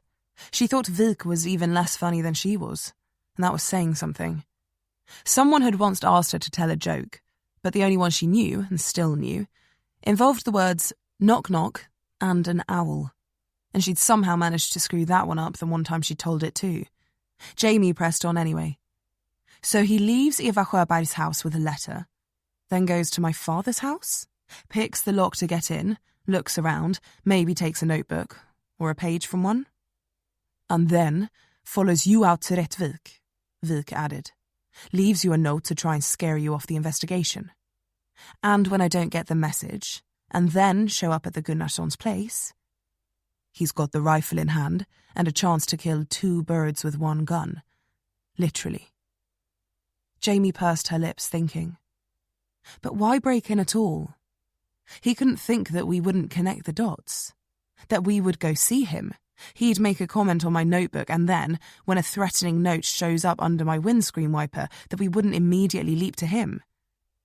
Maybe that's what he wanted. If he didn't think we'd home in on him, why would he run? Taking a page from your father's notebook was as much of a message to back off as the message itself. Jamie nodded. That was her first thought at the scene too. No doubt he was looking for this as well. She pulled out the red notebook she had in her pocket. It wasn't the Angel Maker notebook. That was still back at her hotel. But Vic didn't and wouldn't know the difference. He was probably looking for all evidence from the original case. Anything he could remove to lessen potential evidence against him. Except he didn't find it. So he changes the plan. Snatches a page from one of your father's notebooks and writes you a little letter to try and get you to back off. Vic narrowed his eyes. Jamie watched as he fitted the puzzle pieces together in his head. And then follows you out to Rättvik, note in hand. Vic glanced over at her. But how could he pick up your trail? Jamie thought on that. He knew about Annika Liljedahl, she said, recalling their conversation. He told me about her. He knew I'd go there. He put me onto her. He could have withheld that information, played dumb. I'd never have known the difference. What does he gain from getting Annika Liljedahl wrapped up in all this? Jamie bit her lip. Annika's story about Hans Sjöberg was the reason my father believed he was guilty. Jamie scoffed a little, shaking her head. And it was the reason his guilt was called into question in my mind. The story doesn't implicate Sjöberg in the Angel Maker case. It just calls Sjöberg's character into question. And Ericson knows that, Vic said. So he sends you out there to throw the original conviction into question. You come away believing Sjöberg was wrongly convicted, and it all leads back to Ericson. Shit, Jamie said, understanding then. He's playing with us. It's all just a big game to him, and he's got us out here chasing our tails. Vic sort of grunted his approval of the theory and his growing disdain for Ericson. There was still one thing she couldn't figure out. But what does he get from killing the parents? From putting a bullet between Åsa Gunnarsson's shoulders and trying to blow Mikael Gunnarsson's head off? Vic drew a slow breath. That one escaped him too. I don't know. The court transcripts don't tell much of a story. Sjöberg pleaded innocent to begin with, but didn't contest the signed confession. The transcript shows no mention of him announcing that the confession was coerced, as Eva Sjöberg said. He looked over at her to gauge her reaction to that, Jamie thought. She tried not to show any. She only had one person saying that her father had brutalized Hans Sjöberg to get that confession, and a distinct lack of corroboration to argue against it. No confirmation wasn't the same as opposition. The evidence was overwhelming, and by the time they'd presented what they had on the third victim, Hans Sjöberg offered to change his plea, and then pled guilty to all 7 murders. Jesus, Jamie said. Vik had been busy in Jamie's absence. Between the trip to Rättvik and then the run out to the Gunnarssons, it looked like he'd done his homework. So he pleads guilty to the 7 murders to cover up the killings of the parents? But that doesn't make sense if it was Ericson all along. The evidence was overwhelming. Maybe a guilty plea got him a shorter sentence, Vik offered. If you were innocent, would you plead guilty to the rape and murder of 7 teenage girls for a shorter sentence? I don't know, Vik said, sighing now. But either way, we can't rule him out. There was solid evidence on top of the confession, which means there's a good chance he was the angel maker. He looked at Jamie now, his features grave. Or at least one of them. What do you mean? Jamie eyed him now. Vik moved his head back and forth. 7 girls and their parents? 12 total victims in the space of a year. Nearly 13 if you include Leif Lundgren. That's prolific. You think Sjöberg and Ericson were in on it together? Jamie hadn't considered that. Who knows? Both were religious men. Both believed in whatever fucked up version of God and faith drives men to rape and murder children. Sjöberg had the medical knowledge and training from the army. Ericson knew his way around a hatchet. Maybe one did the girls, and one did the parents. Maybe they took turns with the girls. Jamie cut him off. She'd heard enough. So they get together, cook this scheme up over a bottle of whiskey, a couple of buddies, and then they just, what? Start murdering. I've had wilder theories that have panned out. Jamie exhaled hard, her head spinning suddenly. And then, when Sjöberg gets picked up, he takes the fall for Ericson. They part ways, keep the radio silence for appearances. Ericson goes into the church to cover his tracks. Vik nodded. They think they'll get together when Sjöberg gets out, maybe do another one for old time's sake.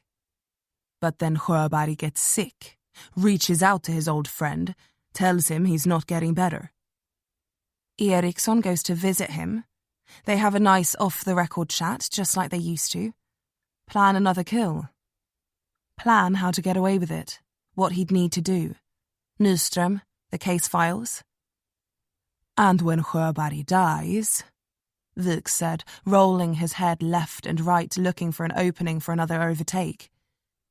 Ericson chooses a girl and gets to work, pays tribute to his friend and the good old days, and throws doubts on the original investigation too, potentially exonerating his friend, muddying the waters for us, splitting our focus. Or at least giving Eva Sjöberg some peace. Jamie bit her lip. Sounds like he did care about her. It's all a lie, Vik said coldly. He's a piece of shit and he's playing a game. That addled old woman is just one more part of it. He's a twisted child killer, a rapist, and he thinks he's a lot smarter than he really is. Just like they all do. And with Nyström in the bag, the case files missing, he thinks he's gotten away with it all. Except he doesn't bank on me showing up, Jamie said, feeling Vik's anger start to rub off on her. Right. And when you come asking about Sjöberg, Annika Liljedahl, it sets alarm bells ringing. He knows we're getting close, so he bolts, tries to clean up his mess. He goes after the letter to Hans. He tracks down the Gunnarssons to sweep up his mess. He goes out to Rättvik, banking on you being there, tries to scare you off the case. Why not just try and kill me then too? Jamie asked. She had to play devil's advocate. It was the job. Kidnapping an old, semi-retired detective is one thing, especially because he needed Nyström. But he's older, too. Remember how he winced when he leaned against the desk in his bedroom? Vik glanced at her for confirmation. Damn, he really didn't miss a thing. I did, You don't think that was bullshit too?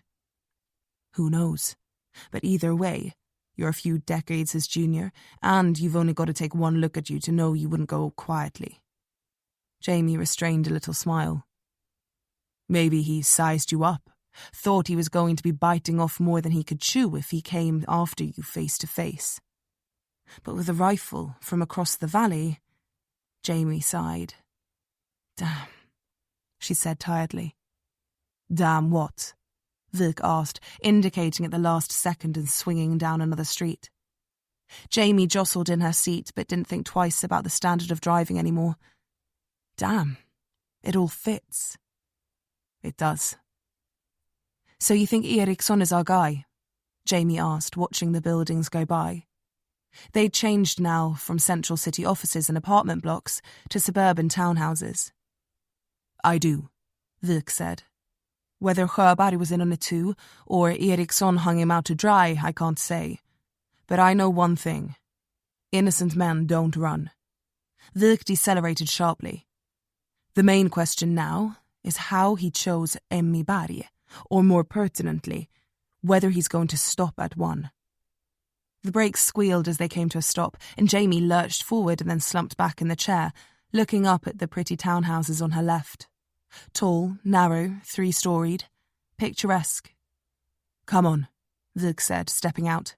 Let's go and question Jan and Anna Hansen. He closed the door and buttoned up his coat against the cold.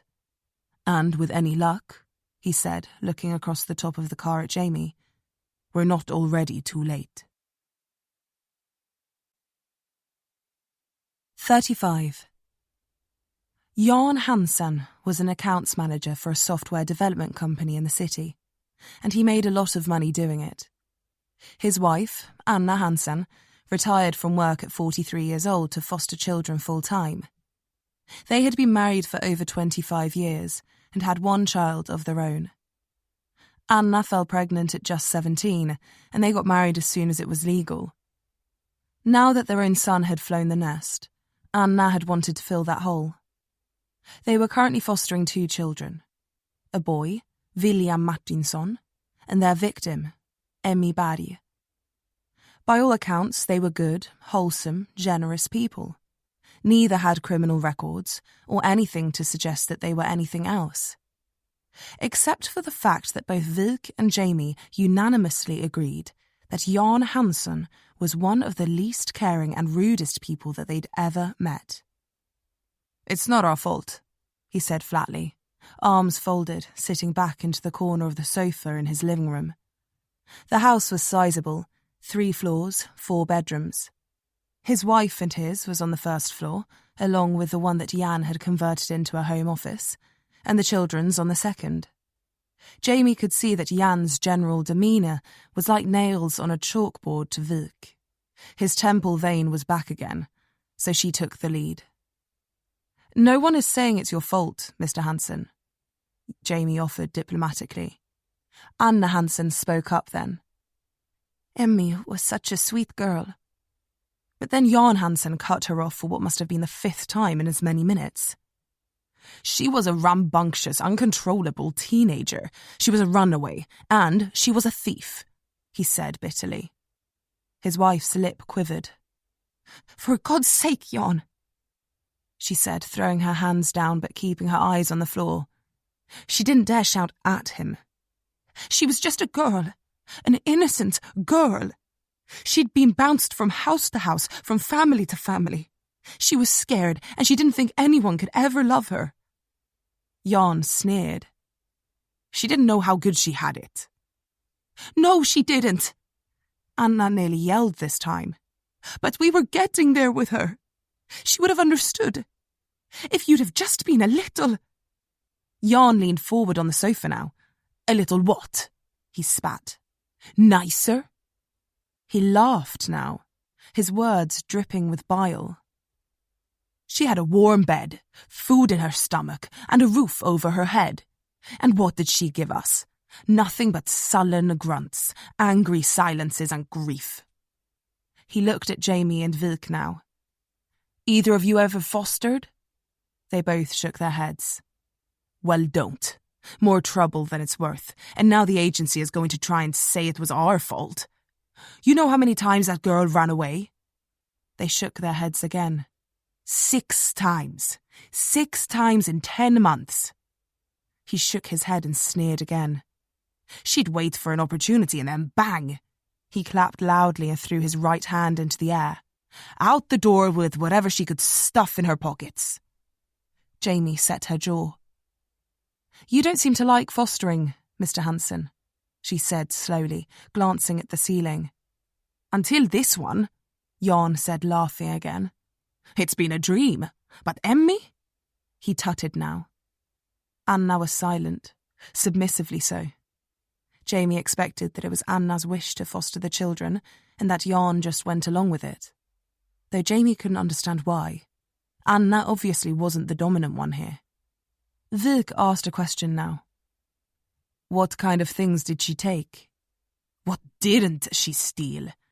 Jan said. Jamie noted the use of the word steal versus Vik's take. Whether it meant anything, Jamie didn't know. But it felt harsher to hear. More blame-laying, that much was certain. Jan was playing himself off as the victim, or trying to. He didn't look like one, though. He didn't actually look like much except for a gigantic dickhead. She watched him with his voice on mute as he counted off the things Emmy had taken on his hands. Very animatedly, she realised, without any sound. She caught the words ornaments, silverware, an iPad, before she got rid of his voice altogether. Jamie was glad he was easy to tune out, and instead focused on the loving husband and wife in front of her.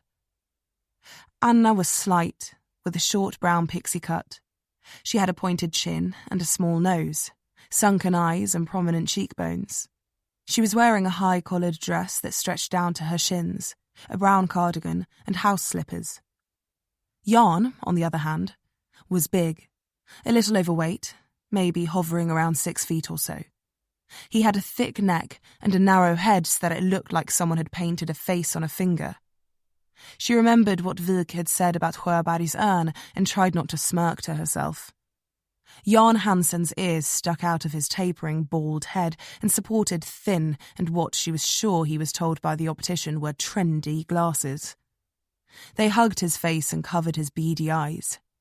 She watched as the roll of skin wobbled under his weak chin, her eyes moving down to his open, short-sleeved white shirt, the hairy exposed forearms, and then she slowly turned the volume up, just as he was getting to the end of what seemed to be an exhaustive list. "Which is why we started hiding the electronics," he said, finishing with a flourish of his arms. Jamie refocused on Anna now. "Anna," she said, waiting for the woman to look up. "Can you tell us what Emmy was like?" "The girl was," Jan began before Vik laid daggers into him. "Inspector Johansson was talking to your wife," he said coolly, staring the guy out. Jan, like all bullies, shrank at the first sign of someone standing up to them. "Anna," Jamie said again. I thought she was happy," Anna Hansen said quietly. "She was sweet." Jan scoffed behind her and then sat back again, pouting, crossing his hairy arms over his belly. Anna went on after a few seconds, once she realised Jan wouldn't speak again. He knew better, with Vik still staring at him. She was scared, I think." "Scared of what?" Jamie asked, trying not to lean in too expectantly. "Scared of being loved." Jamie's jaw tightened. Not the answer she wanted, but it was one that tugged on the heartstrings. Hard. Anna was distraught by it. Jamie could see that. "How many children have you fostered?" she asked, changing the way she was going to approach this. "Emmy was our 5th, she corrected herself. "We usually try to take one teenager and one younger. Often it's difficult to place teenagers. Not many families want them, and they can often be more difficult than the younger children." Jan looked like he wanted to weigh in, but Wilk wasn't looking like he wanted to be tested, so instead he kept quiet and resigned himself to sulking. "I can imagine," Jamie said. "The other child you have now, has he been with you long?" "William?" Anna asked. "Yes, about 2 years now, maybe a little longer." "And how old is William?" "He's 8, Anna said. "Good." Jamie offered her a warm smile. The woman seemed genuinely nice. What she was doing with a guy like Jan was anybody's guess. Though Hallberg had said she didn't have a job and the house wasn't cheap, Jan must have earned a lot on his own to afford it. She expected that he reminded Anna of that often. "And before William?" "Elias. He was with us for 7 years, from the time he was 11 to when he was 18. "He was lucky to have you," Jamie said. Jan couldn't help himself this time. And the boy knew it too. Wilk growled, then stood up. "Mr. Hansen, could you show me to Emmy's room, please? We'd like to take a look at it." He looked at Wilk, then at Jamie. "Why? The girl was never there, always out doing who knows what with who knows who." Wilk straightened his jacket. "All part of the investigation," he said, forcing a smile. "Would you mind?" Jan Hansen looked at his wife now, staring at the back of her head as though afraid to leave her alone with Jamie. "Now, Mr. Hansen." The man reddened visibly, then heaved himself off the sofa. "Fine," he said. "Top floor, after you." He trailed after Wilk, glancing back a dozen times before he disappeared up the stairs. Jamie breathed a little easier, but Anna looked more apprehensive than before. "Are you all right, Mrs. Hansen?" Jamie asked. "Yes," she replied quickly. "It's just..." "What?" "Jan didn't want me to call you," she all but whispered. "Why not?" Jamie asked quickly, aware that Jan was probably doing all he could to hurry Wilk along and get back down here. "I don't know. He said that no one would care that she was gone, that it would be easier for everyone if we just left things as they were." Jamie measured the woman, aware she had to tread a fine line here.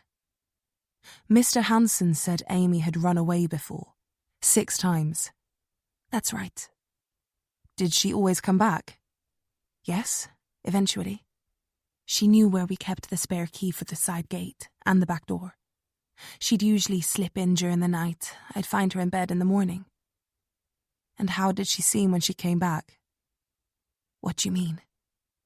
"Children who run away don't usually try to come back, not unless something has happened to them or..." "Oh no, I don't think it was anything like that," Anna said dismissively. "I think she just realized it was safer here than out there, you know? For a girl of her age. She wouldn't tell me where she went or why she left. But I trusted her to talk to me when she was ready. She just never got the..." Anna Hansen broke down into tears then and began to sob quietly. Jamie steeled herself. She had to maintain distance.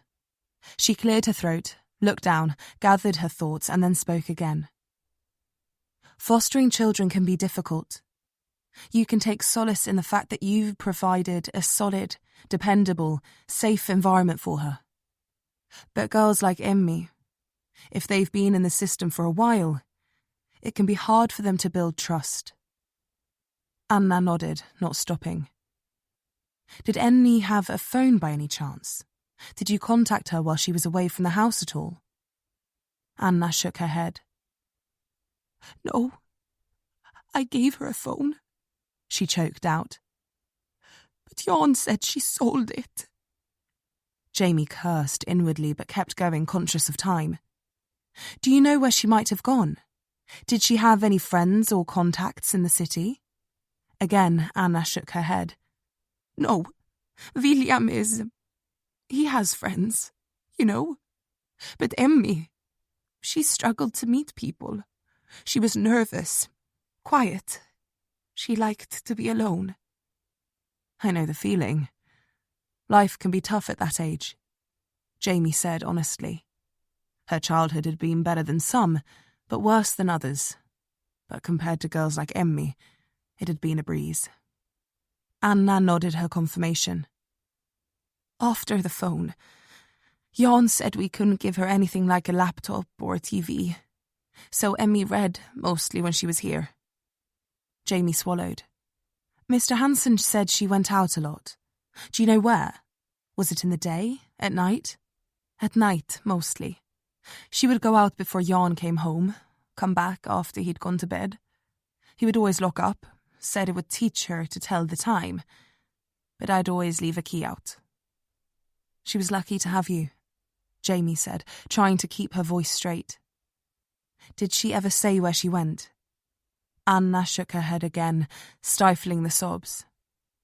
No, she didn't talk to me much. Jamie gritted her teeth now. They were going around in circles.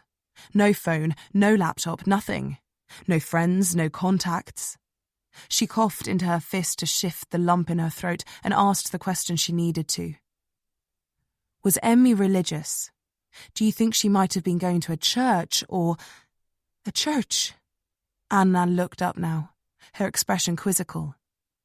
No, I don't think. She liked science, and I never heard her talk about it. Jan and I aren't religious, and I didn't read anything about it in her file, and they always include things like that. Any requirements or beliefs, allergies, religions, things they like and dislike. What you can do to make their stays easier, you know? Jamie nodded, taking it in. Then how the hell did she connect to Ericson? Thank you, Jamie said. I'm sorry this has happened. Anna quietened then and looked down at her hands. I just wanted to help, you know?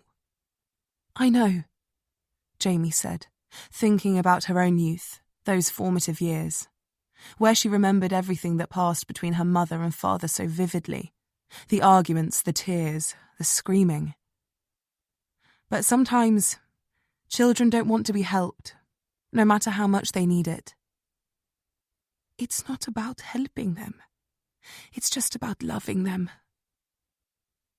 Jamie let that hang in the air for a few seconds, listening to the footsteps ringing down from above. Is William here now? Jamie asked after a moment. Yes, he's in his room, Anna said. How was his relationship with Emmy? Emmy wasn't talking to Anna, and certainly not to Jan, but kids often spoke to each other. Though William was only 8, so Jamie wasn't holding out much hope. Still, she had to try.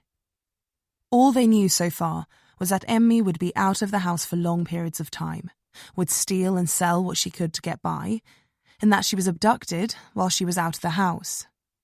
It was clear she was trying to scrape money together, probably for a train or bus ticket, for something. For a start, maybe, to get away. Jamie didn't know. But she'd only come back when she ran out of money or realised she wasn't going to make it. Except for the last time. She was going somewhere. She was meeting someone. The Angel Maker's MO wasn't just to abduct girls off the street. They were chosen. They were groomed or coerced. They went willingly into the cars. There were no signs that any of the victims had been harmed physically, other than the sexual assaults, which meant that either they knew their attackers, or at least felt safe enough to go with them willingly. The reports, old and new, had shown the same thing, that the girls were assaulted, and then afterwards, but not immediately, they were suffocated, and then quickly mounted and displayed in succession. A picture was forming. Either Sjöberg or Ericson had groomed the girls in that church group, abused them, and then, when they'd got bored, they'd killed them. Or it was a joint effort from the start. Or one got off on the rape and the other on the murder. But either way, there was a connection here between Emmy Berg and Per Ericson. All they had to do was find it. Somehow, that sick fuck had managed to get his claws into this girl. And now she was dead. Anna spoke then. Their relationship was good, I think. William liked her. He liked having an older sister. We'll need to speak to William, if that's all right. Anna looked apprehensive. Is that really necessary? I'm afraid so. He may not realise it, but he may know something important. She smiled at Anna. Don't worry, we can do it here if you'd prefer. Not now, but we'll come at a time that suits you and William, and there'll be a children's welfare officer with us. A welfare officer? We treat William like one of our own. No, it's nothing like that, Jamie said, shaking her head. It's just to ensure that William isn't becoming distressed by the questions, and that we're not pressing too hard. It's just standard procedure, nothing to worry about. Anna nodded slowly. I can't imagine that he'll know anything. He's only 8. Emmy wouldn't have told him anything. Anna looked into space now. William did all the talking. He was always asking her to sit with him, to watch him play his games. Anna smiled weakly. What games? Jamie asked warmly, just trying to get a better picture of the situation here. I don't know, something on his iPad, where you build things with blocks, you know the one? Minecraft? Jamie asked. I think that's it, yes. Anna confirmed. He's always playing on it. It's a popular game, Jamie said. He was always so keen to show Emmy what he'd built, and she'd help him out too. When he can do something, it's over my head, of course. Jan understands it more than I do. He says they shouldn't play on it, and Emmy's as likely to steal William's tablet as she did her own. Jamie wasn't listening, though. Something had twigged in her head. You said that Emmy would help William out with his games. Yes, Jan didn't want her to, but I thought it was a good way for them to bond. Jamie leaned forward now. You said Emmy sold her tablet, didn't you? Her phone, too? That's what Jan said. Anna looked at her, a confused expression on her face. How did he know? Something wasn't sitting right with her. Anna sort of stuck her bottom lip out and shook her head. I don't understand what you're asking. Jamie drew a slow breath. It's okay, don't worry. I wonder if you can do something for me, though. What is it? Anna was apprehensive, kneading her hands. Would you give us permission to search your home and conduct a cursory examination of any computers, tablets, phones that we find? Jamie said it casually, as though it was just a simple request. She tried not to let on that everything might hinge on it. Our computers and phones? Anna asked. Why? We just need to check whether Emmy might have reached out to anyone. It's all just standard procedure, nothing to worry about, I'm sure. But it could help us find out who took her. You want that, don't you? Anna looked at the empty chairs, at the place Jan had been before Vik had led him away. Anna? Jamie said, her voice a little sterner. The woman looked around at her. You want to help us find Emmy's killer, don't you? She swallowed and then nodded, her head barely moving. I do. She all but whispered. Good, Jamie said, feeling the tension drain from her shoulders. That makes everything a lot easier. She smiled at the woman. You're doing the right thing. She said nothing, but her quivering lip told Jamie she thought Jan would be angry. In Jamie's eyes, though, that was all the more reason to find out what he was hiding. 36. Jan Hansen's voice carried from inside the house down the street to where Jamie was standing. He was yelling at the officers walking up his steps and in through his door, protesting and telling them to get out. But they had written consent to be there, courtesy of his wife, and whether he was a controlling piece of shit or not, her name was on the deed too, and that was all they needed. Jamie tore her head away as the last of the officers filed in to do their sweep and looked at Vik. He was watching her. You did good, he said. Do you think we'll find anything? He raised his shoulders into a shrug and then let them fall. I don't know, but Hansen never moved from my shoulder, and every time I opened a drawer he'd say, "There's nothing in there." Like he knew. Like he'd already emptied the room out. Vilk scowled up at the pretty townhouse. The question is whether he was smart enough to get rid of what was left altogether, or if he just thought hiding it was enough. Vilk smirked a little. I'm more curious as to why he removed or hid anything to begin with, and if he did, how he knew Emmy wasn't coming back. Jamie clicked her teeth together, listening to Jan Hansen's diatribe at the presence of the officers in his house carry on the cold wind. She shivered and pulled her peacoat tighter around her body. Any word from Hallberg on the Gunnarsson thing? Vilk cracked his neck, reached up and flattened his hair against his head, and then replaced his hands in his pockets. Hallberg has followed up with the Gunnarsson's lawyer, but hasn't got anything back. Gunnarsson's too grief-stricken to answer our questions, supposedly. She also managed to make a list of agencies in the city that supplied nannies and au pairs between 95 and 96, though most of them aren't operating anymore. She's going to reach out to the owners today and see if any of them had Mikael and Åsa Gunnarsson listed as clients. Then we'll see if we can track down the nanny in question and get her talking. He sighed. But that's a lot of ifs. Shit, Jamie said. In the meantime, we should probably put a watch on Leif Lundgren just in case the killer wants to take another swing at him. Already done, Vilk said, looking at her and smiling a little. I'm guessing by your face he didn't take to the idea. No, but his two options were being left to the wolves or being followed by a police car. He chose the lesser of two evils. That seemed to amuse Vilk. Jamie recalled that he'd said Leif Lundgren was a bit of an asshole. Leif Lundgren and Jan Hansen, Jamie muttered after a few seconds. What was that? It's just weird, right? Both Hanna Lundgren and Emmy Berg weren't Lundgren and Hansen's biological children. Hanna Lundgren was adopted, and Emmy Berg was being fostered.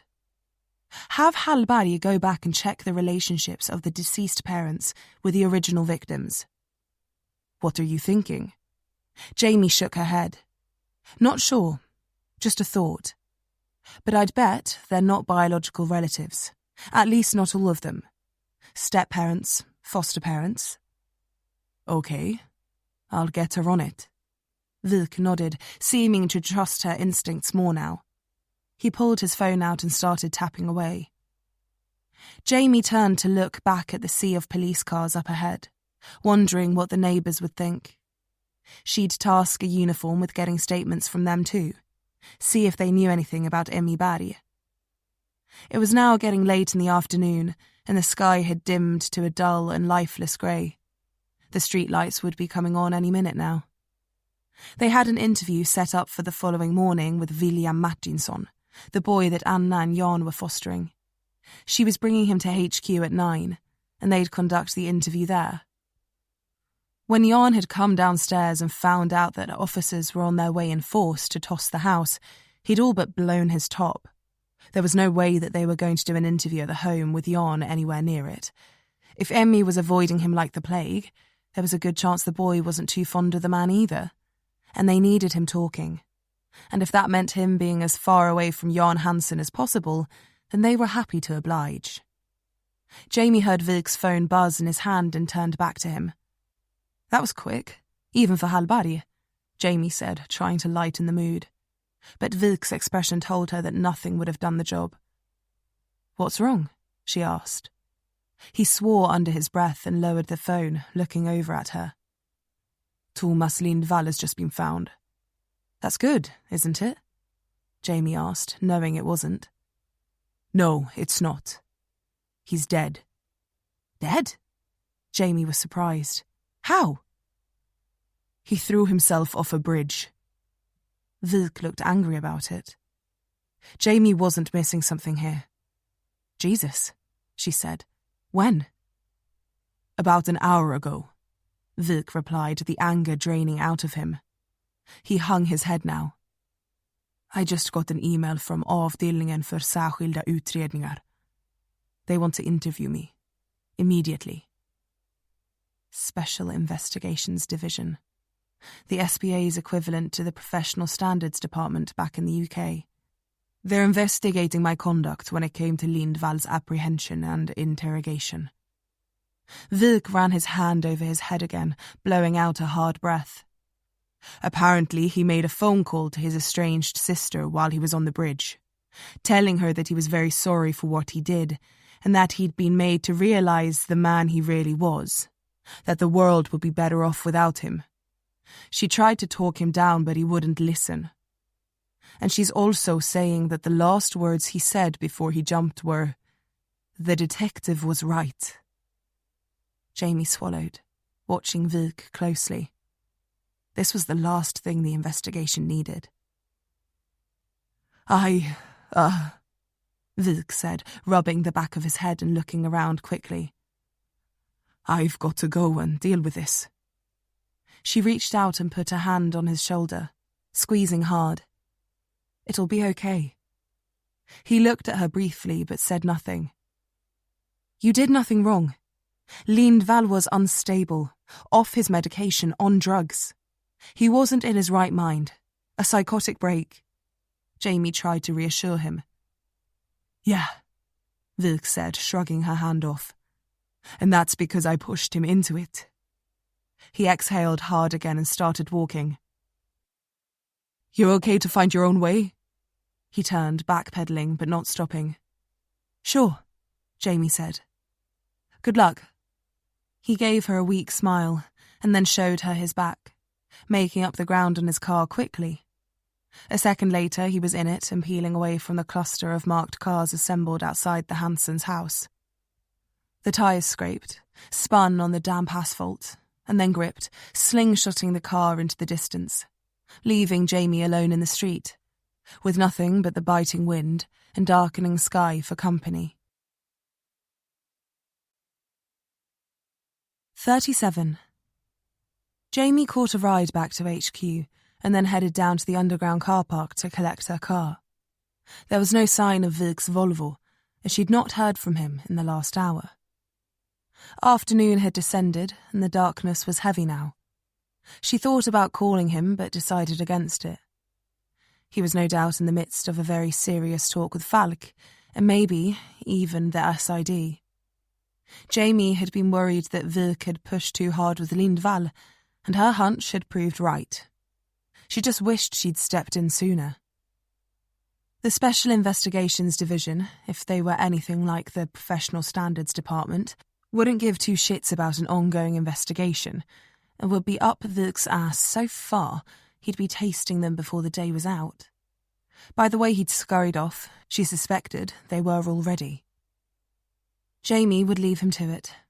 Not only was he not her partner, this wasn't even her police, or her country. She hovered next to her car, thinking about it. During Lindval's arrest, she'd tripped him and then put him down for the count too. Would this blow back on her? No. She'd done nothing but defend herself. He'd come at her. She was safe, she hoped. Jamie got in the car and cranked the engine, setting the heating to max. She'd been standing around far too much today, and she was cold to her bones. The question now was, what the hell was she supposed to do with her afternoon? The investigation was stalled. Gunnarsson had his walls up. Leif Lundgren was under surveillance. Hallberg was in the process of contacting the parents of the original victims for statements. Per Ericson was still in the wind. And while Jan Hansen was a giant dickhead, that wasn't a prosecutable offence. The techs would have to go over the electronics recovered from the Hansens' house and let her and Wilk know the results. Hopefully, it would be before William was brought in the next morning. She expected Jan Hansen to have lawyered up by then. But Anna had signed the form and agreed to bring William in. Jan Hansen had no reason to block that unless he had something to hide. She was reserving judgment until the techs were inside his computer, but even thinking about the bastard made her skin crawl. The only other thing she could think of was Robert Nyström, the one missing piece of this puzzle, the one crime that everyone seemed to have ignored. The first crime in this tangled web. Someone had abducted a former police officer, and no one seemed to care. She thought about the man then, as she waited for her windscreen to defog. He'd been a good friend to her father, and a friend to her too. The number of times she'd heard a car pull up outside and watched as Robert Nyström had carried her father in through the door, blind, drunk, barely conscious, and laid him on the sofa. The number of times that he'd got her father out of a bad situation, had vouched for his sobriety when he was drunk on the job, had lied to Jamie's mother about where he was, had brought her hot chocolate when her father had abandoned her at his desk to go and get drunk or high in the middle of the day. He'd always ruffle her hair and say, "Hey, you want to go play with my gun?" and then snatch it away at the last second. "Maybe when you're older," he'd add, and then ruffle her hair again. She always hated him doing it, but he was a good guy. Jamie would feel sad for him that he worked late so much, that he'd stayed after hours at his desk when all the other officers had gone home. She realised much later that he did it for her sake, that he stayed to keep an eye on her when her father disappeared, wordlessly, thanklessly, just because he was a good man. Jesus, he was the best. And now he'd been taken. Jamie brushed her hair off her forehead, feeling a tight knot in the pit of her stomach. Hell, he was probably dead in a ditch somewhere, buried in a shallow grave. But she could find him, and she had nothing else to do. Jamie let the handbrake down and slotted the car into gear, pulling out of the car park and creeping into the frozen city of Stockholm. Her city, through the frozen streets. Her streets. Towards a frozen house. Her house. 38. Jamie stepped into the dark interior, the smell of dust still hanging thickly in the air. The whole place felt like it had been violated. The CSTs had been through everything. Plastic sheeting stretched through the rooms, forming gangplanks they'd walked on. Print dust was sprinkled on the surfaces, and little white paper stickers littered the house, markers for items to check for prints, photograph and catalogue. The house may have been hers, but it had never felt further from it. "All right, Robert," Jamie muttered, pushing the door closed behind her. "Where are you?" Jamie pulled her phone from her pocket and flicked on the torch. She'd dropped a message to Hallberg on the way over to forward any information they had on Nyström that might have helped. But it looked like he was living a frugal life. His apartment was mortgage-free, his car was paid for, and he got by on his pension, as well as a little consulting work with the SPA every now and then. The CSTs had gone over his apartment but found nothing of use. No particulates, no fibres, no prints, no DNA. Though that didn't surprise Jamie, considering the circumstances of the other abductions. Ericson was skilled, he was smart, and he was very experienced. And perhaps worst of all was that he was completely unassuming, friendly-faced. A damn priest, for God's sake. The perfect disguise. On top of that, there was no CCTV inside Nyström's building either. There were 2 exits, a number of directions they could have gone in, and no specific time on the abduction itself. Neighbours reported hearing nothing out of the ordinary, and no one saw a damn thing either. It was as though Nyström vanished into thin air. All they had was the grainy photograph from the toll booth, but that didn't put a time on anything except when that car passed through. Which could have been an hour or a day after Nyström was taken.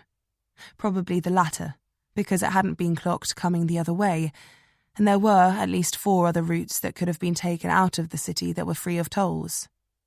The photo told them that the driver wanted to be clocked there, which told them that it was an obvious misdirect. Or an unobvious non-misdirect. Or a double, triple, or quadruple bluff. Basically, it meant shit. Just one more thing to make sure they didn't know which way was up in this investigation. And with the Angel Maker case now breaking on national news, The assassination of Åsa Gunnarsson smeared across every front page in the country, Emmy Berg's photo in every tabloid, Leif Lundgren under police protection, every CST in the city being bounced from crime scene to crime scene like pinballs, the primary suspect on the run with every patrol car from here to Svalbard on the lookout, and now the SID breathing down the neck of the primary investigator. The case was stretching the SPA thinner than it ever had been. Per Ericson was running rings around them, and Jamie couldn't help but feel like he had them chasing their tails on purpose. Every clue seemed to lead them deeper into this maze, and every stone they turned over only pushed everyone further in different directions. It had been a tiring, difficult, dangerous 4 days, and Jamie didn't think things were about to ease just yet. And lost in the maelstrom of it all was Robert Nyström, a man who dedicated his life to catching bastards like Per Ericson, a man who'd worked alongside her father to put Sjöberg behind bars, a man that everyone seemed to have forgotten about. Jamie paused at the open door to her father's office, took a breath and went in. Inside, it was pitch black. There were no windows in the office, her father made sure of that. He wanted the place completely inaccessible. The door was heavy and equipped with a bolt lock too, just in case.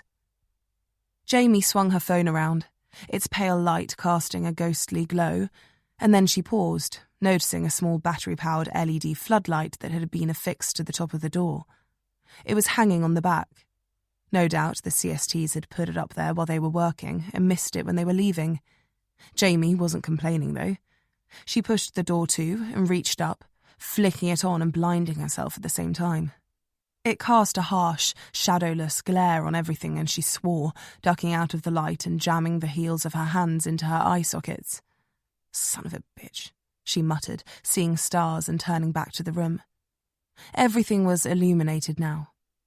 She sighed, not knowing what she was looking for or where to start. Her childhood was fuzzy to her, just repetitive snapshots of her arguing parents, of sitting at her father's desk at work, of her father asleep on the sofa, of her mother slamming the front door and storming out, of hovering at the top of the stairs as they moved through the house in a twister of profanity and tears. Jamie shook the memories out of her head and moved forward. With every book she read, every surface she ran her hand over, and every drawer she opened, her childhood split in two and revealed itself to her. The shell was cracking a little more with every minute she spent on Swedish soil, and soon it would all be exposed. She wondered whether inside she would find memories of Robert Nyström and the Angelmaker case, or whether she would simply discover more reasons that she'd repressed the first decade of her life. Jamie scanned the room before approaching her father's desk. It didn't look like the CSTs had taken anything during the search, and everything that had been touched and moved had been put back. Still, it felt violated.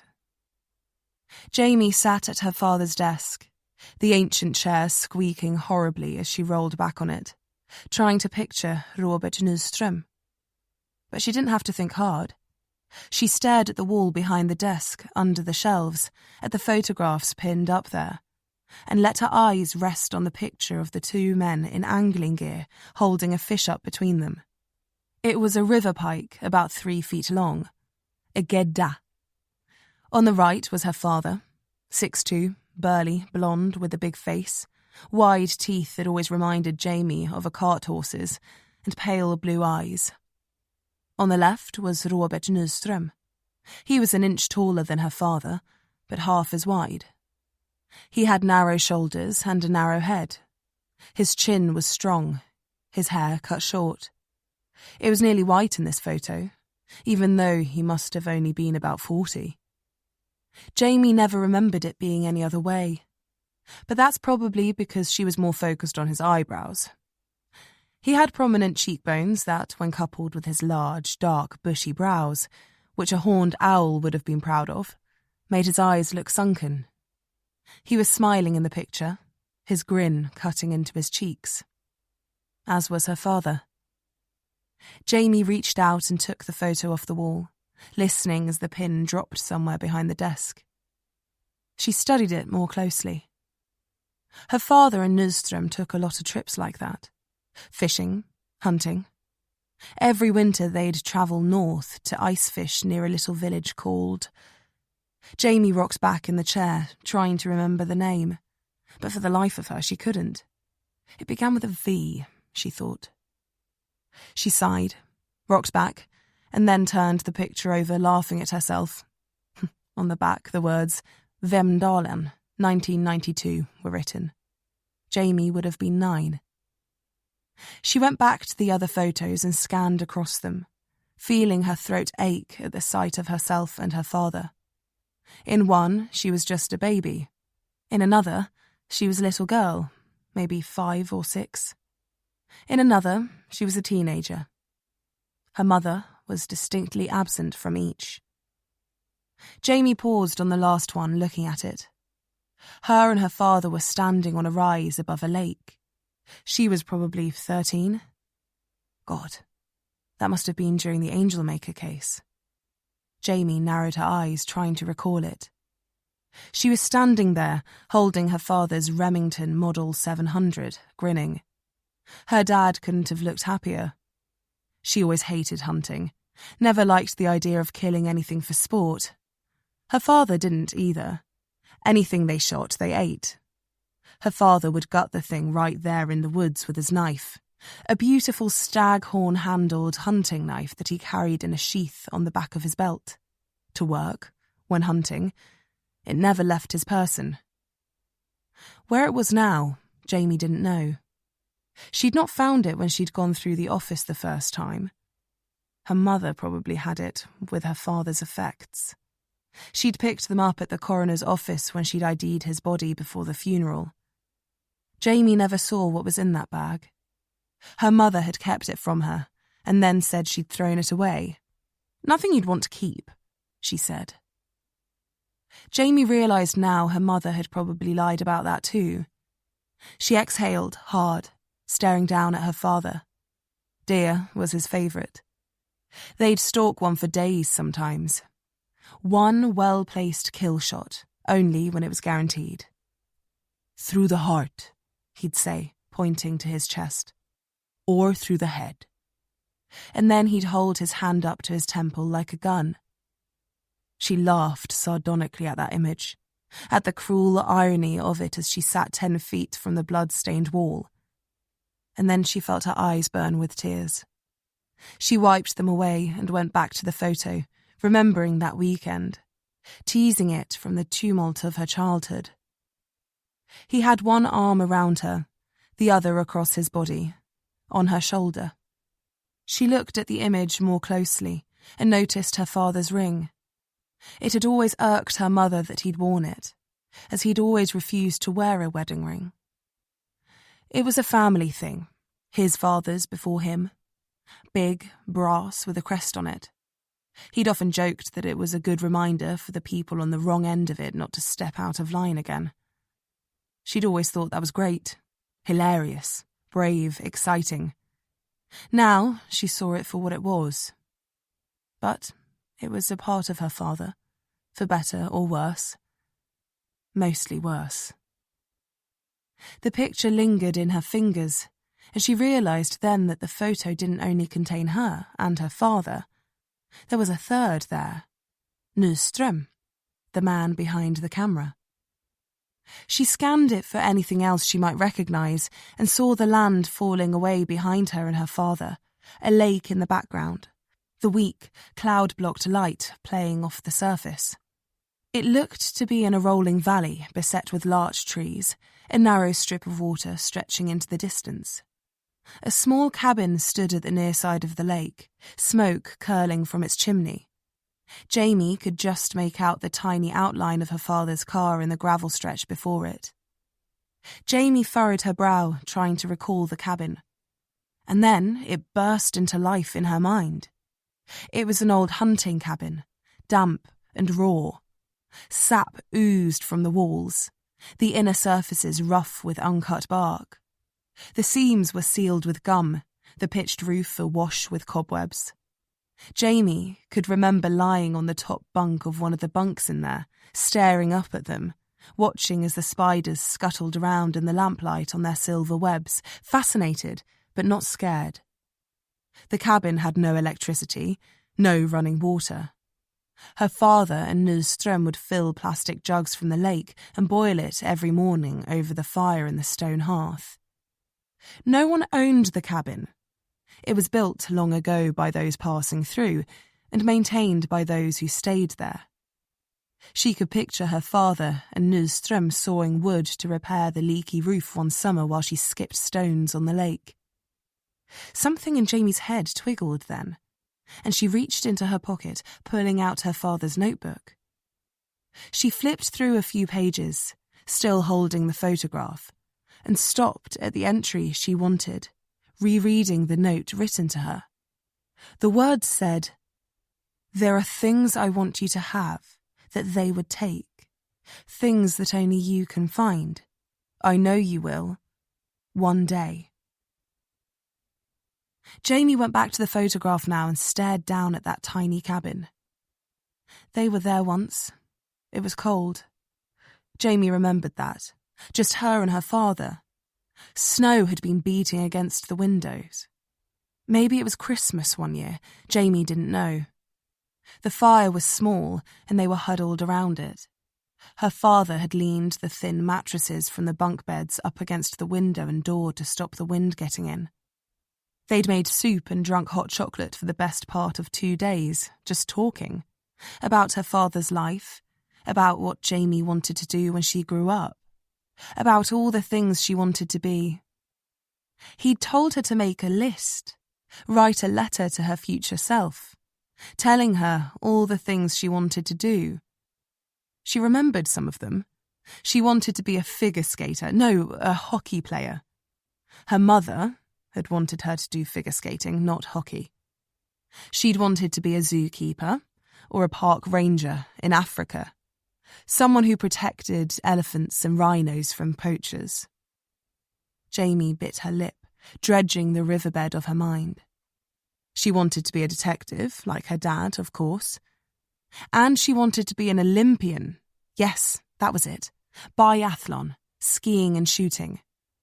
Her father had loved the biathlon. She'd trained so hard in those last few years she'd been here. After moving to England, her mother had refused to let her continue. Jamie felt anger well in her, sadness, and then regret. When she left her father behind, she felt like she'd left herself behind too. Jamie let out a rattling breath and summoned the strength to return to that cabin, to her shaking, frozen 11-year-old fingers scribbling on that grubby paper. What had she done with it? Her father had written a letter too, but wouldn't let her read it, because she wouldn't let him read hers. She laughed at that now. Christ, they could have both frozen to death in there. The lake had frozen solid in hours, the temperature plunging as the storm rolled in.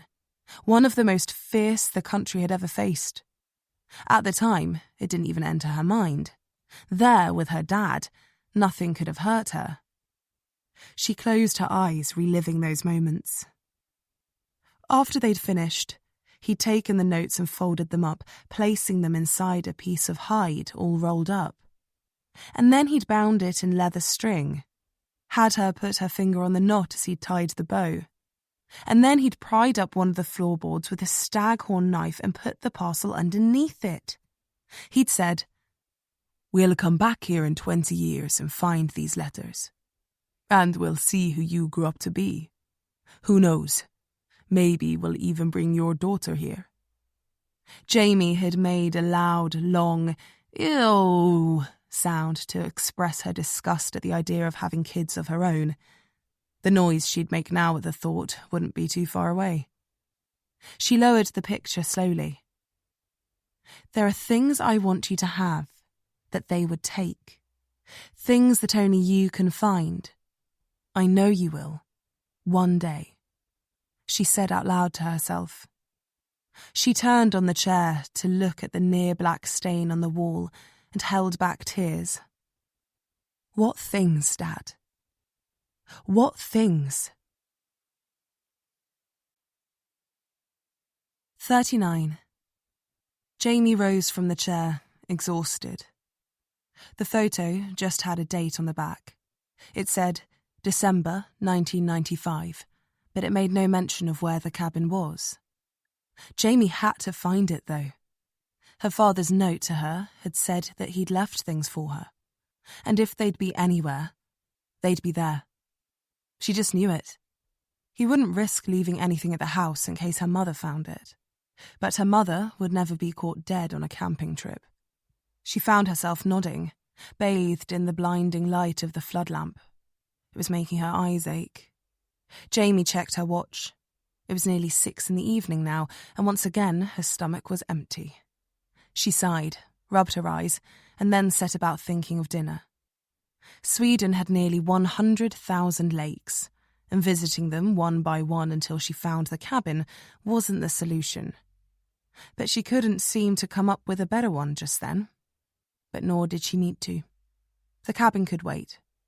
Ericson was still out there, and the case was far from over. Every minute that passed was a minute closer to the next body, the next victim, the next girl. And with still no new leads on Nyström, she was no closer to finding him either. As for her father's parcel, it had waited 20 years. It could wait a few more weeks. For now, she'd get back to the hotel, get some food in her stomach, grab a hot bath and a good night's sleep. Or at least as good as she could hope for. Closing her eyes just meant being alone with the things that lived in her head, the things she'd done. She had to admit, as much as she hated to, that working a case again was giving her focus, purpose. Though while it blocked out those thoughts while she was awake, nothing much could be done for the times that she was asleep. Jamie placed the photos of her father and Robert Nyström, and of her and her father, into the notebook, along with a few others above the desk she didn't want to leave behind, and made for the door. She switched off the lamp above her head, a deep throbbing pain developing behind her eyes, and opened the door to her father's office. Jamie's skin hackled, gooseflesh coming out on the back of her neck, a shiver erupting through her body. And not just from the near-zero temperature in the house. She held her breath between her teeth, staring out into her darkened dining room. The table was just a black slab in front of her, the sideboard with the glass windows, glass shelves and decanters a ghostly outline, the faintest rays of light playing on the edges of the bottles. But it was the window Jamie was transfixed on, nestled between the archway into the kitchen and the unit. It was about 2 feet across, by 3 high, and shuttered. Jamie could just make out the pale lines of the shutter slats. They caught the orange light from the street lamps at the curb and cut through the dust. She could only just see through them from this angle, a millimetre or two between each slat. Barely anything, basically nothing. And yet her brain was telling her not to move a fucking muscle. It was blackness on blackness, the tiniest hint of yellow. Shadow in the absence of light. Emptiness to the eye. But something was screaming at her. Something that made her blood run colder, her muscles all strained tight and filled with blood, her heart kick up a few gears, her heels grind into the floor for traction, and her fists curl at her sides. Jamie narrowed her eyes, forcing herself to breathe, not daring to look away.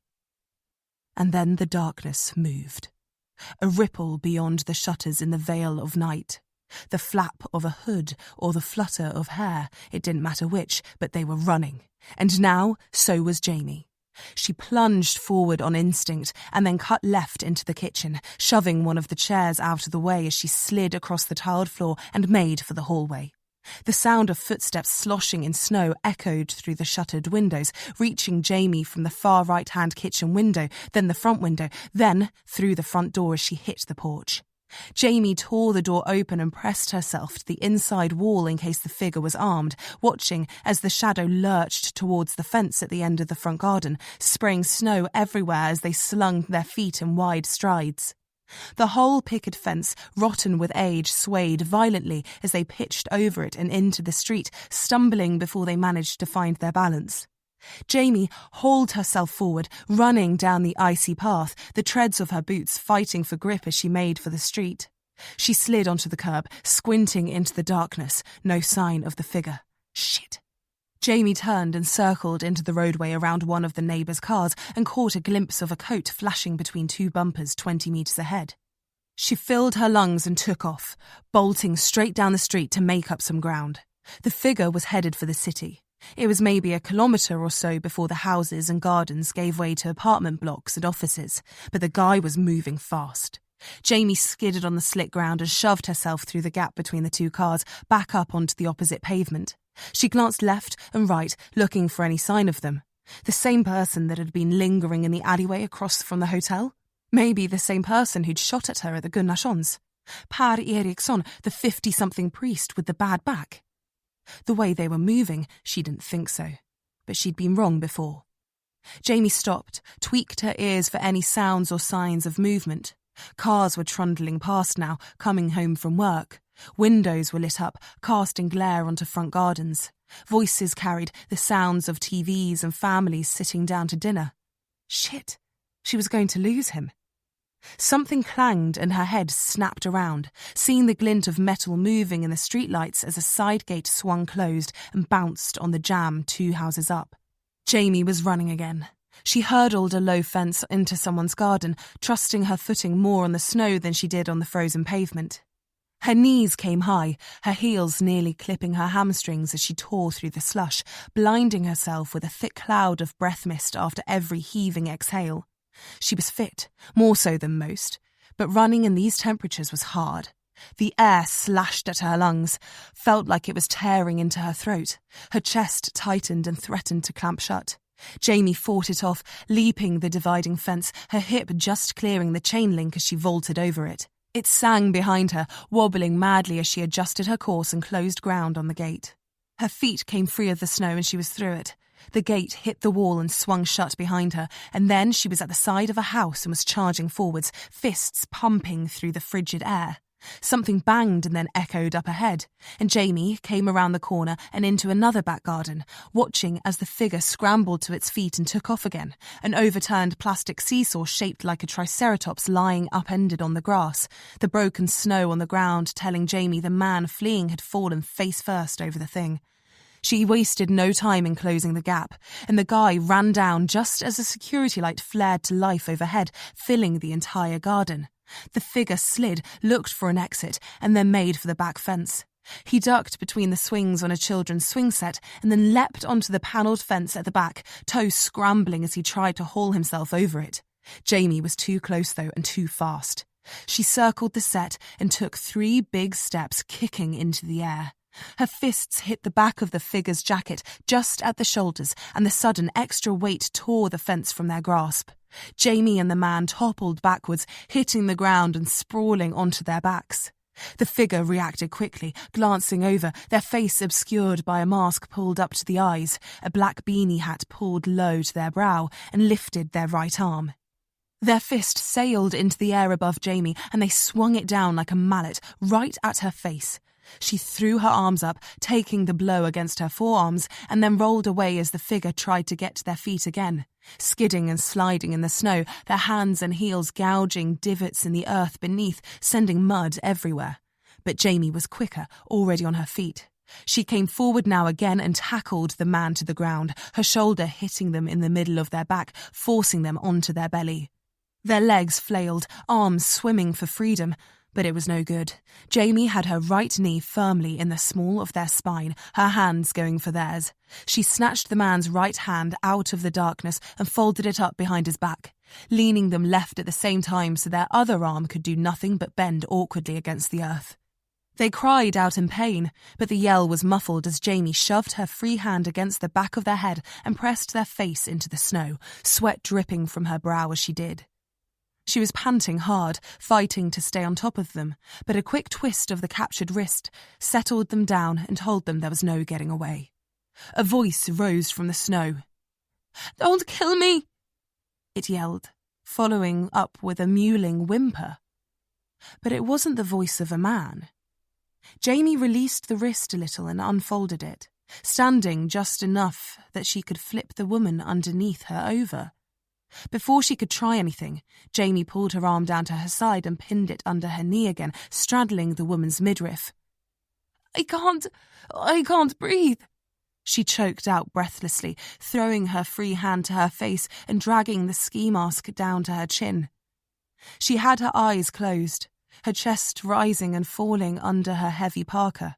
Her skin was pale, rosed in the freezing air, her dark curly hair sticking out from under the brim of her hat. She panted wildly, coughing and spluttering. But Jamie didn't release any pressure. She just caught her own breath and kept her fists curled in a loose attack position above the woman's head. "Who are you?" Jamie demanded, feeling the cold of the ice soak through the knees of her jeans. They both drowned in a sea of steam.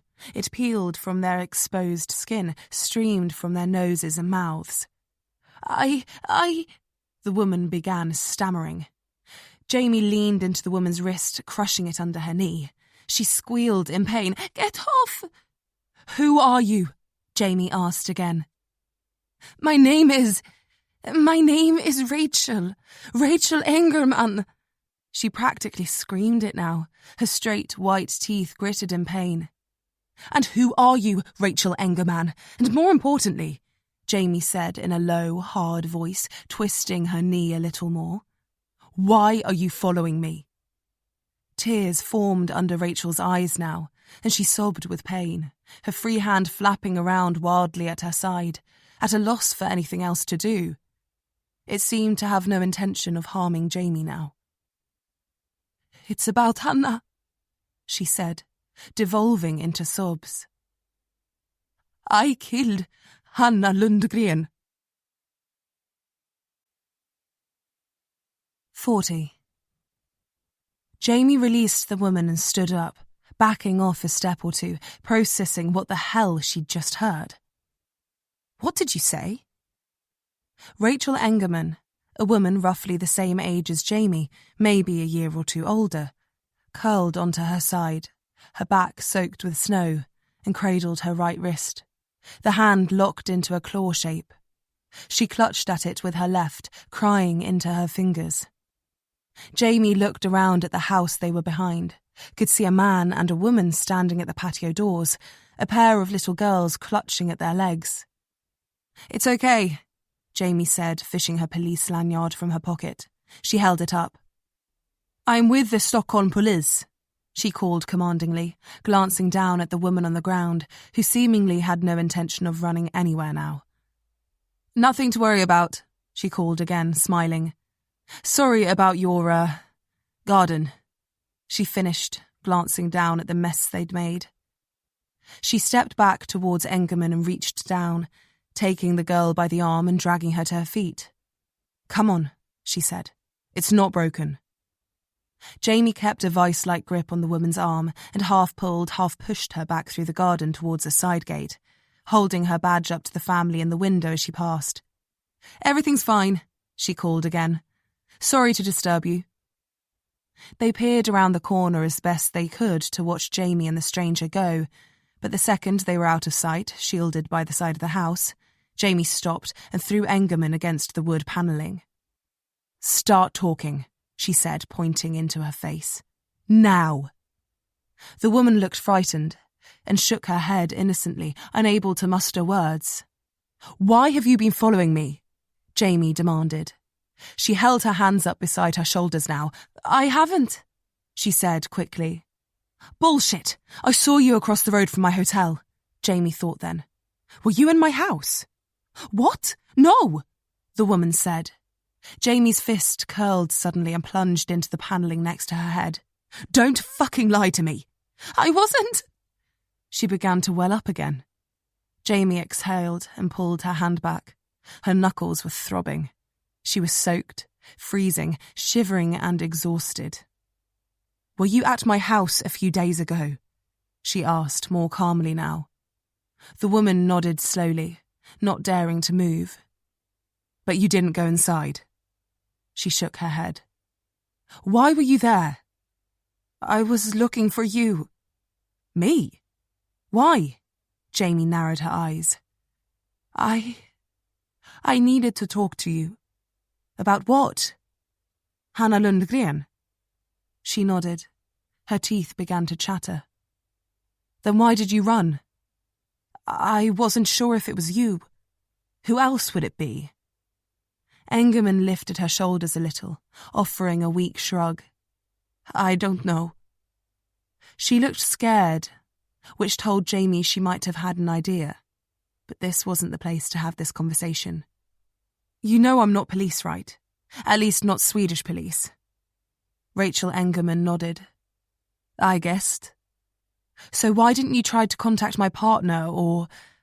I wasn't looking for you.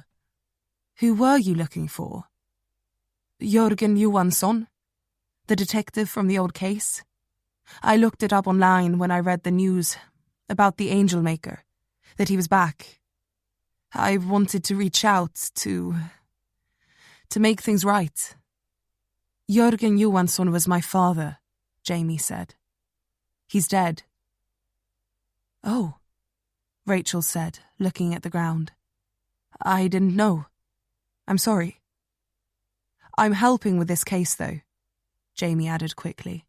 If Rachel Engerman had something worth saying to say to her father, then she was damn well going to hear it herself. Jamie studied her for a second and then sighed.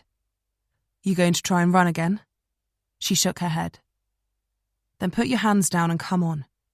Jamie slapped them out of the air and beckoned the woman after her. It's freezing out here. Jamie pulled the car into a nearby coffee shop and led the way into the overly bright interior. The two women entered, soaked and bedraggled, and headed for a booth in the corner. It was quiet in there now. The only other patrons were a man in the far corner tapping away on a laptop, and a young couple leaning over a little table at each other, laughing and whispering about who knew what. Something innocent and fun, no doubt. Jamie grimaced and tore her eyes from them, looking back at Rachel Engerman.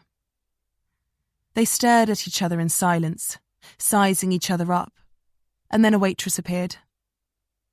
Can I get you anything? She asked, looking at both of them in turn, dying to ask but too afraid to. Black tea, Jamie said, not looking away from Engerman. The same, she replied, unable to resist looking at the waitress and smiling. Thanks. Jamie bit her lip. She was polite, well-spoken. She seemed nice, by all accounts. Not the murderous type at all. But those words had stuck with her. I killed Hanna Lundgren. Jamie didn't think she'd raped her, suffocated her, and then rammed birch branches through her back. But you couldn't ignore a statement like that. Start talking, Jamie said, the second the waitress was out of earshot. Rachel Engerman swallowed, and then cleared her throat. Hanna Lundgren was my friend, she said slowly, choosing her words. I thought I was helping her. Jamie's fingers had gone numb now, and the backs of her legs were stinging with the cold. Talk faster. Oh, we were childhood friends. Neighbours. She was 2 years younger than me, but we grew up together. You said you killed her, Jamie said plainly. So either you explain what the hell you meant, or I'm going to put you over this table and cuff your hands behind your back. Rachel Engerman looked at the table and let out a long breath, as though summoning the strength to say what she needed to. Hanna Lundgren was raped. The waitress approached the table and put down the 2 teas. She waited to see if anything else was going to be said, but Jamie and Rachel just stared at each other in silence until she left. Jamie waited until she was sure she wouldn't be overheard, and then leaned in, clasping the mug with her cold hands. All of the Angel Maker's victims were raped, she said. It was part of his... No, Rachel said, shaking her head. It was Leif Lundgren. She basically spat his name, and the look of disgust on her face told Jamie exactly what she thought of the man. Hanna Lundgren's father. This was coming as news to her, but she tried not to let on her surprise. Leif wasn't her real father. Hannah was adopted. Jamie knew that already, but it didn't make it any better. Hannah was a pretty girl, and when she hit 13, she started to, develop. Jamie watched Rachel closely. Her parents, Helena and Leif, they couldn't have children of their own, and by all accounts, they were good parents, you know? Jamie reserved judgment, but offered Rachel a soft look as the woman stared at her. Trying to hurry her would do no good. She just had to listen. But then, as Hannah got older, Leif started to change. He became strange, quiet, angry. I think he knew it was wrong. He hated himself for it. But he couldn't stop. It started out like that at first. But Hannah said it got worse over time. And then one night, she looked out of the window, her eyes filling, and then she took a sip from her tea. She didn't want to tell me at first, but she said Leif was starting to get scared. He'd threatened her. Threatened her? Jamie's voice was low, and she was almost over the table now, trying to catch every word. Rachel was practically whispering. She nodded. Yeah. Said that if she told anyone, that he'd kill her. Jesus, Jamie felt like saying, but she kept quiet, nodding Engerman on. She needed help, she said, voice cracking. And you gave it to her? Jamie asked tentatively. Rachel Engerman nodded. Yeah. I told her about the church.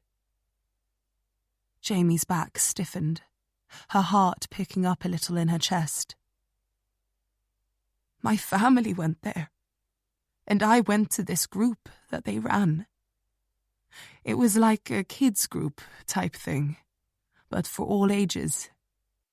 We did some Bible study, that kind of stuff, but mostly it was just somewhere to go, you know? Where you could talk to people, where you could feel safe. Rachel's lip began to quiver. Jamie needed to keep her on track. And you took Hannah there, introduced her to Hans and Eva Sjöberg. Rachel met her eye now and nodded. Yeah, I did. Eva was so sweet, so caring, and Hans too. He was so nice. Really caring people. And I thought, you know, that if Hannah wanted to tell them, that they could, you know, protect her from Leif. She was barely holding it together. We all knew that Hans was in the army. So I thought that... She trailed off. Her shoulders jerked. Then she began to sob. Jamie sat there, clenching her teeth. The waitress appeared at the side of the table. Is everything all right? The young girl asked. She must have been 18, no more. Jamie fired her a look that said 1,000 words, and the girl receded from the table as quickly as she'd arrived. Jamie reached out and took one of Rachel's hands. It's okay, she said. You didn't know. She left that for a second and then spoke again, keen to hurry Rachel along. What happened then? Hannah came. A few times, she said between little sobs. And then, suddenly, she didn't. I went to her house, and, she wasn't there. She swallowed and looked at Jamie. Leif told me to go home. He looked scared. I thought that he'd killed her. My father thought that too, Jamie wanted to say. Again, she just watched, waited and listened. But then, when they arrested Hans Sjöberg, I knew those other girls. All of them. We were all friends. And one by one, I thought they were leaving. Just not coming anymore. The Bible stuff could get a little heavy sometimes. Some people thought it wasn't cool. Others just sort of dropped in and out. It was mostly for kids with nowhere else to go. But it was popular. A lot of kids went there. She took a second and collected her thoughts. I never thought Hans could have. Jamie processed it all, trying to work out what it meant. What it meant for the original case. What it meant for this case. Whether her father had this information. Whether it would have changed anything. Did you tell anyone about Hannah back then? Jamie asked, her voice subdued suddenly. Rachel shook her head. No. I thought if I did, that Leif would have killed me too. Why didn't you tell anyone you thought Leif killed Hannah? I did, Rachel said, picking her head up. Who? Hans Sjöberg. Jamie set her teeth. After Hannah disappeared. Rachel nodded. What did he say? He said not to worry. That men like that always got what was coming to them in the end. She scoffed a little and shook her head. Heaven and hell bullshit, you know. That's all it was. Forgiveness, turn the other cheek, all of that crap. Rachel looked at her now, but Jamie's brain was still on the last thing she'd said. Men like that always got what was coming to them. Just then, Jamie's phone started vibrating in her pocket. She pulled it out, seeing Hallberg's number flash up on the screen. "Excuse me a second," she said to Rachel, sliding out of the booth and answering it. "Hello?" "Jamie?" Hallberg said quickly. "Is Vilk with you?" "No, he's not." "You know where he is?"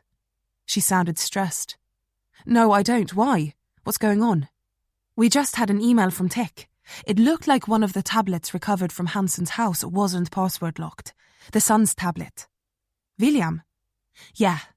They just pulled the history from it now and they found evidence that Emmy Barry was being sexually abused by Jan Hansen." The words came out of her mouth before she could stop them. "Yeah," Hallberg said, surprised. "How did you know?" "I didn't." Jamie let out a long, shaky breath and turned to look at the woman sitting in the booth, the woman who had just changed the entire case. "You don't understand." Jamie gritted her teeth. She was beginning to.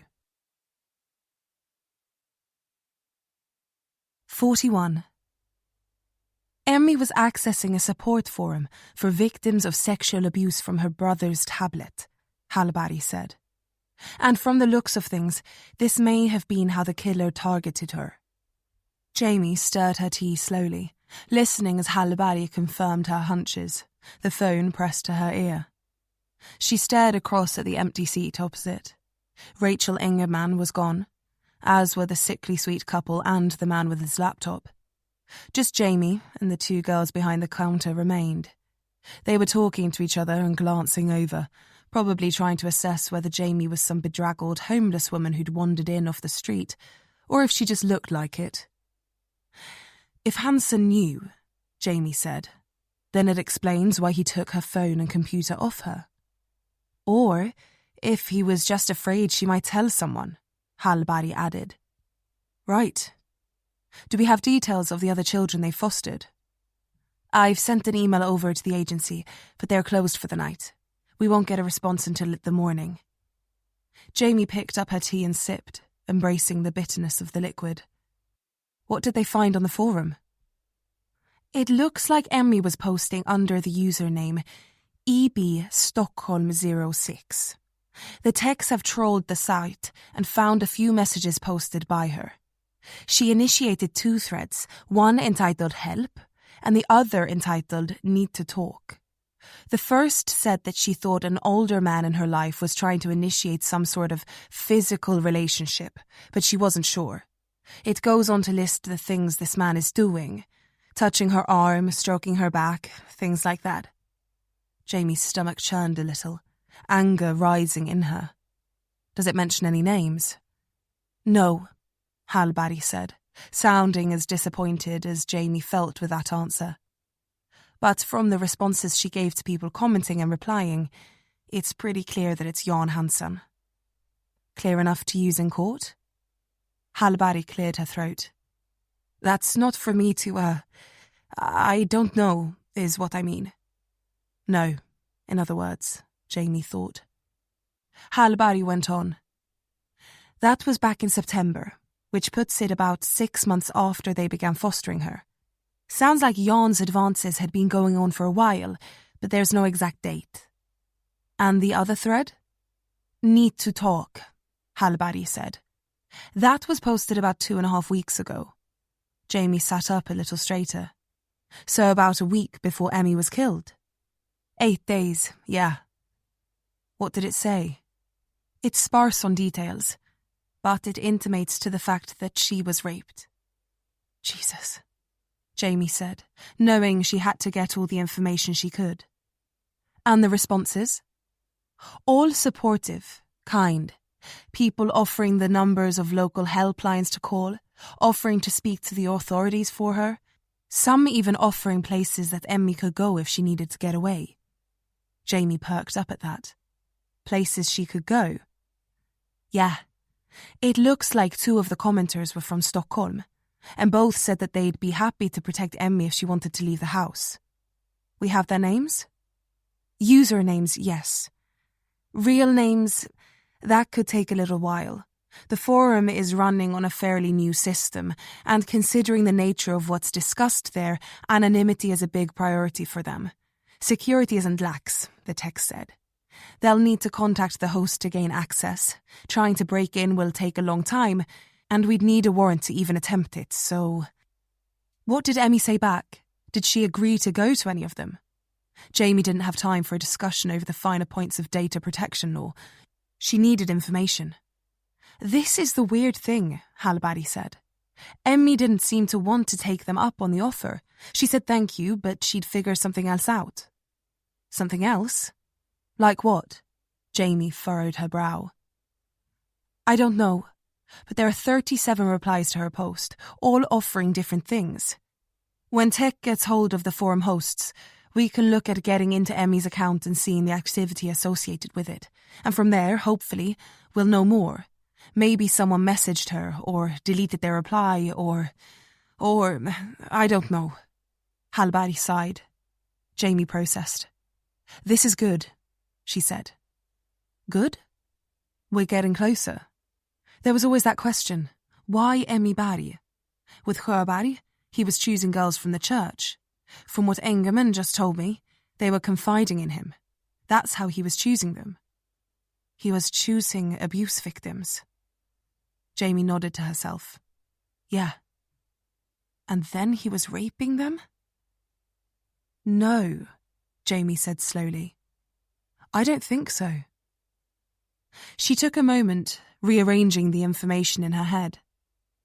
I think that's what my father always had wrong. He thought that Sjöberg was raping them, then suffocating them and mounting them. That it was all some sort of weird crime apology redemption act. That he was making them into angels to restore their purity after he took it from them.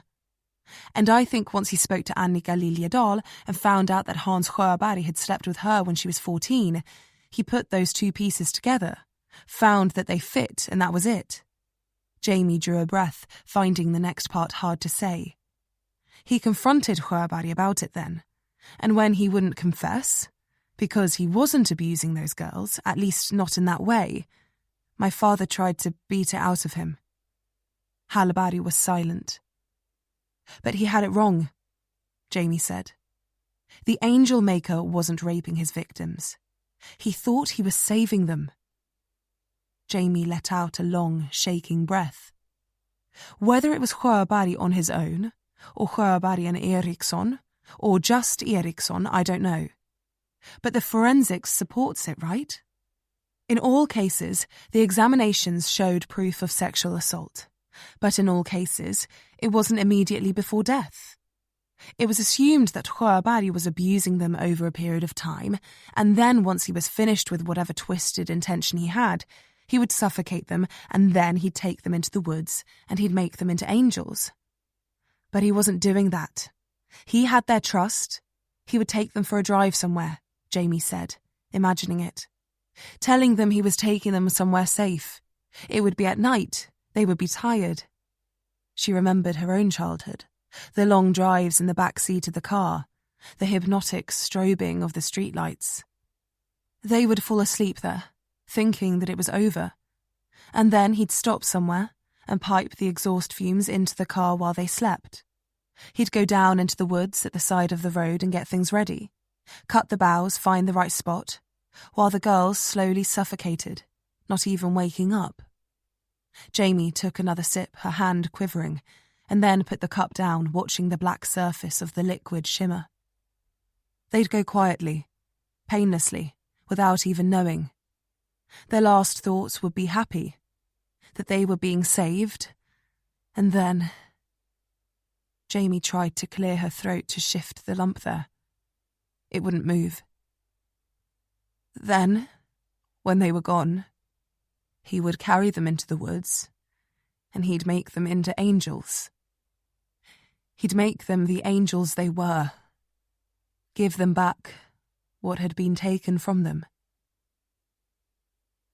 Jamie heard Hallberg swallow on the other end of the line, and then sniff twice. She coughed away from the receiver and then spoke, her voice cracking. That makes, But that wasn't it, Jamie went on, the words coming on their own. That was only half of it. He would need to save the girls, but then he'd also need to make the people who hurt them pay for what they did. He promised them that.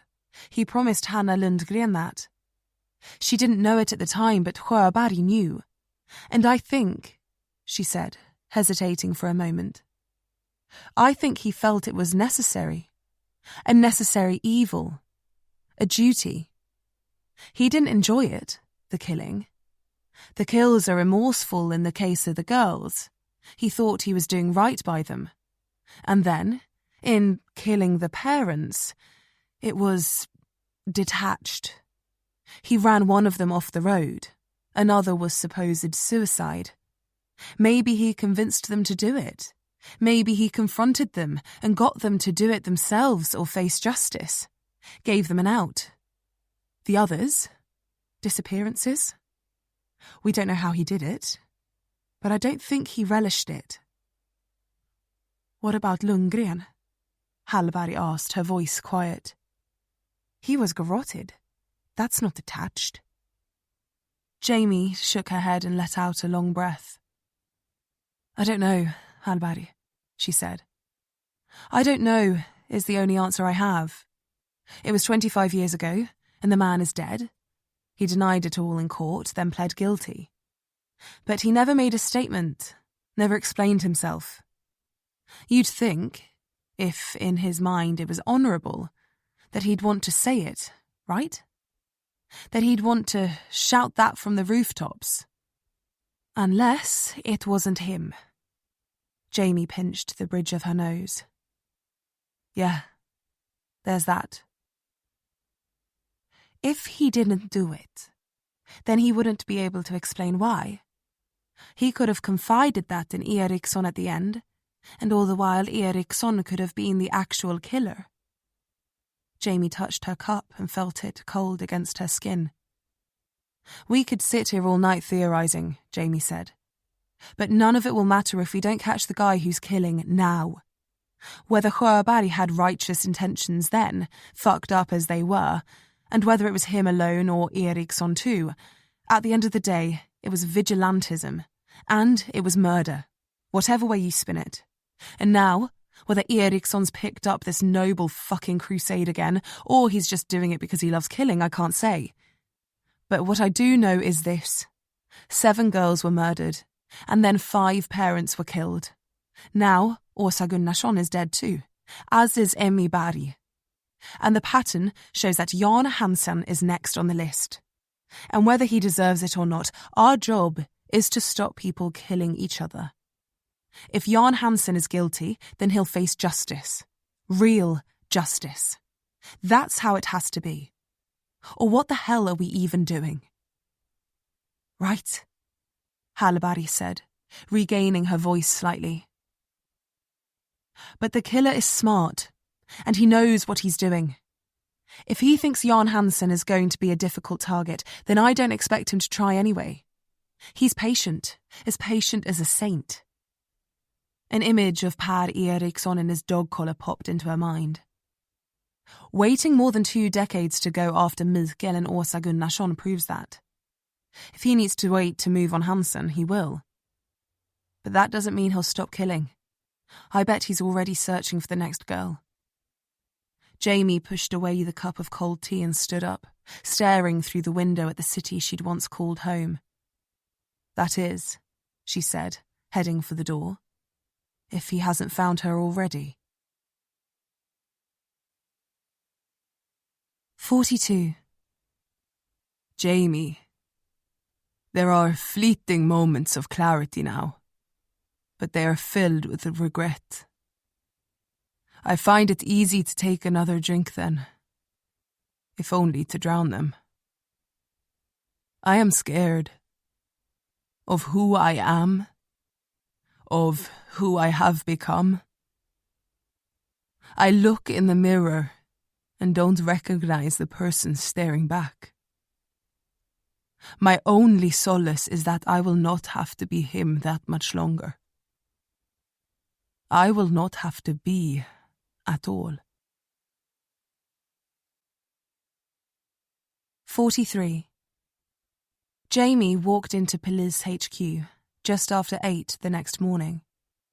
Falk had sent her a text asking her to come in, and as she strode between the empty desks on her floor, Hallberg rose from behind a computer screen. "Jamie," she said, looking a little surprised. "Hallberg," Jamie replied, slowing. "You get a text from Falk too?" The woman looked back at her quizzically. "No, I didn't." "Then what are you doing here?"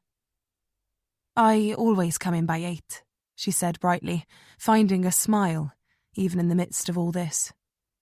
Jamie resisted the urge to scoff. "That'll wear off soon enough," she felt like saying. "Got to get a head start on that paperwork, eh?" she said instead, struggling to find any enthusiasm herself. "Right," Hallberg said, laughing. Jamie detected some nervousness there, and she knew why. She saw a lot of herself in Hallberg. Eager to please, boundless energy, and absolutely nothing else in her life except for work. She woke up in the morning thinking about work, and went home at night missing it. It was early to bed because there was nothing else to do, up early because you'd been in bed since 9, and then in work at 8 because sitting around your flat in your clothes for another hour seemed like the worst kind of torture available. Jamie didn't know whether to tell her what was in store, or let her work it out for herself. The saddest thing of all was that she was looking at Jamie like the girl aspired to be her, like she thought Jamie had it all together. That a string of cracked cases under your belt and the battle scars to prove it were worth all the shit that came with it. It wasn't. But when you were this far in, there was nowhere else to go. A normal life, a normal job.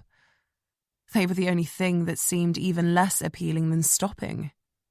All this was just another kind of addiction. Some liked the bottle, others pills. Some people liked sex.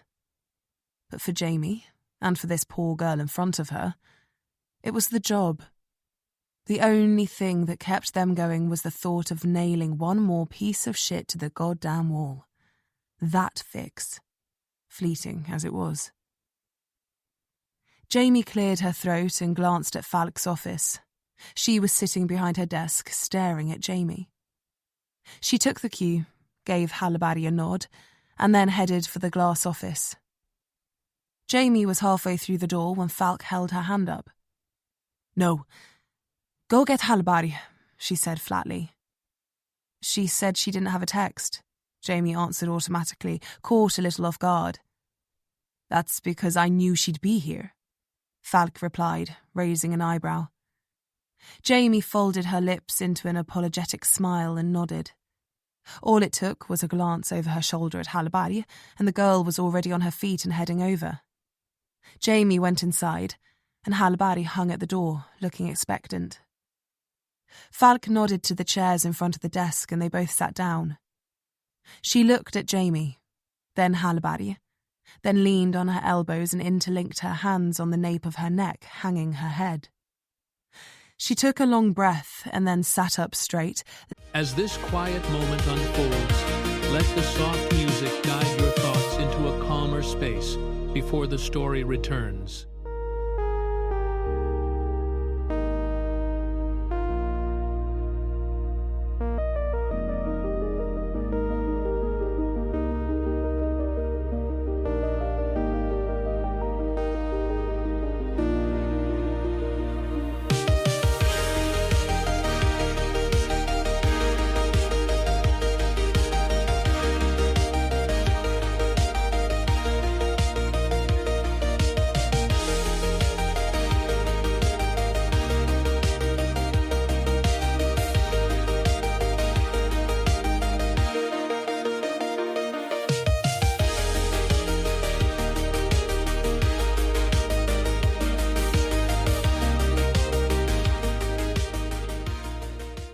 Letting her hands fall to the desk and clasp together.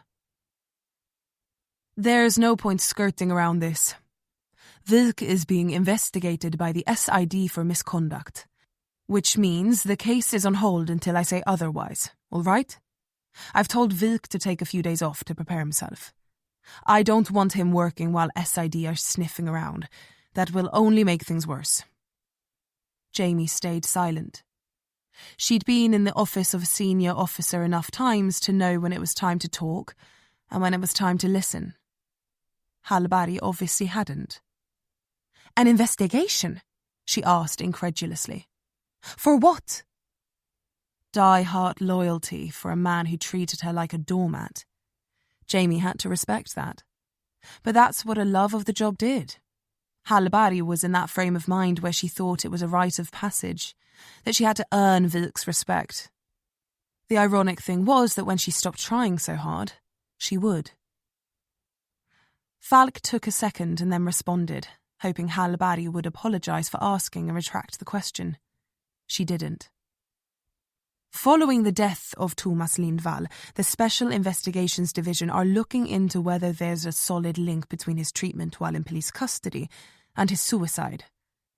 Hallibody shook her head. Lindval was high. Judging by the drugs recovered from his flat, he was mixing too. They will have done a blood panel when they admitted him at the hospital, she said confidently. That will show what he'd taken, and whether he was mixing it with or had stopped taking his antipsychotic prescription. We can't be held accountable if we are not being held accountable, Falk said evenly, holding her hand up to silence Hallibody. Wilk is. Lindval was clearly not of sound mind, and knowing his history before he went into that interview room, he should have exercised restraint. The investigation will be into whether he used excessive force or caused Lindval's psychotic break. Luckily, Johansson here, Falk said, glancing at Jamie, seemed to quell him before he did anything really stupid. So I'm hopeful that, as you rightly pointed out, the SID see that Lindval has a long history of both violence and self-abuse, that he was mixing his medication with illegal drugs, and that it was negligence on behalf of the hospital that led to his death. Lindval was not being restrained, despite being admitted while in custody. It seems that they put him in for a battery of tests while unconscious and didn't restrain him afterwards. So it's their fault, Hallibody said, nodding assertively. Falk sat back and opened her hands. That's not for us to decide. A string of events like this will have everyone pointing fingers. We apprehended Lindval with less than circumstantial evidence. Jamie cut in now, unable to resist. He did run from us. And from Wilk's report, you shoved him to the ground and then kicked him in the stomach, Falk retorted. Hallberg was shocked. Well, not while he was on the ground, Jamie said in her defence. And he did try to punch me in the face. What would you have preferred me to do, get hit? I would have preferred that you'd apprehended him without the use of unnecessary force. Falk wasn't budging. I thought it was necessary. Jamie wasn't either. Great. That means so much coming from the British detective who's working under my authority as a civilian consultant, who is also currently on administrative leave for shooting a suspect. Falk's cold gaze bored a hole right through Jamie's chest. She quietened, realising then that she'd overstepped. She was surprised that Falk didn't have her on a plane already. In fact, why didn't she? Falk exhaled slowly. Look, there's going to be a lot of accusations. Lindval's family are looking for someone to point the finger at. And as far as they're concerned, both the SPA and the health service have deep pockets. We're on the defensive here, and the hospital will be trying to push them towards us. Jamie found she was shaking her head. They can't seriously be trying to lay the blame for Lindval's death on us. Who do you think tipped off the SID? Jamie was speechless. Look, Falk said, softening. I wanted to bring you two in early so you were aware of the situation. Wilk is meeting with legal this morning to go over some things. But our hands are tied. SID have governance now. All we can do is see what they say. That hung in the air for a moment, and then Hallberg spoke again. So we just abandon the case? She asked in a tone that suggested Falk either didn't care or didn't know what was going on. The case is on hold for now. Falk reiterated it carefully, but sternly enough that Jamie wouldn't have asked again. Once again, Hallberg exhibited what she thought was tenacity, but Falk was no doubt reading as borderline insubordination. But you know that we just got evidence to suggest that Emmy Barry was abused by Jan Hansen. And William Martinsson is being brought in this morning for questioning. And Jamie was approached by a potential witness in the original case last night who was attesting to Leif Lundgren abusing Hanna Lundgren. We can't just let these guys... Instead of raising her hand again, Falk simply leaned back and spun around on her chair so that she was facing out of the side of her office instead. Hallberg stopped speaking and then looked at Jamie for explanation. Jamie offered her a shake of the head that quite clearly said, "Shut up." Whether Falk was a career pencil pusher or not, she was smart, and Jamie had no doubt that she'd already thought about all of these things. The bags under her eyes, that the makeup she was wearing was doing its best to hide, told Jamie that Falk had had a late night or an early start or both, and had no doubt agonised over the plan moving forward. Hallberg exhaled, unable to contain herself. These men are targets. Jamie said that the witness, Rachel Engerman, said that Hans Sjöberg said... She was chopping one hand into the other with each item of information she was reciting. That men like that get what's coming to them in the end. We can't prove abuse with any of the other victims yet, but if there's a pattern here, then we could be looking at a potential vigilante-style case. She was showing no signs of letting up, but Falk didn't seem all that interested. We need to put more protection on Lundgren and Hansen. Bring them in for questioning, get them talking, show the killer that we're ahead of him. If we don't, then... Falk spoke from her position facing away. Then perhaps the killer won't know that we know. That seemed to throw Hallberg, but Jamie was right there with Falk. You're using them as bait, Jamie said as everything came into focus. I had a call from a solicitor representing Jan Hansen about 30 minutes ago. William won't be brought in for questioning, and any questions we have for Jan Hansen will be dealt with through his legal counsel, much in the same way that any questions we have for Mikael Gunnarsson are. And as for Leif Lundgren, this investigation is spreading everyone thin, but we'll keep a car close by. That's... Hallberg began. You're hoping that the killer comes after them? Falk turned back in her chair now. And condemning these men to death? She was stony-faced. Of course not. That would be unethical. Jamie watched Falk carefully and put her hand on Hallberg's knee, squeezing hard enough that she finally got the message. Falk laid it to bed once and for all. We have an unmarked car parked outside both Hansen and Lundgren's house. They've been there since you told me about the evidence on William Martinsson's tablet and about Rachel Engerman's testimony. As for Mikael Gunnarsson, he's spending his time in his penthouse flat in the city, but is well connected enough to look after himself. I don't think that the killer will make an attempt on his life again so soon. As for Hansen and Lundgren, if the killer sticks to his pattern, then we'll be there to intercept. Hallberg didn't know what to make of this. Jamie could see it in her face. She was right that not telling them that their lives were potentially in danger wasn't completely ethical. But Falk was right in saying that the killer was more used to them not knowing the extent of their knowledge. And anyway, even if Lundgren could be brought in on the 2-decade-old withheld testimony of a friend, who was a child herself at the time, and questioned, they had no evidence to take it anywhere unless he confessed, which Jamie didn't think he was about to. And as for Jan Hansen, all they had was some circumstantial evidence pulled from a child's tablet, something that any solicitor worth their salt would get thrown out of court in a heartbeat. They had nothing solid to bring any charges with, and dragging them in here would only serve to upset the investigation.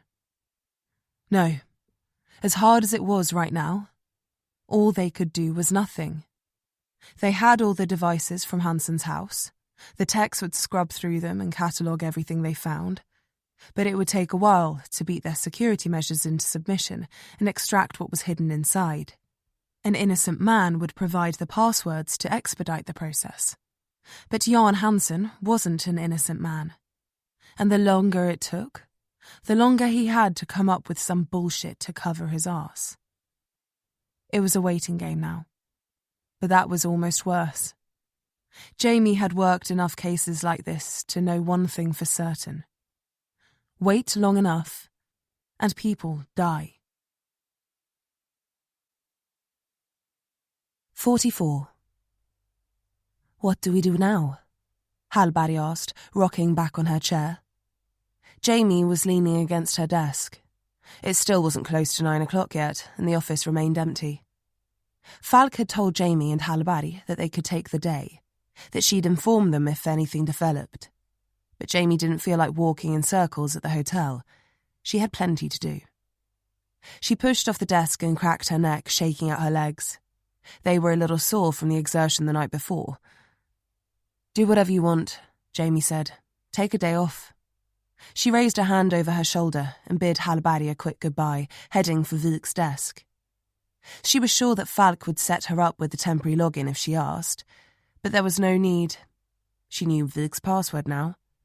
Lucas 110708. His son's name followed by his birthday in reverse. She'd been told once by a digital technician at the Met that any passwords containing the names and dates related to loved ones were utterly hackable, which she then proved by hacking Jamie's login details, and then her partner's too, for good measure. Jamie had taken that to heart, but Vik hadn't got the memo, obviously. She'd seen him type it in over his shoulder the day before. Jamie arrived at his desk, pushing away the Min pappa är en superhjälte mug, which now had a furry, grey blob swimming on top of the coffee left in the bottom. She sat and logged in quickly, pulling the photograph of her and her father from her jacket pocket. She stood it up under the screen and inspected it again in the full light of day, racking her brains for any memory of where it was, searching for the slightest hint in the landscape that offered any identifying data. She found none. Jamie let out a long breath and closed her eyes. This might be harder than she thought, but she needed to find it, to find what her father had left her. Jamie opened her eyes and jolted in her seat. Hallberg was hovering at the corner of the desk like a child. "What are you doing?" she asked. "I'm, Jamie started, sitting forward and looking at the blank search engine on her screen. "I'm looking for a lake." "A lake?" Hallberg wasn't following. "Why?" Jamie glanced at the photograph, deciding how much she wanted to explain. "My father and I left something at a hunting cabin years ago. I want to see if it's still there." "What kind of something?" "Just personal stuff," she said, brushing it off, hoping Hallberg would get the hint. The woman nodded back at her, but didn't make an attempt to leave. She just hovered, pushing some pens around a stationery caddy next to Vic's desk. "Do you need any help?" she asked after a few seconds. "You don't have anything else to do?" Jamie raised an eyebrow. "Vic offloaded all our other cases when we took the Angel Maker." "Paperwork?" "Done." "Forensics reports?" "All catalogued, filed, earmarked." "The questions for Gunnarsson?" "Sent to his solicitor. I followed up with another email a few minutes ago." "Parents of the original victims?" "I have requisition forms in with the vehicle licensing agency for updated addresses and contact details. It could take a while." "The agency they used for the nanny?" "There were 5 possibles operating in Stockholm at the time of Tilde Gunnarsson's death. I've reached out to the 2 that are still running for their records, and I pulled the names and addresses of the owners of the other 3 from the National Business Registry and followed up with the VLA for the up-to-date contact details on them too. Fingers crossed they get everything over at the same time. I'm hoping we can track the nanny down from there, but if the owners haven't kept records for that long, and as there's no proof of any criminal activity, we won't get a search and seizure warrant for the Gunnarssons' personal files. If Mikael doesn't have the records or isn't prepared to hand them over, then we're at a dead end with this one." Jamie didn't like the turn of phrase, but she accepted the possibility. She was continually impressed by Hallberg's ability to just get work done. She was efficient and focused, and Vic was lucky to have her. "So, you have nothing else to do?" Maybe she could use her. Hallberg smiled and shrugged. "Do you need any help?" "Sure," Jamie said, grabbing the photo from the desk and handing it to her. "This is you," Hallberg said, inspecting it. "And your dad?" "That's right." "And you need to find out where this lake is?" "If I can." "That's the hunting cabin?" "It is." "And this car, what is it?" Hallberg glanced up at Jamie. "I don't know. A Volvo? Early 90s model?" She inflected it like a question. She never took any notice of what the car was. She was just a kid. Hallberg nodded as though that was enough. "And you have no idea where it is?"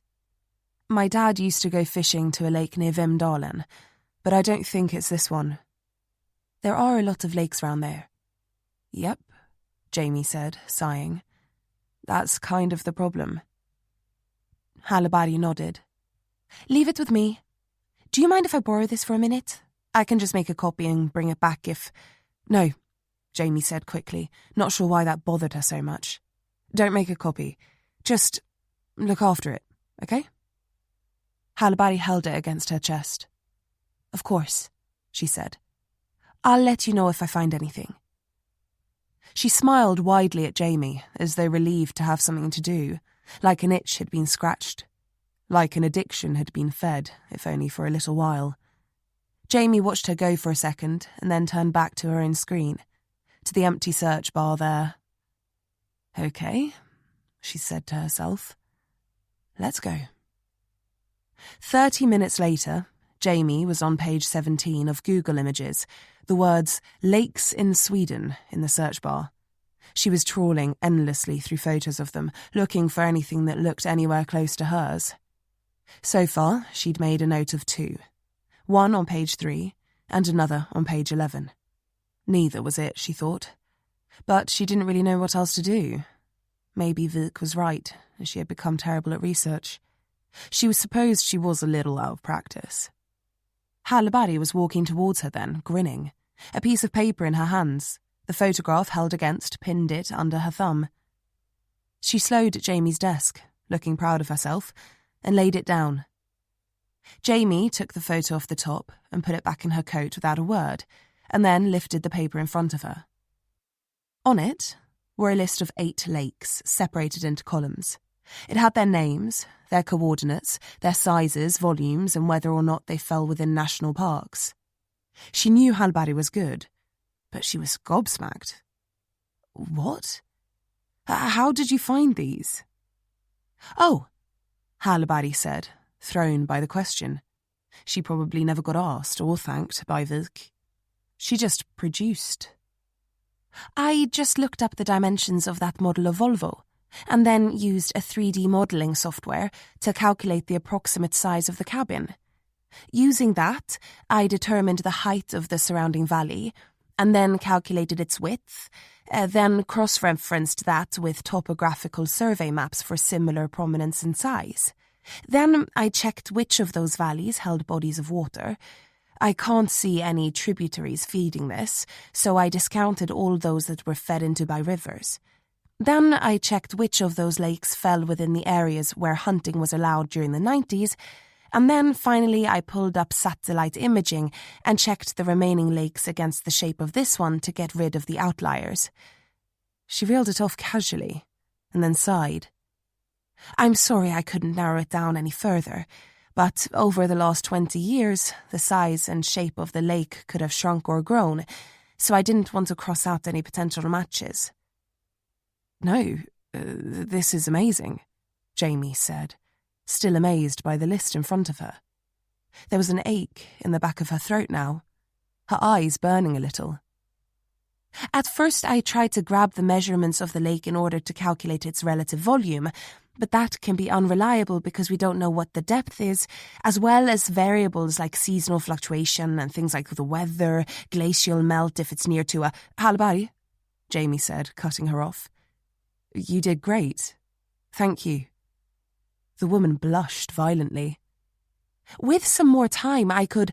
Jamie didn't want to hear any more. She felt like they were already burning daylight. How fast can you calculate a route through all 8? What do you mean? Driving from here. Which is the closest?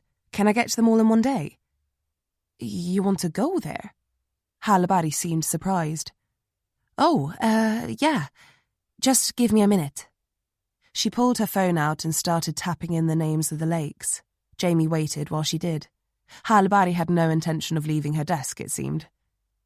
Okay, this one is the closest, she said, turning her phone around. There's 2 more within about half an hour of it, and then there are a few further north. The last 3 are too far to drive in a day. We can take them off the list then, Jamie nodded assertively. My father used to drive, and it was never more than a day. A couple of hours. Maybe 4 or 5 at the most, I think. I don't know. But it wasn't an overnight journey. We'd get there in the afternoon. This seemed to spur Hallberg on.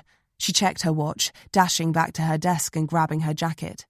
In seconds, she was back at Jamie's desk. If we leave now, we should be able to reach the first by about 11. Jamie raised her eyebrows. You want to come with me? Of course, Hallberg said. Why wouldn't I? I don't know. Jamie didn't really have an answer. But if someone asked her to drive aimlessly around the Swedish countryside all day, looking for a lost lake which may or may not have a hunting cabin next to it, which may or may not contain a package left there 2 decades prior, she would probably have politely declined. Come on, Hallberg said, heading for the door, striding powerfully. Jamie laughed a little, watching her go. She was another Vik in the making with a walk like that, and had no doubt modelled herself on him. There were worse detectives to be inspired by, she supposed. But then again, She really didn't know if the world could endure another Anders Wijk. At the very least, she couldn't. 45. The clouds were thick and oozing, the light beginning to fade. It was 2 in the afternoon now. Jamie had elected to drive this time. She remembered the track leading up to the cabin had been rough and rutted, no more than an old horse track churned back to the stone by semi-regular use. Halliburton's Mercedes was riding on low-profile tyres and had expensive alloys. The ride wasn't altogether made for comfort, and it sat low to the ground. Jamie's rental, on the other hand, was on skinny wheels with lots of sidewall, steel alloys, and soft suspension that soaked up bumps. It wasn't a 4x4 by any stretch, but this time of year all rentals came with snow chains, and its plucky little hybrid petrol engine would have no problem hauling Jamie and Halliburton around. They'd already visited the 4 lakes at the top of Halliburton's list, excluding the ones over a day's drive away.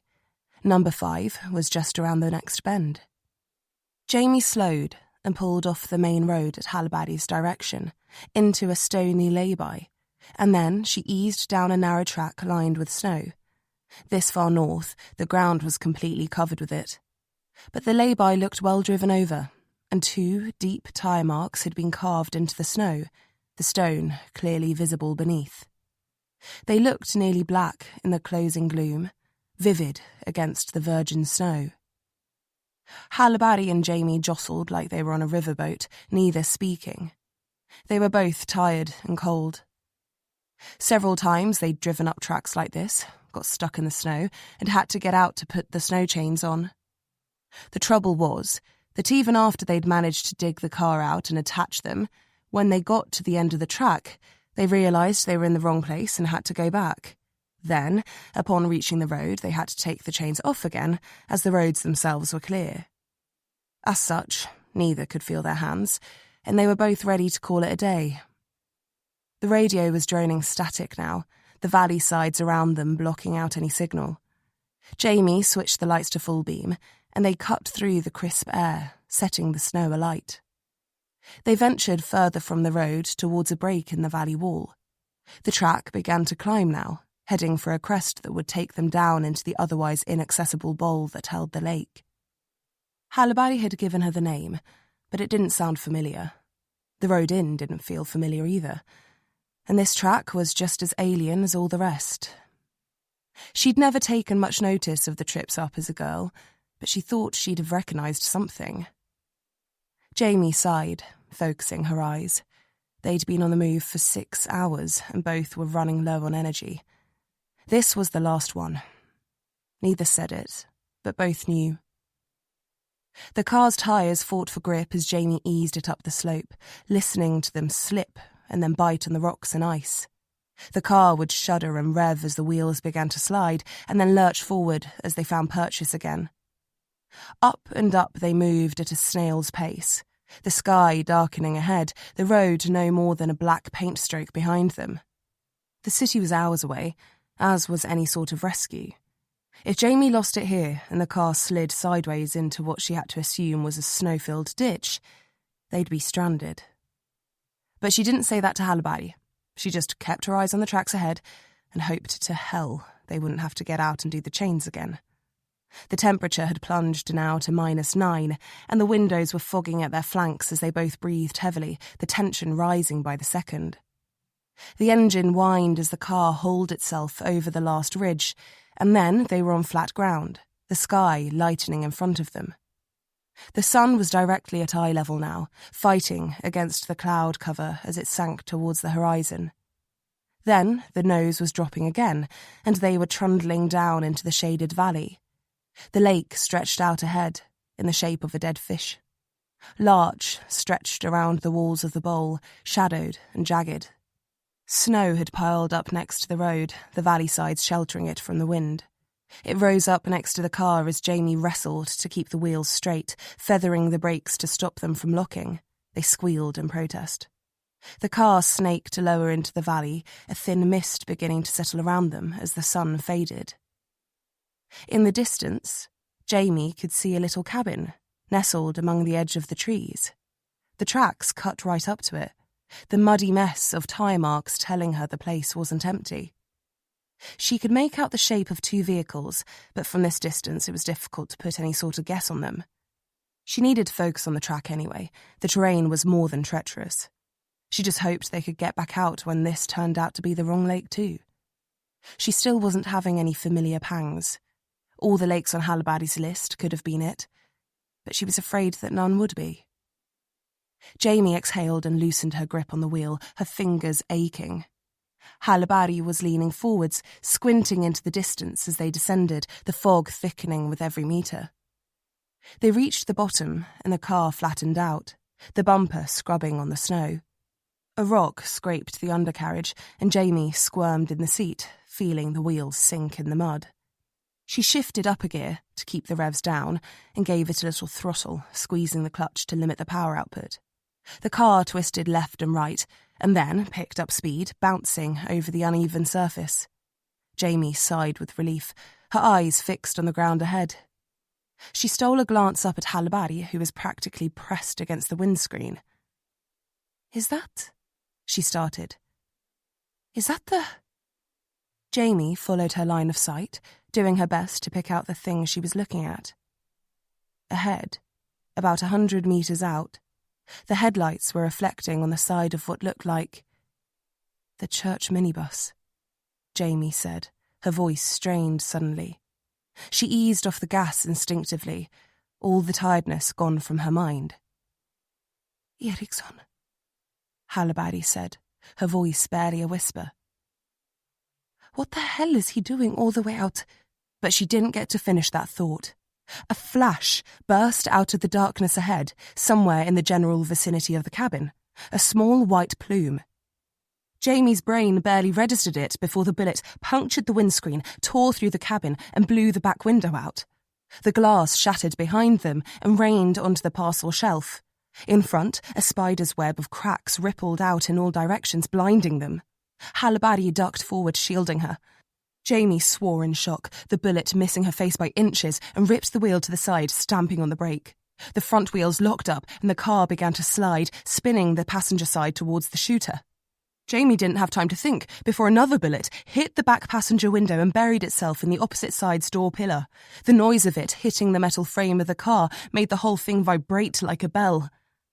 The wheels dug into the soft mud in the centre of the track, the front diving into the gully on the left, sending snow up over the bonnet. The whole thing threatened to tip over for a moment, and then came to rest on its wheels. Halliburty was swearing in a continuous stream. They were pinned down, in the open, and the shooter had clear line of sight.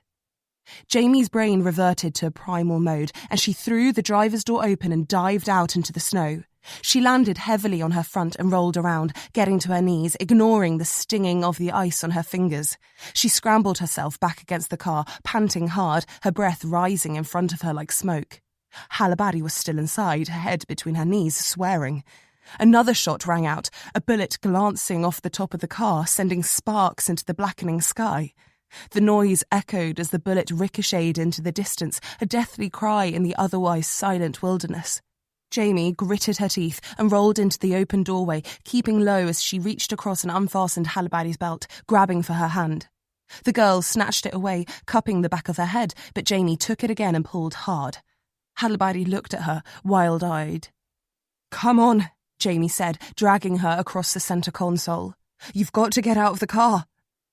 Halliburty nodded quickly, slithering over the handbrake on her belly and kicking herself down into the snow next to Jamie. Once she was clear, Jamie pushed the driver's door closed and took stock of the situation. "Are you hurt? Did you get hit?" she asked, roughly running her hands over Halliburty. No, I don't think so," she squeezed out. She looked like she was about to throw up. She obviously hadn't been shot at before. Jamie would have liked to have said, "You get used to it," but you didn't. Her heart was hammering so hard in her chest she thought it was about to burst. "What do we do?" Halliburty asked, frantic. Jamie forced air into her lungs and got her heels under her. She started lifting herself up, turning her head to peek through the back window. "What are you doing?" Halliburty hissed, as though the shooter might hear her. Jamie edged higher, trying to get a good look at what was ahead. The ground was flat from here to the cabin. The church van, complete with decals of a crucifix and the words Jesus räddar, Jesus saves, was pulled off to the left, its nose facing the frozen lake.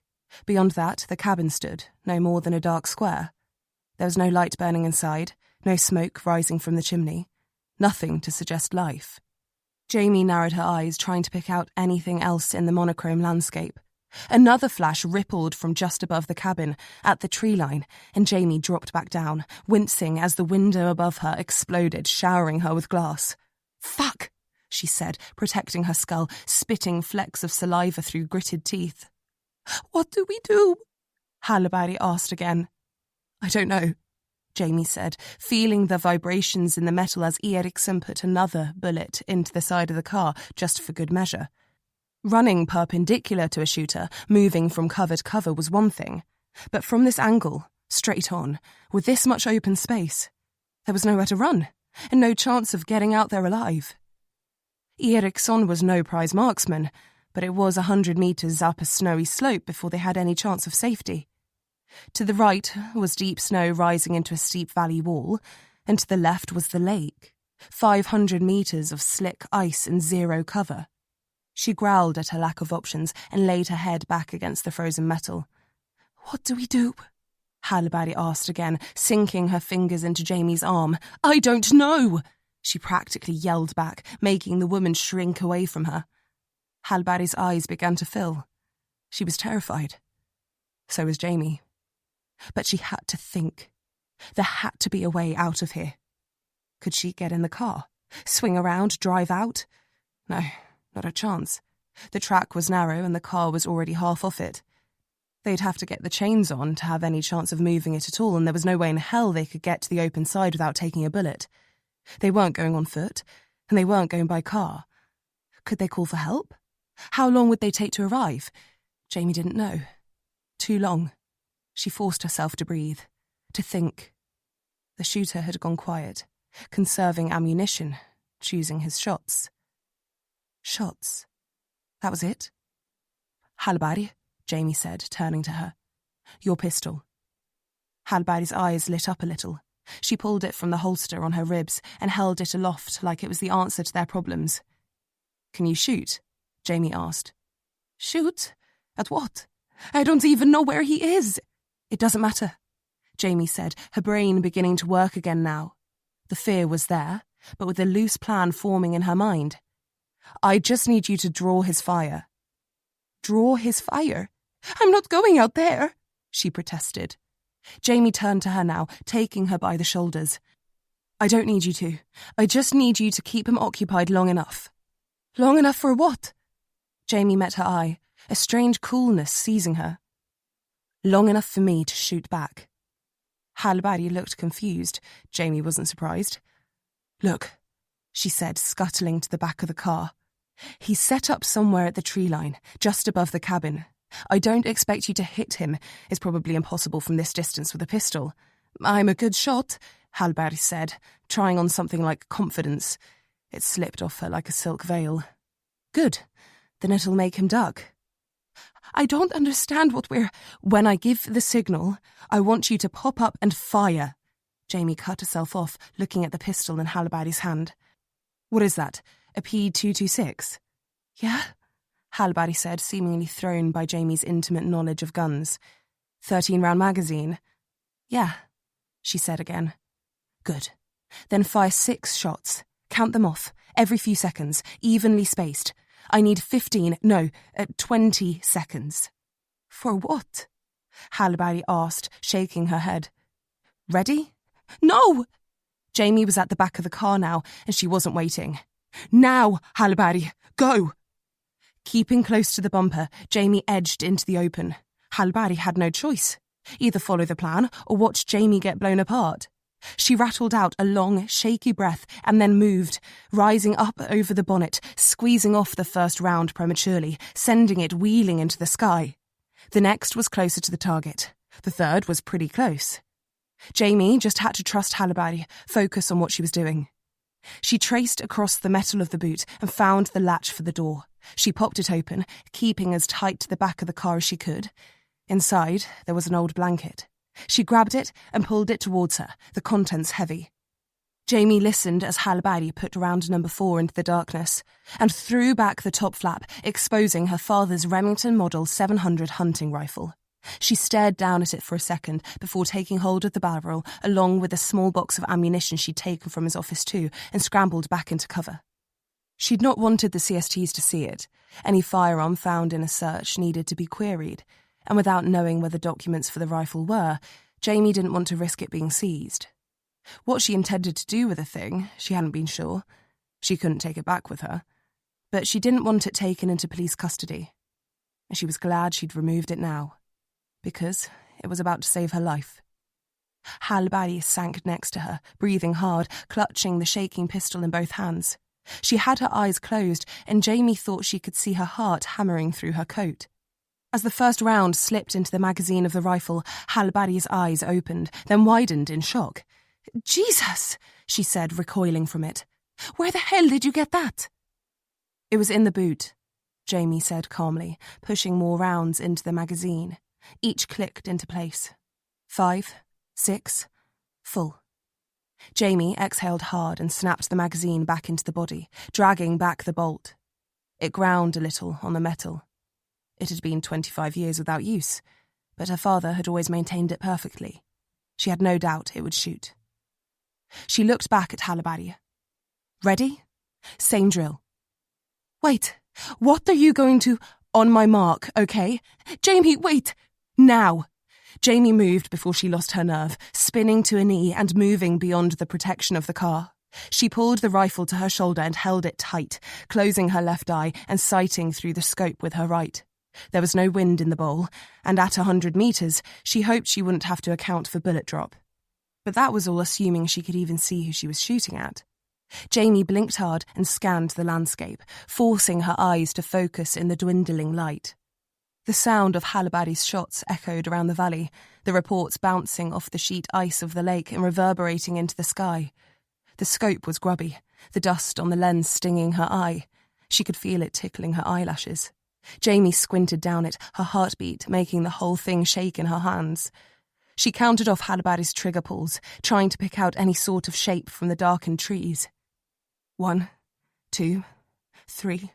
Jamie gritted her teeth and held her breath, jamming herself against the back corner of the car for stability. "Shit! Come on, where are you?" 4, 5. Jamie growled, going back over the same patch of darkness for the 3rd time. He was there, somewhere. She knew it. She just couldn't see him. 6. 1 shot left in Halbari's magazine, and she didn't have another. A white rose burst from the trees ahead, an instantaneous flash of muzzle fire that disappeared as suddenly as it had appeared. Jamie homed in on it. Metal on metal sang behind her as Ericson's bullet hit the bonnet of the rental car. Halbari screamed. Then she hit the ground. Hard. Was she hit? Jamie couldn't think about it now. The last remnants of air left her lungs, the crosshairs falling just to the right of the flash. She squeezed the trigger. The rifle kicked back into her shoulder, her ears ringing, not even registering the report. Jamie was blind for a moment, then refocused her eyes. She couldn't see anything. Did she hit him? Jamie lowered the rifle and ducked back behind the car. Her fingers were stinging from the cold, her knees frozen and wet from the snow. She turned quickly to Halbari, who was lying on her back, clutching her face.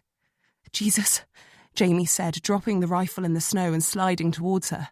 She scrabbled through the slush, spraying mud and snow everywhere, and reached out. "Are you okay?" She pulled Halbari's hands from her face, seeing the stark crimson of blood on her pale skin. Jamie's heart seized in her throat as she looked down at Halbari's face. She had it screwed up, tears streaming from the corners of her eyes. Across her right cheek and ear, Jamie could see cuts, little marks sliced into the skin running towards her hairline. Ericsson's shot must have hit the bonnet of the car just in front of her. The shot had missed, but it had sent shrapnel flying. Paint chips, pieces of metal, shards of bullet. Jamie didn't know, but Halbari's face was a mess. The shards had missed her eye, just, but Jamie counted maybe a dozen individual cuts, some deeper than others. Blood had begun seeping into her hair now. She was whimpering, tugging against Jamie's hands to hold her face again. "Hey," Jamie said softly.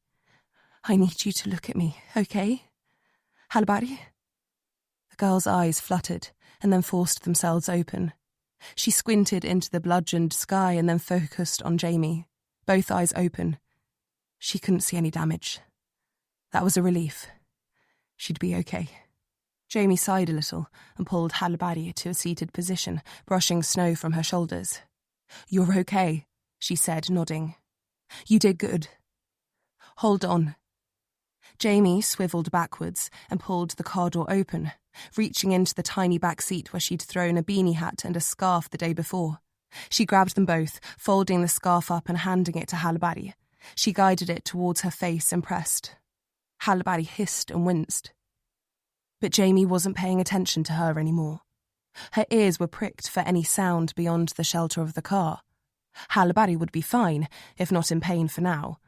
Jamie's main concern was the shooter. Had she hit him? If she hadn't, they were all out of options. Jamie returned to the car now, scooping the Remington out of the snow and shook it clean. She took the beanie then and slipped it over the nose of the rifle, holding it upright so it balanced on top like the hat it was. She stuck close to the front wheel and slowly lifted it up, motioning Halbari to stay down with her other hand. The top of the hat poked over the car and hovered there. Jamie watched it, counting. She got to 10 seconds. Nothing. 20. Nothing. She tried to relax. How long would she wait? How long would the shooter wait? Had he seen it? Would he take the bait? He hadn't blown a hole through it yet, or even tried to take another shot. Maybe Jamie had scared him off. She lifted her head slightly until it hovered next to the wing mirror. She glanced over at Halbari, who was staring up at her through her uncovered eye, and then nodded in reassurance. Jamie exhaled hard and then peeked over the sill of the door, squinting into the distance. Nothing moved. The cabin stood silent. Jamie swallowed and got a little higher into a crouched position now. "Wait here," she said to Halbari, moving towards the back of the car. "Where are you going?" she asked. "Jamie!" But she was already gone. If there was one thing she had in her favour, it was that she was fast. Jamie Johansson could run. She was built for it. Rifle in hand, she got to her feet and took off, moving as fast as the conditions allowed. She kept to the edge of the track, hammering through the fresh snow, her chest heaving and aching beneath her jacket. She told herself that if there was any hint of gunfire, a flash of a muzzle, she'd throw herself into the undergrowth, just hurl herself into the thick ferns and snow at the side of the road. It was all she could do. But as she ran, eyes fixed on the trees, none came. The cabin came up quickly, and Jamie suppressed a wave of memories. The smell of the larch sap, the fish hanging on a rack outside, the black coals of a burnt-out fire. They were all familiar things that were lodged deep in her mind. Jamie blinked hard, her brain not fully grasping the situation. She passed the church van on her left, filthy and quiet. The vehicle next to it, too. She recognised it. It was... She ducked instinctively, a noise coming from up ahead. Jamie was frozen for a moment, the rifle rising to her shoulder again. She pricked her ears, heart thundering. Groaning. She could hear groaning. Low and pained. Jamie was in the open now. She had to move. She turned and went the other way, circling the cabin. She didn't know whether it was a trick, a trap, or what kind of other weapons Ericson might have. Had she winged him? He was alive. She knew that much. The snow deepened and snatched at Jamie's thighs as she waded behind the cabin and up the slope towards the trees. She was breathing hard, her fingers numb, her head and neck slick with sweat. Night was falling quickly, and it was all but dark in the shadow of the trees. The groaning was back, and louder now. She was getting closer. Jamie moved past the cabin completely and out onto a path in the new snow, a worn track leading from the door to the woods. She glanced back at the dark cabin, listening for any sound, any hint of a second presence. She found none, and pushed on, following the pained cries, coming up from what she hoped was the blind spot. She followed the path, pace quickening, and picked out the shape of a body in the dwindling light. There, at the line where the ferns met the trees, she could see a section of snow that had been tramped flat. A rug had been laid on it, animal skins by the look of it, and some brush had been laid around the edges to form a makeshift hide. Larch branches, twigs, ferns, all dusted with snow. She could see a rifle, the barrel poked through it, the stock laid on top of a rolled-up blanket. She looked at it just for a second, thought it was maybe a Sawyer 202. She wasn't sure, but it was a bolt-action deer rifle by the looks of it. Long-scoped, maybe a tactical model or modified to take the world-ending rounds it had been dishing out. But whatever it was, it packed a hell of a punch. Her eyes moved quickly from the rifle that had nearly killed her twice now to the man who'd been firing it. He was lying on his right side, clutching at his ribs with his right hand, his left reaching for the gun that was out of reach. Jamie could see blood oozing through his fingers. It looked like she'd hit him in the side. He was wearing a quilted black body warmer, what looked like a jacket under it, tatty, old jeans, and a full-face balaclava. He was groaning, his lips puckered, pink and flecked with blood in the opening of the mask. His eyes were slits, screwed up in pain. His legs kicked sporadically, raking dirt and snow around. She couldn't see the exit wound, didn't know at what angle she'd hit him, if the bullet was still in there. But as she stepped closer to kick the rifle further out of reach, her boot squelched in a pool of blood. It was soaked into the rug and still leaking through the shooter's fingers. "Jesus," Jamie said, looking at her feet. She lifted her head towards the car in the distance and lowered her rifle. Halibari was still over there, hiding. Jamie's brain began to work. This amount of blood, the way the bullet had struck him. She swallowed. He didn't have long left. But who was to say that he wasn't already dead when she got there? Jamie watched him on the ground, coughing now, spraying blood onto the pristine white snow. His eyes opened, milky green and sunken, and he stared up at her. Jamie, he said, barely a whisper. Jamie looked down at the man on the ground, and her blood ran cold. She clamped her jaw tight to stop it from shaking and knelt down in the pool of blood, suddenly very far removed from herself. She reached out for the ski mask, her fist closing about the crown of the man's head, his name forming on her lips before she even pulled it off. "Robert Nyström," she said, dragging it from his face. The withered man she'd known as a girl looked back up at her. The same white hair, the same thin face, the same bushy eyebrows. Confusion came over his face, a droplet of blood running from the corner of his mouth. His head shook. He could barely hold it up. I didn't mean to. "Shh," Jamie commanded, regaining herself and moving forward. "Don't talk." She batted his hand from his flank, pulling off her jacket and stuffing it against his body. He made a pained whine as Jamie held it against the entry wound, hard, fishing her phone from her pocket. Robert Nyström stared up at her in silence as she dialed the emergency line. It rang once, then connected. Jamie spoke fast, keeping her eyes on the man who'd been as close to her father as a brother, who had helped catch the man who killed those girls, who'd been there for her 100 times, and wondered how long it would take for an airlift to arrive. Jamie watched Nyström's blood soak into the coat clamped beneath her fingers and realised that, however long it took, it was probably going to be too long. Nyström was dying right in front of her. And though her brain was trying every combination of the information it had, she just couldn't make sense of it. But she knew one thing for certain, as painful as it was to accept. Robert Nyström was the angel maker. She just didn't know why. 46. When the distant chug of rotors first broke the air, Jamie wasn't sure if it had been minutes or hours. She was shivering with the cold, her skin prickling, fingers completely numb. The snow and blood had soaked through her jeans and travelled to her hips. She couldn't feel anything below the waist. Her hands had turned completely red with Nyström's blood, which had now begun to crystallise around her fingers. Her coat was sodden. The man had slipped into unconsciousness at some point, and Jamie wasn't far off either. Hallberg had arrived at some indeterminable time and had knelt next to Jamie, putting an arm around her. It had done nothing. She'd then gone to the cabin and come back with a blanket of some kind. She'd put it around Jamie's shoulders, but she couldn't feel any cold or warmth now. Her brain wasn't working like it should have been. Then there was whipping snow. It hit her skin like needles. Bright lights, a deafening roar. Men in red jumpsuits. They came up quickly, pried Jamie from the man on the ground and sat her back in the snow. A man was in her face then. He had a huge, white, domed head and alien eyes the size of saucers. A helmet, Jamie realised after a few seconds.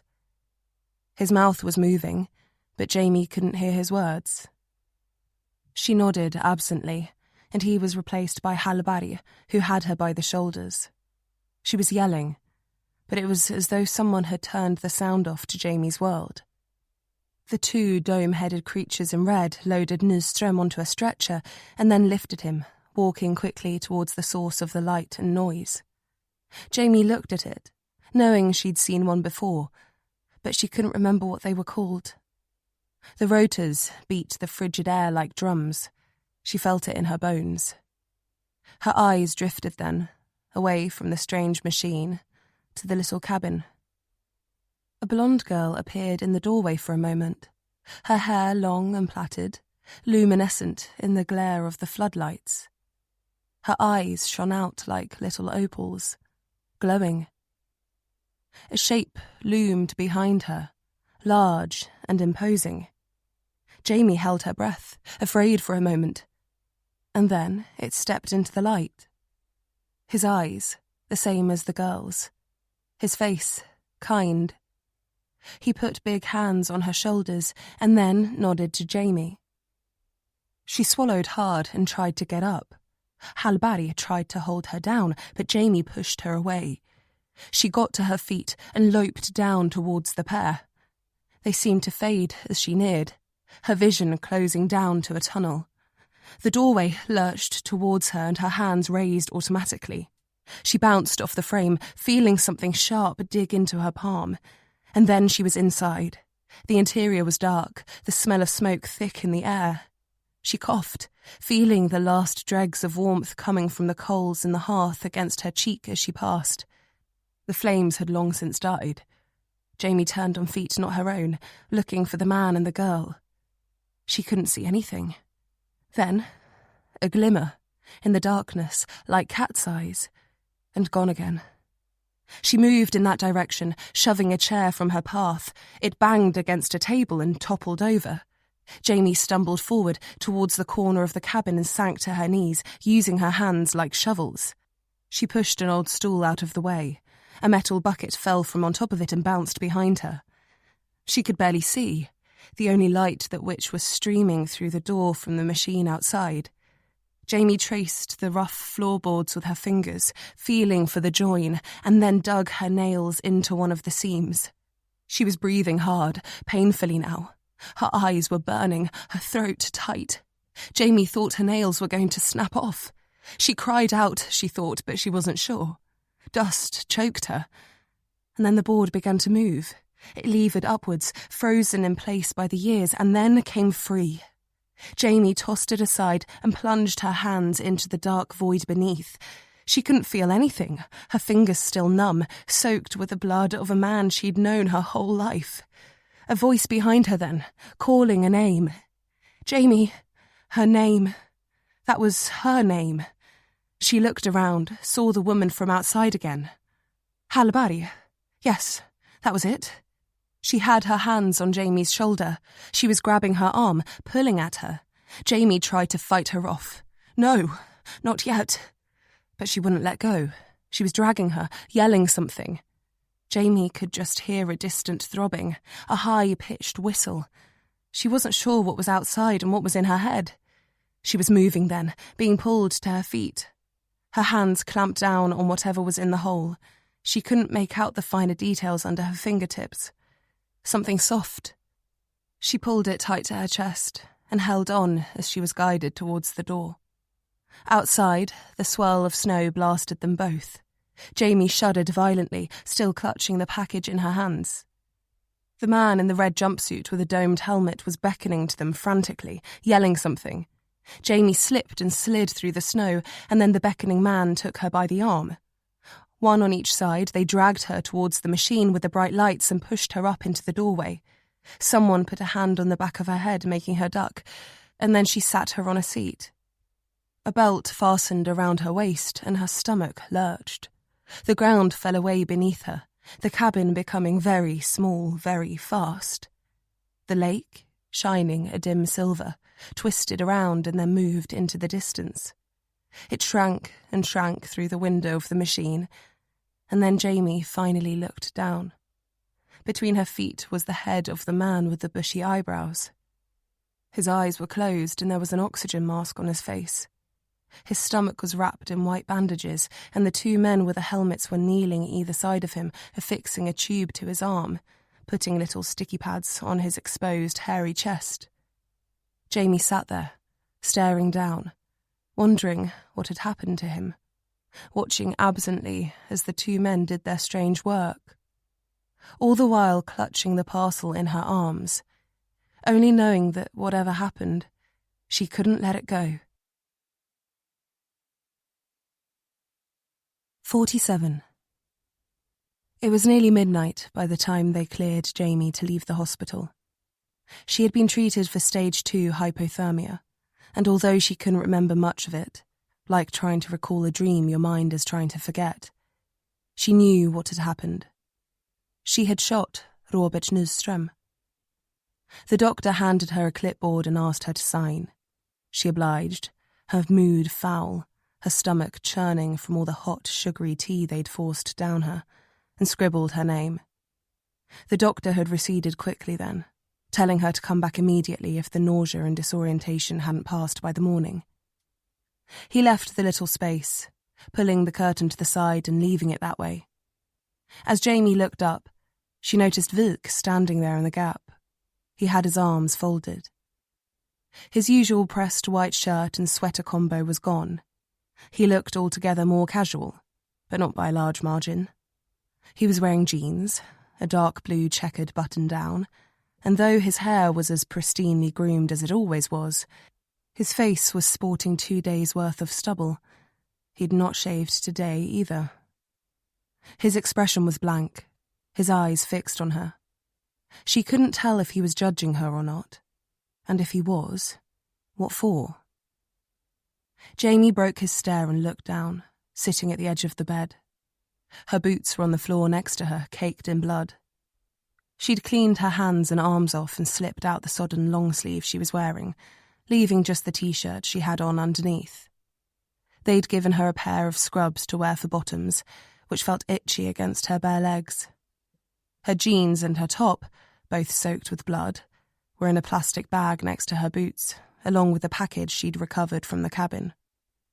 She'd thought about opening it 1,000 times, but wanted privacy to do so. Privacy that a hospital ward didn't afford. "How are you feeling?" Vuk asked, not moving forward, or moving at all. He just hovered at the edge of her curtained cubicle, arms folded across his chest, sleeves rolled to the elbows. Jamie tilted her head one way and then the other. "I've been better," she said, not lying. "How's Nyström?" Vuk ran his tongue along his teeth as though displeased with the answer before he gave it. "He's in a coma," he said, seeming weary. "Lost a lot of blood. Stage 3 hypothermia. Plus, the bullet punctured his small intestine before lodging in his pelvis. He's been out of surgery for a while, but the doctors say it will be touch and go for a few days. They're not sure if he'll regain consciousness, and if he does, whether he'll have any brain damage. He probably won't walk right again, at the very least." Jamie grimaced, but she was glad he didn't say it. And then he did. "You really did a number on him." Jamie swallowed and looked up. "And what the hell was I supposed to do?" She spat. Vik sighed, letting the tension drain from between them. Falk is furious. I didn't do it on purpose. Shoot Nyström. Find him, or find anyone, for that matter. Then what the hell were you doing all the way out there? I was... Jamie trawled off. There was no point trying to hide it now. I was looking for something my father left me, or hid for me, or... I don't know. In a hunting cabin in the middle of nowhere. Vik wasn't buying it. Yeah, we used to go there when I was younger. And you had no idea Nyström would be there? I thought he was dead, Jamie said. If anything, I thought we were chasing a corpse. She rubbed her temple, the bright halogens overhead giving her a headache. Any sign of Ericson yet? The church bus was... Nothing, Vik said flatly. CSTs are combing the whole area, but so far there's no sign of him. Looks like Nyström was out there on his own. Jesus, Jamie muttered. She still couldn't wrap her head around it. How the hell does a man like Nyström, a goddamn detective, the goddamn detective who put the angel maker behind bars, turn out to be his successor? She looked up at Vik, genuinely asking. Maybe Sjöberg was innocent, Vik offered. And it was Nyström all along. No, Jamie said, dismissing it. I know Robert Nyström. He wouldn't have. And anyway, he was my father's partner. There's no way that he could have been doing it without my father knowing. Not a chance. Well, maybe your father was... Don't. Jamie raised her index finger to shut him down, her voice dripping acid. Vik held his hands up to show he meant no threat. All I'm saying, he went on, is that we may have caught Nyström off guard, but this case is far from sewn up. There are still a lot of pieces missing, whether we got the guy or not. If he wakes up, Vik said, letting his hands drop now and taking a step forward. We'll question him and get our answers. For now, take it easy. The CSTs will search the scene. They'll go over Nyström's car and the bus. They'll pull the cabin apart, and we'll have some more answers. For now, you need to rest. Jamie let out a long breath, feeling her shoulders heavy, her eyes swollen and itchy from exhaustion. Have you spoken to Hallberg? Jamie asked, easing off the bed and reaching down for her boots. Vik came forward a little, as though to help, and then stopped, backing off. Jamie padded across the tiled floor towards the radiator next to the bed. Her socks were drying there. Had dried, she hoped. Yes, Vik said. How's she doing? She'll live. Damage is superficial, though she did have some interesting things to say about the whole ordeal. Jamie grabbed her socks, eyeing Vik carefully. He was staring back at her. Oh yeah? Jamie asked, going back to the bed. Like what? Vik sort of shrugged. She was thankful to have you, he offered, about as close to a compliment as things got with Vik. You saved her, by the sounds of things. Jamie recalled the shooting. Something like that? Even if you did ask her to stick her head above the parapet to do it. Jamie stopped, one sock half on, and glanced up. And shot our prime suspect in the process, he added. She pulled the sock on hard and set her jaw. Did you need something, or did you just come in here to torture me? Vik watched her struggle with her socks and boots, her body stiff and sore from the day. Hell, from the week. He said nothing in response. Hallberg filled me in on Hansen and Lundgren, on Rachel Engerman, on Emmy Barry and the Forum, on your vigilante theory. Jamie detected a hint of scorn in that last word. You don't agree? It's a leap. My father always said that a leap and a lead were only one letter apart. She tried to inject just a hint of humour into it, but failed miserably. It just sounded tired and bitter, even to her ears. Vik folded his arms again, stepping back a little. Well, Whatever Nyström's intentions, we've got him. He's lying in a hospital bed in cuffs with an officer outside the door. Whether he wakes up or not, he's not going anywhere. And the city can sleep a little easier. He lingered still, looking down at Jamie, though she didn't know what it was that he was after. Jamie pushed her feet into her boots now and stood, wobbling a little. "What will he do now?" Vik asked then, hurriedly even. "Go back to the hotel? Sleep?" Jamie shook her head. "Shower? Eat? Hope to hell this headache eases." "And then?" Jamie laughed a little. "Honestly, I hadn't thought that far ahead. Breakfast, probably." "No, I meant..." Vik shifted his weight. "Will you be going home?" She met his eye. "With no electricity or heating, I doubt it." "I meant to the UK." "Oh." Jamie was surprised by the question, even more so by the uncertain look on Vilk's face. I don't know. I was just sort of going day by day here. When the case is over, but the case is over." Vilk pressed, biting his lip. "You got him." Jamie thought there was a sourness there, as though Vilk was annoyed he'd missed the action again, or upset that Jamie had been in danger and he hadn't been at her side. Or maybe it was just at the thought of her leaving now that the case was done. She picked up the plastic bag containing her belongings and pressed her lips into a line. "It's late." "It is," Vilk said, not moving, and not letting it go. "I don't know what I'm doing yet. I haven't spoken to Falk, but I think she's going to be keen to send me packing."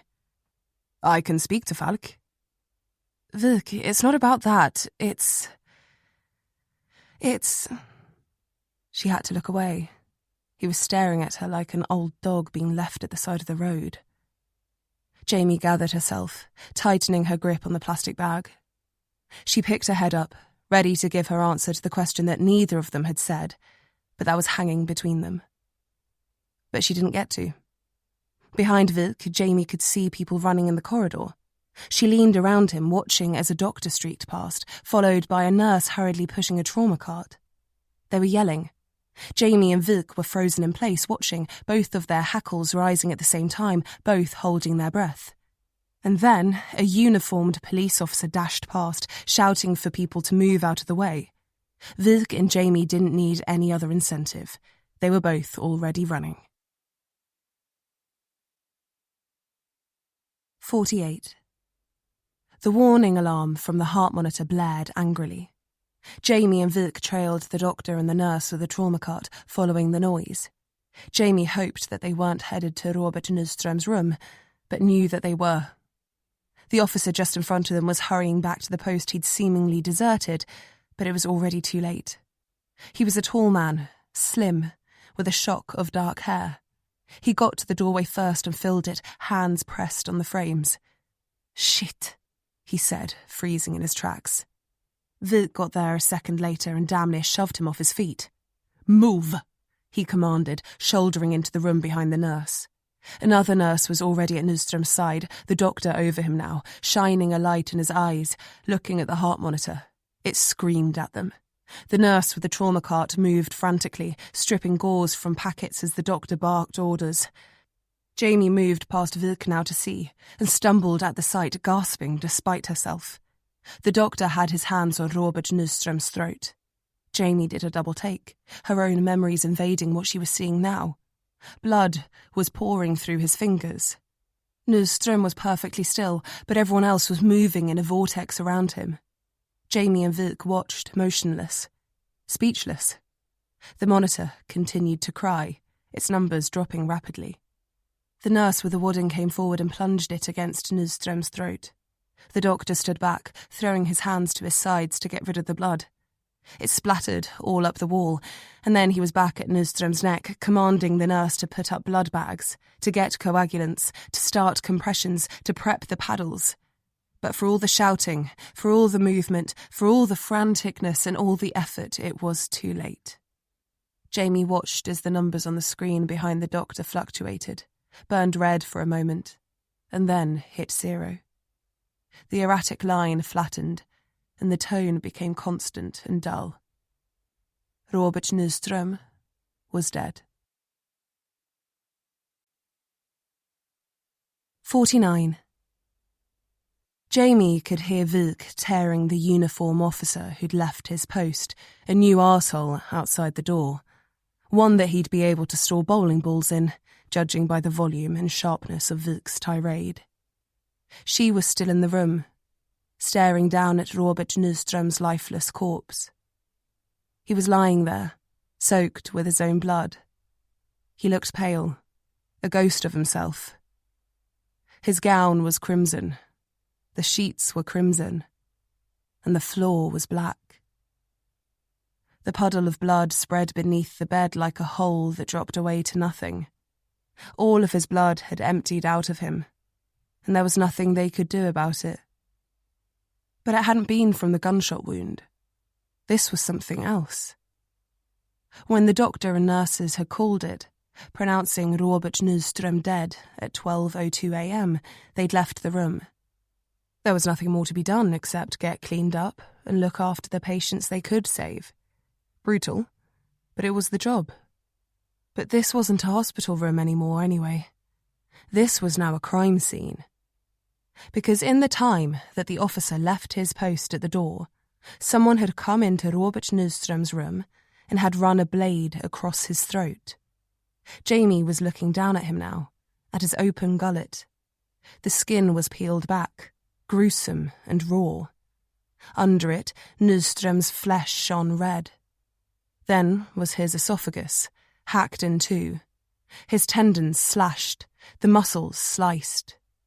Someone had stood over him, put a blade against his neck and pulled. Hard. There was no mistaking it. Someone wanted Nyström dead, and they were not leaving it to chance. Vik came back into the room, pressing his hair to his head. He was exhaling, his cheeks puffed out. "What a fucking mess," he said, stopping next to Jamie. She hung her head. "CSTs are on the way, as are uniformed officers. We'll lock down the hospital, round up the staff, get the CCTV footage. We'll find out who did this." Jamie didn't feel like talking. She just didn't have it in her. Instead, she stepped back and walked around Vik, heading for the door. "Where are you going?" he called, following her into the corridor. Jamie didn't bother turning back. "It's been a long day, Vik. I'm going to bed." 50. 14th December, 1993. Dear Jamie, you are so small, and yet bigger than I ever imagined you could be. When I held you in my arms the day that you were born, I thought I would break you. I couldn't conceive that something so little, so fragile, could have come from me. And now I look at you, and I see the strong, stubborn, smart girl that you have become. And to think that you have grown from that tiny thing into what I see now, it fills me with pride and with hope. You are so many things, but most of all, you are fearless. We sit here now, huddled around a fire that I don't know will last until morning. With snow piling up outside the doors and windows, the lake frozen solid, the car completely trapped. And yet you are unfazed. Whether you will remember this night in years to come, I don't know. But let this letter serve as a reminder to you that I am not sure now whether we will last here. Why have we come at all? My selfishness. Your mother is your mother, and I'm sure you know that we have our differences. But my regret is only that you are trapped between us. And I have brought you here because I did not wish to be alone. Because when I am, I become a different man. A worse man. With you, though, I want to be better. If I ever lost you, I don't know what I would do. When it is you and I, forgetting work is easy. Forgetting everything is easy. I am never happier than when we are driving away from the city, when we are leaving that life behind. And every time it is time to leave here, time to go back, I think what would happen if we just stayed, if we just left it all. The only thing that stops me from saying it out loud, because you, Jamie, you spirited, rambunctious little devil, would want to live out here like an animal, and hunt and fish and sleep under the stars and gather firewood and explore the world you still believe to be wild and untamed.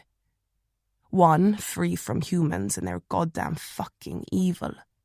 The only thing that stops me is knowing that I will be taking you from your mother. For all her faults, she loves you, Jamie. As do I. Remember that, always. You are sitting here now at my side with a pencil in hand, drowned in the light of this little fire, in this stinking, damp, frozen cabin in the middle of nowhere, in the middle of a storm that might well kill us, writing a letter to your future self, telling your future self what you always wanted to be when you grew up. You have made me write this letter too, and have made me promise not to show it to you.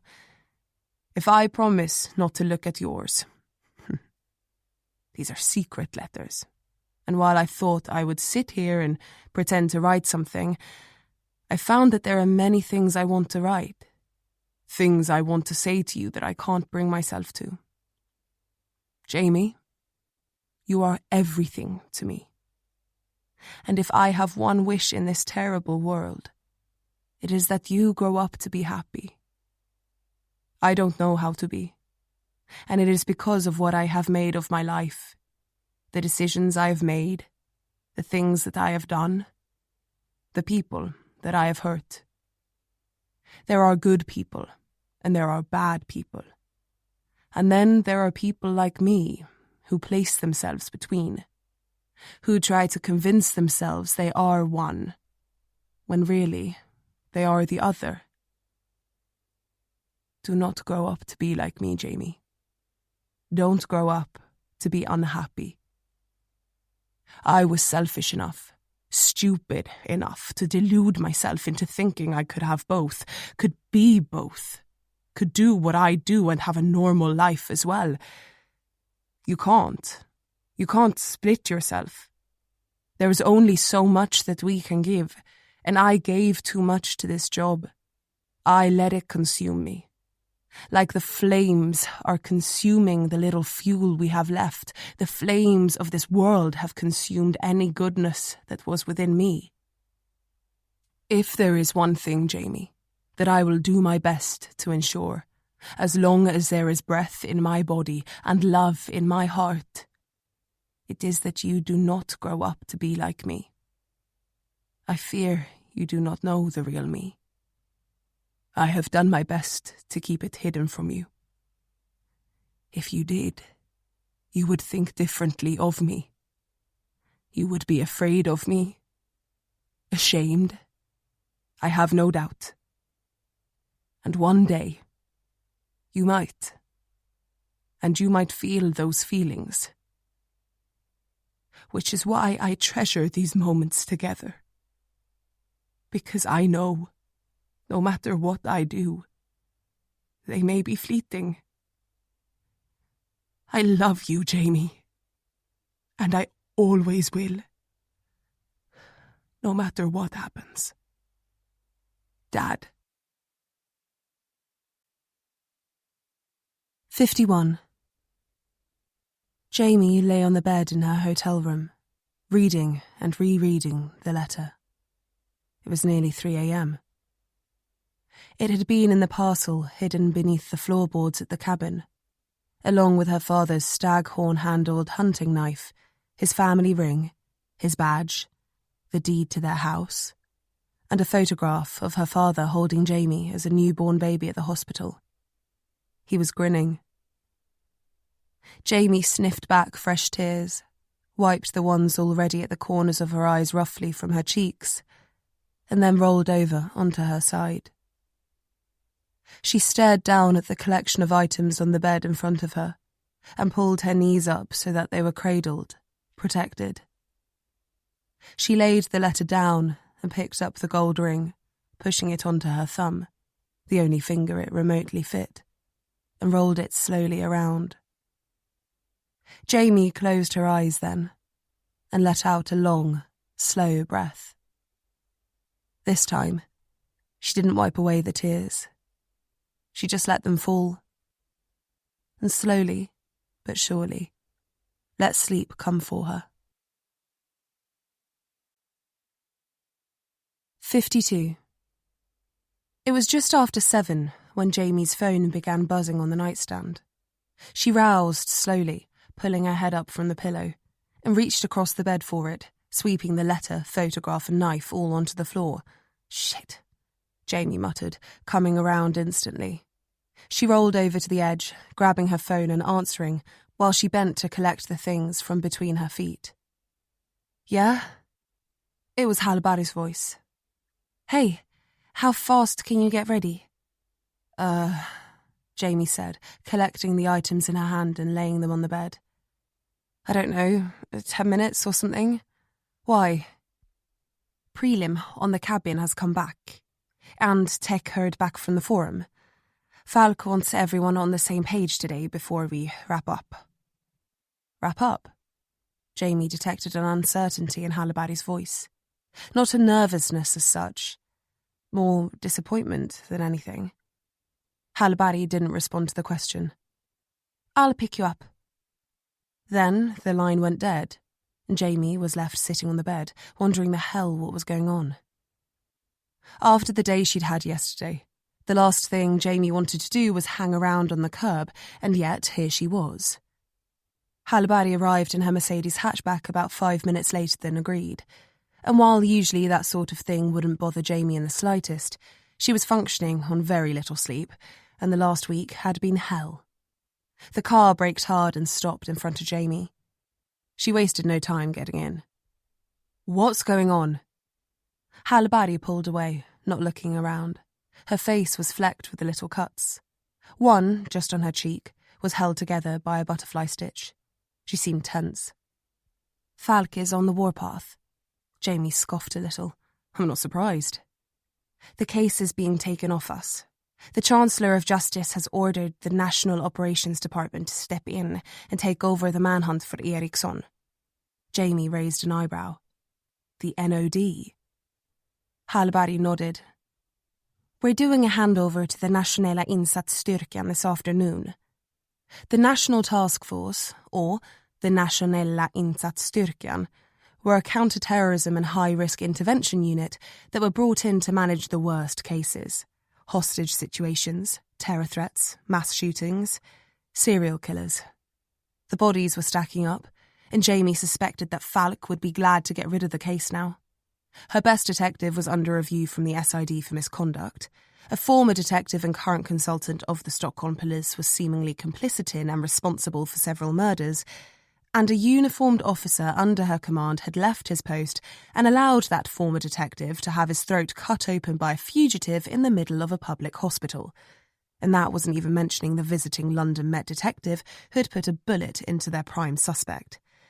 Jamie swallowed hard. Why did the officer leave his post outside Nyström's room? Jamie asked. Bathroom, apparently. Jamie could hear the scorn in her voice. Jesus, she muttered a little disbelievingly. Seriously?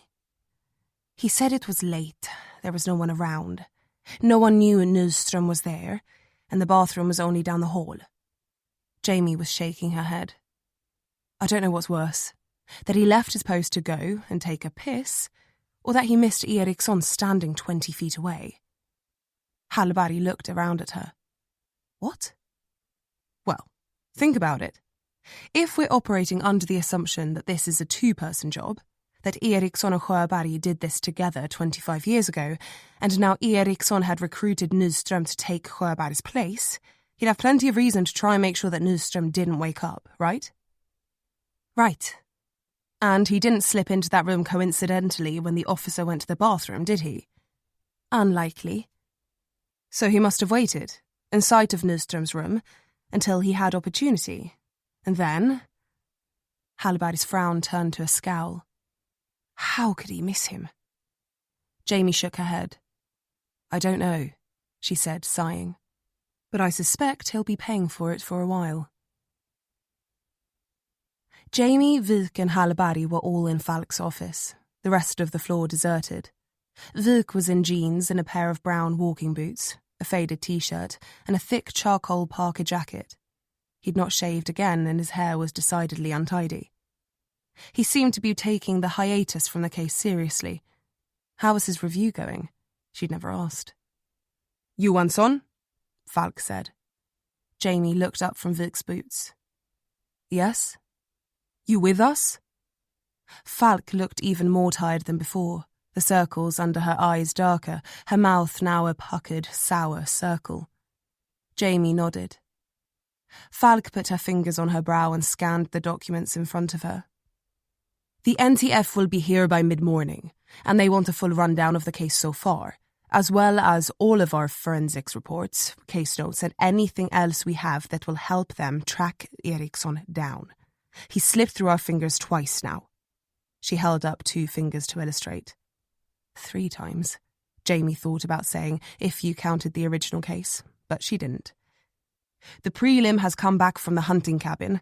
They found the original case files, or what was left of them. CSTs have done their best to pull fragments from the hearth, but they were all but incinerated. She looked down at the reports again. They also recovered a disposable mobile phone, several sets of clothing, and 2 hunting rifles from the scene. A Sawyer 202 and a Remington Model 700. Her eyes went to Jamie now. I presume the second one is yours. Jamie nodded reservedly. And am I right to presume that it is the weapon you used to shoot the suspect? Jamie nodded again, breaking eye contact. Falk kept her eyes on her. And am I right to presume that it belonged to your father? Another nod. But that you don't have any of the paperwork to show that? Jamie stopped nodding now, but Falk kept going. Or any paperwork showing that you now own it. Jamie met her eye, but kept her expression blank.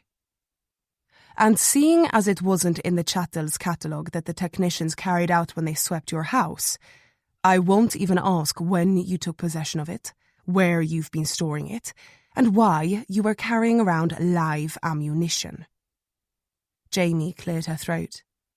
When Falk said it like that, it did sound bad. She'd not really thought about anything other than making sure the CSTs didn't take it. An unlicensed firearm like that needed to be seized.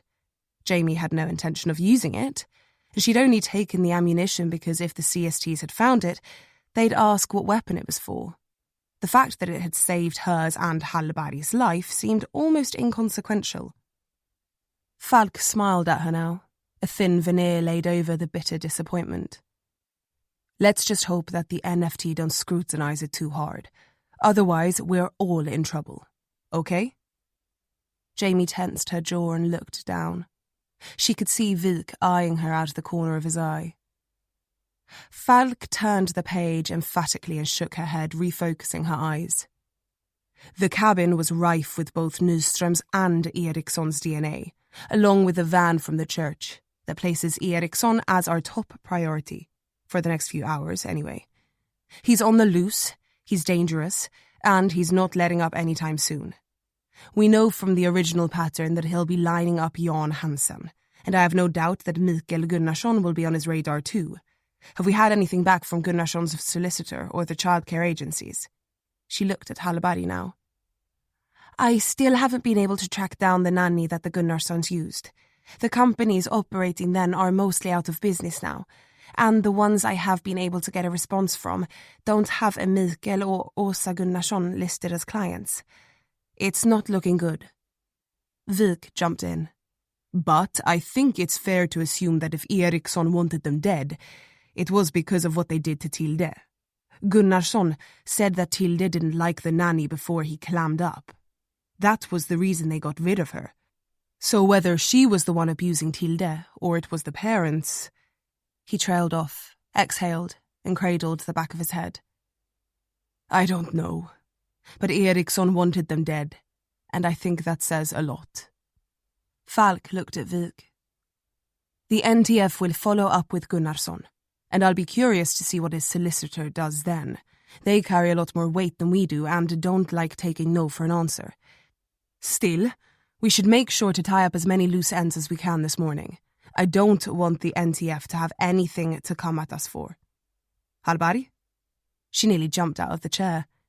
I'll keep going. I have another few names to track down. We'll follow up with the vehicle licensing agency for updated contact details, and I'll reach out to Gunnarsson's solicitor again. Good. Vik? Falk said. Make sure that email states very clearly that the NTF will be taking over the case, and that if he wants to continue to deal with the very amicable and friendly Stockholm police, then he needs to do so quickly. Vik sighed and then dipped his chin, showing his reluctant agreement. Falk went on, intent on covering every base.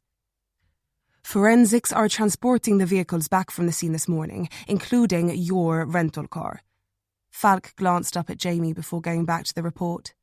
It seemed like Falk had had enough of chewing her out, and Jamie couldn't say she wasn't thankful.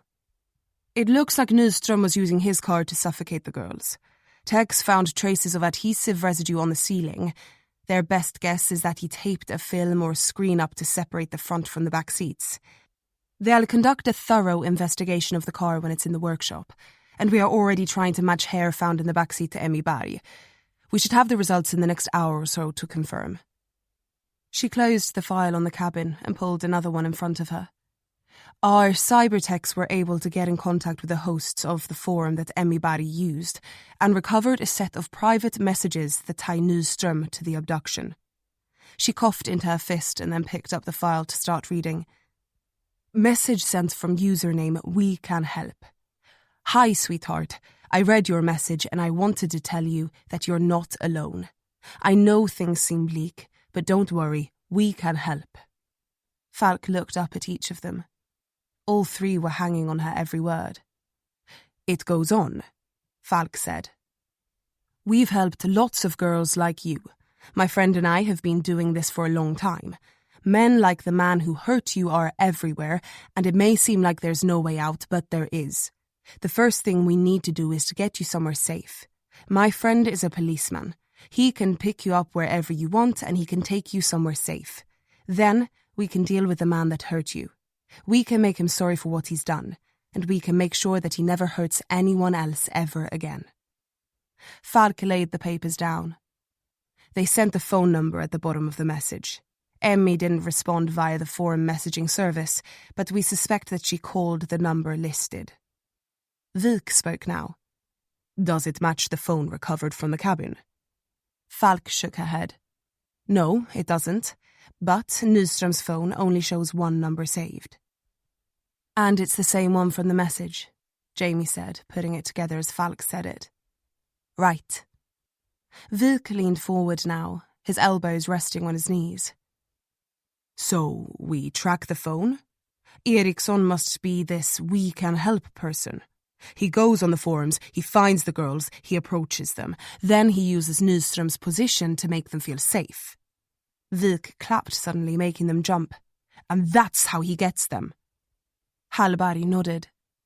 It explains why he targeted Nyström to help him. It does, Falk said.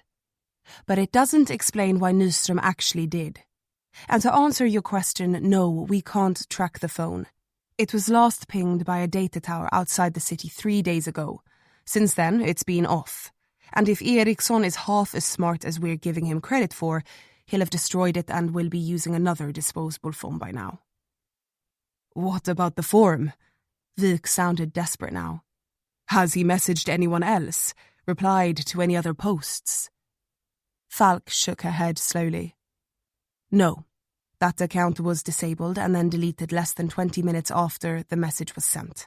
Tech have tracked down the IP address used to register it and send the message, but it traced back to a popular internet cafe in the city. CCTV? Vik asked hopefully. That's what makes it popular, Falk said tiredly. There is none. They also offer free use of VPNs.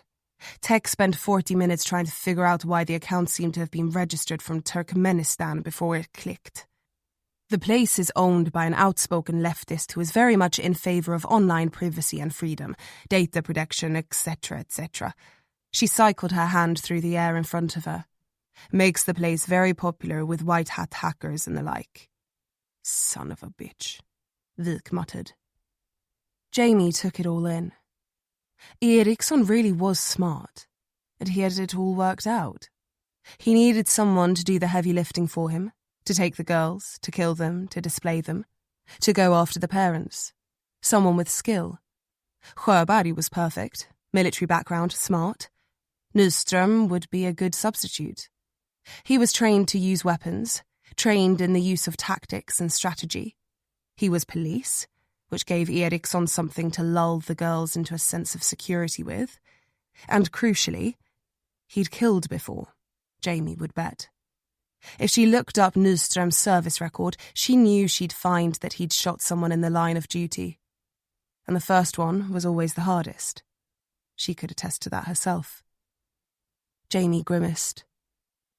What's the connection between Nyström and Ericson? How did he find him after all these years? He would have known him from the original case, but to reach out after 2 decades. Falk addressed Jamie directly, already ahead of her. We're looking into Nyström now.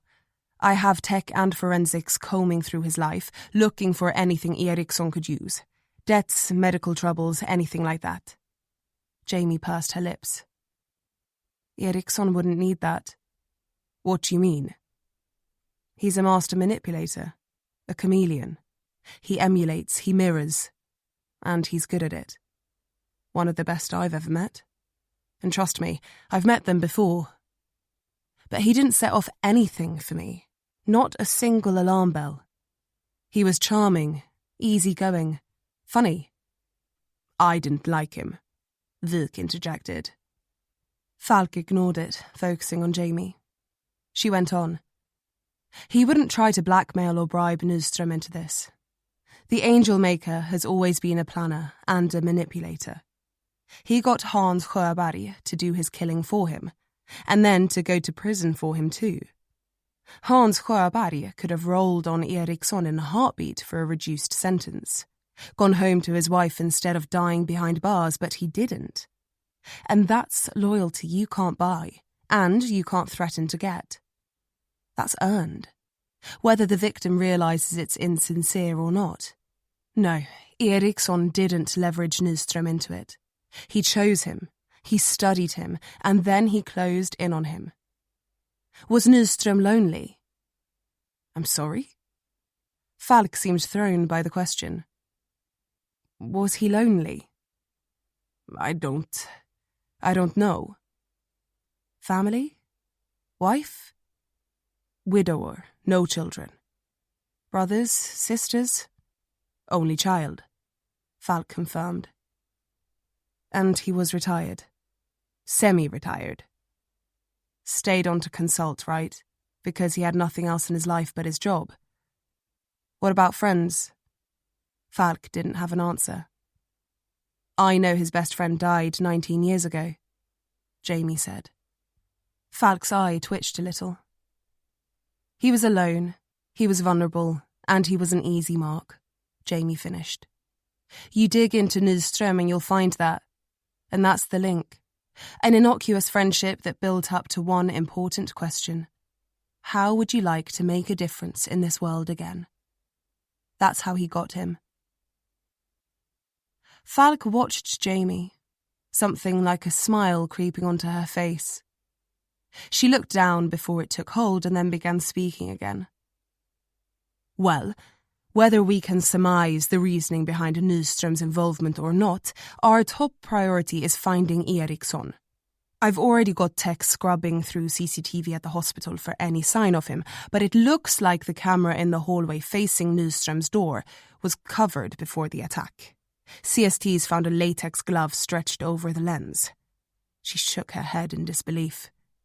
Looks like the moment the guard left his post, Ericson blinded the camera and then killed Nyström. She sighed. Tech are combing the other cameras for any sign of Ericson, but so far, there's nothing. The man is a damn ghost. We'll get him, Vik said with something like confidence in his voice. Right. Well, it looks like we won't have to. Or at least we won't get the chance to. Hallberg, can you make sure this is all in the handover report for the NTF? I want everything summarized, itemized and laid out neatly. Vik, make sure your paperwork is all up to scratch and that you're available to field any questions. Forensics and tech are bringing everything up in boxes this morning too, so that the NTF have it all in both physical and digital. This place is going to be a zoo today. She looked out at the empty office floor, almost wistfully, and then back at Vik. I want this to go smoothly, and I want it to work to the benefit of the relationship between the SPA and the NOD. As far as they're concerned, they're stepping in to save our asses, and I don't want them to think for a second we're not seeing it the same way. Got it? She reiterated to Vik specifically. Jamie glanced over and saw his temple vein bulging slightly, teeth clenched. He was sitting forward in the chair, fists curled between his knees. Got it, he said quietly. No detective liked having their cases taken from them, especially when they were this close to being solved. The NTF would step in, they'd find Ericson, and they'd take all the credit for bagging the angel maker, something that the Stockholm police had failed to do. Twice. And whether it was on Vik or not, it still left a sour taste in the mouth. Okay then, Falk said. You have your jobs. Go. Jamie noticed that Falk wasn't meeting her eye now.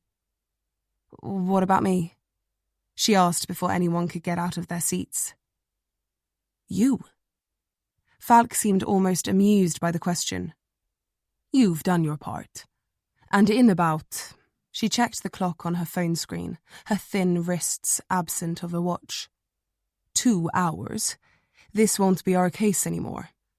As such, Jamie, as thankful as we were for your help, I think it's time that you went home. 53. Vik strode out of Falk's office, straight across the room, and disappeared without looking back. He was clearly unhappy with those parting words. Jamie didn't know how she felt. She watched him round a corner, wondering if it was the last time she'd ever see Anders Vik, and how she felt about that too. It'll be a shame, Hallberg said, grabbing Jamie's attention. To see you go, I mean.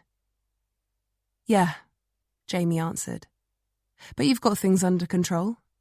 She smiled at the girl. Vik will come around, don't worry. Just don't try so hard. You're doing great. She blushed a little. Thank you, she said, nodding. That means a lot, coming from you. Jamie laughed at that a little. From me. You're a great detective, Hallberg said. I hope that I... Jamie turned and put a hand on her shoulder. Hallberg, don't turn out like me. Like Vik. There's more out there than killers in these 4 walls. I realised that too late.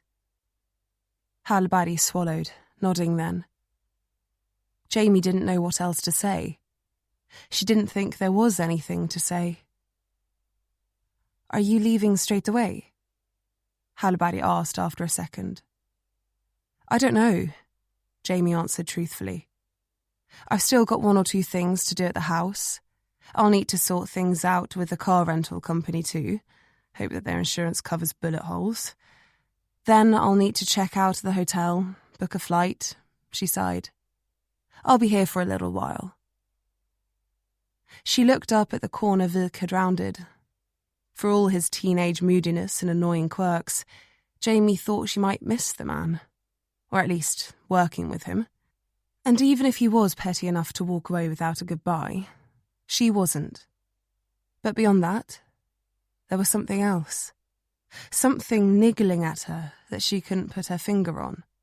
Some loose end that wouldn't be tied up with paperwork. That wasn't in the forensic reports. "Okay," Halbari said, seemingly cheered up by the news. "I'll see you before you go." She reached out and touched the back of Jamie's arm before melting away, leaving Jamie alone in the middle of the deserted office floor. She stood there for a moment, rolling it all over in her head, and then wondered if it was even her problem anymore. Falk had said, fairly unequivocally, that it wasn't. And yet, Jamie wasn't the sort of person to let something like this go, especially when she was pretty sure that whatever she was missing, everyone else was too. Jamie was sitting in the corner of the office at a desk that had been used to store the boxes and files that the NTF didn't want to look at. She was leaning back, her feet propped up on a too-high stack of them, rolling her father's ring around her thumb. The entire floor was abuzz with bodies. There were no less than 20 NTF guys in emblazoned jackets sorting files, carting boxes back and forth, cataloguing everything and formulating their own reports and assumptions about the case. Halabari appeared and waved her hand in front of Jamie's face to grab her vacant stare. Jamie's eyes focused, and she looked up at her. "Hey," she said. Halabari was holding a piece of paper between her hands. "Here." Halabari held it out quickly. Jamie took it and turned it over, reading the text. "It's a statement that says you told me about your father's rifle and I confiscated it before we travelled out to the cabin," Halabari said before Jamie had a chance to read it. Jamie glanced up at her, surprised. "You found it in your house, reported it to the closest officer, me, and then I took responsibility for it. I was going to log it officially when we got back." She smiled at Jamie. "That's why it was in the car." Jamie furrowed her brow. "Halbari, this is... You don't have to do this. You could get in a lot of trouble." She shrugged. "You saved my life. If that rifle hadn't been in the car..." She trailed off. "It's my way of saying thanks, okay?" "What about the CSTs? They went through everything in the house. This statement basically claims they missed the rifle." Jamie couldn't keep the doubt out of her voice. Halbari curled a smile. "So, they missed it. After all, who better to hide a weapon from the police than one of the finest detectives the city's ever known?" Jamie couldn't help but return it. "You're right there. My father would have hated anyone touching his things. And, if anything comes back, I'll stand by that." Jamie held the paper up. "This means a lot.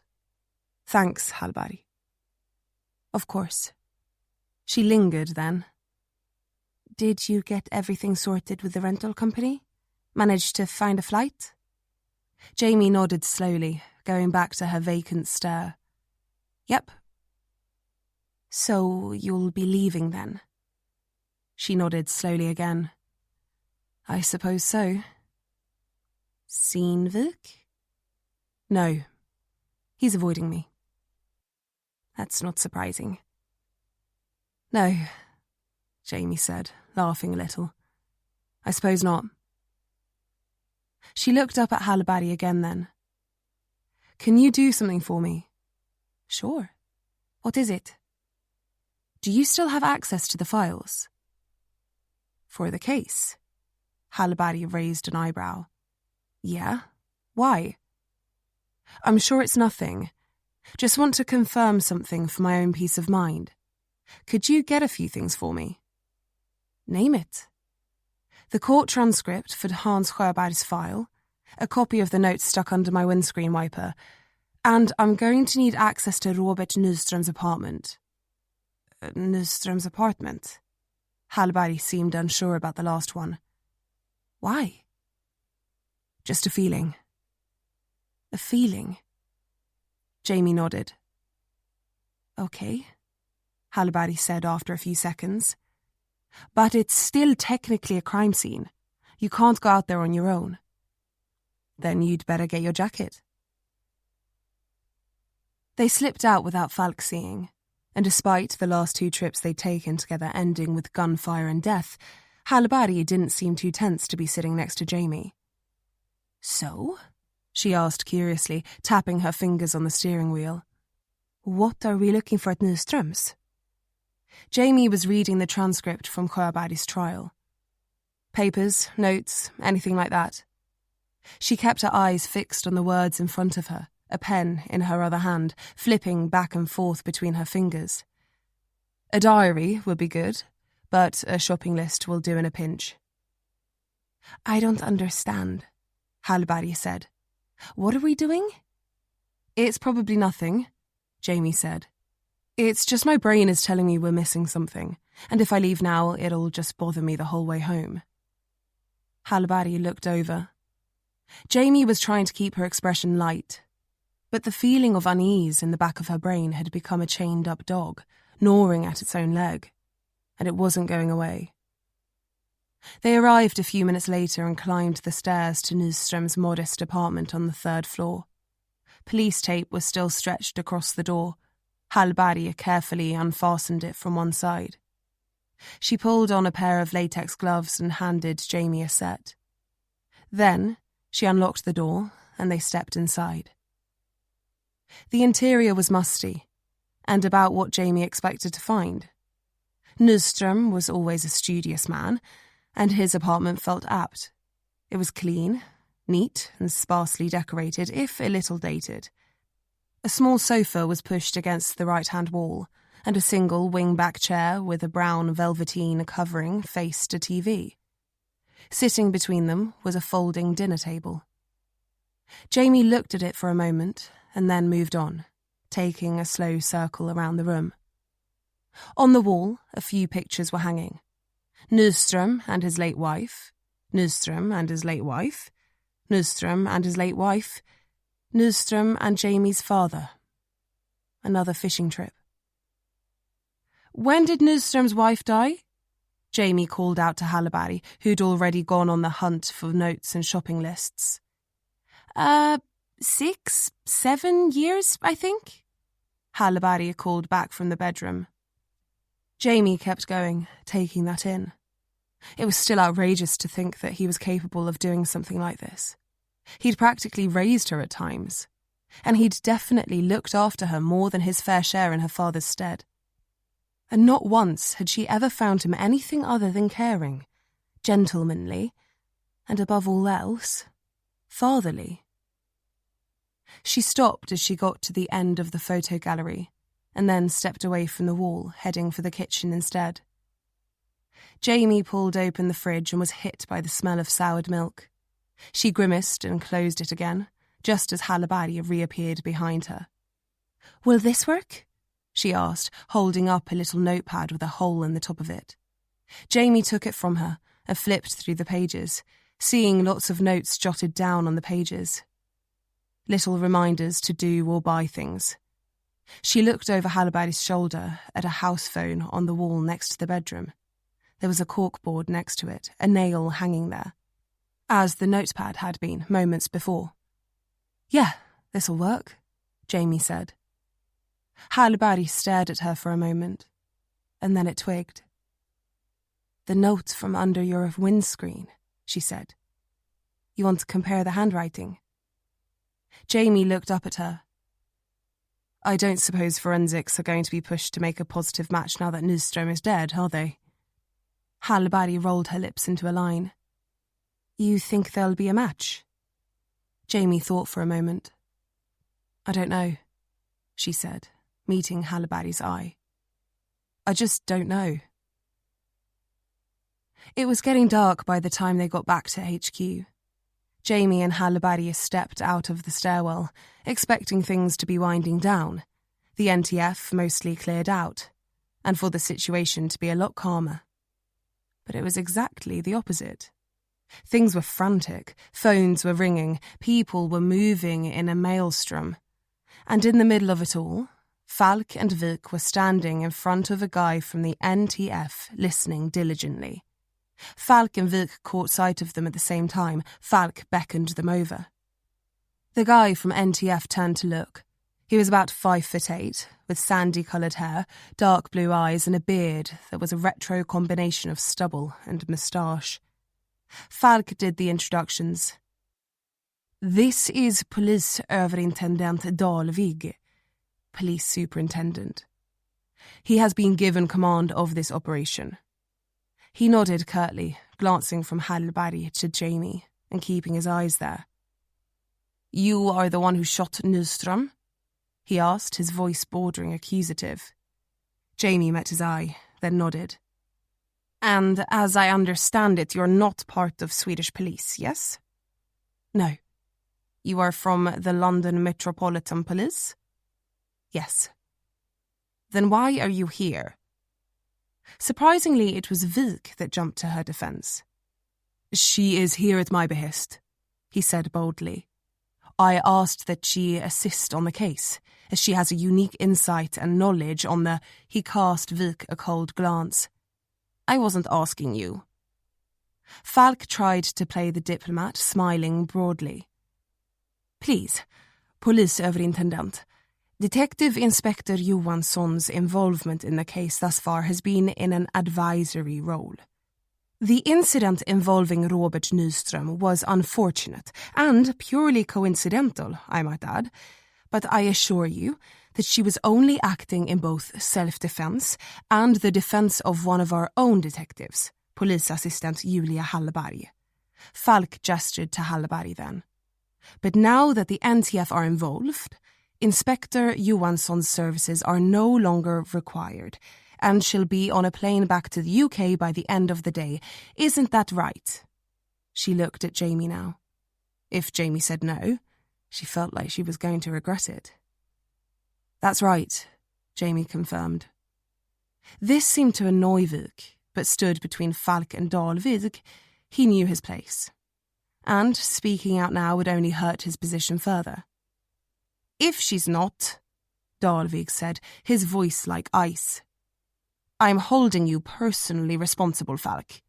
There's no room for tourists in the SPA, and especially not for ones who shoot my suspects. He glared at Jamie then, making sure everyone knew exactly where he sat in the pecking order.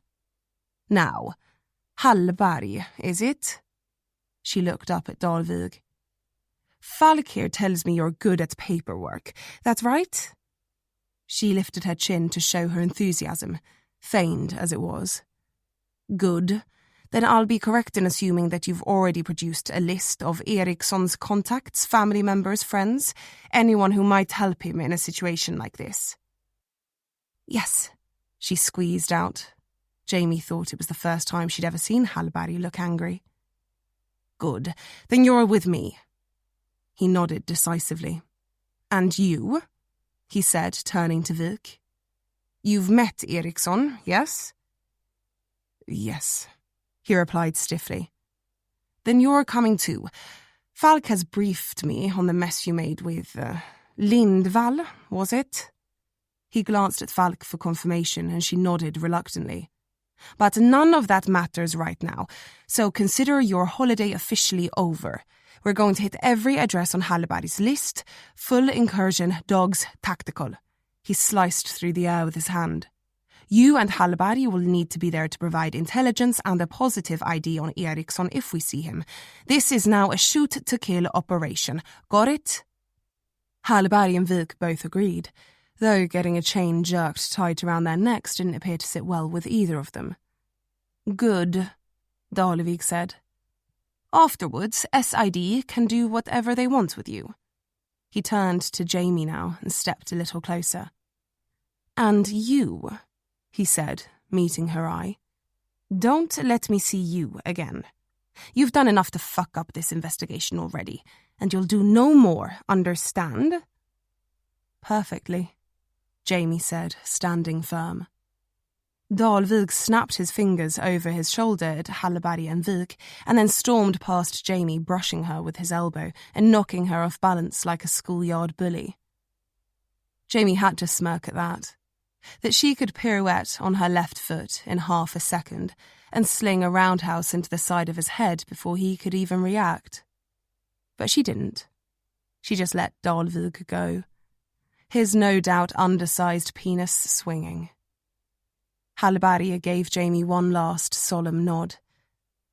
"It was a pleasure working with you," she said, voice a little shaky, and then lowered her head and followed Dalvik. Falk offered a hand to Jamie, and she took it. "Thank you, Jamie," she said, smiling. "Your father would be proud of the woman you've become. I have no doubt of that." She let go, and then turned away, heading to her office. Jamie looked after her, voice caught in her throat. Vik cleared his own then and stepped towards her. He seemed less perturbed by the authority being impressed upon him. "What will you do now?" he asked. "You heard Dalvik? I couldn't stay if I wanted to." "Do you?" He still had hope in his eyes. "That's not my decision." "But if it was?" Jamie turned her head and stared at Dalvik, barking commands to his men. They were gearing up to leave, to go and hunt Ericson into oblivion like the animal they thought him to be. "Do you think it's him?" Jamie asked after a moment. "Who?" "Ericson." "Do I think what's him?" Vik leaned in a little, trying to catch Jamie's eye. She couldn't give it to him. "Do you think that Per Ericson is the angel maker?" Vik looked troubled then. "It can't be anyone else. Ericson was an original suspect. He had means, opportunity. He knew the girls. He had access to the dresses they were placed in. He knew Sjöberg. They were best friends. He was contacted by Sjöberg before his death. They exchanged letters. He knew that Sjöberg was dying to coincide the crime with his death. He would have known Nyström too, from the original investigation. And what better way to screw with us than to manipulate the very detective who worked the case into committing the crime he'd convicted a man for years before?" Vik ran his hand over his head now, smoothing down his hair. Jamie noticed then that he had shaved at some point since their meeting that morning, and had fixed his hair too. Vik began putting his fingers in his other palm one by one as he counted the mounting evidence. "Ericson knew we were looking for the letters to match the handwriting, which is why he was ahead of us at Eva Sjöbergs and stole it before we got there. And then he ran, too, got the hell out of town right before the net closed. In my experience, innocent men don't run." Jamie inhaled slowly, filling her lungs thinking of Thomas Lindval. But Vik wasn't done yet. "He's been ahead of us at every turn. Always just out of reach, staying that way.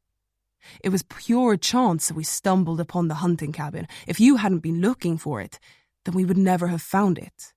Nyström was the only person in the world who would have known about it other than you and your father. And with him dead nearly 20 years and you living in another country, they were safe.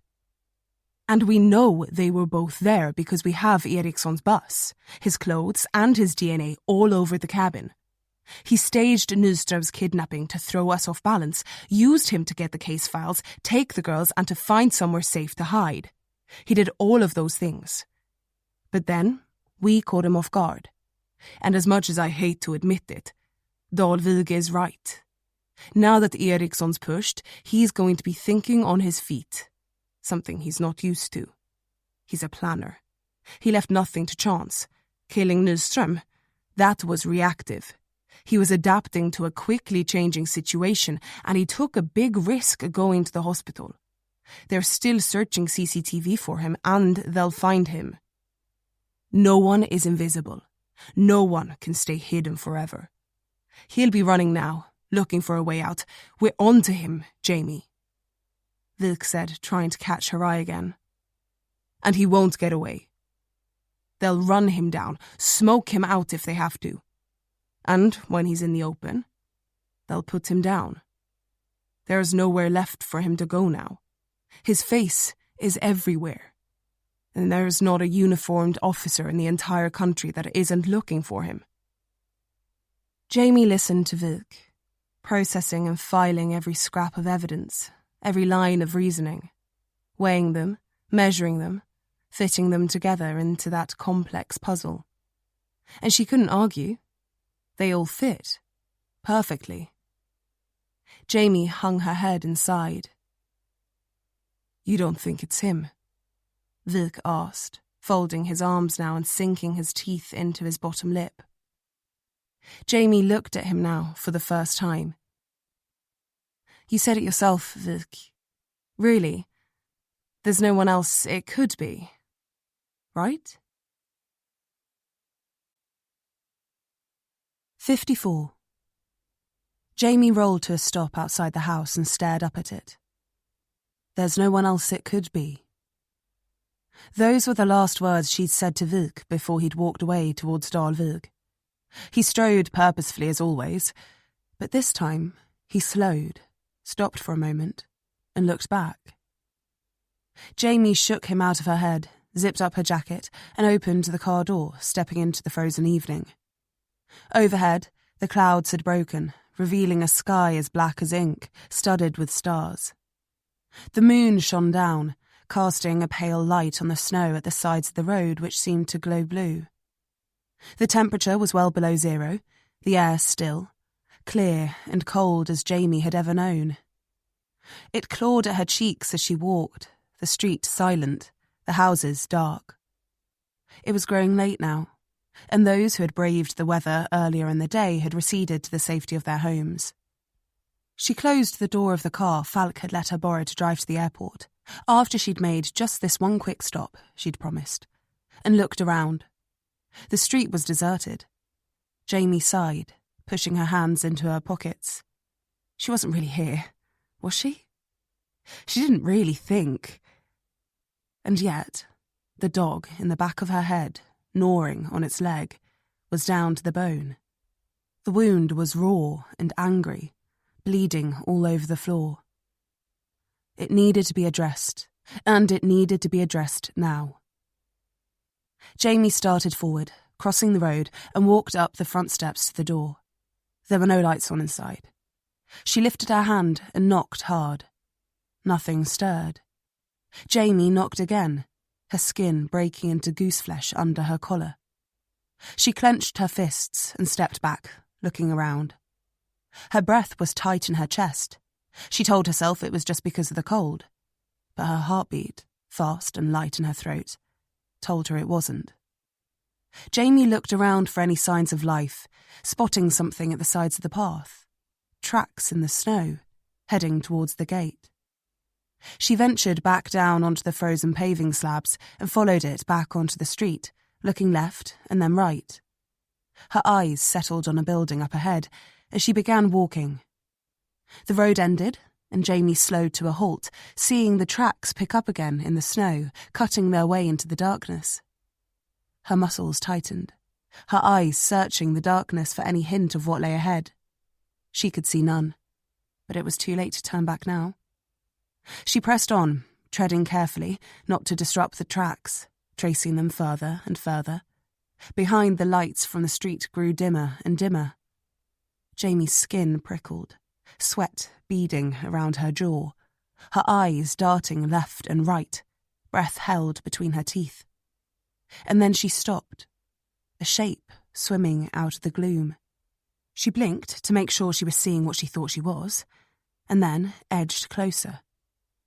The tracks in front of her ended, 2 lines carved deeply through the untrodden snow, leading to an abandoned wheelchair. Jamie stepped around it slowly, eyes fixed on the ground. In front of it, leading towards the old, burnt-down church, were footprints. She let out a rattling breath and pushed forward, leaving the discarded wheelchair where it was. beyond the reach of the streetlights and prying eyes. The church loomed ahead, the red brick front steps leading up to the old porch. It had remained intact, and the once white doors were standing firm against their years. They had been chained to stop anyone entering, but now that chain lay in a coil on the ground like a sleeping snake. Jamie looked down at it, and then back up at the doors, the word murderer spray-painted across them. She reached out and laid her hands on the cold wood, pushing. They swung into the ruined interior, creaking mournfully as they did. The snow-dusted boards groaned as Jamie entered, stepping slowly. Around her, the support pillars rose out of the foundation like the ribs of a great beached whale, ending in charred, pointed tips. Blackened wood panelling clung between them, the last remnants of flesh on this gruesome skeleton. This truly was the belly of the beast. To either side of the aisle, old pews were sitting haphazardly, destroyed, rotten and cast aside. At the far end, Jamie could see a crucifix affixed to the central support strut that had once held the steeple aloft. It was nearly 8 feet tall and looked down upon all sinners. But they had long gone from this place. All except one, that is. Jamie mustered her voice. "Eva Sjöberg," she called out, the words echoing around her.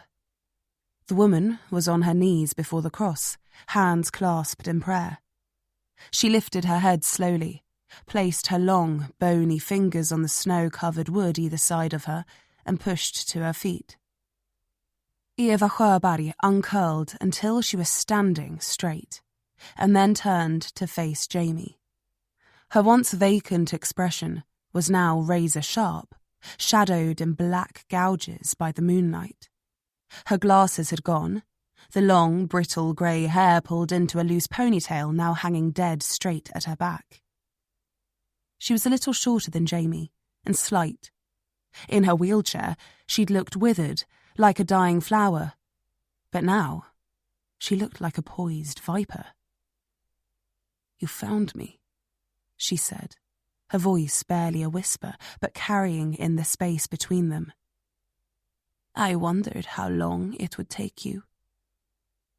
The elderly, frail, fading woman Jamie had met was now gone, and in her place stood the true Eva Sjöberg, a woman who never missed a thing, who planned everything down to the most minute detail, who had evaded capture 25 years before, orchestrated the abduction and murder of 8 girls, the killings of 6 parents, and the manipulation of 2 men into committing some of the most brutal, evil crimes Jamie had ever witnessed.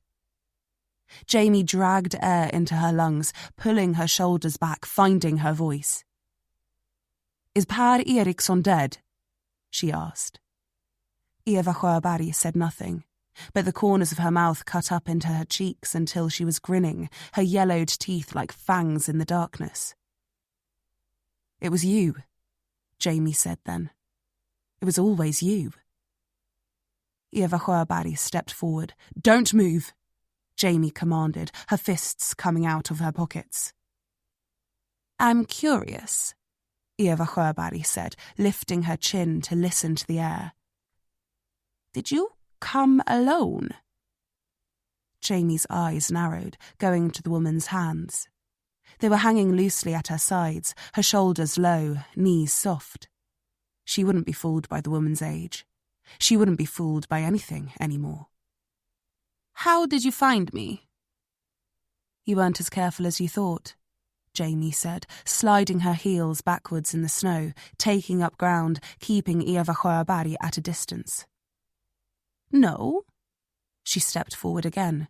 "No," Jamie said. "You had everyone else fooled. Ericson was a good patsy, but not good enough." "What gave it away?" Eva seemed bemused by the conversation, as though almost excited by the idea of being caught.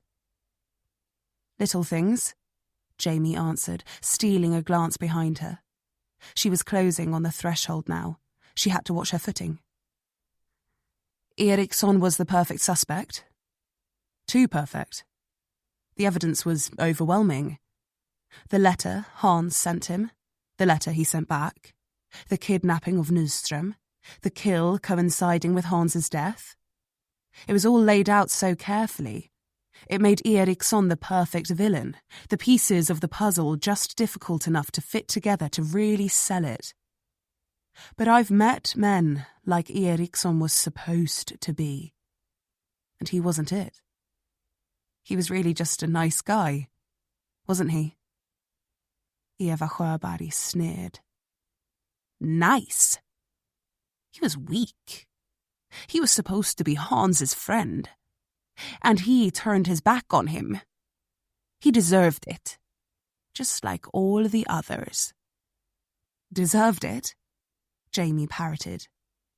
Those poor girls, did they deserve it? Eva held her chin high now, her thin lips quivering with sudden rage.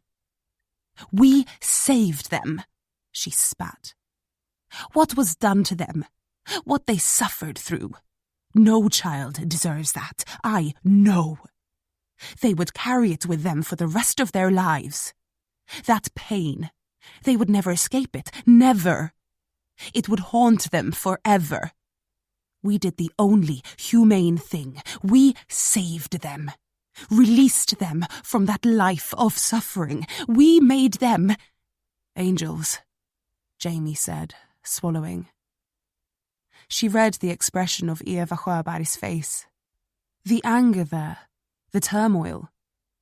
She wasn't a cold, calculating psychopath.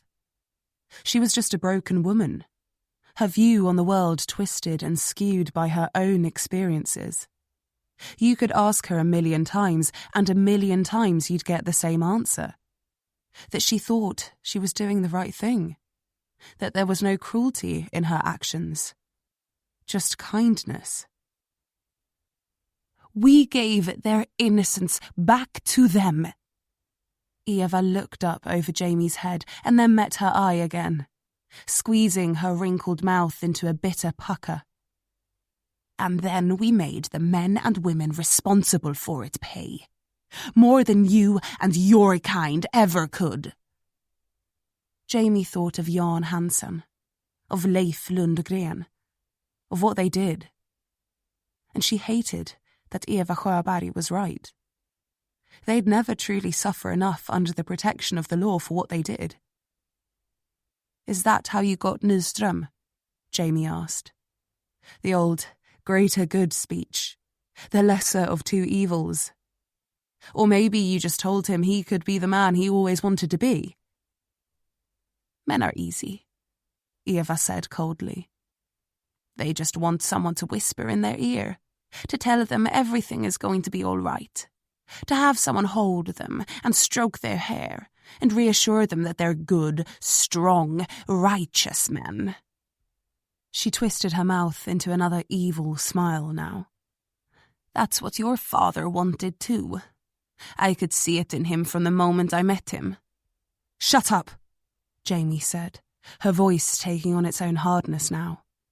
Eva Sjöberg ignored her. He was the one I really wanted. Big, strong, not afraid of a little violence. Shut up. Jamie's voice grew now. I watched him tear himself apart over the case. He was weak, quick to anger, driven by his emotions, plagued by his own darkness. He would have been... She trailed off for a moment, then locked eyes with Jamie, hers flashing in the moonlight. He would have been perfect. But then he went and killed himself before I could get to him, before I could give him meaning again. Jamie's fists were clenched so hard her nails were cutting into her palms, the skin on her knuckles threatening to split under the strain. Nyström resisted at first, Eva said, rolling her head left and right, flexing her fingers at her sides. But it didn't take long. They made it easy. The police was all he had, and they were turning their backs on him too, casting him aside. All he wanted was to matter, to do something again, to save just one. Eva Sjöberg stepped forward again. More. Another step. Life. Jamie was at the doorway now, holding firm. Eva Sjöberg was closing in. Now then, she said, lowering her head. Her hand moved at her side, and a blade appeared in it. She turned it slowly so it caught the moonlight, glinting. Single-edged, sharp, small, easy to conceal, the blade hooked. Perfect for slashing tires and throats. What are we going to do with you? Jamie's heel hit the threshold, and she lifted it over, stepping back over the chain and onto the porch. Eva Sjöberg advanced slowly, her footsteps light and sure. Jamie was on the bricks now, and moving towards the steps. You can't run, Eva said, bringing the knife in front of her. Your father wouldn't have run. She grinned down at Jamie, stepping over the threshold. Your father would have stayed and faced me. Jamie was down the steps now, heels crunching in the fresh snow. She locked eyes with the woman in front of her and let the tiniest hint of a smirk creep across her lips. My father also wouldn't have come alone. Eva Sjöberg froze. A faint click to her right, stopping her in her tracks. Anders Wijk stepped from the shadow of the wall, the muzzle of his pistol hovering about 6 inches from her temple. His fingers flexed on the grip, his hand steady in the frozen air. Drop the knife, he ordered. Eva Sjöberg began to grin again. You're smarter than I gave you credit for, she said, still fixed on Jamie. Jamie let her smirk broaden now, the tension finally draining from her shoulders. And you, Eva Sjöberg, she said, turning away to face the city she had once called home, weren't. 55. The street outside Eva Sjöberg's modest one-story house was a flood of blue flashing lights. There were 3 uniformed police cars, 2 canine units, Wik's Volvo, and a whole fleet of officers. Eva Sjöberg sat like a statue in the back seat of one of the marked cars, staring blankly at the metal cage in front of her. You'll have to get used to it, Jamie thought. You'll be looking through bars for a long time. Wik was standing, with his arms folded, staring at her, bottom lip turned out in disdain. Hey, Jamie said, coming up beside him. He looked at Jamie briefly, then went back to his scowling. She was about to start talking when Hallberg appeared from the jungle of blues. So, it turns out, Hallberg said, shaking her head, that Eva Sjöberg was in a car crash in 1993 that damaged her pelvis and spine. Hospital records show that she needed to have surgery, which would have prevented her from being able to have children, as she said, but the spinal surgery was minor. She needed the wheelchair for 8 to 12 weeks from the notes, but made a full recovery. The follow-up consultation stated as much. Since then, it was all just a cover. Hallberg lowered her head. If we'd just have thought to check. Wik eyed her. Jamie could tell he wanted to say something encouraging, but couldn't bring himself to. So she did it instead. You couldn't have known. No one could have. There was no reason we should have confirmed that. Jamie made a point of smiling at her. What matters is that we got her. But how did you know? Hallberg asked, looking up at Jamie in awe. Jamie squirmed under her gaze. It felt uncomfortable, and she certainly wasn't deserving of any enamor. She was just doing her job, and, a lot of the time, playing devil's advocate was part of it. There was too much evidence, she said quickly. It had to be Ericson. Everything we knew said that. The DNA, the circumstance, the means, the opportunity, everything. Hallberg didn't look to be following the train of thought. But what if it wasn't? Jamie shrugged. There are no certainties in this game, and if it wasn't Ericson, who else could it have been? And you thought of Eva Sjöberg? Not at first. Jamie was tired of this explanation before it began. But outside of what we thought we knew, he didn't make sense as the killer. How does a 6-foot-plus priest hide in plain sight of a hospital room and a uniformed officer for hours without garnering a second glance?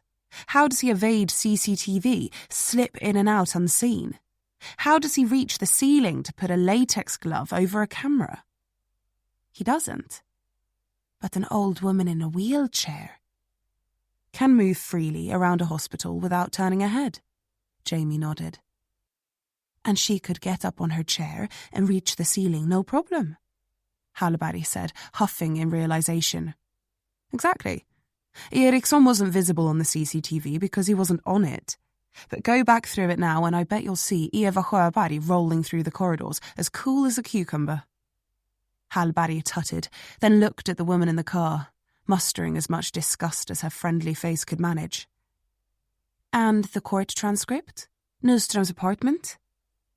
Just pulling the thread. The transcript said that Sjöberg pleaded innocent to begin with, but then did a U-turn and pled guilty with no explanation. At first I thought he was doing it to protect Ericson. They were best friends after all. But Ericson said that he turned his back on Sjöberg. They didn't speak for 25 years. And during all that time, it seemed odd to me that Sjöberg would continue to protect him. It all hinged on who was telling the truth. Eva Sjöberg or Ericson. And if Ericson wasn't lying, it meant Eva Sjöberg was. Hans went to prison for her, took all the blame, and he protected her until his last breath. And Nyström's place? He had pictures of his wife everywhere, years after her death. He was lonely. We had that much right. But he missed his wife more than he missed my father. Eva Sjöberg was more likely to have been able to twist him up than Per Ericson. Jamie watched the woman who'd been running circles around them for 2 decades through the window of the police car. Once I compared the handwriting at Nyström's apartment to the note under my windshield wiper, I saw they were a match. I knew the killer wouldn't be sloppy enough to leave a clue like that, but Nyström did it because it was me. He knew me, didn't want to kill me, but it created a trail that Eva Sjöberg then had to mop up. If we'd got the Ericson letter from her house, we'd have been able to eliminate Ericson as the person who left it, and she needed to maintain that illusion, keep us chasing a ghost. And that's all it was.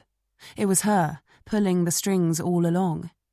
She wanted us to believe that Ericson had fled, that he'd stolen his letter back to protect himself. But he wouldn't need to. If Eva was as infirm as he said, he could have walked right in the front door. Why risk breaking in broad daylight? And why leave her, alive, a potential witness? No. If it was Ericson, he would have taken Eva along with the letter, tied up all the loose ends. Jamie turned away from her now and looked back at Hallberg. The double-tracked footprints to obscure the size, the misdirection, the loyalty Hans Sjöberg showed at the trial, the link to Nyström through the original investigation. Each piece on its own would be ignorable. But altogether, it had to be her. If it wasn't Ericson, there was no one else. Hallberg took it all in, her eyes still shining like a child's.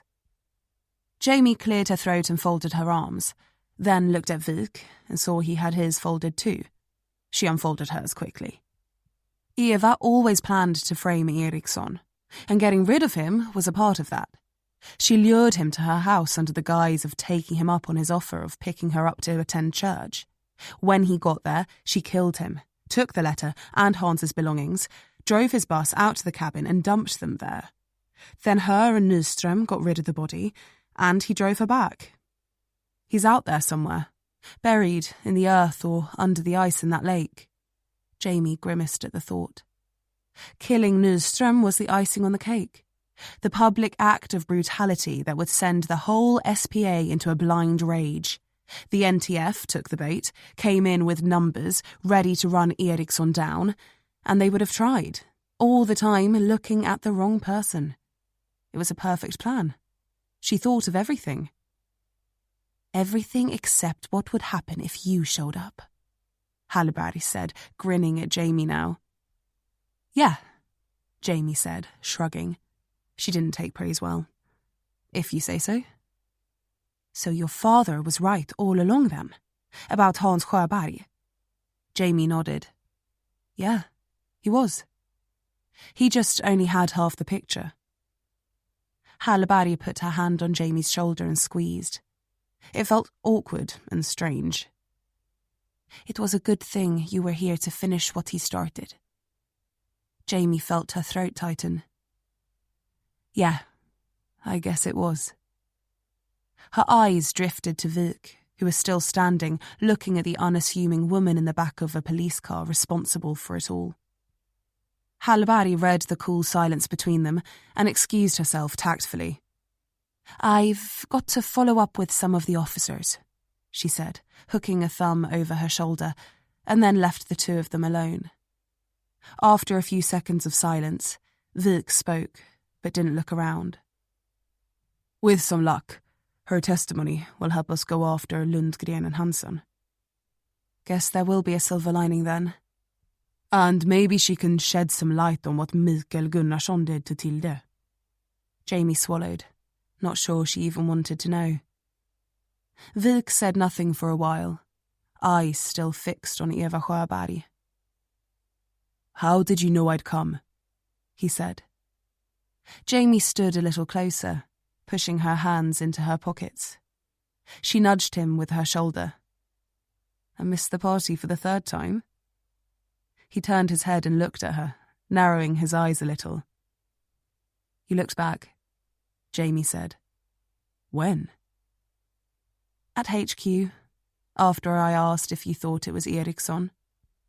And you drove out here, alone, hoping that I'd get cold feet with Dalvig and come running after you based on a look? Jamie laughed a little. A look can say a lot, Vuk. He shook his head a little. I knew that my question would bug you, and I knew you wouldn't be able to let it go. That you'd check with Falk, and that when she told you where I was going, it would click and you'd come running. I wouldn't say running. I'm happy you did. For a second I thought I'd have to face her on my own. You could have taken her, Vuk said, shifting his weight from foot to foot. Yeah, maybe. She looked at him now, and he at her. But I'm glad I didn't have to. That sat between them for a second, and then he spoke again. What time are you leaving? He asked, the blue lights playing on his expressionless face. Jamie stared into the distance for a while, letting him suffer. You know, she said slowly, I never actually booked my flight. He twitched a little, trying not to seem eager. No? Or checked out of my hotel. He cleared his throat. Why not? Jamie tried to keep the smile from her face. I don't really have anywhere to go back to. The Met isn't missing me, and all my stuff is in storage in a locker in London. The place I was staying in Scotland was... She just sort of trailed off. It was nice, but I'm in no hurry to go back. That's a part of my life I think I'm ready to leave behind. And anyway, I feel like I have some things to sort out here. There'll be outstanding bills on the house that will need clearing before anything can happen to it, and it needs some work before it can be lived in. You're thinking about living there? Vuk tried his best to keep the excitement from his voice. Living in it? Selling it? I'm not sure. There are a lot of memories there for me. Some good, a lot bad, she shrugged. But either way, I'm not going to let it rot. What about work? This time he didn't try to suppress it. I hadn't given it much thought, Jamie said, meeting his eye finally, answering his question, finally. I don't suppose you know of any detectives looking for a new partner, do you? Vik looked down, smiling to himself, and then looked at Jamie. Oh, I don't know, he said coyly, reaching up and flattening his hair against his head. I'm sure I can think of someone. Epilogue. Jamie sat back on her heels, her knees aching, and wiped the sweat from her brow. It was early March, and the snow was melting in the city. A string of warm days had spurred Jamie on to begin the clear-out she'd been dreading. Eva Sjöberg had been in custody for nearly 6 weeks and was awaiting trial. Now it was out of their hands. Jamie's phone vibrated in her pocket and she pulled it out, dragging fistfuls of mail from the space next to the TV with her free hand at the same time. "Hallå," Jamie said, not even checking the number. So few people called her, it could only have been Vik or Hallberg, or Falk. But that last one was a rarity and she wasn't assigned to any cases just yet. Not until her paperwork came through fully and her loan to the Stockholm police officially started. "You want son?" It was Vik. "How's it going?" Jamie sighed, jiggling the black bag to get the mass of envelopes and old papers to settle. She stared around her living room, a sea of dust swirling through it. "We're getting there. What's up? The idea of a day off is to have a break from your partner. You know that, right?" He sucked on his teeth, and it made a squeaking noise in Jamie's ear. Vik wasn't much of a laugher. Neither was she, really. But this was about as close as it got to light patter between them. "Just received Sjöberg's written statement and confession." "Oh, right," Jamie said, sitting up and focusing a little more. "Don't tell me she's going for a deal." "No, she's pleading guilty," Vik said with something like relief in his voice. "Not to all the murders. She didn't want to steal credit from Hans, of course." "Of course." "But enough to put her away for the rest of her life." "Good," Jamie said, letting herself smile a little. "You called just to tell me that?" "No. Thought you'd want to know what details her experiences with both Leif Lundgren and Jan Hansen had too, as well as recounting the conversations with Hanna Lundgren and Emmy Berg. She's prepared to testify to their guilt.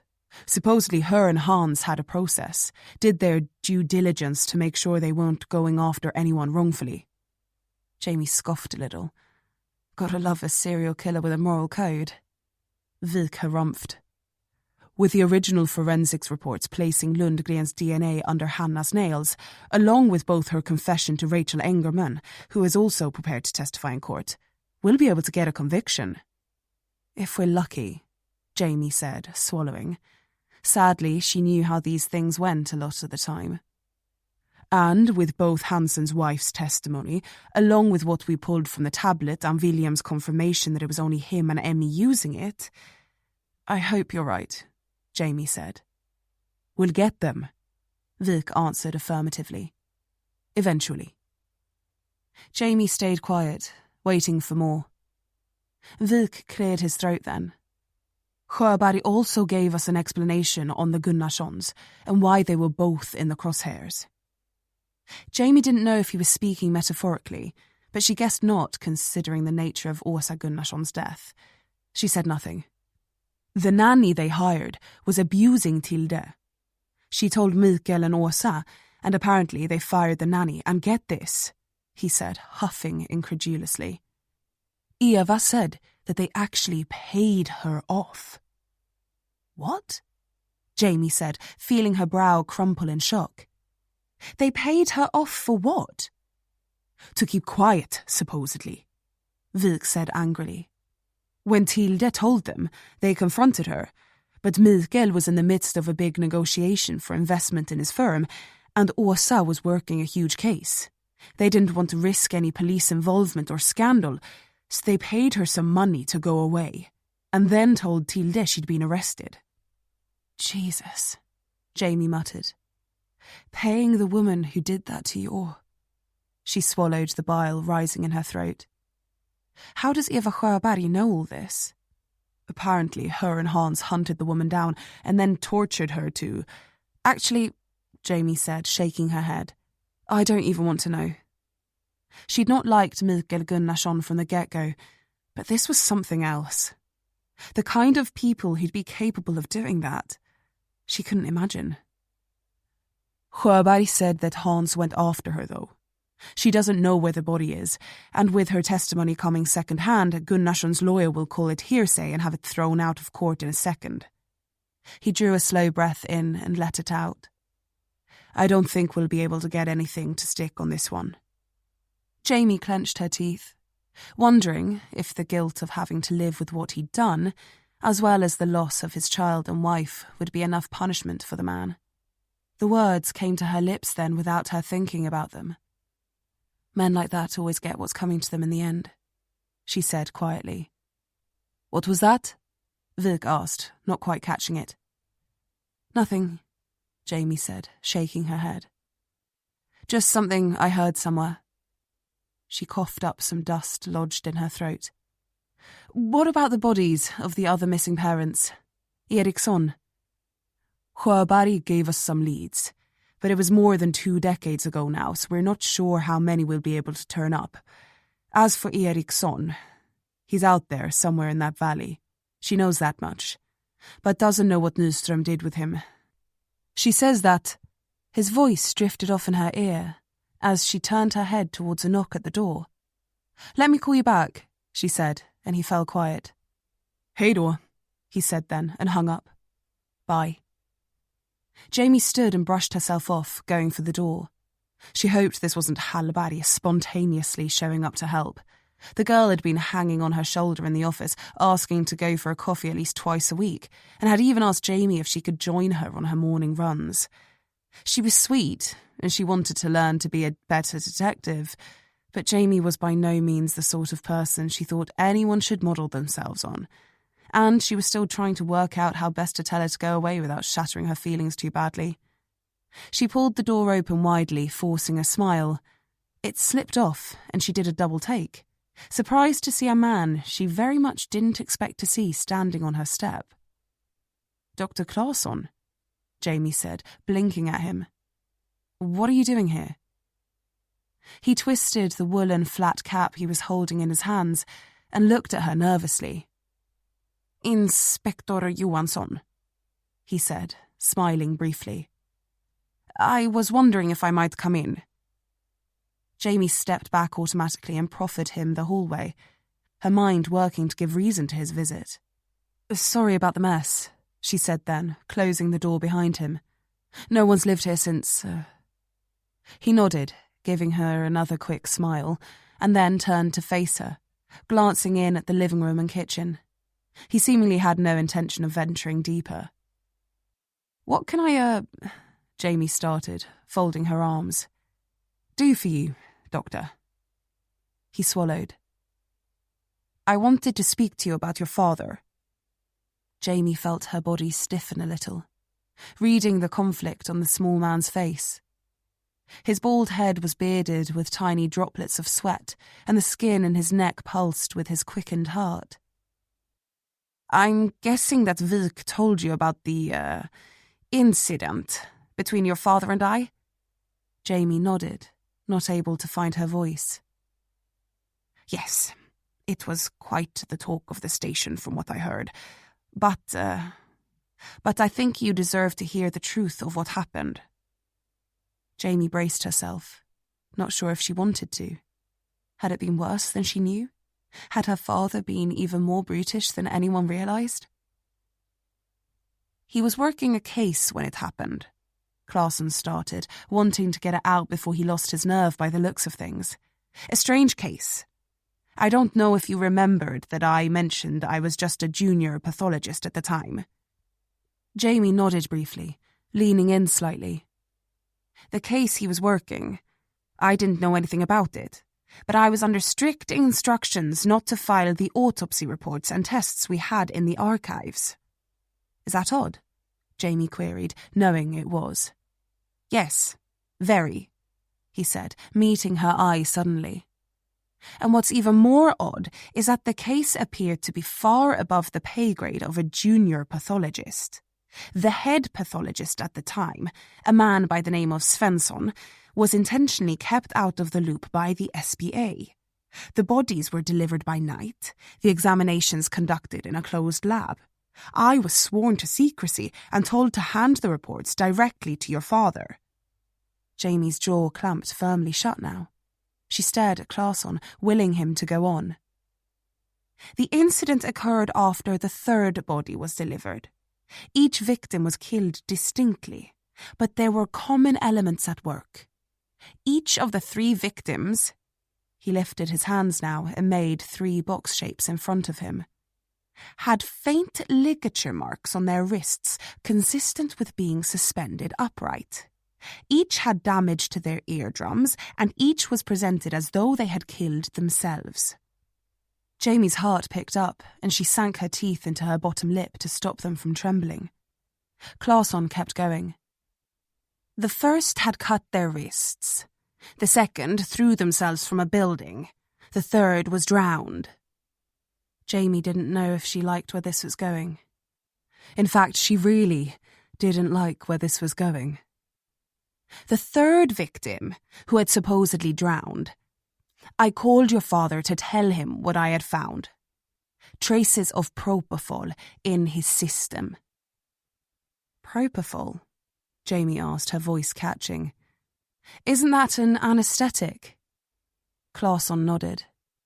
Yes, but more than just an anaesthetic.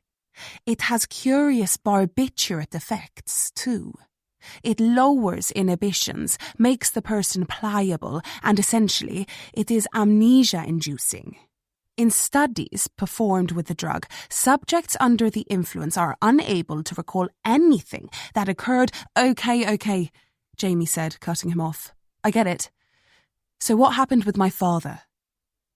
Claesson gathered himself. I could see he was getting worse. The case, whatever it was taking a toll on him. We weren't friends, not quite, but we had worked together for several years, and we were casual, you know? She wished he'd get on with it. That night that I called him to tell him about the propofol, just trace amounts, I thought the killer had perhaps kept the victim alive for a few days to let the drug disperse in the body before— He saw the look on Jamie's face and curtailed his own story. I called him in and he arrived. Drunk. Jamie swallowed. She wasn't surprised, but she was still upset to hear it. He could barely stand, but he came anyway.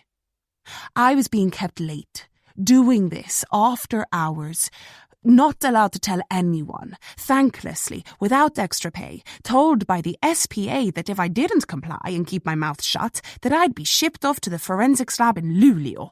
So, when he arrived, drunk, cheeks smeared with lipstick, he said, and then pointed to his face, nose white with— He stopped again, shook his head, and then looked at Jamie once more. Anyway, I was angry. Here I was being confined to my lab while he was out there partying, having a grand old time. Jamie's head was whirling. I spoke harshly, Claesson said. I can't remember the conversation specifically, it's all rather a blur. But I remember what I said before he picked me up by the collar and ran me through a counter full of glassware. Which was? Jamie's voice was barely a whisper. That behaving like this, it was no wonder your mother and you left him. Jamie closed her eyes. Just hearing the words a knife to the heart. What her father did wasn't right, but she couldn't help but understand why that would hit home. He left me there then, Claesson said. Bloodied, alone. I wasn't found for hours, unconscious by then. The cleaner who discovered me called for an ambulance. The surgeries, the recovery time. There was no way it could be kept quiet, and I was still angry. But I knew that what I said was wrong, below the belt, and he stumbled over his words. And I thought I could help him then, by filing a charge against him. Jamie tried to keep her voice free of scorn. Claesson nodded. Yes. I thought that he was going off the rails, that maybe it would scare him straight, get him to realise what he'd done, make an effort to get help. It got him suspended. Jamie thought she'd failed to keep the scorn away that time. Judging by Claesson's expression, she did. He went back to twisting his hat between his hands. I know. But I fear it did more than that. He paused, collecting his thoughts. When I left the hospital, I returned to the lab to see what had happened in my absence, and found it empty. What do you mean empty? The bodies, gone. The test results, gone. The files, the reports, everything, gone. It was as though the case never existed. But why would they... I mean, who would... Claesson shook his head. I didn't know. But who could I tell? Or ask? My superiors had no knowledge of it. I had been sworn to secrecy by your father, and I didn't know who to contact at the SPA. I feared I had already done something I shouldn't have by filing that charge. I didn't think at the time, but I had to detail what we were doing at the lab late at night, and why we were there. God, she wished he'd stop trailing off and just hurry up.